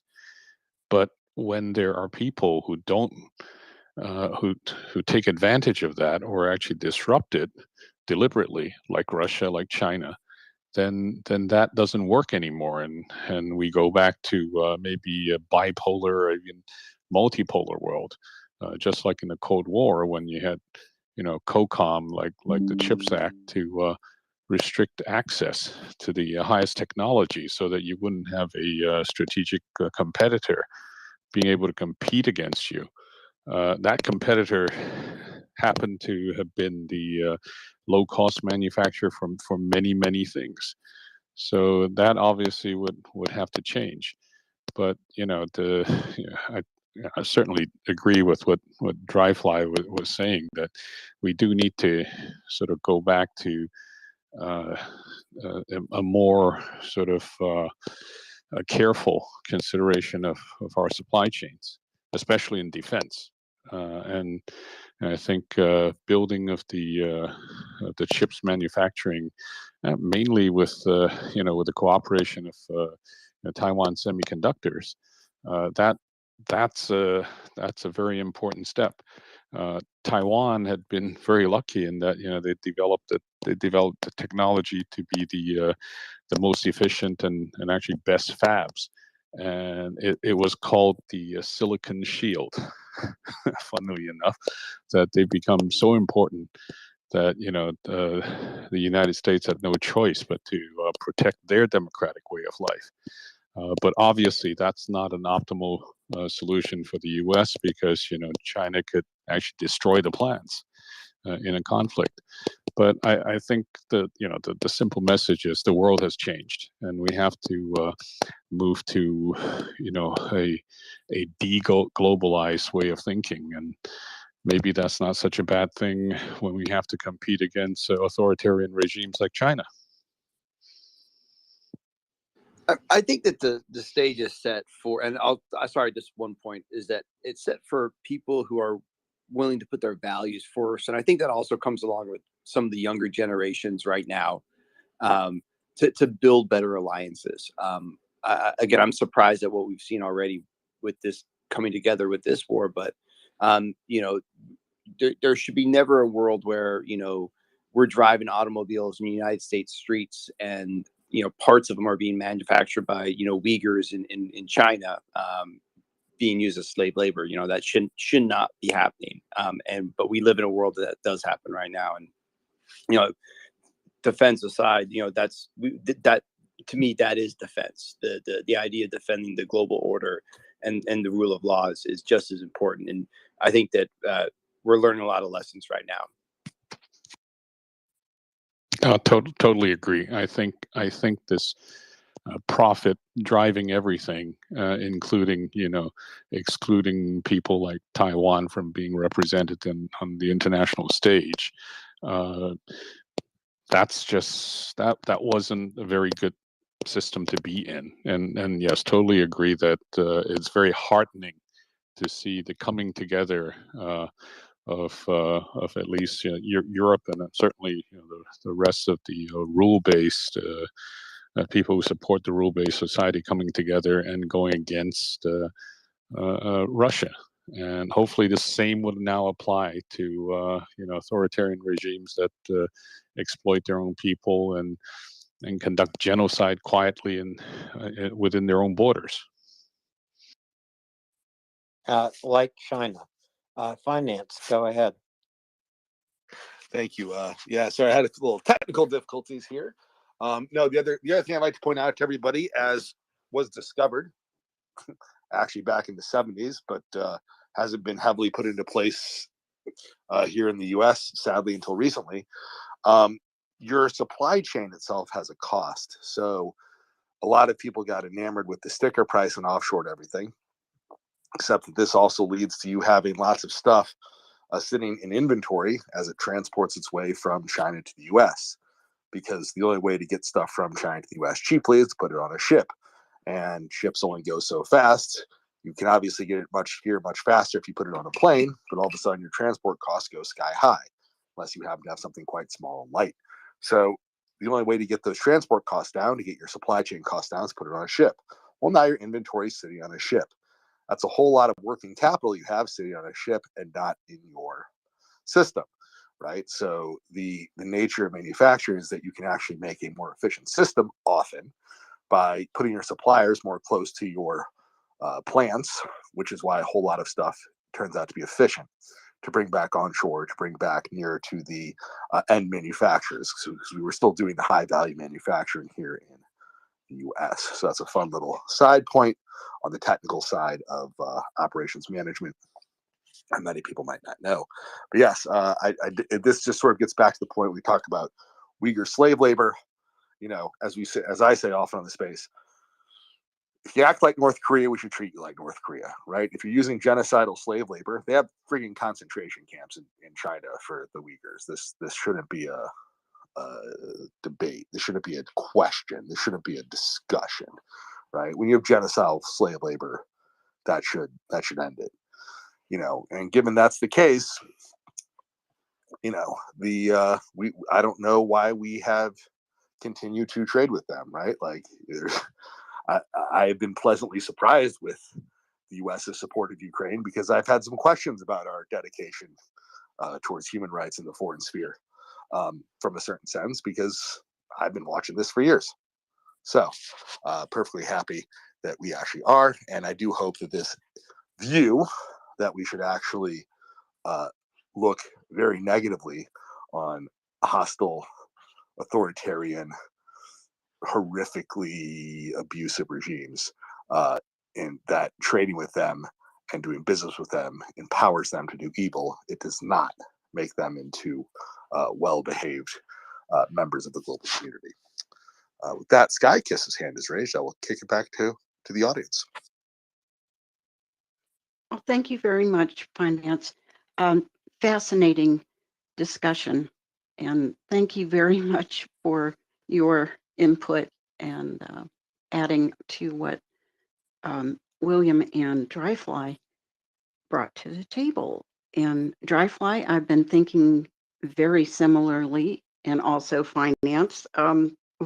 Those thoughts that you admitted to having very real concerns. I think, we're looking at the real cost, the environmental cost, the human cost, not just the dollars.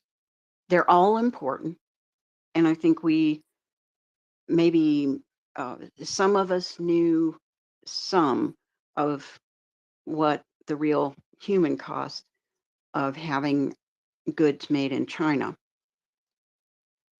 However, there are good models, business models, manufacturing models throughout the world, and I think we need to focus our capitalists and our governments to look at what is working right, explain to them that we just don't want to deal with those human costs anymore. I mean, they're really, really bad. In some places, they're really horrible. And the slave labor, that's just a terrible, heartbreaking thing. And I think as consumers, as people who buy things we need, I buy a lot of, I believe in reuse and recycling and especially reusing. So in my own purchases. And I want to go back to something that Dryfly brought up about our manufacturing, bringing it closer to home and having, if something's used in a certain country, manufacture those replacement parts there. And I've been thinking that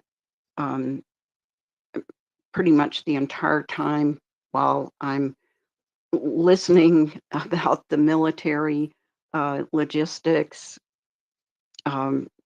with all of the gentlemen. I've been here since before Chuck came on this evening, and that was really good, as usual.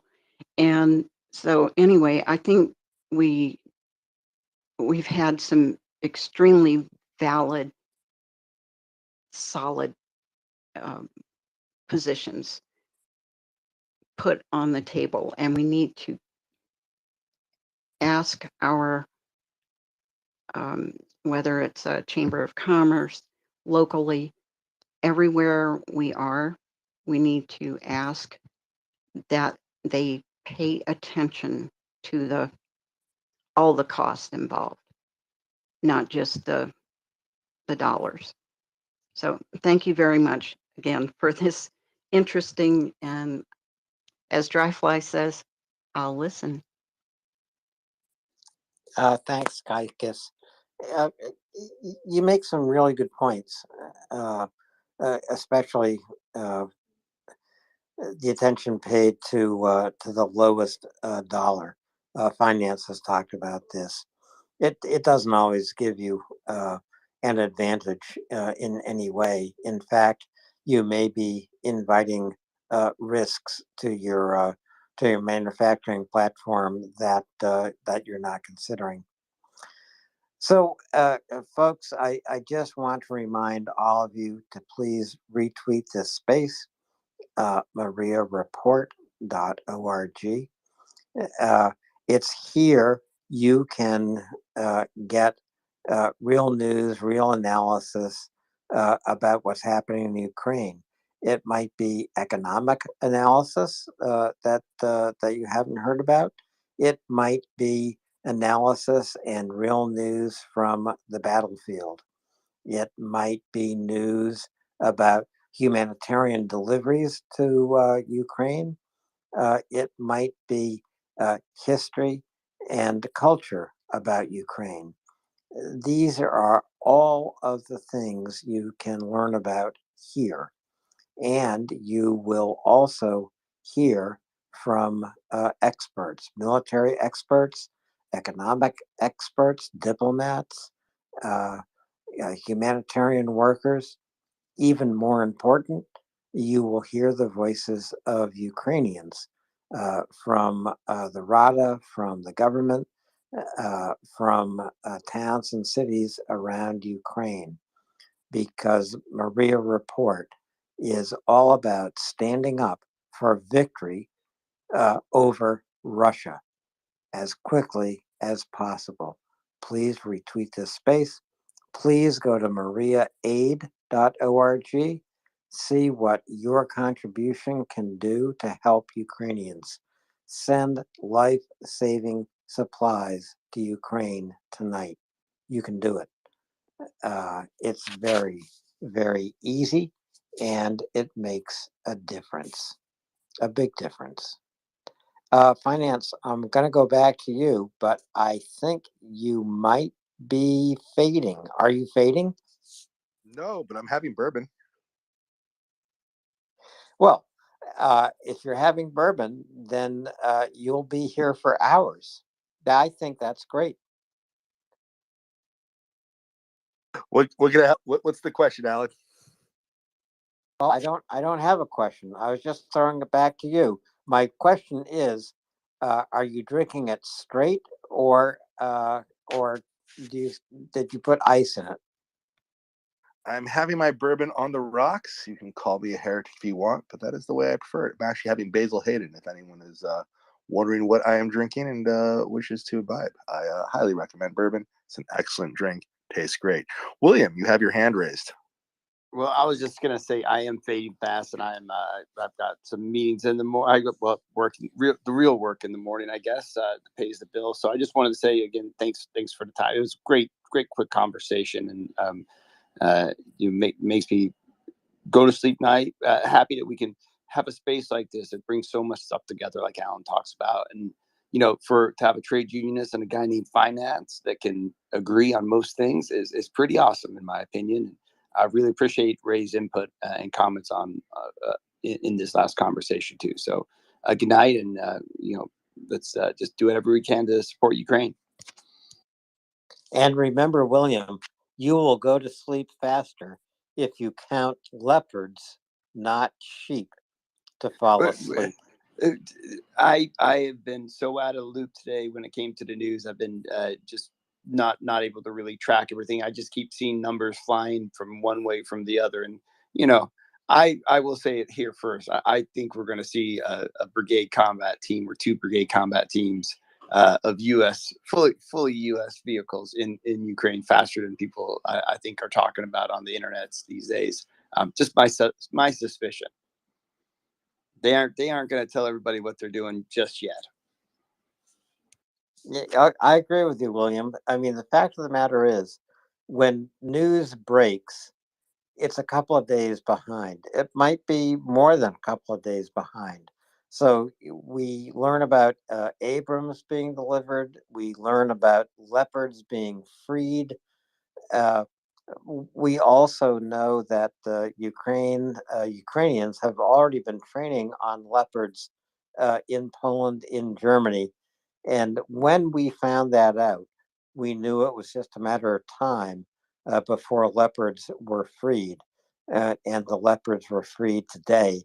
And that's why here we are celebrating Free the Leopards Day. That's today. Well, really, it was yesterday. But I would also remind people that it was Axel here on Maria Report who came up with the hashtag Free the Leopards. If you don't think that made a difference, you would be wrong. The hashtag Free the Leopards, which started months ago, has brought tens of thousands of people to support giving Ukraine the weapons they need. As General Zaluzhny says, and he's quoting Winston Churchill, but as he says, give us the tools, we will finish the job.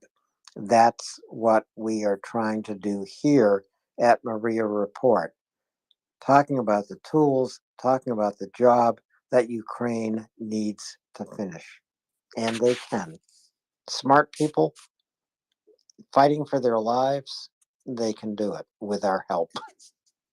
Speaking of smart people fighting for their lives, I'd like to note that I just got very late to a comment from a Ukrainian listener who sadly appears to have either gone to bed or work or combat. I don't know what he actually does in Ukraine. I just know he's Ukrainian.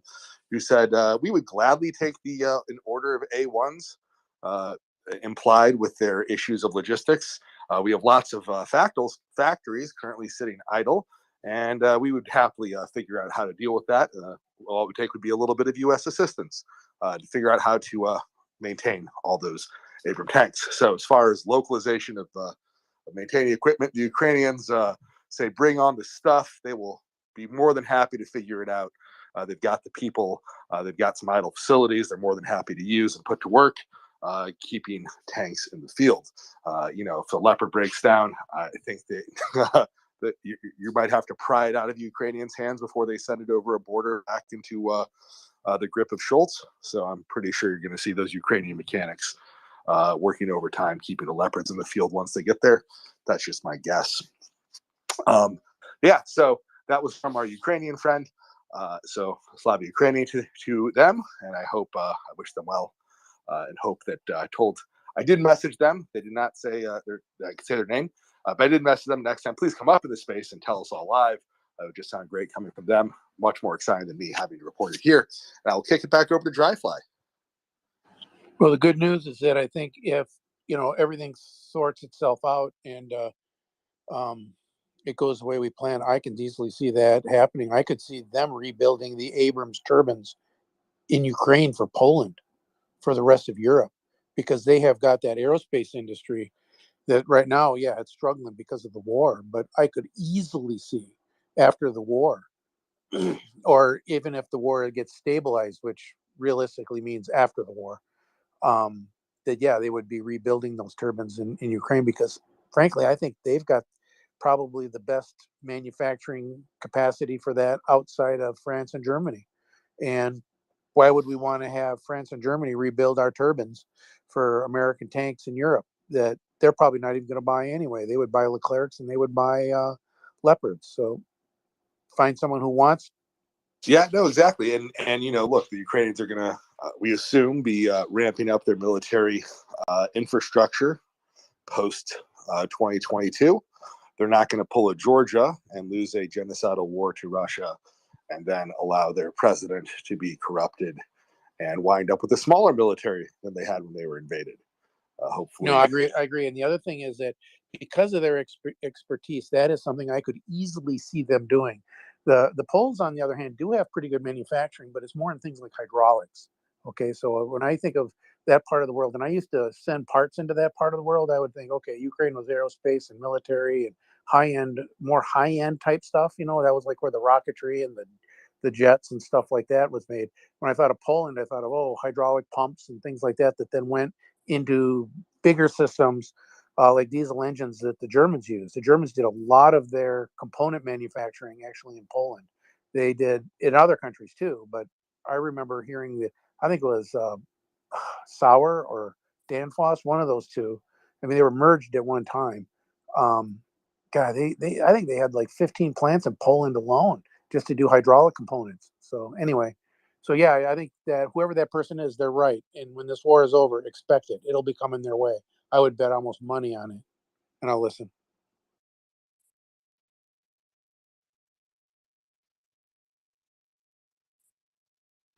All right, thank you very much, Dryfly. Yeah, no, I think we are agreed on that. And post-war, as I regularly bring up in the space, the Ukrainian indigenous IFV is the one the Ukrainian soldiers prefer right now.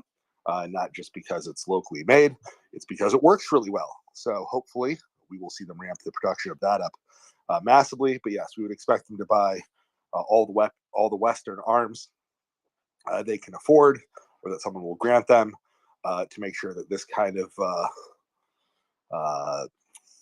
genocidal massacre does not happen again. With that, Skykiss, your hand is up patiently. Thank you. Yeah, well, I just wanted to second, third, 10th, nth degree. We've seen some ingenuity that really just kind of blew our minds throughout this war from the Ukrainians. And we know that the European countries nearby, as you're mentioning, Poland and other countries who can either quickly tool up or at least in the long run start developing manufacturing. But there's nothing, I believe there's nothing the Ukrainians cannot do. I really believe this. I've just been so pleased when I've learned that they'd made some munition or, oh, that's one of their missiles. Wow, and it's just really blown my mind. So I believe that. And Skykiss, besides blowing your mind, it appears to have blown up the Saki air base. It happens. Well, it's blown up many things, and we've all just cheered, and it's just been wonderful. So we have a lot of good news to be thankful for. So yeah, let's just keep supporting them and supporting, all the fundraisers. There are some really good things going on right now. Sometimes it's medical supplies and ambulances and things like that too. So there are a lot of places where we can help besides lobbying our elected officials to give them what they ask for. Thank you.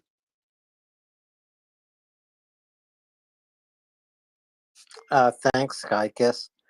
So, finance, you're drinking bourbon, but it's for you. It's a lot earlier than it is for me, and I have to sign off. It is approaching midnight for me, and so I just want to say thanks to everyone for listening. Please retweet the space. Stay here with MriyaReport. Go to mariaa.org and stand up with all of us who are contributing to help Ukraine win this war and to save Ukrainian lives by sending humanitarian supplies to Ukraine. I want to thank everyone in advance who does that tonight. So, finance, I'm going to say Slava Ukraini. Haram Slava. Thank you very much, Alan. It is almost 11 p.m. here in Central Time, U.S. It is about 7 a.m., almost Kyiv time. It is late night for us U.S. folks. It is early morning for the European crowd. You are listening to the Maria Report. Our good friend Tim Sennett has said that he will be joining us from Ukraine shortly, where he is spending the week, if not longer, hanging out with head of Ukrsal Mr. Alexander Kamishin, possibly one of the top 5 or 3 most important men in Ukraine right now. He is doing interviews with him and riding the rails, and he will be publishing that story in another medium in the future. So Mr. Sennett will be joining us shortly this morning. If anybody would like to come speak, please press the bottom left of your screen to request the mic. Come on up. If anybody would like to donate to assist the fight against Ukraine, we regularly support the Maria Aid charity. It is not directly linked with us. We are not the same thing. They provide non-lethal aid, everything from tourniquets to drones to Ukrainian soldiers and civilians so that they can fight and survive the war. We also, there are other charities that we think do good work, from Come Back Alive, and you can also donate directly to the Ukrainian Armed Forces. They actually have a link on their website. Just get onto their website, Ukrainian Armed Forces, donate directly. Absolutely no problem with that. You only hear me spit fire when someone asks about the Red Cross or Amnesty International. They are not helping Ukraine. Don't donate to them. But no, seriously, there's lots of great charities that do support Ukraine. Here, our favorites are Maria Aid, obviously, and our sort of co-charity, the U.S. side, is Ripley's Heroes, with Mr. James Vasquez is in Ukraine, basically fighting for them, right, being supplied by them. So, we have lots of charities we think are great. Renegade Relief Runners, where my fellow co-host Ryan, lots of great charities. They do great work. No, the charities in Ukraine are not heavily corrupt. Yes, they're basically spending people's money trying to get, Ukrainians to survive and get through this war as well as possible. So we'd like to say that there's all sorts of great charities. If you'd like to donate, please choose one of them. As I said, our good friend, Mr. Sennett, will be joining us soon. While we have him on the panel, Sussex, are you still with us, sir?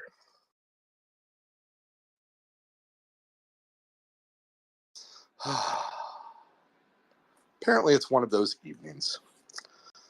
Sussex?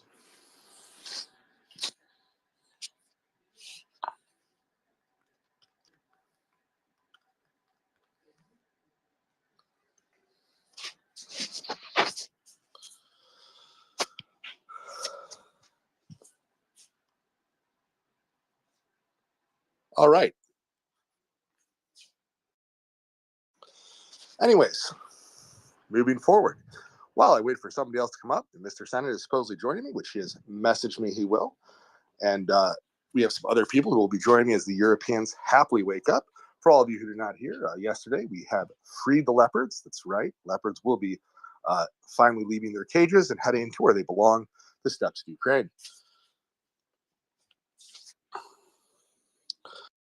In our basic sanctions news, we don't have anything of massive import, but we still see the Russian economy slowly but surely sort of collapsing in itself, as they no longer can claim that their budget is great and their currency is great, as the oil price cap scheme has successfully increased the spread at which they pay, to between Brent and Urals crude, and that bit has basically blown a massive hole in their budget. Maybe see a tank-sized hole, maybe a Challenger-sized hole in their budget. I would also say welcome up to Mockers. Good morning to you. Good morning, Finance. Have you been inundated with tank talk ever since I left? It's only been a little bit of tank talk. We've had a lot of industrial production talk, but that's mainly because you left, Chuck left, George left relatively shortly thereafter, in the middle of me asking him a question just to annoy me. I'm sure that's what he meant to do.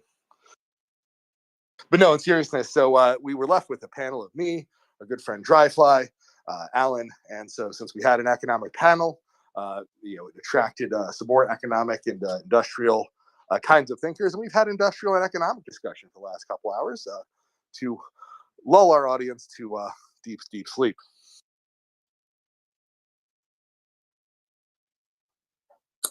Well, you woke me up, so there you go. And thank you very much. You know what? I'm going to grab some coffee and I'm going to be able to be here then. So, oh. All right. Thank you, mockers. Welcome I'm up to just the space. catching up. All good. I would like to say welcome up to Space and Robert Goodfellow. Robert Goodfellow, for those who don't know, is a member of the Atacam's brand marketing team, bringing you the finest in Russian smoking products. Atacam's brand cigarettes, for when cigarette smokes you. Anyways, Ray, you came up first. Do you have something to ask the panel?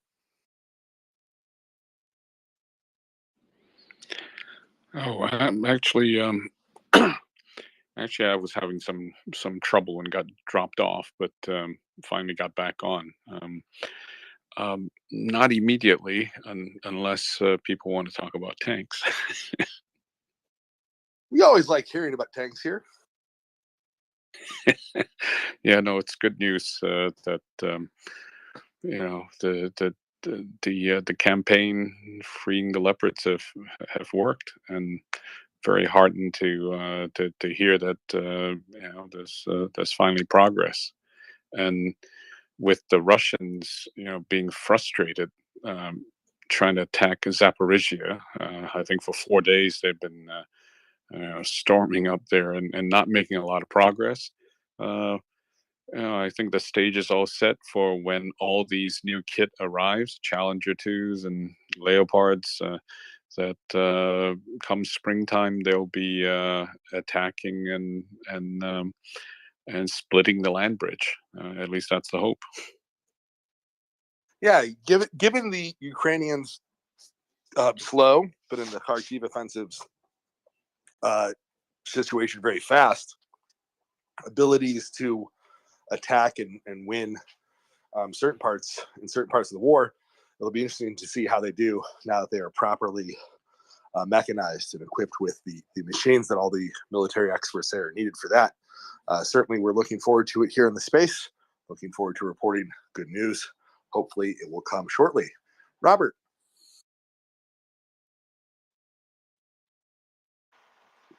Hey, finance, you beautiful evil son of a gun. Can you hear me?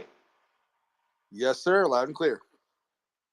That's very good, because I think we've both been delinquent on promoting the wonderful product that we both work for and try to get out to the public, which is, of course, Atacam's brand cigarettes. I think that we really need to double down on our efforts to now, given the fact that the leopards have been freed, that we deserve a stipend or something, government grants, in order to bring our products to a wider audience. What do you think, sir?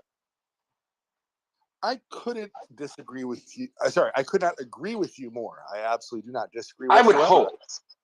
I think that this is, in fact, the proper time to mention to your congressman, senator, or president, if you happen to meet with Mr. Joe Biden at wherever he goes, and you're listening to this space, thank you very much for listening to us. But I would say that it's perfect time to ask them for some Atacams. I think that an Atacams branded cigarette is just the proper thing. That if we've had military expert after military expert explain to us how long range missiles can absolutely disrupt the entire very shaky Russian logistics supply chain.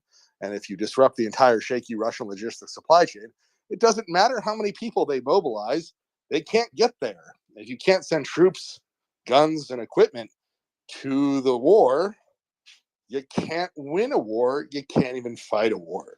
So there's all sorts of rail depots that are sitting in Russia, all peacefully, and they would love nothing more than to have a nice big smoking accident. And I completely agree with you that if the leopards are going to Ukraine, the other thing to win the war very quickly to save the maximal amount of Ukrainian lives would be a very, very large pile, not 5 or 6, like 200 or 300 Atacams. Because right. What is better? I'm sorry if I interrupted you, but what is no, better? No worries. We just had Ray's hand go up. you absolutely can hop back in line and continue to post the Russians who so deservedly need it. Ray, I just wanted to I wanted to just finish my one little cameo spot there. I very much appreciate you speaking or letting me speak, but I do believe that they deserve to try all of our fine flavors, including Anacam's Maple Reserve, and we also have the Fruit of Hausan. I also have a couple products that I've been too lazy to promote, both Coca-Cola and Copium Fine Brand, also Crocodile Black, which I think they would enjoy very much, especially a certain couple of bunch of tankies. Anyway, I've been enjoying a little bit too much, just as you have tonight, so I think I will log off. Thank you very much. Have a good night, and Slava Ukraini. Harem Slava, and thank you very much, Robert. Yes, we'd love to see more. More I can't even say. All right, I'm gonna have to go to Ray. I'm laughing too hard to actually continue with the joke for the moment. Ray, ask your question. Well, I'm just going to remind folks that JDAMs were released, and yes, although it would be very, very nice to have ATACMs and get 300-kilometer range strike ability, just having the ability to use aircraft delivered bombs, which has always been a traditional way of providing interdiction of supply routes. The trouble has been that the air defense has been too capable, or there's too much respect of Russian air defenses. But with the continuing supply of AGM-88 HARM anti-radiation missiles, that could open a hole in the air defense, especially near the battlefields, and you may look to, and there must be a reason for the administration to approve JDAMs. These are GPS guided bombs that the aircraft can deliver, and we may actually see some airstrikes, more conventional airstrikes, and that certainly can come earlier than even if they release the ATACMs, and that's still going to take some time to get out there. I think I'm kind of quietly hoping that we will see some use of JDAMs, maybe closer to the battlefield, maybe dropping some key bridges, which will be just as important as striking the depots deep, because stopping the ability of getting the supplies from the depots to the troops forward, that could be rather important. Just a thought. While you're here, I may as well. Sorry, I'm just making a brew at the same time, so I'll just walk away from the kettle.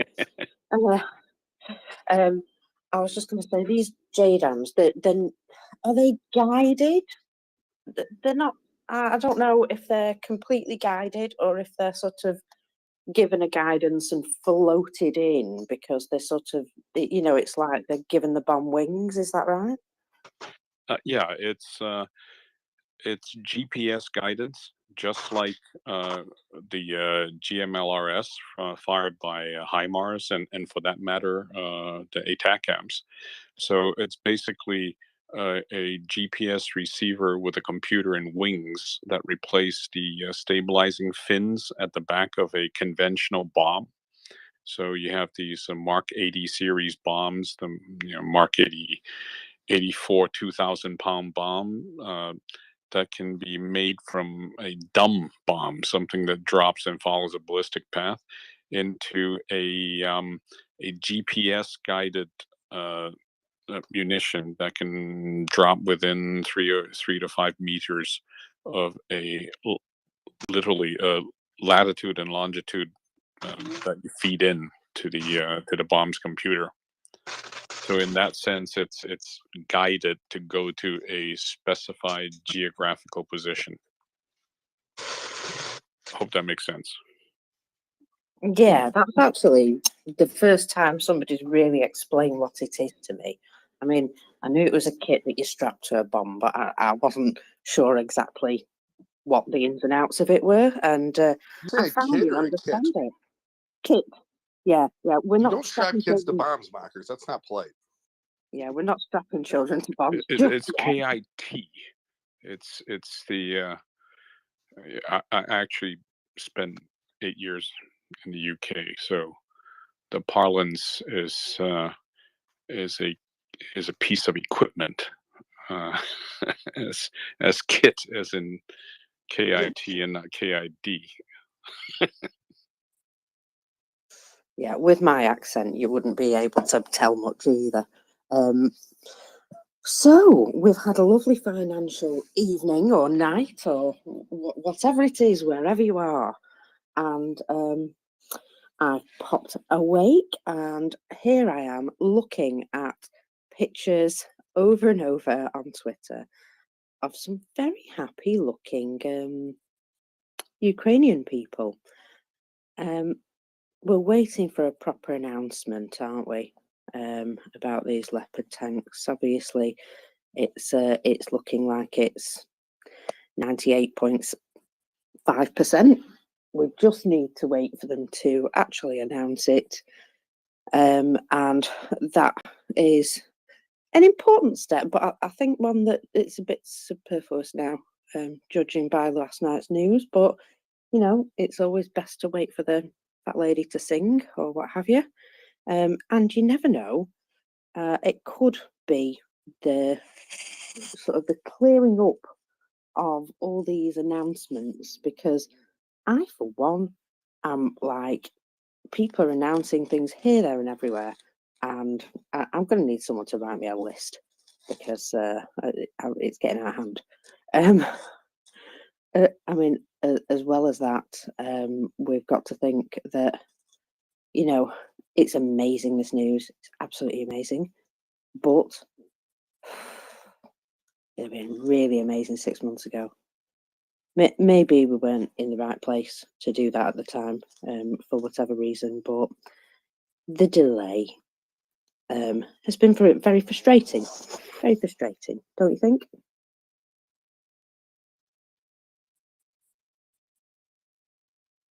Just a little bit.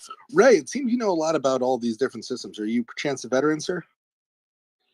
I was actually an analyst for during the Cold War for an organization we call the Evil Empire. It was Jane's in the UK. So I was financing my graduate research by doing defense analysis for that publication, and so I think you might be familiar with Jane's Fighting Ships, the yearbook, but they also had weapon systems, and now it's branched out to all different weapons. So also as a member of the Royal United Services Institute for Defense Studies. So I was more like a sort of academic researcher. But because of my own graduate research, I was also very interested in the military medicine side of things. And had the penny dropped, I think we would have during the 1980s when I was in the UK, we probably would have been dragged right into the Royal Army Medical Corps and shoved to the front. Helping treat the wounded. So that was my history. Thank you very much for that, Ray, and an interesting and varied life. Talking of history, Russia. Apparently, Russian channels are going to quite dark places. You'll all be glad to know. With talk of Leopards and Bradleys and Patriots, and what that's going to do to them, and who is responsible. Because apparently somebody must be responsible for the terrible situation they're in. And you know what? At some point, the penny's going to drop. I'm really hoping so. Yeah, so there's all sorts of rumors flying around. Apparently, somebody wants to assassinate Prigozhin. I know it's a terrible, shocking thing to hear that. I mean, I want to assassinate Prigozhin. The question is, who doesn't want to assassinate Prigozhin? I know. I mean, given the chance right now, I'd quite happily do it myself, to be fair. But yeah, apparently, someone wants to assassinate him, and it's a shocking and terrible thing. And I think they're setting it up for him to, maybe have a fall. They've been talking about, apparently Ukrainians want to assassinate him, and big shock there, eh? As I said, like, who doesn't want to assassinate Prigozhin? Yes, it does seem like he's falling out of power in the Kremlin, and maybe he'll be thrown out a window in the Wagner group, reincorporated into the soil, or unfortunately, possibly another mercenary group or something instead. But yeah, no, I think the better question isn't that. It's more of who doesn't want to assassinate the guy. He clearly has his enemies within the Kremlin, as he's made a lot of power plays that have obviously pissed off competing forces. And well, if you can find a bigger international bad guy straight out of a Bond movie, I don't know if they exist in real life. I think he's actually proof James Bond doesn't exist, because if James Bond did exist, he would have killed that mother long before now. So I think the better question is, who doesn't want to assassinate Mr. Prigozhin? And as much as I'm saying this humorously, I'm not kidding whatsoever. We have a number of hands up. I believe our order is Gary, Will, and Ray. And so we're going to go with that. And if I'm wrong, I don't care. Still Gary, Will, and Ray. Gary, you're up.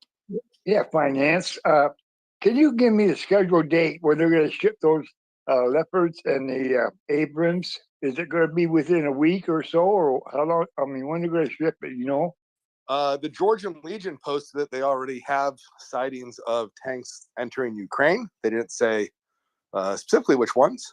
So exactly which day? No. We know they're going. Clearly a lot of that's classified.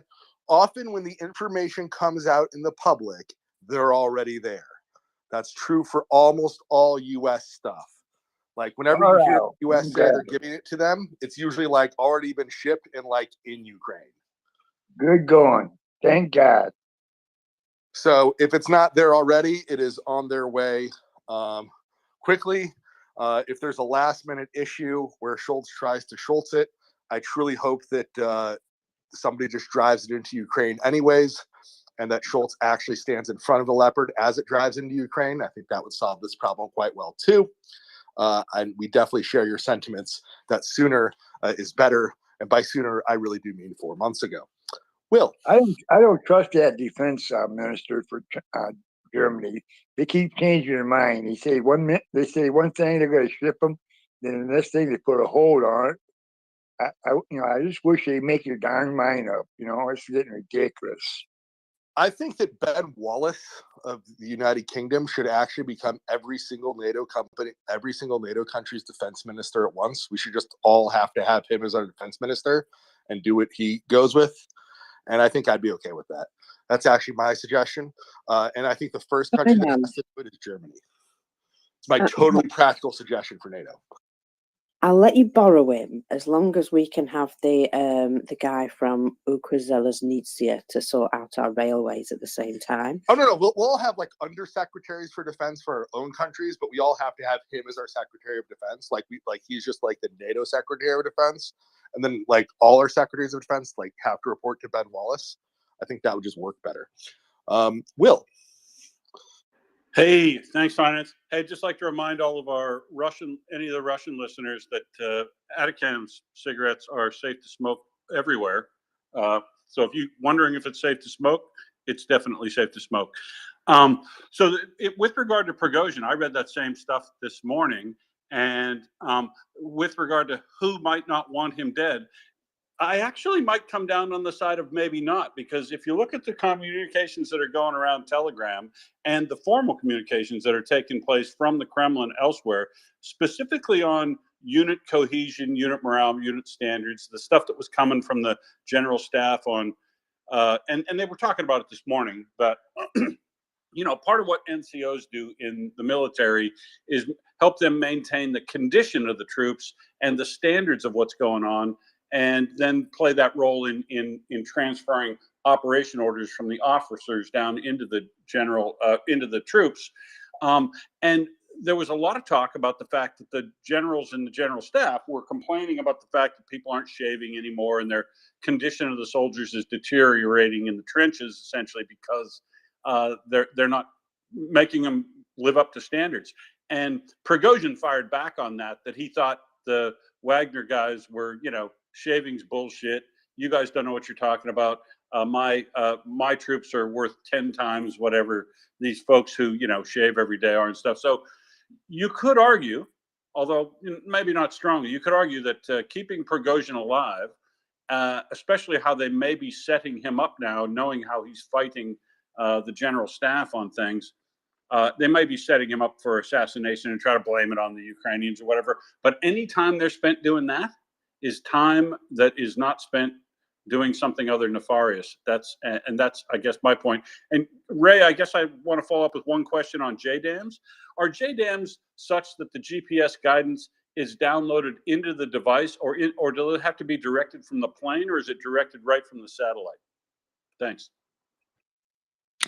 The coordinates have to be entered into the bomb. I'm not sure if they can do that on the on the Ukrainian planes, except perhaps for the Slovakian MiG-29s. The important thing is, you know, you need to have a NATO standard data bus with the avionics in order for the for your weapons panel to actually talk to the weapon. So you can certainly set the thing before on the ground before you load it up onto a pylon, you know, for a plane that doesn't have that capability. But you know, when they were first used in the Afghan war, the ground controllers are basically sending the coordinates up to the B-52s, and the B-52 bombardier will be entering those numbers into the weapon system to tell the bomb where to go. But it's once it's released, all of the guidance is done from the satellite to the device or whatever was programmed into the device. And if the plane gets interdicted or has to break off it or anything like that, the weapon still works to target. Yeah. Yeah, that's absolutely correct. So basically, it's like a GPS receiver with an inertial guidance system. So even if you didn't have the satellite, the inertial guidance system would guide the bomb to try and hit a particular spot. But with GPS and making those, you know, when it's differential GPS, basically multiple satellites to correct the trajectory while you're going down, if you know, knowing your own position and where the target is, that increases the precision and get the bomb being self-guided to within, you know, hopefully 3 meters of the aim point. Hope that helps. Yeah, thanks very much. No, I got another problem. With those Leopards and the Abrams, are they gonna have fuel to fuel those things? I understood they take a lot of fuel. Are they gonna have plenty of gas to run those things? Yeah, you know, you basically can feed an Abrams many different kind of fuel, many different kinds. But you know, basically it's diesel. So and the Leopards are basically diesel. So if you have a plentiful supply of diesel, which you know I believe the Ukrainian logistics have been very efficient and very capable, then you wouldn't have a problem. I think your concern may be that when you have a gas turbine like the Abrams, that it will be burning, you know, almost as much fuel while you're idling. No such thing as idling a gas turbine as when you're moving at speed. So I think the U.S. Army has certainly gotten around that by basically first having a auxiliary diesel generator that's put in, so that when your tank is not moving, or when normally you would be idling, the gas turbine will be off. The generator will provide the juice, the electrical power to run the weapon system on the tank, and a fast startup would allow the tank to get the gas turbine going, and then driving when they need to. I think the generator has been replaced by a very capable, very high capacity battery. So I think this concern about higher fuel consumption of the Abrams is probably not so much of a thing anymore. Hope that helps. Yeah, thank you very much. No, I mean, from what I know, the gas price in Ukraine is not ridiculous, and let's face it, that by fighting on their own turf, there's only so far they have to go to get to the pump, right? They don't have an extended supply line, so their allies have gas, they have gas, so that is not my biggest worry. Obviously, there might be some sort of shortage in refined products, but nowhere near the issues that the Russians are probably having with making sure their refined product supply chain is going right now, because we keep hearing about how they're having certain issues in the supply chain with refined products for various kinds of both diesel and aviation fuel. I can't say I'll be crying. Definitely hurt them that super corrupt oil refinery that got hit, that was owned by a mixture of Medvedchuk, Glencore, and the profits were used to try to corrupt Ukrainian politics. That thing that was way far behind the lines actually turned out to be a maker of critical refined products. So on the margins, though it wasn't the biggest facility, that actually helped make their issues harder. So while we're talking about issues in supply, yeah, Ukraine, think that the gas to run the tank is nowhere near as big an issue as having enough stuff to drive. And we have a couple of hands up. The order in which I saw them raised is Will and Ray. I'm not sure if that's right, but that's what we're going with. Will. Yeah, just a short clarification on the gas turbines.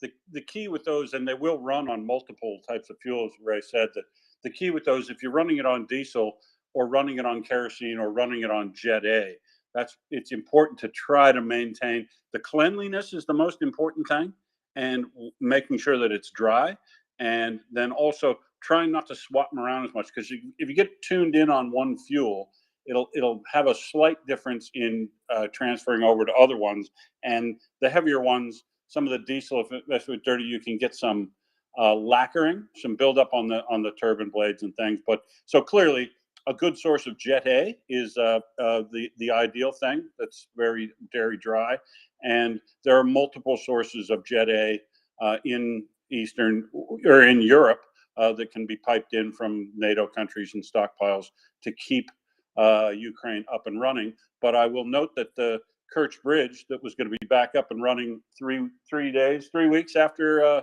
it was knocked out, 3.5 months on, is still not operating. And that direct line across that bridge is the most important fuel source line to the entire south of Crimea and the entire southern command of the Russian army.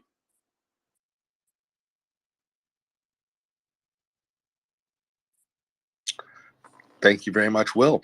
I'm just going to have to just nod and say yes to all of that, because it's above my pay grade and way outside my realm of understanding. Ray. Yeah, I kind of forgot to make my point. I think, as others have pointed out, the Prigozhin and Wagner Group, not getting on the good side of the general staff, and I think there have been signs of that friction. I think especially in Soledar, when it's pretty well acknowledged that it was the Wagner Group that did a lot of the heavy lifting, and then they send in the VDV paratroopers to join in the fight, and I think Prigozhin had been quite displeased that the VDV was getting a lot of the credit, or basically the general staff was claiming credit for for I guess occupying or finishing off occupation of most of Solidar. So might be a really good sign that there is this internal conflict, and maybe having Prigozhin still there to have to continue this friction could be a good thing for Ukraine.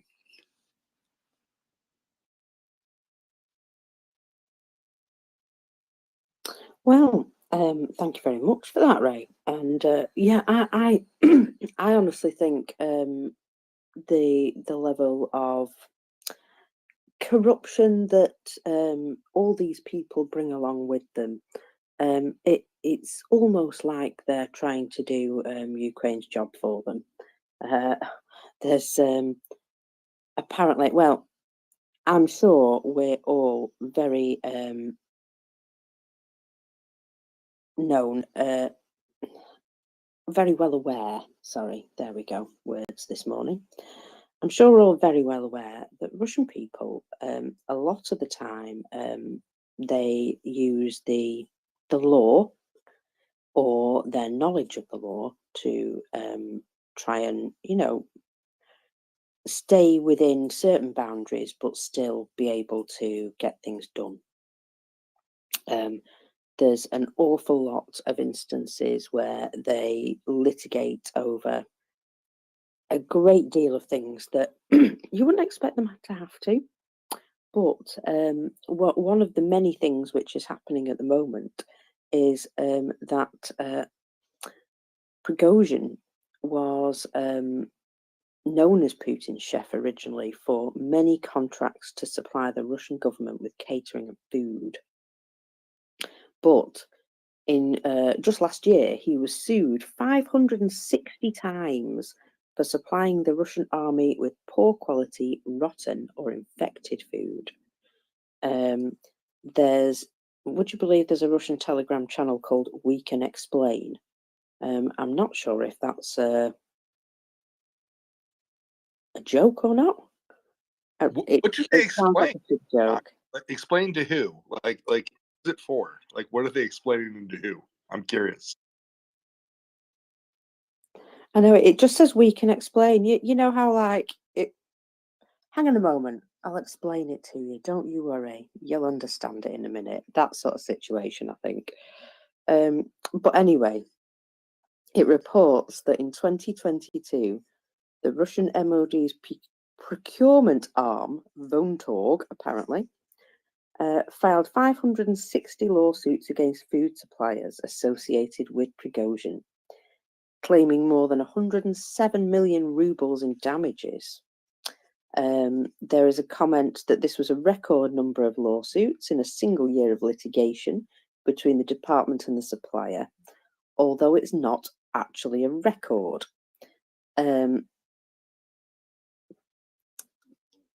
Oh, here we go. Vontorg, sorry, I'm reading at the same time, claimed the most money from Prigozhin's companies in 2020, which was 197.1 million rubles. So, obviously, they had a lot of problems before they even got anywhere near Ukraine.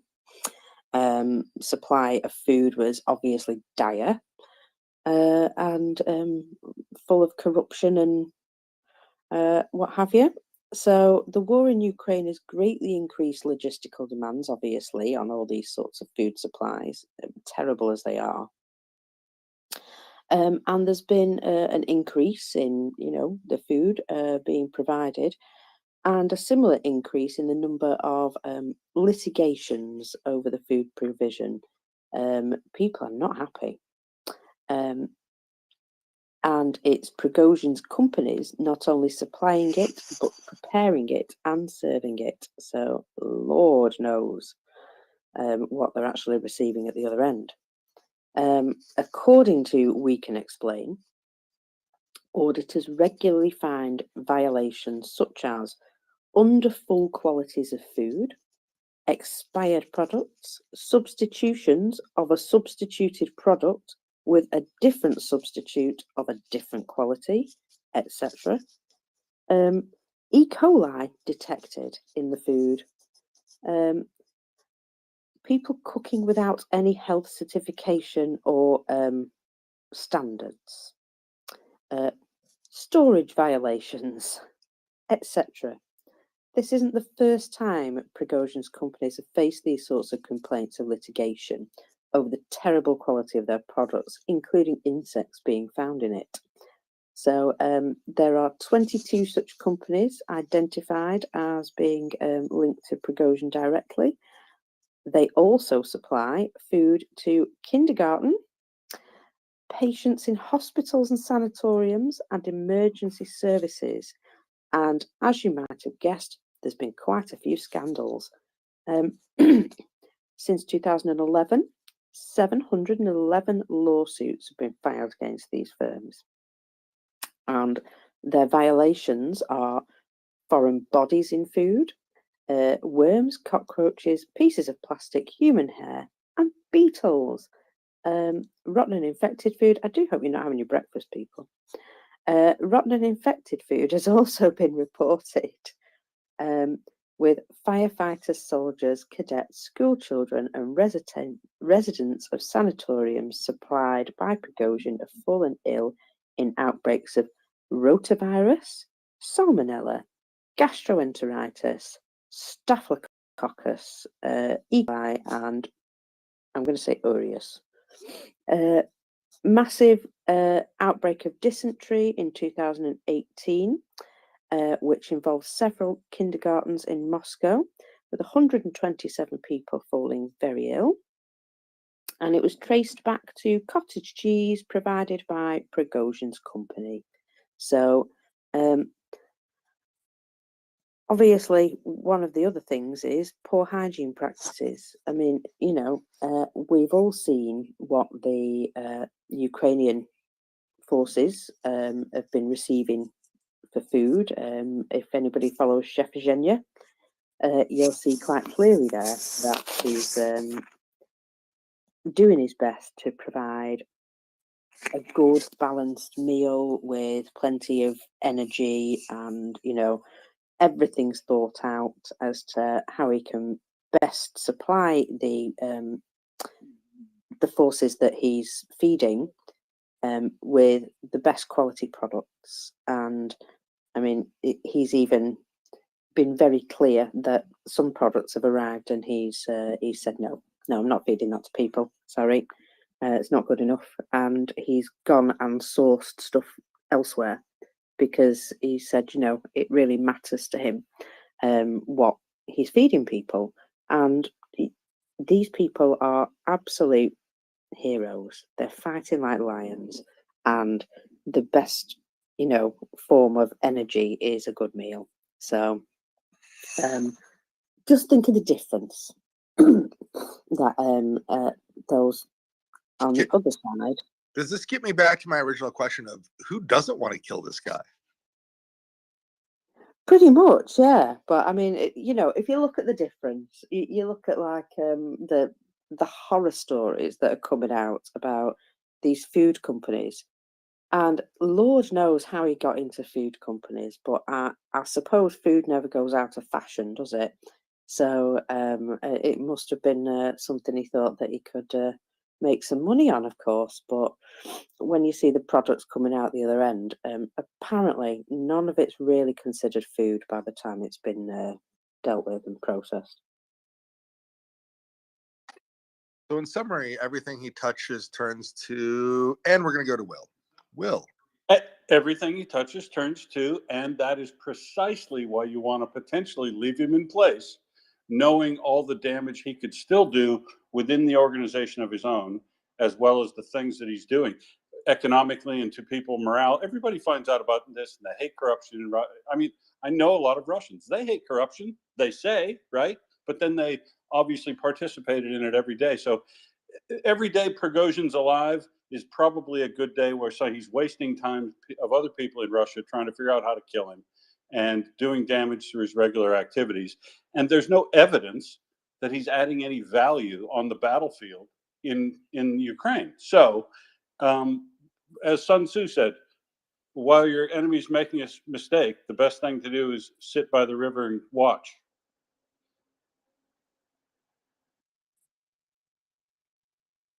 Yeah, and it absolutely makes sense to me. That yeah, uh, I they've made up this story that apparently Ukraine's going to assassinate him. I think Ukraine are actually doing more damage just leaving him in place. So yeah, you're absolutely right there, Will. Go ahead. Yeah, so he is doing more damage in place, and there's no if there's no good reason to remove him, then just carry on and let him do it, because he's probably likely to make some other good mistakes on the battlefield where it will really make a difference, I think, and save some lives. If at ever point in time you see an early opportunity to kill him, like if I was standing in front of me, I'd kill him. But if it ever there is an opportunity to kill Prigozhin where it will shorten the war or save Ukrainian lives, that's when you do it, and only then, I reckon. If he would have gotten those Leopards and Abrams months ago, this war would have been over by now. It would have been. It would have been. Russia would be. They would just pack up and leave, But they didn't. They didn't get the equipment like they wanted right away. So I guess it's better than nothing. But I can't wait till they start getting that stuff ready and shipped out and get to UK because that's going to help them a lot. Oh, you're absolutely right, Gary. More equipment is always going to help, but I think it's not up to me about the delays. Obviously, it's very frustrating. But I think when we look at how the wheels have turned and how things have happened in the past, I do kind of feel in some ways that decisions have been made at lightning speed, considering how glacial an awful lot of these, political systems are.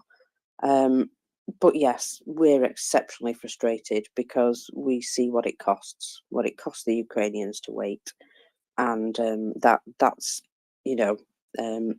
so important that in the midst of all this talking about, well, should we do this, shouldn't we do that, people are fighting and losing their lives on a daily basis while somebody shuffles their feet.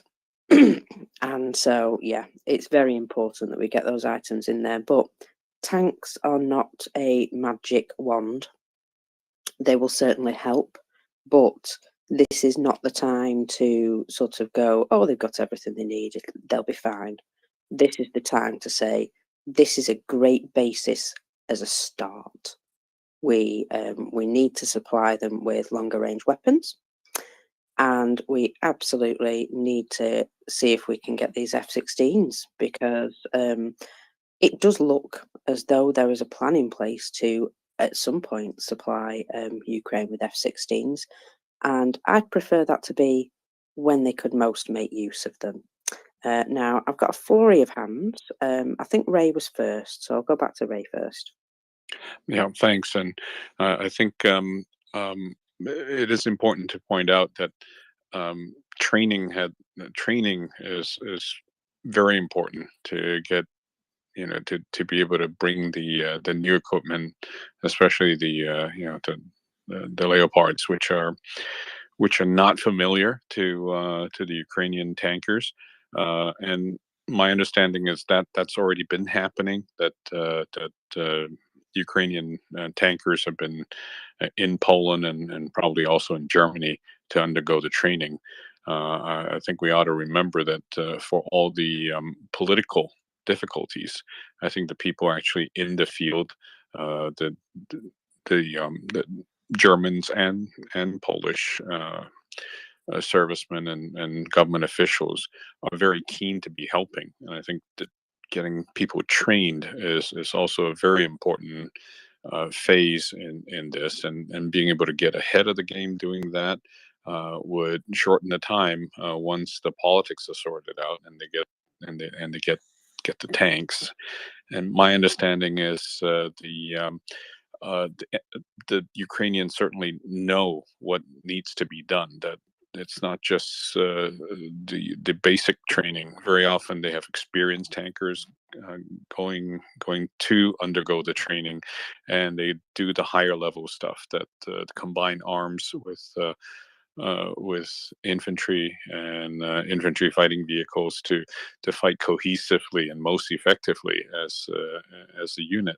So I think yes, it's frustrating that it took so long politically to finally make the decision to transfer the custody.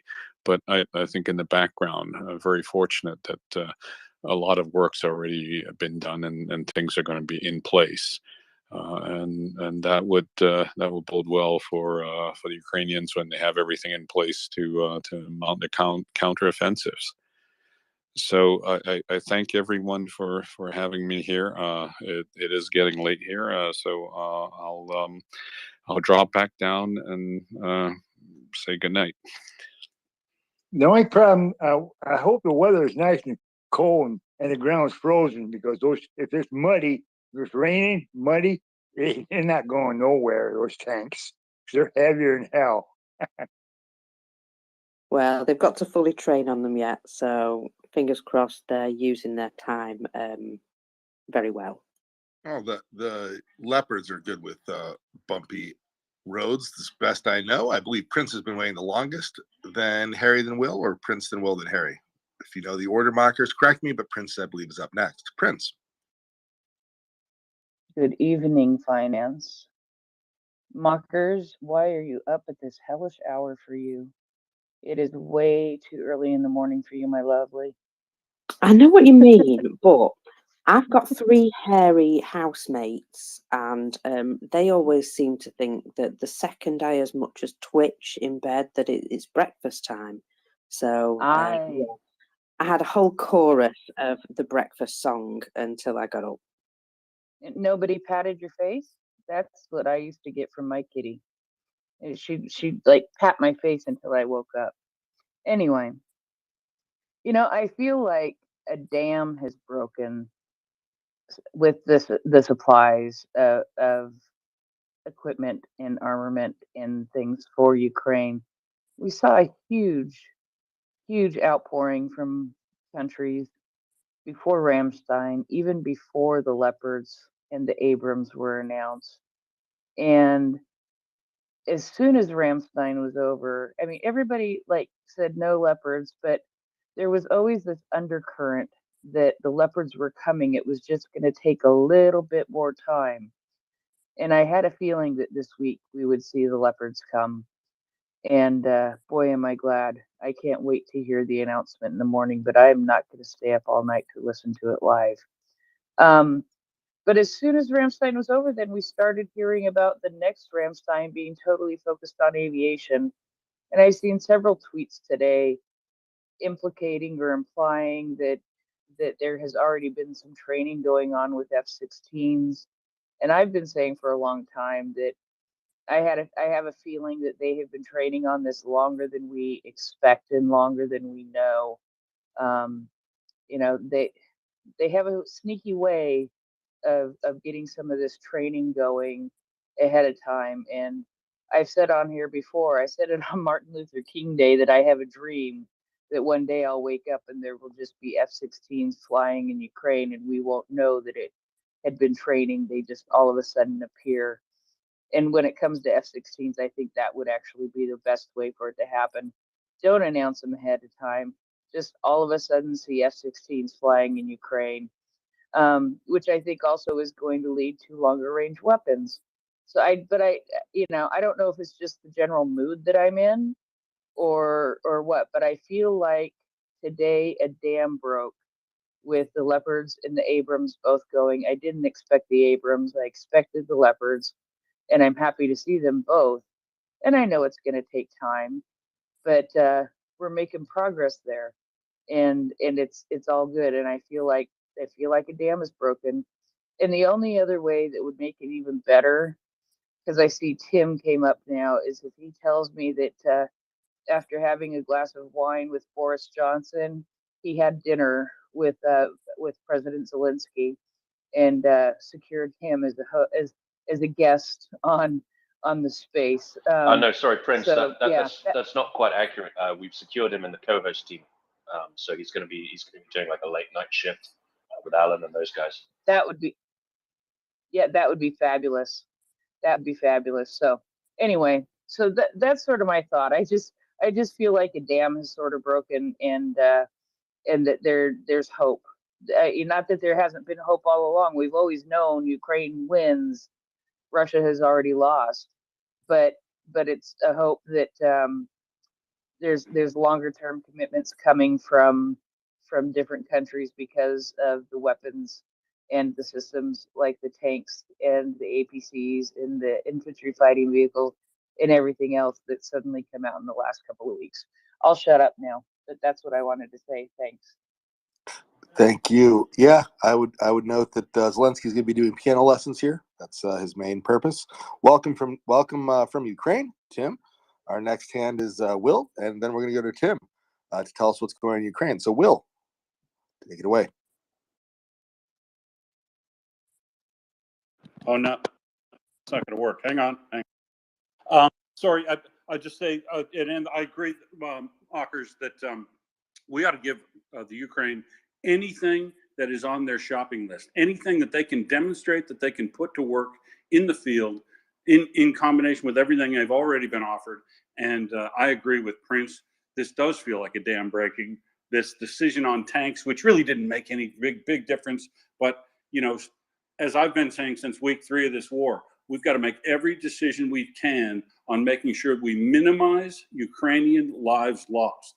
And that's give them every weapon system that they can show that they can use so that we can get them competent. And it's going to take like another 6 more months. So I'm willing to be patient, because get them trained, get them ready for combined operations, use all the kit that they've got, and anything else we can pile in before the next good opportunity for an offensive is, and make one good killing blow, which is what Farrer is talking about earlier, that you do want to use a sledgehammer to crack the egg, and let's do this deliberatively, like they've kind of been doing, even though it's painful to watch.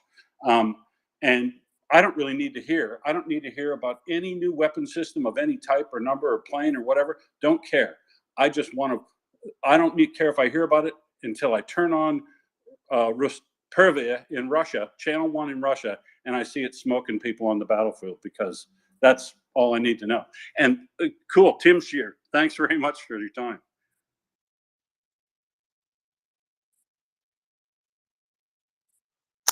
And thank you very much, Will.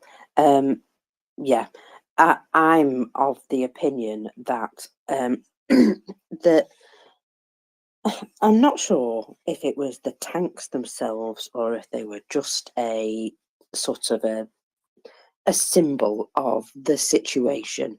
But to me, it seemed as though once we've stepped over this hurdle, other things might just be easier. Just because I think it's got to the point where people have started sort of making these decisions and going, oh, actually, maybe this is the right thing to do. And obviously public opinion, especially within military circles, and especially within, sort of a lot of the European and Eastern European areas, I think they've been, historically through so many other I want to say fights with the Russians, but it's not necessarily been a fight. They've just been invaded. And, so the historical perspective, and I think it's got to a point where they've said, look, this is 2020, well, it's 2023 now. But, you know, this is today's day and age, and going back to basically 70s with regards to the whole way of living, in fact, you know, very sort of close-minded, a lot more prejudice, a lot more sort of intolerance, a lot of violence for no reason. I don't know, it just seems like the society has never grown up. And that probably is the case because they've been subjugated for so very long. And good morning, Tim. Good morning. I mean, what you're saying really, it puts me in mind of something Matthew Van Dyke, the famous Matthew Van Dyke, who was a kind of a jobbing revolutionary, I suppose. So he fought in. He's an American chap. He's a very devout Christian, and he's fought in a number of these you know, grisly anti-authoritarian conflicts. He did Libya, he did Syria, on the side of right, and he came up, and now he's in eastern Ukraine training Ukrainian forces with his organization. And he came up on the space. He's been up on the space a few times, and something he said really resonated with me, and you know, echoed what you said just there. He said that he would much prefer to be in a village that's been occupied by ISIS than has been occupied by Russia, because at least with ISIS you know what you're getting, right? And he said, so you know, if you're in your village and ISIS roll in, you know, if you're Jewish, you're probably going to get killed. If you're Christian, you're probably going to get taxed a bit more. And if you're a Muslim, you're going to have to dress differently. And that's, well, if you're the right flavor of Muslim, you're going to have to dress differently. If you're the wrong flavor, you're probably going to get killed as well. And he said, well, with Russia, you just don't know. You know, they roll in, they take a village. Are they going to shoot everybody? Are they going to leave? Are they just going to occupy it for a bit? Are they going to defend it? Are they going to knock all the buildings down, steal all your shit? You just don't know, right? They're so unpredictable. They seem to have they seem to have nothing in particular they're trying to achieve. And that makes them kind of very, very dangerous and very, very scary. And it was interesting to hear them compared disfavorably to ISIS. It was really quite extraordinary from Matthew Van Dyke. Thank you, Marcus. I think part of that is that they just aren't trained as a fighting force. It all seems to be for show. You know, anytime they've had training, or it's been sort of, you know, shown, oh, they've done this training and they've been firing these weapons at a range or what have you. When the truth comes out, a lot of these people literally did that like once or twice in their entire army conscription. You know, if they've got like 2 years or something that they've put into the army, during that time, they barely do any of that actual army stuff.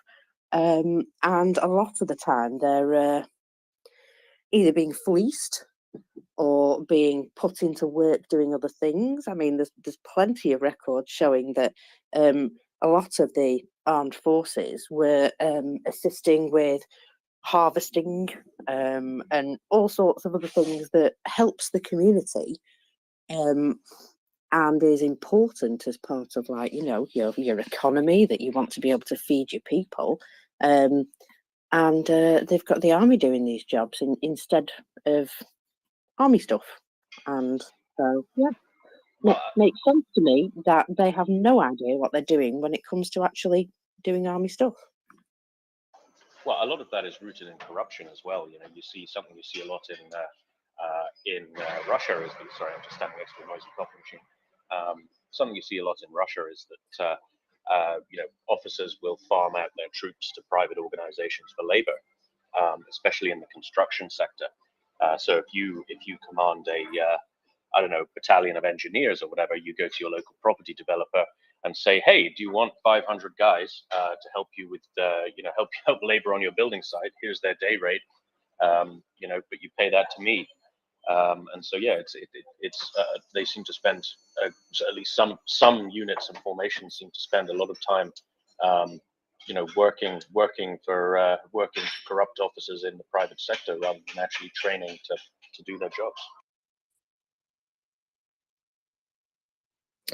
Yeah, it makes sense to me that if you've got a bunch of guys, and you might be able to use them as a workforce to make you some spare pocket money. Yeah, why the heck not? It seems like a great idea. Carry on, Russia. I've been making Prince wait, and I'm so sorry, Prince. Go ahead. No, I was just going to go back to the Abrams for a second, because I did read some stuff in passing today that if I lost my place, oh my goodness, I lost my place in the freaking article. Mockers, I blame you. Are you I having a good cup of understand. coffee? I understand. I'm on cup of coffee number 2, and I feel more Okay. like a human now. Thank you. Oh, good. Okay, this is what I wanted to say, and I've seen more than one article saying this today in the meaning behind sending the Abrams. Any announcement would be a long-term contribution of Abrams, meaning the Ukrainians will not have them on the ground anytime soon because of the training, getting sustainment framework established, yada, yada, yada. For now, the pending announcement by the US is more to make Germany feel comfortable in providing their own tanks. And I have actually seen, and I can't find the article right now, an implication that these will actually be coming from the manufacturer, not necessarily directly from stocks. They may be refurbished by the manufacturer or something.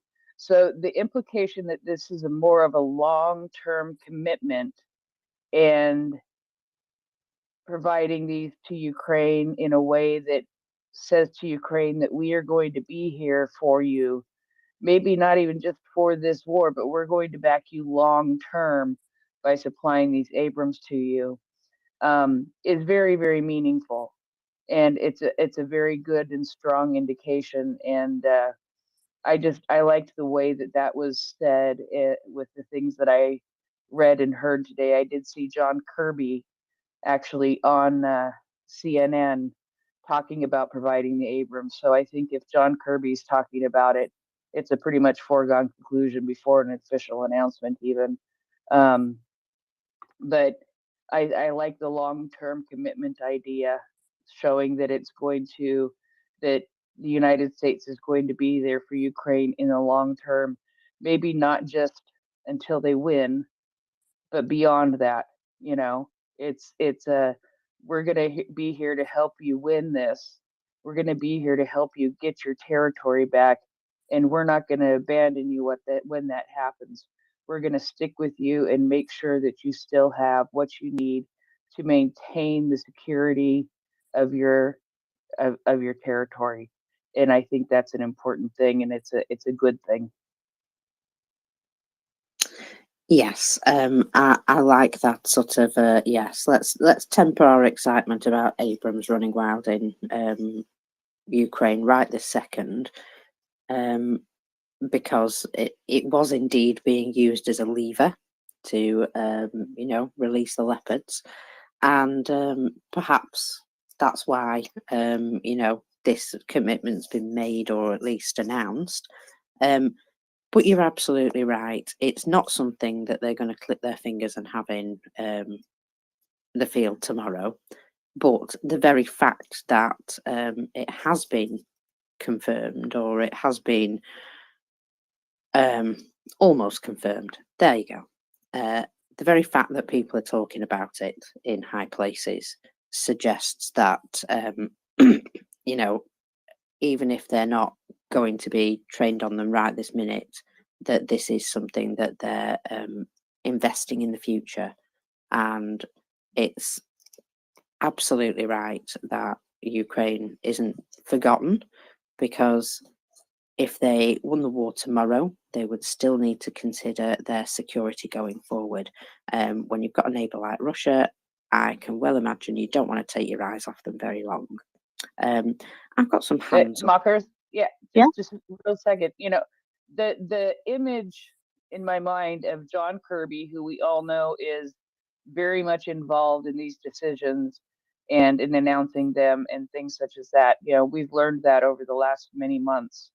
But the image of John Kirby on TV standing in front of the White House with the backdrop of the White House talking about Ukraine getting Abrams is a very, very strong message. It may not be an official message, it may not be an official announcement, but I think the message is very clear just by John Kirby standing in front of the White House and talking on TV.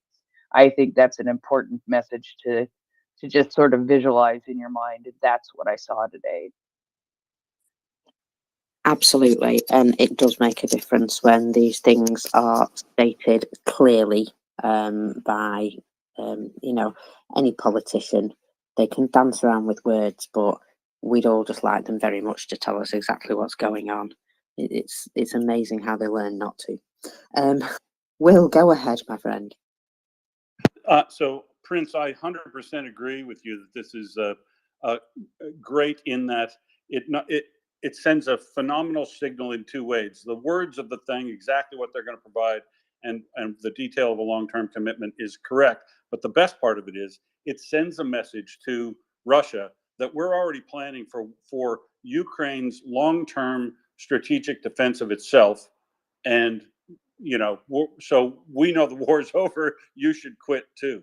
And I want to return to something, Akers, you brought up, and Tim did, that the exact type of situation you're talking about on the ground with regard to corruption in the Ukraine or in Russia, and the lack of training of the soldiers, or the issue with the soldiers, is something I actually experienced directly in Russia when I was living there for 6 years. And one of the best friends I've ever made in my entire life was a guy who's Victor, who was in the Russian army, a Soviet army, at the exact same time I was going through my U.S. Army training. And we were just comparing and contrasting because neither of us was particularly interested in being in the army. I was never in combat. I was a military 95 B10 of military policeman for a couple of years, got the GI Bill, and got out. But I was comparing, just having drinks with a guy I met in Russia who became my good friend, one of my best friends, really, and reminiscing about our periods of time in the army. And I had a shocking revelation. He was describing to me exactly what you're describing. The fact that I went through basic training. You learn how to do all small basic arms. You learn how to work in platoon formation, small combat. That first step toward actually being a soldier. He never ever touched a rifle in the army in his 2 years of conscripted service, except the morning that you first go in, they take a picture of you. You know, you're in the army now, and and he was handed a rifle to hold in that photo, and that's the only time he ever touched a rifle in the entire time he was in the army. About the same time I was, and they were subject to these little arrangements where the officers would sell their services or get in barter some other return service for services that he would have them provide. And here's how corrupt it is. I was in the U.S. Army. I immigrated to Australia 30 years ago.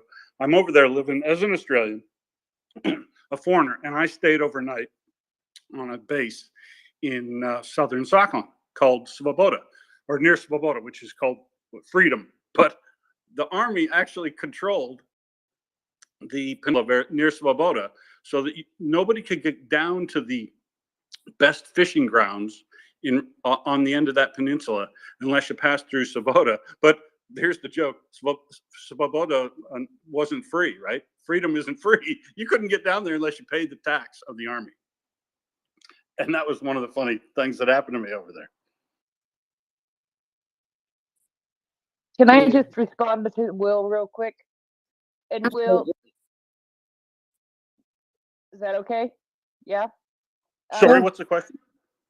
No, it's just a response. I just wanted to say thank you. You are exactly perfectly right. It is a very, very strong message to Russia, and I should have thought to point that out, but as Mockers knows, I've had a hell of a day, but I saw Mockers up here and other people, and I just wanted to come and hang out with some friends tonight, and had some messages to pass as I was listening to the conversation.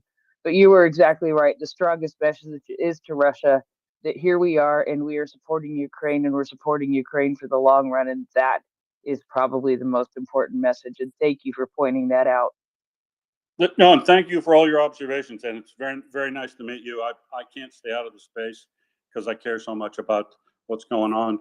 And it's really nice to find out from people who have current on the ground expertise about what's going on over there, because I just can't stay out of it. And unfortunately, I also can't shut up, and I turn my mic on sometimes. So tell me to shut up at any time, please. I have leather skin.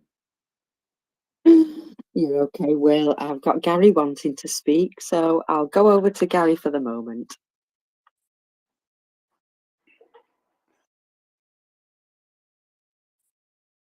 Yeah, going back to leopards and Abrams, I got a funny feeling Biden had something to do with that. I think he had a talk with the German ministry and made an offer. You send the leopards, we'll send the Abrams. I just want your feedback on that.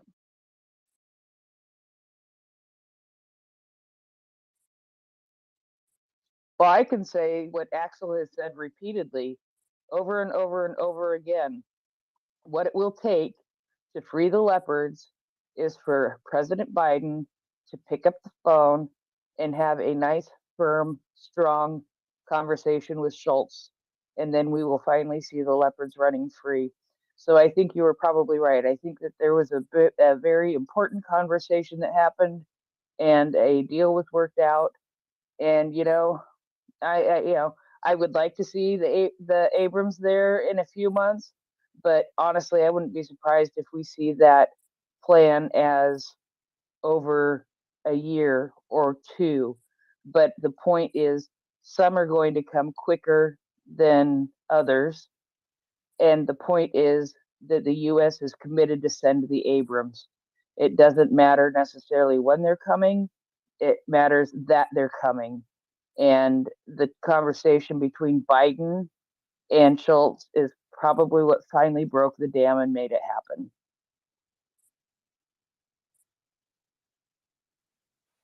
Well, we certainly hope that whatever made it happen, that it continues to be the same pressure going forward for the other items on Ukraine's list of "we'd really like these, please."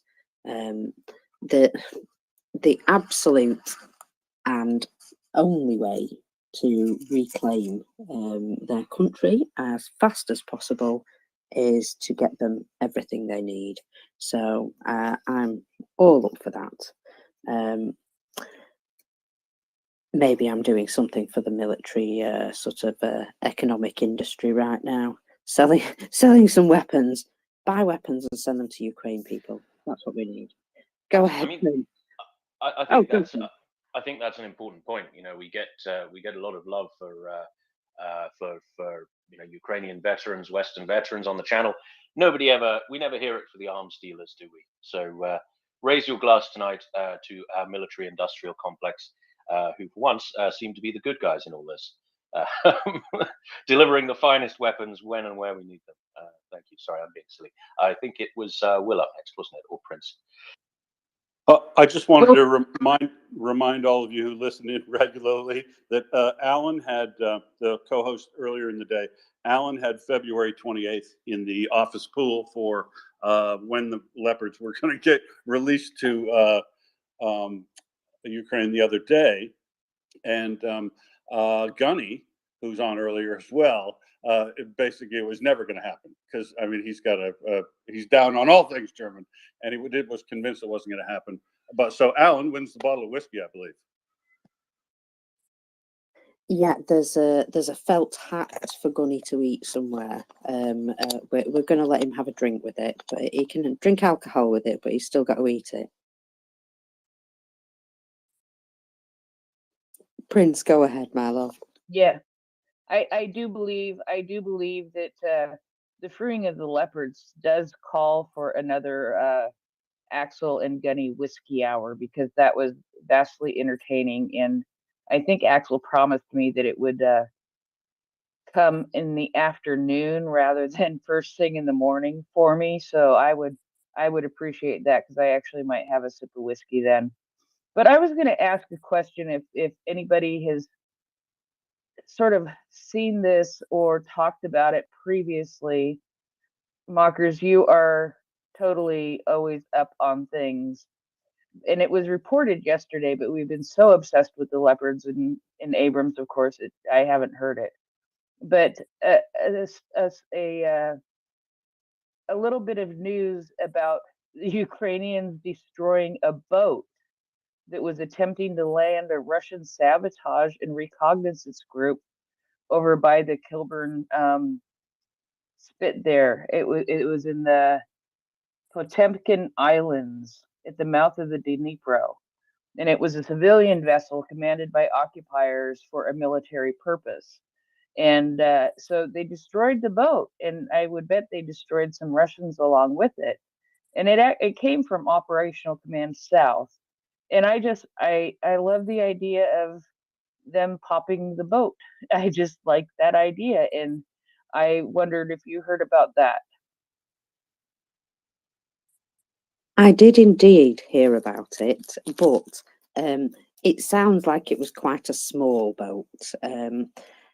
The thing is, I don't know if everybody's seen the video from Dimitri, I think it is. Let me just check. Yes, it is. Yeah. So here we go, from Dimitri 7 hours ago, and this is what you're supposed to do in this video. The video is footage of a daring Ukrainian assault on a Russian position at Novokhovka to locate personnel, equipment, and a command post. The group successfully completed the mission and returned to their team after having destroyed the post and its 12 invaders. Now, if you haven't watched that video, it's not gory or anything. It's all very dark, and all you see is things blowing up and then them moving out, and the slight destruction that they leave in their wake. And that's how, sort of a special operation type mission is carried out. You tend to arrive very silently in, as quiet a situation as possible, slip in, slip out, while chaos is reigning all around, and nobody knows that you've even been there. All they're concentrating on is the absolute chaos. And it would appear maybe the Russians thought that it might be a good idea for them to do the same, and perhaps didn't get quite so far. So yeah, oh, sorry, wasn't me, but I have heard that yeah, a boat's gone, but it's a civilian boat, not a military one, so I don't even know if it'll appear on the statistics, although it was being used for military purposes. We'll have to see. We'll have to see if it shows up on the stats. James, I don't. Oh, oh, so go on. no, I think that's actually, it's like one day you see this Russian boat being sunk because they don't seem competent enough to float a little raft across a little bit of water to carry out a mission, and then you see this beautiful, beautiful mission being carried out by the Ukrainians that is so successful and so perfect. And Chuck talked about it quite a bit earlier today, and it's just, one on one day, and you see the wrong way to do it on one day, and then you see the right way to do it by the Ukrainians on the next day. And I think it's just beautiful, to sort of compare them, and just continues to show the Russians' incompetence, and how Ukraine is stepping up in wonderful ways, and how they are just kicking ass. Sorry, gotta say ass. There's no other way to put it. They're just kicking butt. There, that's better. You're all right. I think we can get away with that one, especially at what is it now? Nearly 6:30 in the morning for me. So yeah, I'm not afraid of your slightly fruity words. Um, James, you popped up to see us. Did you have something you wanted to add? He's probably come up and he's got a kettle boiling in his ear like I did. Tim, my lovely, did you have something? No, I was just going to say hi to James, and I'm wondering if he's in Kiev. But it looks like he's unable to unmute himself, or is otherwise occupied. Oh, here he is. Good morning, James. Yeah, morning, mate. Yeah, no, love to see you. Let's go to that fantastic Crimean place, which is, you know, it resonates with people who go there because, you know, we are fighting for the Crimean Tatars as well. I won't say myself, but a lot of brave people. So yeah, that I just woke up and, as always, wanted to find out what like-minded people are thinking about Ukraine, and I went on to Twitter Spaces, and that monstrosity that's been on for 13 hours was still there. Luckily, I'll give people the good news that the 8,000 Vatniks and lunatic fringe right and left have now closed down. That was a 13-hour abomination with 8,000 people in there mostly, compared to the usual 500 or 600 here. Yeah, I mean, you listen to it like you go to the zoo to look at dangerous animals who really shouldn't be allowed to be talking like that. I mean, it was shocking. But yeah, luckily they've closed down now. People like Kin.com and Aaron Mate, and just a real mix of jokers and horror stories. Anyway, they've gone now, so intellect and morality has returned to the debate. Anyway, morning everyone. Good morning, James. There were some very noble but perhaps slightly quixotic figures going into bat for the side of right on that space. We did see Craig Reagan, who was a co-host on the MriyaReport for a time, up there fighting the good fight. I believe Malcolm Nance came up for a bit, and what was his name? Troy Escrivel. He was up there for a bit, kind of skewering this Nazi narrative that the Vatniks have.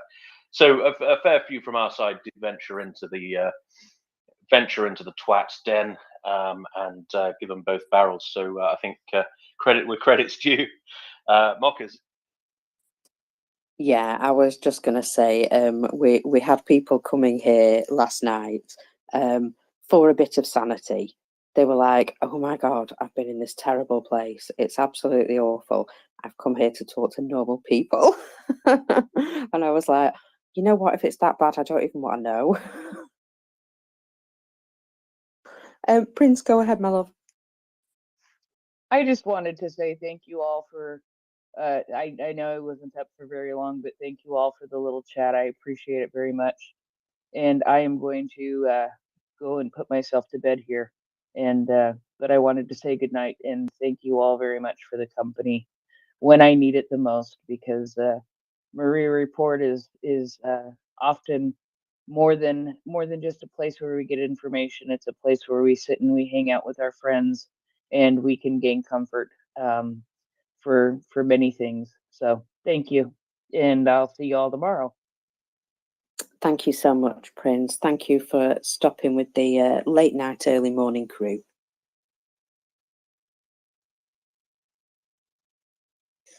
Christian, please go ahead. Thank you, Marcus.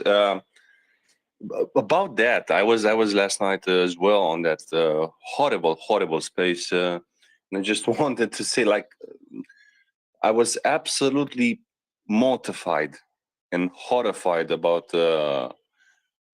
what they were spewing over there. I mean, just the most stupidest and I don't know, like the most detached from reality people were there. And then there was Michael Tracy. Wasn't that guy, I mean, something like a pedophile, or if I remember correctly? I am not going to say one way or the other what the situation is with him. I really don't know him very well. All I know is that he is the butter goblin. You might be thinking of Scott Ritter, Christian, who does have a Sure. for child sex offences.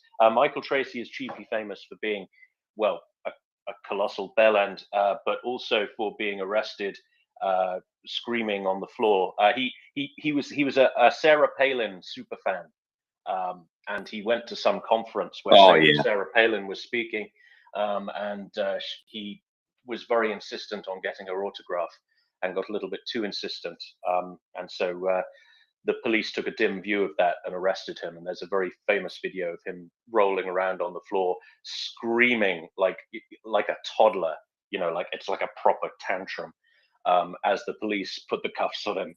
And he's going so nuts that there's like 4 big dudes trying to get control of him, but he's so hysterical that it's just so funny. It's funny and just tragic at the same time. It's just difficult to watch.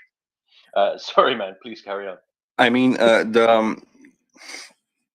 yeah, I'm sorry because I made that confusion. I heard something. I'm not really knowledgeable about these guys, but especially Fox News guys. I've seen a lot of them on that space last night, and it was like the main subject was how NATO basically made Russia do this, and it was NATO's fault, and it was America's fault. And I tried to get on. I mean, I waited for like 40 minutes to get on and just tell them like, y'all just mad, like mad as a kite, mad. Yeah, one of the things that came up about that space last night, somebody mentioned before 8,000 people in that space. Oh yeah. A friend of ours actually went and checked out some of those accounts that appeared to be listening, and quite a lot of them appeared to be fake followers, would you believe? Very new accounts with very few followers and 0 tweets. And that there seem to be an awful lot of them, put it that way. Well, I can't believe it. Would it be fake accounts from Pakistan or India or Bangladesh, where you can buy 1,000 accounts with, I don't know, $100? I'm not sure where they were from. I'm sure they claim to be from all sorts of places. But yeah, it would appear an awful lot of those people listening in the space didn't actually exist. And that's not a surprise at all. I think James was next.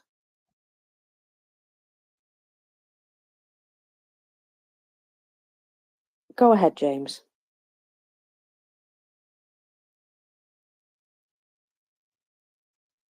I think we just lost James.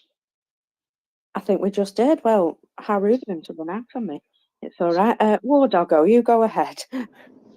Morning, dears, or good night, depending on which part of the globe you are. Yesterday, in that awful space that everybody are discussing, I started speaking. They don't know me, that's why they let me speak. And my dialogue, I started with the words, "I've been looking where all the anti-vax COVID experts have gone. And here in this space, I finally found it. They're talking about the war." Those guys, I mean, I'm not going to make any judgments because all judgments have been already made, and I'm just enough to say that a couple of them are genocide deniers, and in NATO we know them pretty well because they're regularly the Article 5 subjects, NATO, and like we keep a hand on them. The jokes apart, the point is that those guys is like, sanitarium days open and the patients being released one day for the fresh air, and they just start running. In fact, they are pretty vocal. they have the how to call it. They have pretty extensive audience of those who think themselves to be like a critical thinkers, and in fact, a lot of those people they are manipulating with the facts, and even joining that space, you feel that from the nature of the discussion, or when person is like, you know, I don't know how to call it, but when you cannot run fast enough to get to the toilet, I would call it. That's the type of the dialogue, and in that, and jumping between the subjects is always, if you hear like that, it's just kind of the learning point. If you hear something like that, is exactly in order to manipulate with the facts, and by the discussion happening over there, apart some really people that we perfectly know since ages, and their position is pretty clear. So in that way of discussion that they are holding is not actually the discussion. They are always acting like borderline Russian narratives. Some of them just simply follow the Russian narratives, and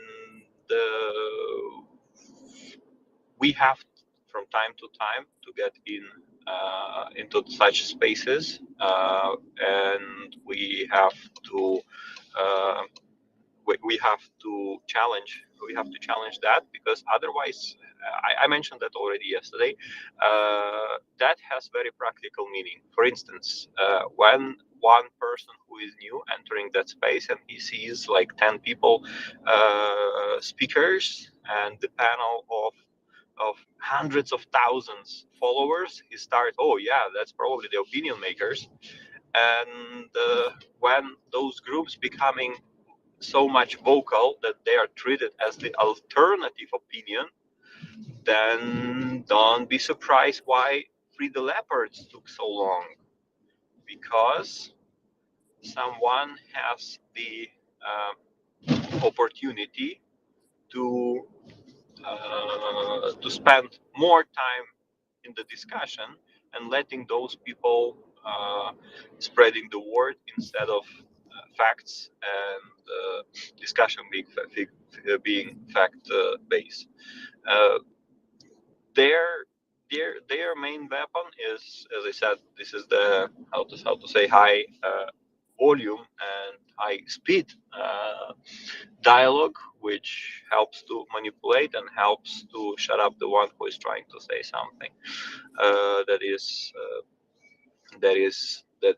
that really happened. For instance, I gave them some Ukrainian on the ground perspective. I doubt many of them been in Ukraine since February 24, and I doubt that any of them will ever come to Ukraine, because Ukraine is scary. There is a war there, and many people of this community, Ryan, others who bring stuff to Ukraine, who helps Ukraine, Sir Malcolm Nance, who is on the ground in Ukraine, James Vasquez, that are joining us from time to time.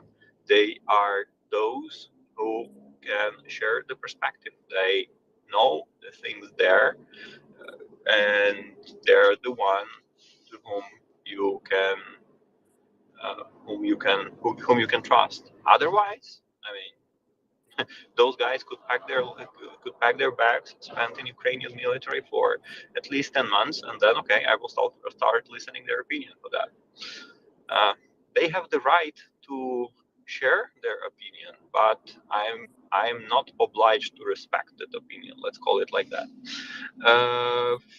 I would also mention that that was a beautiful feeling coming back to the community of normal people discussing fact-based, and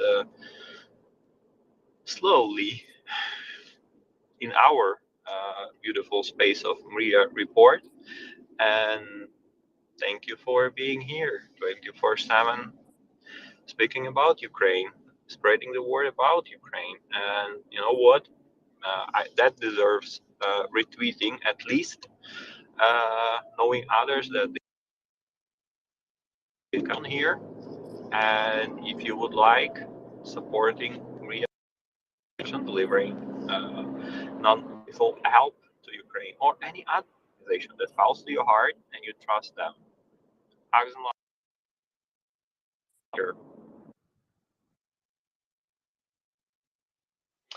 Thank you, War Doggo.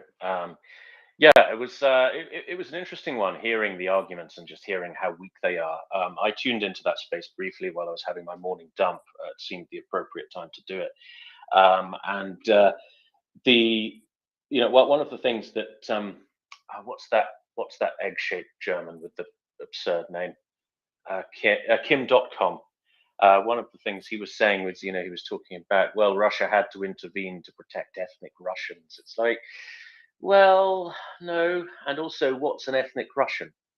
Like what does that even mean? Like you're basing an entire worldview on a term you probably couldn't define if you were asked to. And so it all, it's all so weak. It all just falls apart at the slightest breath. Anyway, James, good morning. Welcome back up. Yeah, it was. I mean, it's an echo chamber. They would not allow counter narratives. People trying to tell them what they were talking about was complete bullshit. I mean, the guy that annoyed me the most was probably Igor Lopatinok, who's born in Ukraine, born in Dnipro. He did that Ukraine on Fire fake documentary with Oliver Stone interviewing Viktor Yanukovych. I mean, a proper traitor. He lives in Moscow now, gets money from Putin. But yeah, he's on there saying, I'm Ukrainian and you've got to listen to me. It was very unpleasant. And, you heard the constant refrains that, they're all, by the way, completely untrue and utter Russian bullshit. But they all said, we want peace. They all said Russian language is, no one speaks Russian in Kiev. I mean, you still hear Russian more than Ukrainian in Kiev on the streets. Again, just bullshit. Ukraine bombed Donbass for 8 years. You hear that over and over again. In fact, it was Russia who invaded Donbass and has been killing Ukrainians ever since. Ukraine is corrupt. Bullshit. They're fixing it. Zelensky fired a bunch of people yesterday. That sending weapons to Ukraine prolongs the war. Again, we know that's not true. The only thing it's going to prolong is Ukraine's survival and win to get the Russian genociders out of Ukraine. And again, you hear from the Americans all the time on the space that the US should spend the billions of aid not on Ukraine but on the US itself. BS, BS, BS, BS, BS. Anyone who tried to explain the facts to them, Colonel Jeff was on there as well. There's a guy called Pyotr who was brilliant. They get shouted down. Anyone who asks them to do their research, just look on Wikipedia, you fools. They start screeching whataboutism because they know they've been caught out, right? They can't argue against facts. They'll bring up Libya, Afghanistan, Western imperialism, BRICS plus, whatever the hell that is, a multipolar world. These keywords that resonate with their own mad echo chamber. It's always what about?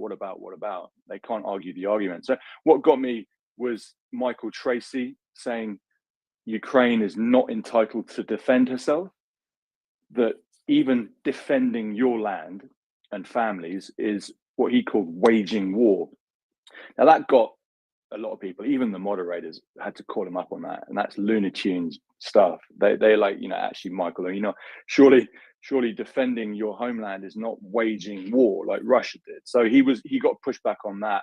But to understand the madness, the horseshoe of this, right, where both sides kind of congregate, the mad left and the mad right, you had the neo-fascist Sebastian Gorka, the Trumpist, calling Aaron Matte and Michael Tracy leftist morons, and they had a big squabble, which was quite entertaining to watch. Anyway, thanks. It's fun when they're both wrong, isn't it? Like they're both such assholes that it's a win. Whoever loses, it's amazing. Okay, I think it was Daniel next. Daniel, good morning. Good morning, Bandit team, but the wind is not so strong. You hear me well? No, not really. It's very windy, mate. Okay, next time. Thank you very much. Very gracious of you. Let us know when you're somewhere a bit more sheltered. It is Donnie next. Bella. Oh, Aggie. Which one's Aggie? I don't see an Aggie. I'm Who's Aggie Oh, Bella? that's Fella. you. Oh, hey, Aggie. Hey, so I'm a longtime listener, first time speaker. And I spent a few brief, horrific minutes on that big tanky fest yesterday. I was also sucked in when I saw Malcolm Nance. That's what sucked me in. And I probably made it maybe 3 minutes, and it was not worth the rest of my time. And the sad thing is, so I'm an American from Texas, living in the state of Georgia, and all the crazy that was said didn't surprise me one bit, and sadly wasn't even new to my ears, because it's what I hear every day from the MAGA people. And it is, I mean, it is just that, it's that crazy. It's this complete alternate reality, and you can't, it's a fact averse existence, and you can't have a conversation with these people, because you get what about, for the answer to everything, and or on both sides, or that kind of stuff. So it was, I just sort of wanted to finally get brave enough to speak. Yehuda's not on, so I knew that if I accidentally slipped and said y'all, he wouldn't be on. I wouldn't send him off. So, but anyway, it's 1:45 in the morning here. I was asleep. I woke up. I was so excited about the leopards and the Abrams and everything, and I couldn't sleep. And so, of course, I woke up and turned to my friend MriyaReport, and just wanted to say, everybody keep doing what you're doing. It's fantastic.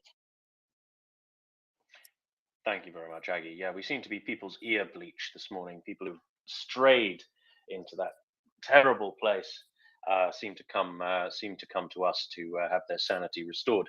So good to be such a public service. A very good evening to you, Aggie. Thanks for coming up. You're very welcome.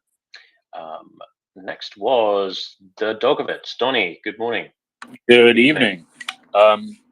Yeah, that was a hilarious shit show, but excuse my French. But I mean, I was pleasantly surprised by Gorka's brutal takedown of the Butter Goblin. That was brilliant. If I mean, that's the only compliment I'll ever give him in his life, number one. But what I wanted to say is there was a certain element of the far right, like libertarian Ian, this guy Ian, and this guy Prodigal, and the level of anger that they have over sanctions, over this FUD about the U.S. dollar. It's very apparent. Like, I've only heard that level of anger, this rage. They 100% bet on the wrong horse and put a lot of money in Gazprom back in the early days of the war, thinking this is going to be over soon. This is going to be easy money, and then the sanctions came, and they were locked into investments. They probably doubled down a couple times, and you really do get that feeling that they are so upside down in like a 10-to-1 long shot bet on certain Russian stocks, and it's hilarious. It fills the cockles with love and Slava Ukraini. That's all I had to say. Thank you very much. I have a list of hands, and I'll just keep going through it because I've got a lot of them. So, Pauli, go ahead. Yeah, good morning, Mockers. How are you doing? All good. And team, are you in Poland or Ukraine now? How's your covert operation going? Well, my very overt and heavily tweeted and constantly mentioned on the space operation is going very well. But then, if it were a covert operation, that's exactly what I do, right? You've got to Yes. You've got to keep them guessing. Am I here? Am I Ex- there? Who knows? Am I even real? Exactly. Are they? There's like double teams and triple teams. I mean, you have body doubles going on in the field. Exactly. Yeah. Exactly. All right. Exactly. Was it so that today was Zelensky's birthday? This is true. Yes, I saw that on social media. I haven't actually Googled it, but apparently it may or may not be Zelensky's birthday. For those who don't know, Zelensky is a Ukrainian politician. Yeah, and I'm drawing like these lines, red lines, and was it a coincidence that yesterday, when our president visited visited Ukraine, things started to roll. Did you hear this? No. So this was what? This was Finland's work, was it? No, just playing with you. Of course, it's not Finland's work, but just a coincidence. Yeah. All right. I have nothing important at the moment, so I will drop down and I will have to go to work and breakfast. But good to hear from all of you, and let's get the support flowing steady and spirits high. Have a good day, everyone. Thank you. Thank you, Pauli. Always a pleasure to hear from you. I think it was Daniel next. Daniel, have you found somewhere quieter to be? I'm in the bus. So, it's cold here. It's snowing, and all the Donbass, in fact, all the occupied regions are very, very cold, extremely cold, and we will keep this way. And I want to come to tell you, let the Vatniks yell and battle donkeys, because today is the record, 910 Russians killed. And almost 10 tanks, 25 armored personal carriers, some artillery MLRS, and of course, one aircraft. So enjoy. Is a gift for Zelensky. And a whole bunch of leopards incoming. What a birthday for President Zelensky it is. Okay, so where are we? Sky Kiss. Thank you. I just wanted to say I was also in that space seeing that Malcolm was there, and I go, and a lot of people I know were there from the ocean community. I wonder why. And then I go, there's some shady characters too. Okay, I'll go check it out. I stayed for maybe 10 or 15 minutes. In that short period of time, I heard more misinformation, disinformation, lies, and more lies in, like per second, per minute. It was terrible. So anyway, I was in another space that was also talking about the space that is still going,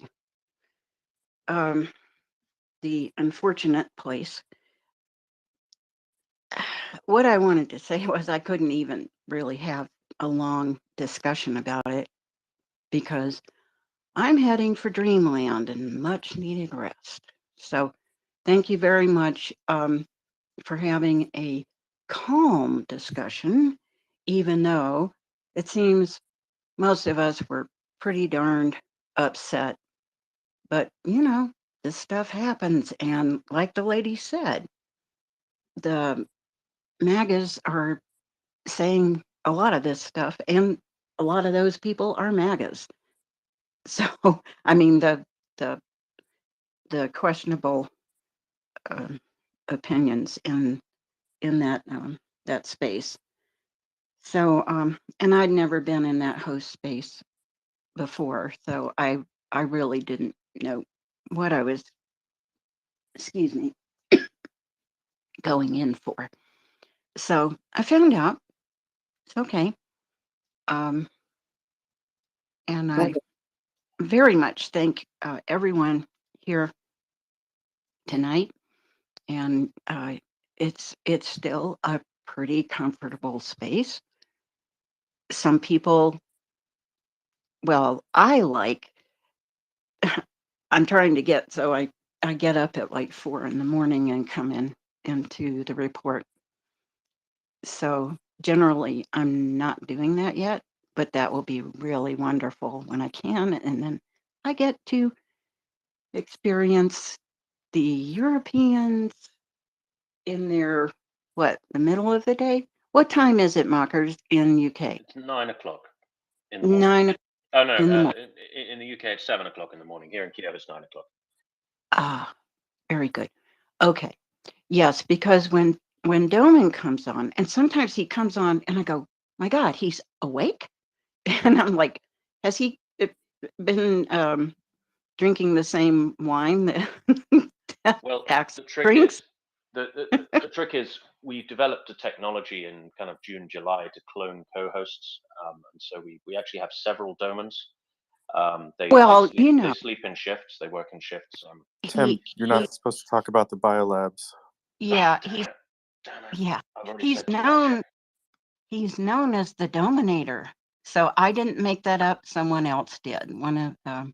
I think one of the other ladies who's been here at the report for a really long time. Yes, I have seen that on the lavatory walls as well. Yeah. Psychis, thank you very much. We do have a lot of hands up. Thank you. So we'd like to Thank keep you things very on much. track. Thank you very much. A good night to you. Always nice to hear from you. Let us go to James, please. James, welcome back up. Yeah, it was. I mean, I think the space last night. I mean, just looking at the nest they had there, it was biolabs, biolabs, biolabs. It was frightening. I mean, like, good God, the moderators allow this stuff to go up there. Proper insanity. I mean, a zoo of hard left and hard right. But I kind of figured out why. I think it's because Ukraine is going to win this war, and for most of us, right, it was never in doubt, right? The bravery and the skill of the Ukrainians fighting for their land and their lives and their families. We knew they were going to win one way or another with their bare bloody hands if necessary. But to much of the uneducated, let me rephrase that, right? The willfully uninformed were not aware that Ukraine is going to win this, right? Their neo-fascist hero Putin, which the far right and the far left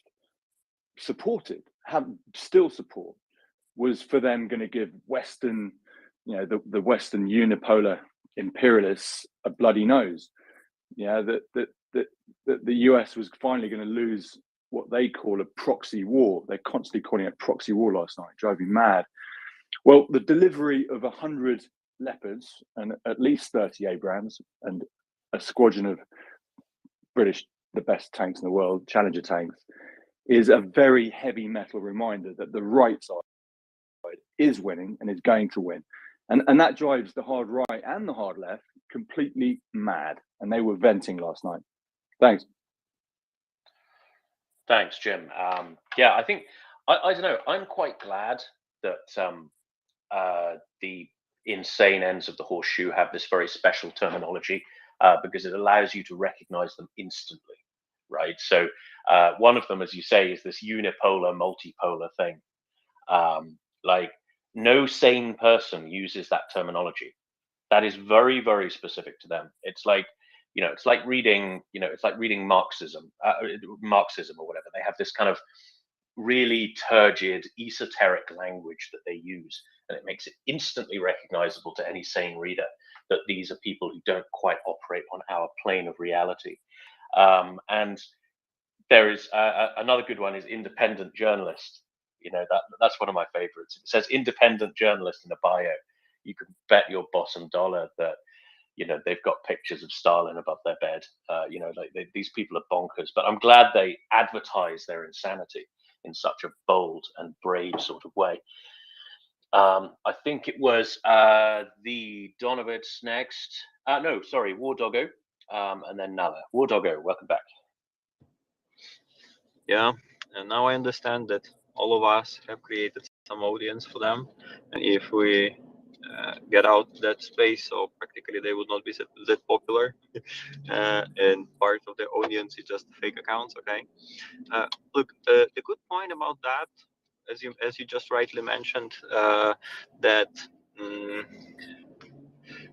good that they advertise that sanitarium first. Second point, that like they will never never manage the things, and I will connect that, for instance, for our nowadays reality, for Zelensky's today birthday. I will explain, because they are not these guys are not sustainable.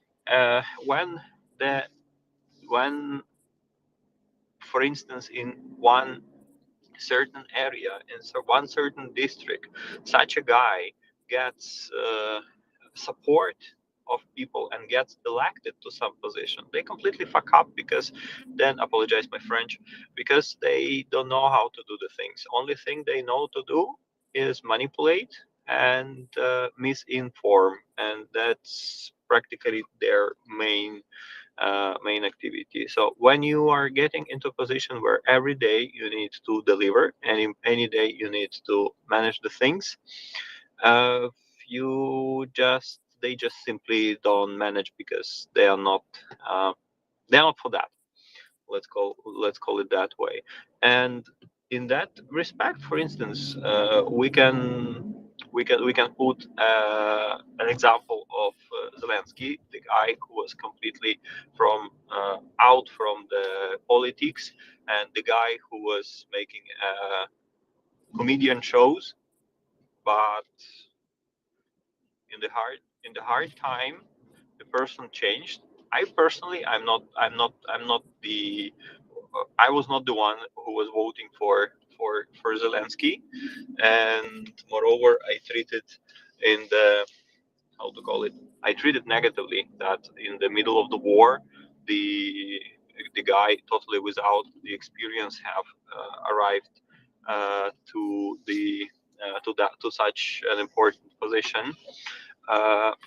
But in fact, as the practice showed, most probably that the fact that he is not a politic and he does not have an experience in politics, he played his, how to say, sincere, not like Scholzing around position, and therefore Ukraine is winning, being having a leader who is straight and sincere, and the things that in the situation where you need to be straight and sincere, because it goes about the survival of your own country. And sorry for that stupid comparison, but those guys wouldn't manage. Why? Because they're simply bullshitters, and that's the only thing that they know how to do. Apologize, my morning thoughts are a little bit foggy, but overall I hope you get the point. Absolutely, thank you very much, War Doggo. David, good morning to you. You're next. Yeah, morning everyone. Yeah, I was in that space last night as well, and I think first of all, War Doggo did an excellent job in that space, and I've got a few points here, but I don't want to concentrate really on that space. But first of all, it's interesting to know that somebody's taken a look at the number of accounts that were kind of, you know, bots or whatever. Does anyone know anything about the organizers? You know, I couldn't listen for that long. In fact, I stuck it out for about 2 hours in the end, I guess. But yeah. So the first question I had was, Does anyone know anything about the organisers? You kind of get sucked into these things because I think all of us are somehow advocates of free speech, the rule of law, and why the West is, what's good about the West and what should celebrate about it, and also the fact that we should get the truth out there and stand up for it, because at the end of the day, we are one of the checks of balances and balances in our system that makes sure that democracy and the rule of law stand up. And if we're not active in those kinds of spaces, it feels like we're kind of neglecting our duty somehow. Last night there was the whole slew of people, and sorry if people had said this already, but Max Blumenthal, Aaron Mate, you can go on and on. I mean, there were all of them were there, and that unfortunately, I got the feeling that the organisers were kind of trying to be balanced, but that was kind of the background to my question. I don't know anything about them, and if anyone can shed any insight on that, that would be kind of interesting for me. But the other points are kind of away from that. Tim, you're on the ground at the moment. It would be nice to know a little bit more about your schedule. And again, I apologise, I've just joined, so I don't know if you've covered that already. Is there an overall number? Is there somewhere that we can find out exactly what's going on with deliveries? Because there have been so many changes in the last few days, all in the positive, which give us a large degree of comfort that this is over for Russia. Yeah, they were the main point. Also, generally the action. What's the movement? I've kind of not really seen that much, and maybe that's because there isn't that much.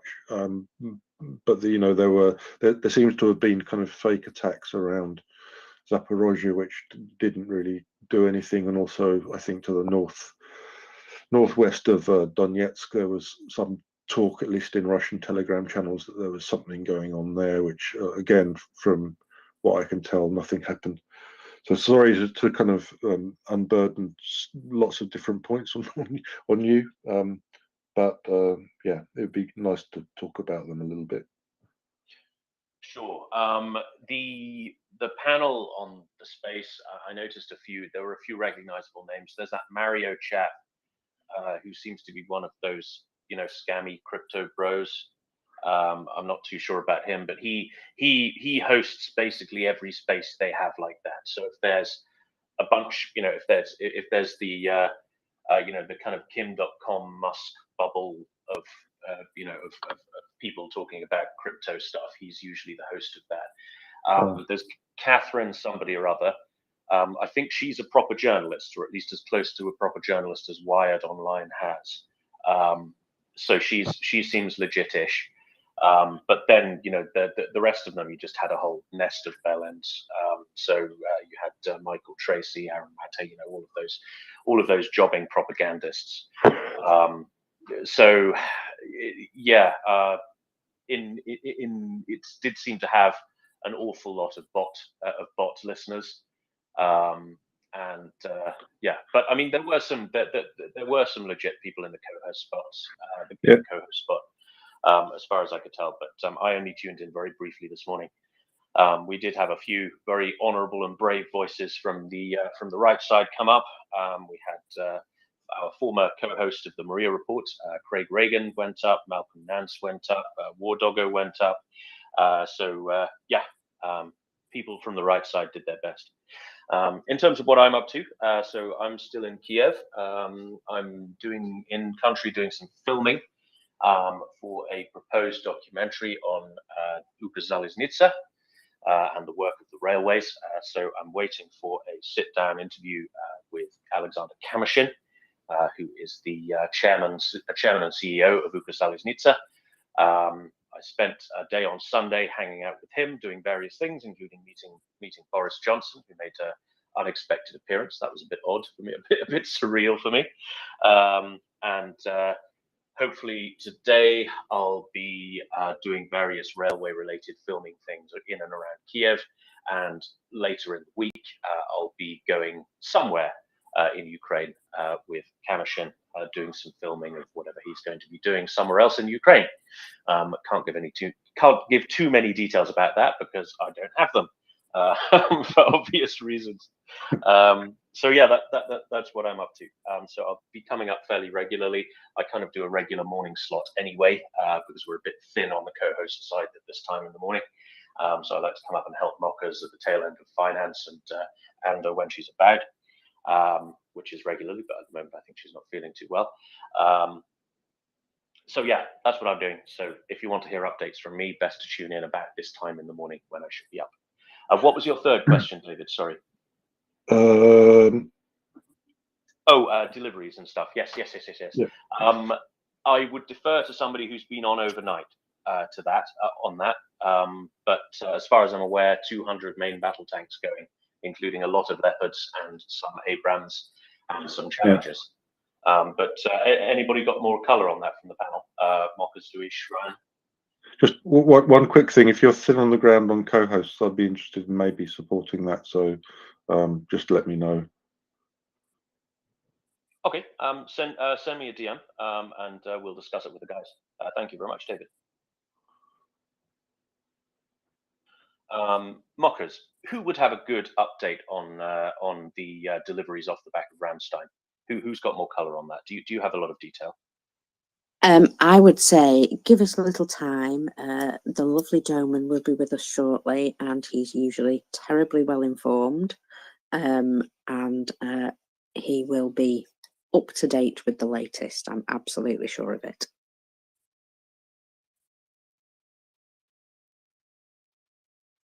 So yeah, the answer is wait.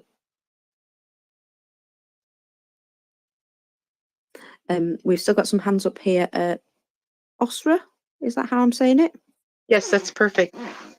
Good morning and good evening. I was in that space as well for a couple of hours actually. And they are all familiar names, I think, to an extent. Everyone from Kim.com to Aaron Mate. So the left-right horseshoe, as Jeff Nyquist likes to call it, with an enormous amount of propaganda that's repeated over and over and over again, despite all of the facts that are to the contrary. They just don't listen to facts. And I wanted just to say that those who were on the right side of history really stood their ground, including Malcolm, and did it in a very professional way. They had a few that became very emotional about their propaganda. And it just surprises me. So I can understand to an extent why the super left is supportive of Putin and what he would like to make as the Soviet Union 2.0.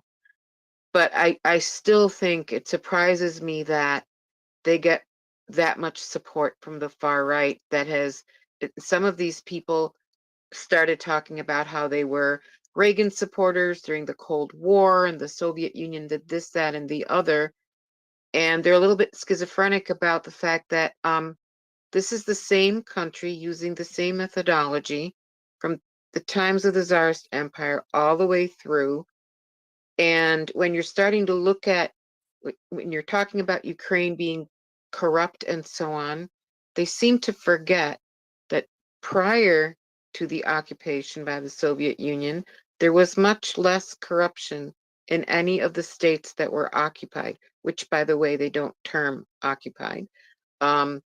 They were parts of the USSR that for some reason insisted on being free, and their people are our brothers and they don't want to be a part of the European Union. As a Lithuanian American, I can definitely say that's not true. But anyway, much of the corruption that occurred during the occupation, during the 70 years that the Soviets were in power. I witnessed it myself in East Germany during the early 80s.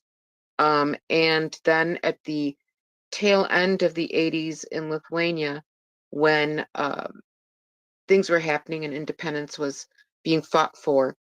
And we had to go and see a gentleman. We had to see one of the department heads for something. I can't remember exactly what it was. I was part of a group that was looking at import export. And we went to the home of one of these people, and he had an immense home with the most expensive furniture you can imagine. And he openly and blithely told us, well, this is how we did things during the Soviet Union times. If I was in charge of refrigerators, and so was in charge of stoves, and so was in charge of furniture, we all got American dollars from the West in various ways, and we would buy our furniture overseas, and everybody could buy within what they were in charge of, refrigerator and so on. And you would go to the normal homes of normal people who did not have any of that. So the corruption was caused by the empire these people are trying to defend. And I found that quite interesting, the way they were defending all this propaganda. And really, some of them, I think, really believe what they're saying. So it was not an easy thing to listen to, but I think sometimes it's good to inform ourselves. But definitely there's a life in some sort of fantasy land on their part, I think. So thank you. Thank you very much for that. And yeah, I have something that I need to say here to everybody, right? I'm never going to tell you what to do with your time, but absolutely everybody who went there was horrified by the sounds of things. I'm sure it was entertaining to a degree, but nothing attracts a crowd like a crowd. And if your friends are in there, you're tempted to go and see what it's about. And loads of people were saying to me, oh, you should listen to this, it's terrible. And I was like, why do I want to listen to something that's terrible? I don't know, just my own personal thoughts there. Anyway, Nale, go ahead, please. Yeah, thanks, Bookers, and good morning, friends. I went to that space too. It was quite amazing, actually, what they were saying there. But I don't know if you guys heard about what Sarah did. Sarah Ashton Cirillo went and debated Jackson Hinkle, of all people. And that was quite a piece of entertainment too, because he was the only quote unquote arguments he had was hurling insults at Sarah. So, and the talking points were all the same, and the same misinformation and disinformation all the time. So that was a glorious space too. But that's all I have. Have a nice day, people. Thank you. Luis, go ahead, my friend. Wonderful. Good morning here from cold Germany. Good morning. It's 1 inch cold, if I can say it like this. I don't know who spoke. The lady who spoke a few seconds ago about getting Soviet Union 2.0. Well, if you order Soviet Union 2.0 on Wish, you may get North Korea 2.0 delivered. So we will have to wait, but I truly believe that will happen, and it is well deserved if they get North Korea 2.0. Guys, please do me a favor. If we keep talking about that space, I think it's still up. People will get, how do you say that in English? Will try to get in and try to listen. I have a question for you. Is there anyone in that evil group that does not have problems with legal issues? Is there a single one in there that has not? I mean, beside of all the people that are trying to do the good, but the other ones. I mean, why should I listen to a Michael Tracy or Kim.com? What I mean, what the hell? I don't care what they are talking about. I don't care how much people there is in. I don't care all about all the propaganda. We should do our thing. This is the space to grow. This is the space for the truth. And I truly mean it from the bottom of my heart. And that's where we should stick around. If we keep talking about it, we will give them more promotion that they deserve. So I actually wanted to change the topic a little bit because I'm today in the morning I felt a little bit stupid. I mean, I feel stupid almost every day, but today it was a little bit more. I was in the bakery getting some bread for breakfast, and there were guys talking about the delivery of leopards too. And I was just listening to what they are saying, and I was not participating in that conversation. But one of the guys was saying, "Hey, they will now get leopards too, but they are losing the war with all the material they got in the past." They named a few tank models, and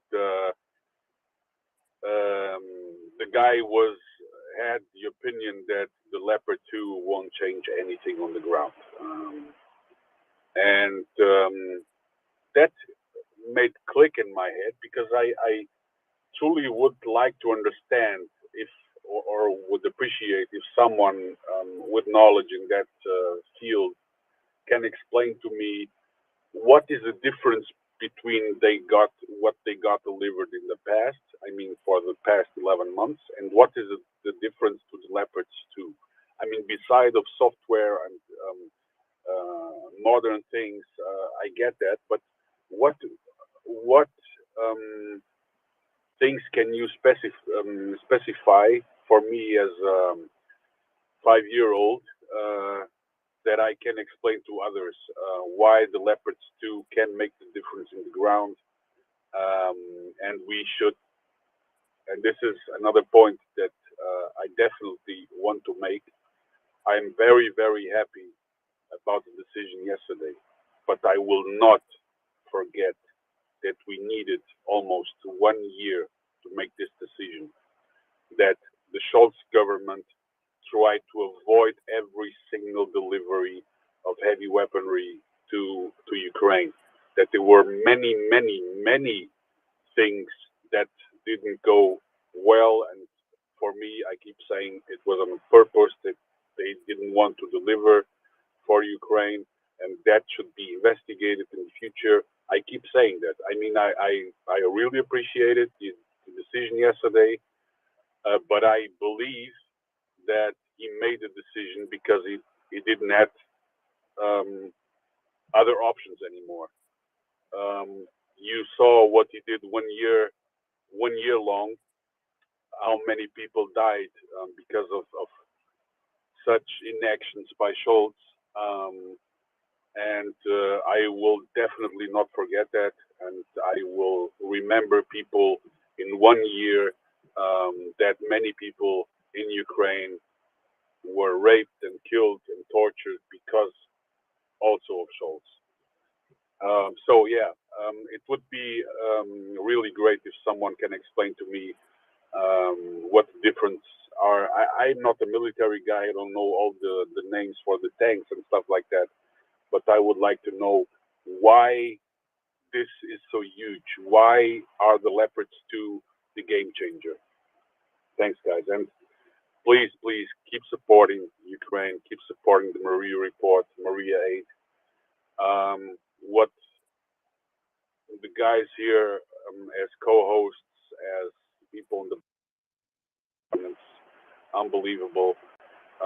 We have a couple of changes since we are now a registered NGO, and the people that have stepped up to the plate and doubled and tripled and whatever their efforts to keep this going. It's unbelievable, and I'm really glad and happy that I've met all these people in this year since the invasion started, and you guys have won a big chunk. Very much. Thank you very much, Luis. Well, to explain the key differences, Leopard 2, although it's at the lighter end of Western main battle tanks, is a far heavier vehicle than the Russian standard T-72. So it's about 20 tons heavier. So it's a much more powerful, much larger, much better armored, much better gunned vehicle.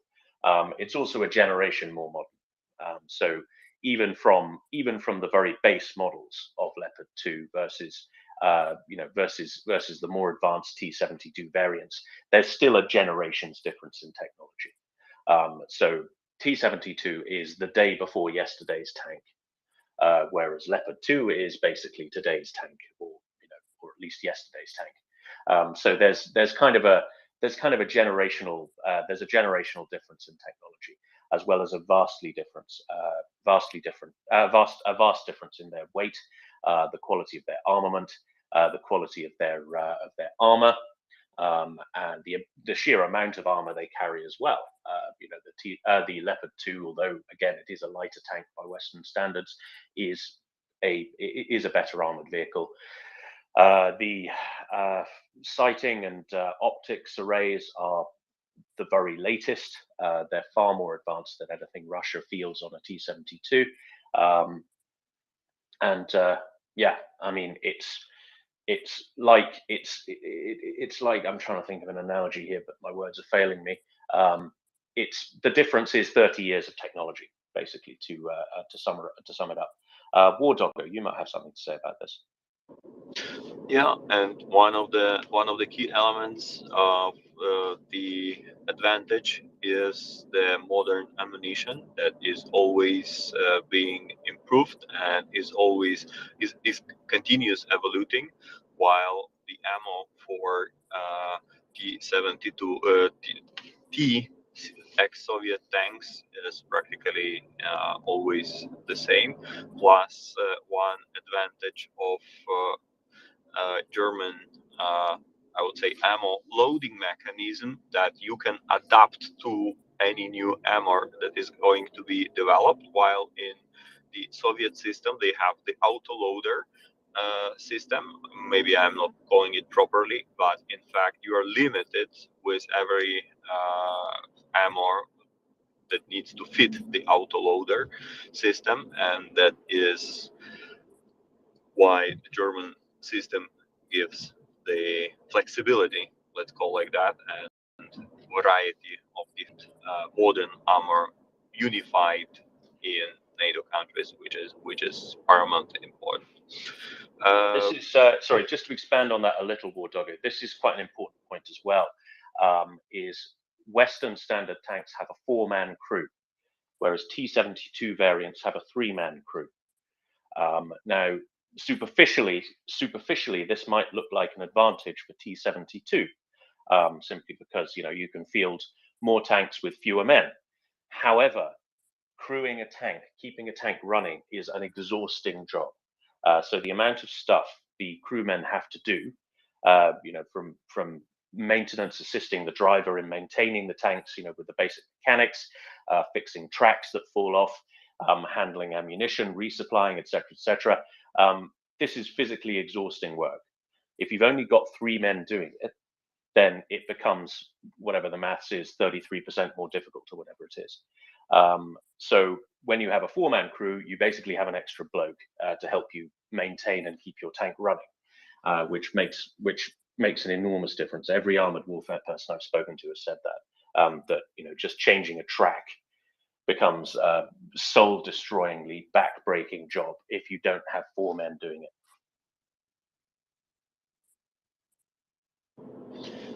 Yeah, another point is that.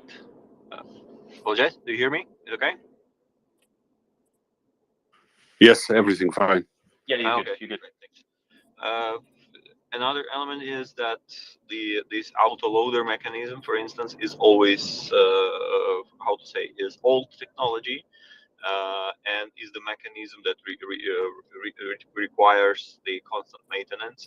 And since 2014, I've seen a lot of videos and reports that unfortunately the tank has to quit the battle simply because the loading mechanism have malfunctioned or have been blocked, and therefore the tank is unable to continue the operation, while the manual loading mechanism, apart of giving flexibility of different ammunition usage, is also giving the flexibility of the person doing that job, and it depends also on the person, how to say, capability, person level of training on the other side. So modern technologies, and like more modern technologies than T-72s,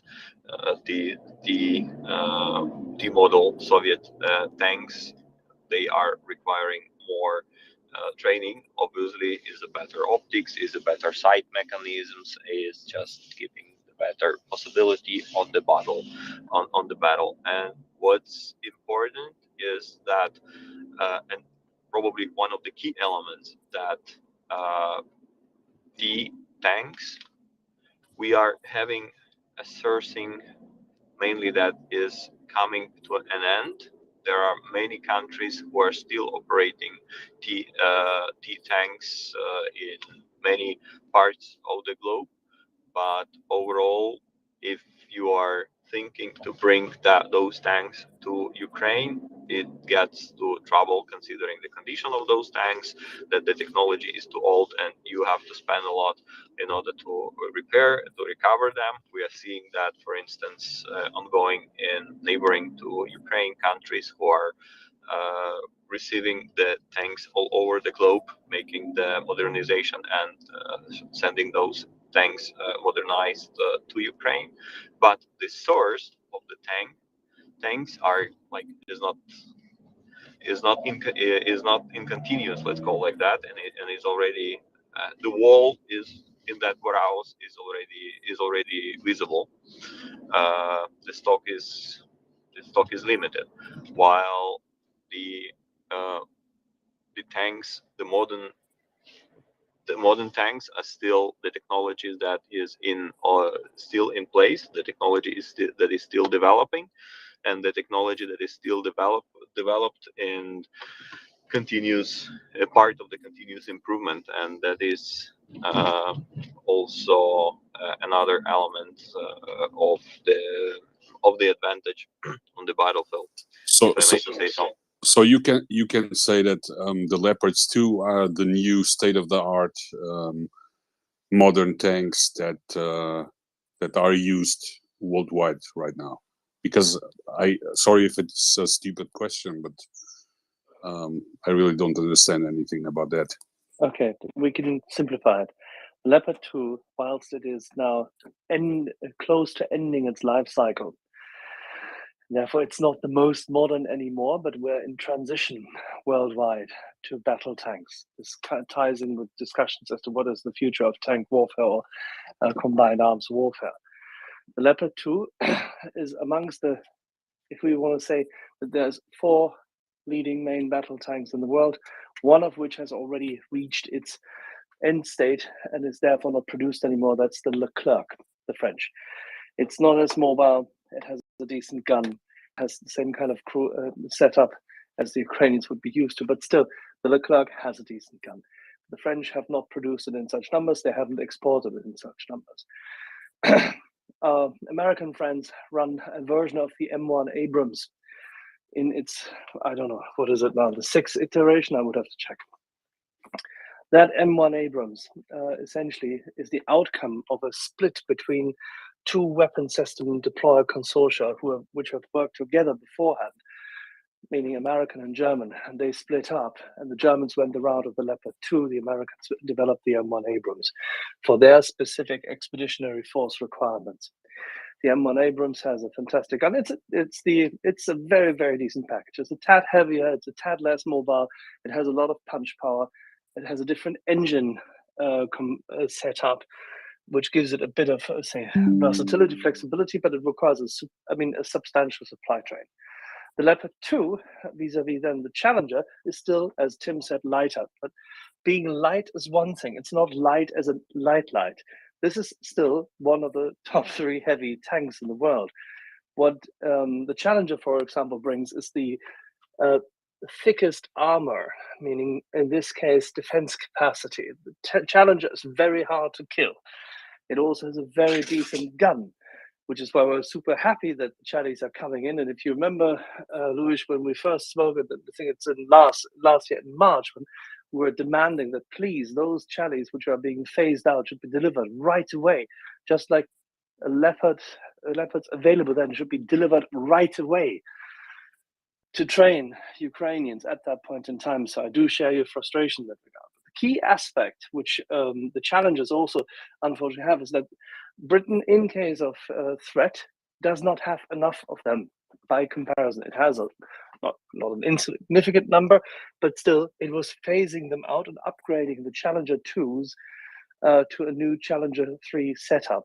So there was a defense review right before this attack of the invasion cycle of the Russians against Ukraine started, which would have led to a large number of Challenger 2 being phased out completely because the British government believed at that point in time that within its forecast budget, within its budget, it would not be able to transition all the tanks. And therefore, they came up with the concept of the upgraded Challenger 3, which will make the Challenger system yet again a state-of-the-art system in modern times. However, it is still then the same old platform. The Leopard 2, that's why I said it's nearing its life cycle end, is an old platform. It has an exceptionally, resilient and versatile chassis. It has probably one of the best drivetrains. It has excellent scopes, and it is, as a package, more mobile than the other tanks I just described. So it is the most mobile in terms of, drivability, mobility, and the capacity to very quickly get shots off in a contested environment. There it is leading.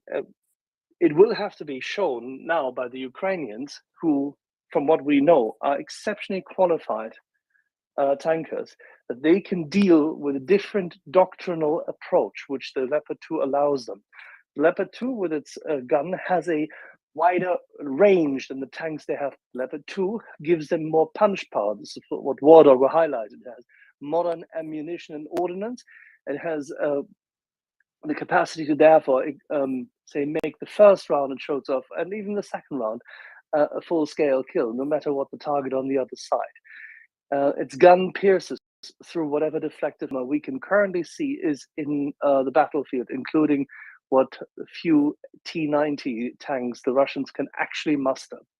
What is most important is that with its proper both night scopes as well as its capacity to give between the driver, tank commander, and the gunner, they can create this approach which we call hunter-killer. It's not new at all. On the contrary, it exists, and this is what the Abrams tank and the Challenger would also provide in that regard. Is that because of the capacity that there's an additional crew member, Tim highlighted this, that the gunner can, with superior scopes, target, get a shot off whilst the tank is mobile, and continue to be mobile, because the driver will continue, and whereas the tank commander can already pre-sight whilst this occurs the second target.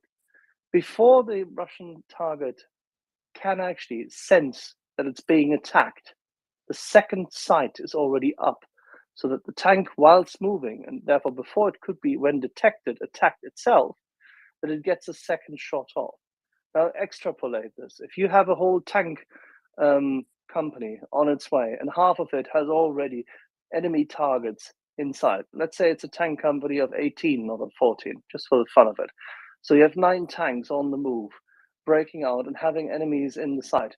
They can kill 18 enemy targets in one row before the other side has been able to move, reposition, reconfigure. That would mean that you have 18 hard targets going up in smokes. This is what you need to breach through, to pierce through, to clear say the enemy corridor on the other side. It gives you in maneuver warfare a significant dominance, because the IFVs, the infantry fighting vehicles, who would operate in maneuver warfare alongside of it, you would not see the Leopards ever alone. You would see them with either what the Germans had, the Marders, or the superior CV90s, or the definitely also superior Bradleys paired up, so that you can, by that means, move troops forward.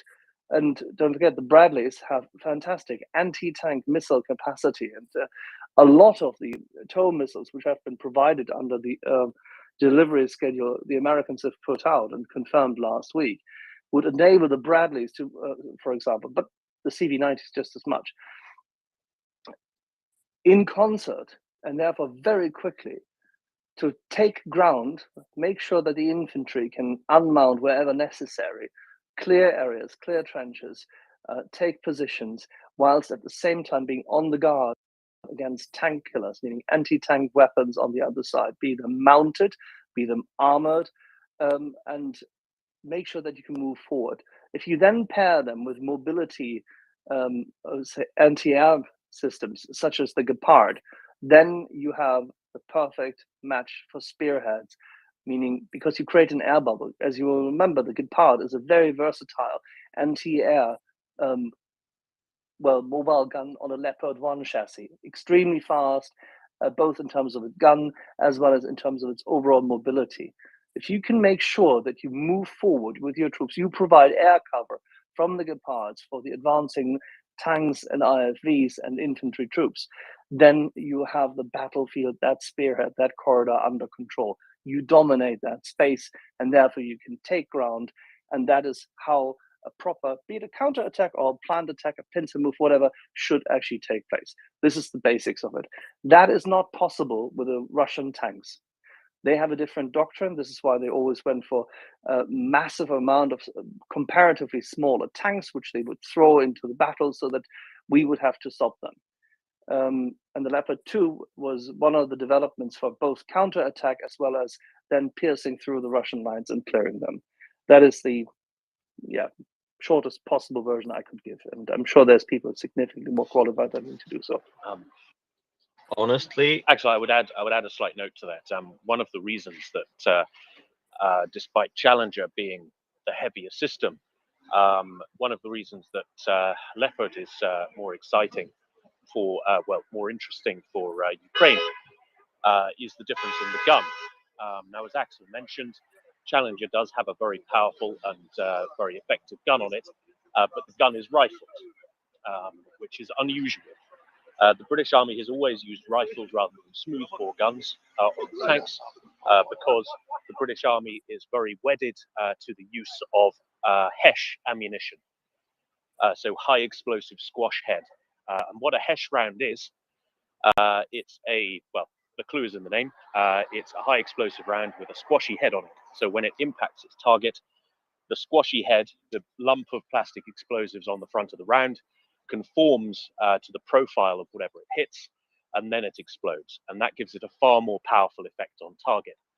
Now, this type of round, it can be fired with a smoothbore gun, but it is far more effective when it's fired from a rifled gun, because it conforms to the, it will be forced to conform to the profile of the target much more precisely.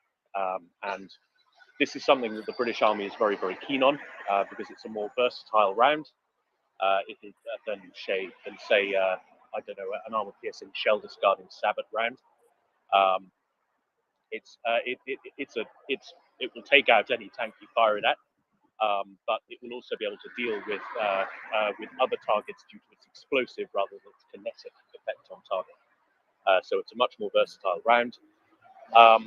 This means, however, that if you're operating Challenger, you need to have special ammunition that only the British Army uses. So not only are there not very many Challengers about, there are not as many people who know how to operate them and operate their gunnery, and there's not as much ammunition kicking about either.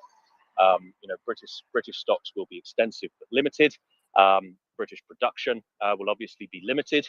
And so when you have a tank like Leopard 2, which I believe I'm correct in saying uses the same gun as Abrams, you're able to use a NATO standard ammunition, which makes your logistics and your training a lot more easy.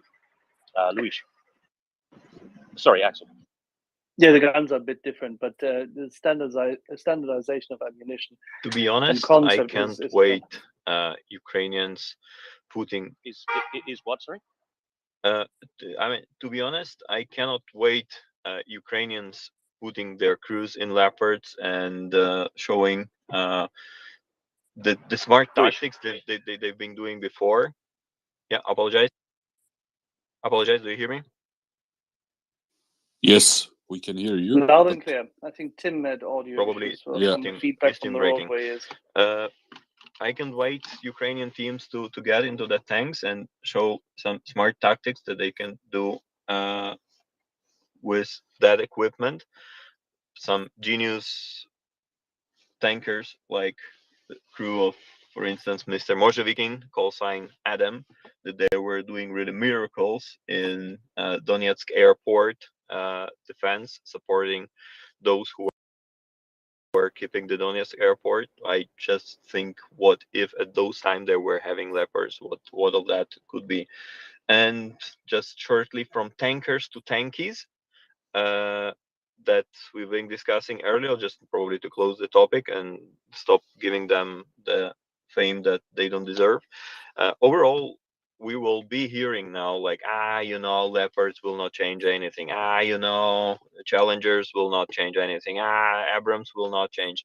In Ukraine, we live in constant 24/7 this informational warfare from the enemy, and we've been hearing that. Association agreement with European Union for Ukraine will not mean anything. Visa free new rules will not mean for Ukraine anything. Ukraine making the reforms, is not that kind of reforms. We know from where it's coming.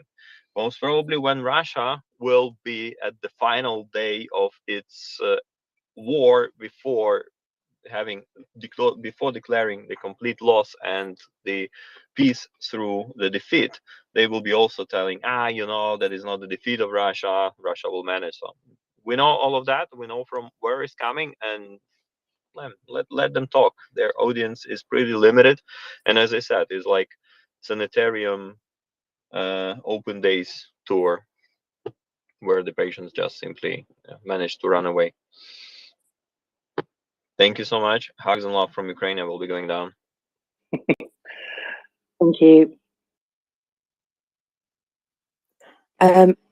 Did we got some hands keeping waiting. Did we answer Louis' question? Sorry, apologies. Yes, thank you very much. I now have ammunition to get in conversations and explain them exactly why this is a game changer. I actually have, if you allow, a little bit of teaser for tomorrow. We will be having a new segment. We will be announcing that today in the evening or tomorrow morning. We will have a special guest that is well known and respected in the community where he engages, and I'm really looking forward to listen to that segment. But more news will come today in the evening. Just a quick follow up on the Leopard 2. Do we know if there are already trainings going on of Ukrainian soldiers to use that kind of tanks? Yes. Well, short and sweet. Thank you. And you can go one step further, Louis. our Finnish friends started training Ukrainian troops in November. And Ukrainian troops were also trained in Germany some time ago. But let's put it this way: our Finnish troops, our Finnish friends trained Ukrainian soldiers then, continue to do so in winter warfare and in combined arms. So they will have shown them some CV-90s, and they will have shown them their great artillery. They will have shown them their wonderful mortars and how things are done. But definitely, one thing they will have shown them is their leopards. Probably only for looking at, having some ice cream in winter and looking at them. Wasn't there talk of the Canadians and the Spaniards training on leopard as well? That I remember rumors about that. Was that confirmed? No, it was not confirmed, but I wouldn't be surprised to find out at a later stage that the Spaniards gave the Ukrainians they trained more than a factory, respectively, a storage tour of mothballed leopards.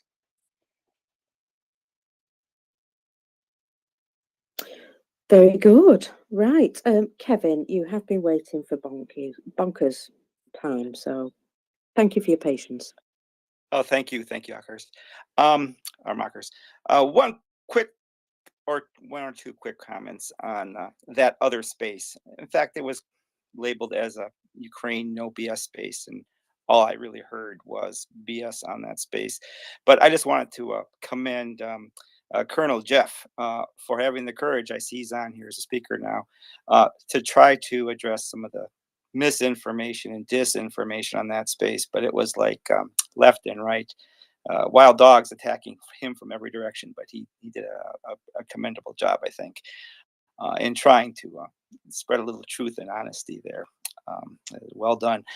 The other point I wanted to make about some of the people on that space, there was some surprise about people that had been Reagan backers and other right wing, and why they're in that space. And I'd have to ascribe that, I think, to the Fox News effect. Now, not being in this country, you guys may not have the same exposure to Rupert Murdoch and Fox News, but the right in this country seems to basically live on Fox News, and that's basically their source for all news. And you have your Tucker Carlsons there and your Laura Ingrams there, and you hear way too many Kremlin talking points. In fact, Tucker Carlson comes on to reiterate Russian talking points on almost every night. So that's why you're hearing some of these people who you would think, would be far right and they would be against, anything that's connected with Russia. It's basically speaking, and reiterating these talking points because they come on this Fox News widely distributed channel. So I think that's what explains it. But anyways, again, just wanted to say thank you to Colonel Jeff and others. You see, Jim, you saw a lot of the people that we're familiar with on there, and so I thought I'd listen to it and see what that space was all about. But it's all tankies left and right, basically trying to recover their crypto losses. I think more than anything else. And just wanted to make those couple of points. Thank you, Mockers, for bringing me up. And thank you, Kevin. And yeah, there's some good points there. If you're constantly listening to propaganda, you start to believe it eventually. Yeah, that's a shame. It really is. Where am I going now? I've lost a hand. Oh, there we go. James, go ahead, James. Yeah, so the hard right and the hard left are about to get a lesson in German engineering, put it that way. Luis, you asked why are Leopard main battle tanks for Ukraine such a big deal? Let me tell you a very tragic and also comic story about Soviet engineering. I know Axel will remember this because it was actually quite funny. When the Berlin Wall came down, there were some shocking, deadly car accidents on the autobahns of West Germany throughout the early 1990s. There was a huge problem that people hadn't anticipated. So these East Germans and Russians in their Trabants and their Ladas ventured out onto the fast lanes of those West German freeways where there's no speed limits, thinking that their little Trabants and their little Ladas could handle it, right? So there were multiple photographs of where a top of the range Audi BMW, Mercedes had come over the hill doing, 150 miles an hour, 200 clicks, seen this Lada basically parked in front of them in the fast lane and rear-ended it. Hit the Lada about 3 times its speed. The West German cars obliterated the Ladas and the Trabants. The West German cars were barely touched and the drivers walked away. So picture a 30-year-old Lada, right, and a 10-year-old Mercedes S-Class. That is the difference between a T-Series Russian tank and a Leopard or a Challenger or a Leclerc or an Abrams. They both got engines, they both got doors, electric windows, which probably don't work in the case of the Soviet engineering, but they are night and day. Which would you rather have when your life is at stake, right? Reliability, night vision, head-up displays, comms, cruise control, speed, range, fuel efficiency, accurate engineering. Most of us, I only drive German cars for a reason, right? Vorsprung durch Technik. The Ladas, the T72s are a disaster when they come up against Western technology. The Mercedes, the Leopards, like they did on the Thanks. Sorry, Marcus, could I just jump in on a very, very related note? Feel free. Fantastic, thank you. Yeah, the story I like to tell was from an article from Mark Hertling, who was formerly SACEUR, so Supreme Allied Commander Europe, if I remember correctly. And he tells a story where he did an exchange visit with Russia in the 1990s, where he was given a tour of a Russian tank production, testing, training facility. And the Russian officer pointed out to him, who was giving him the tour, pointed out to him that, well, you're very, very lucky. You're the first Western officer to see this, to see the T-72 up close. And Brigadier Hertling, as I think he was then, said, actually, I did Desert Storm, and there were plenty of them lying by the side of the road. So, as Jim points out, these when they come up against Western tanks, they don't have a very happy day. Thank you, Marcus. Very good. Colonel Jeff. Hey, Mockers. Good morning. How you doing? All good. All right. Hey, I wanted to come up and just I'm trying to get some work done here, but I wanted to say thank you very much to Kevin. Those words are greatly appreciated. Yeah, I took a couple battle scars. I felt like I needed to wear some body armor in that chat group. It was sporty, if not spicy. But I know a lot of people have talked about it, and a lot of people have weighed in. The one thing that I haven't heard anyone say that I think is worthy of saying is there were many people in that space that clearly have large audiences, right? There were 80,000, 50,000, 100,000, 2.1 million followers for some of these people. So their base is massive, right? And they got there for a reason, right? And I am often concerned by people like that because when they share data or facts, they're often one-sided in a way to support their narrative. And they're very good at it, right? These people are exceptionally good at formulating data to shape their narrative. So, one of the examples that really frustrated me, and one of the reasons I jumped up was a gentleman was talking about, well, in the early 90s when the wall fell and Ukraine got rid of their nuclear weapons and blah blah blah, and I had to literally jump up and say, whoa, you can't just say Ukraine got rid of it's not like they took them down to the dump and chucked them into the garbage. The Budapest Memorandum is an extremely critical point in how Ukraine got rid of their weapons, and that Budapest Memorandum was signed by was a summit, and it was signed by the leaders of the United States, the UK, Russia, Ukraine, and I want to say there was another one, right? And the Budapest Memorandum is one-page memorandum. It's a one-page agreement that said that the sovereign borders of Ukraine will stay, and the signatories of the document will defend Ukraine should those be violated, right? So now I get at the time the idea was that the UK and the West and the United States would be the ones who violated the Ukrainian borders. It wasn't Russia. Ukraine was looking to Russia to kind of back it and protect it.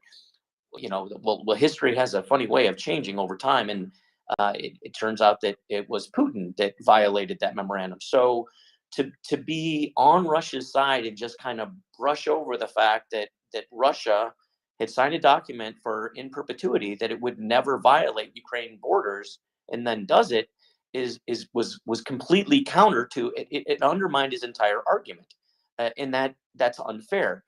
And people who listen to something like that, it is very frustrating. And people who are unaware of such a document just buy this guy's line, and that's not fair. I will point out to Kevin, I hope this doesn't upset him. I do on occasion watch Fox News. I don't watch Tucker Carlson. I don't watch the talking heads. I don't watch. I don't even remember all their names because they drive me nuts. But I do sometimes believe that it is good to get a dose of every news and then use my brain to figure out what is realistic and what isn't.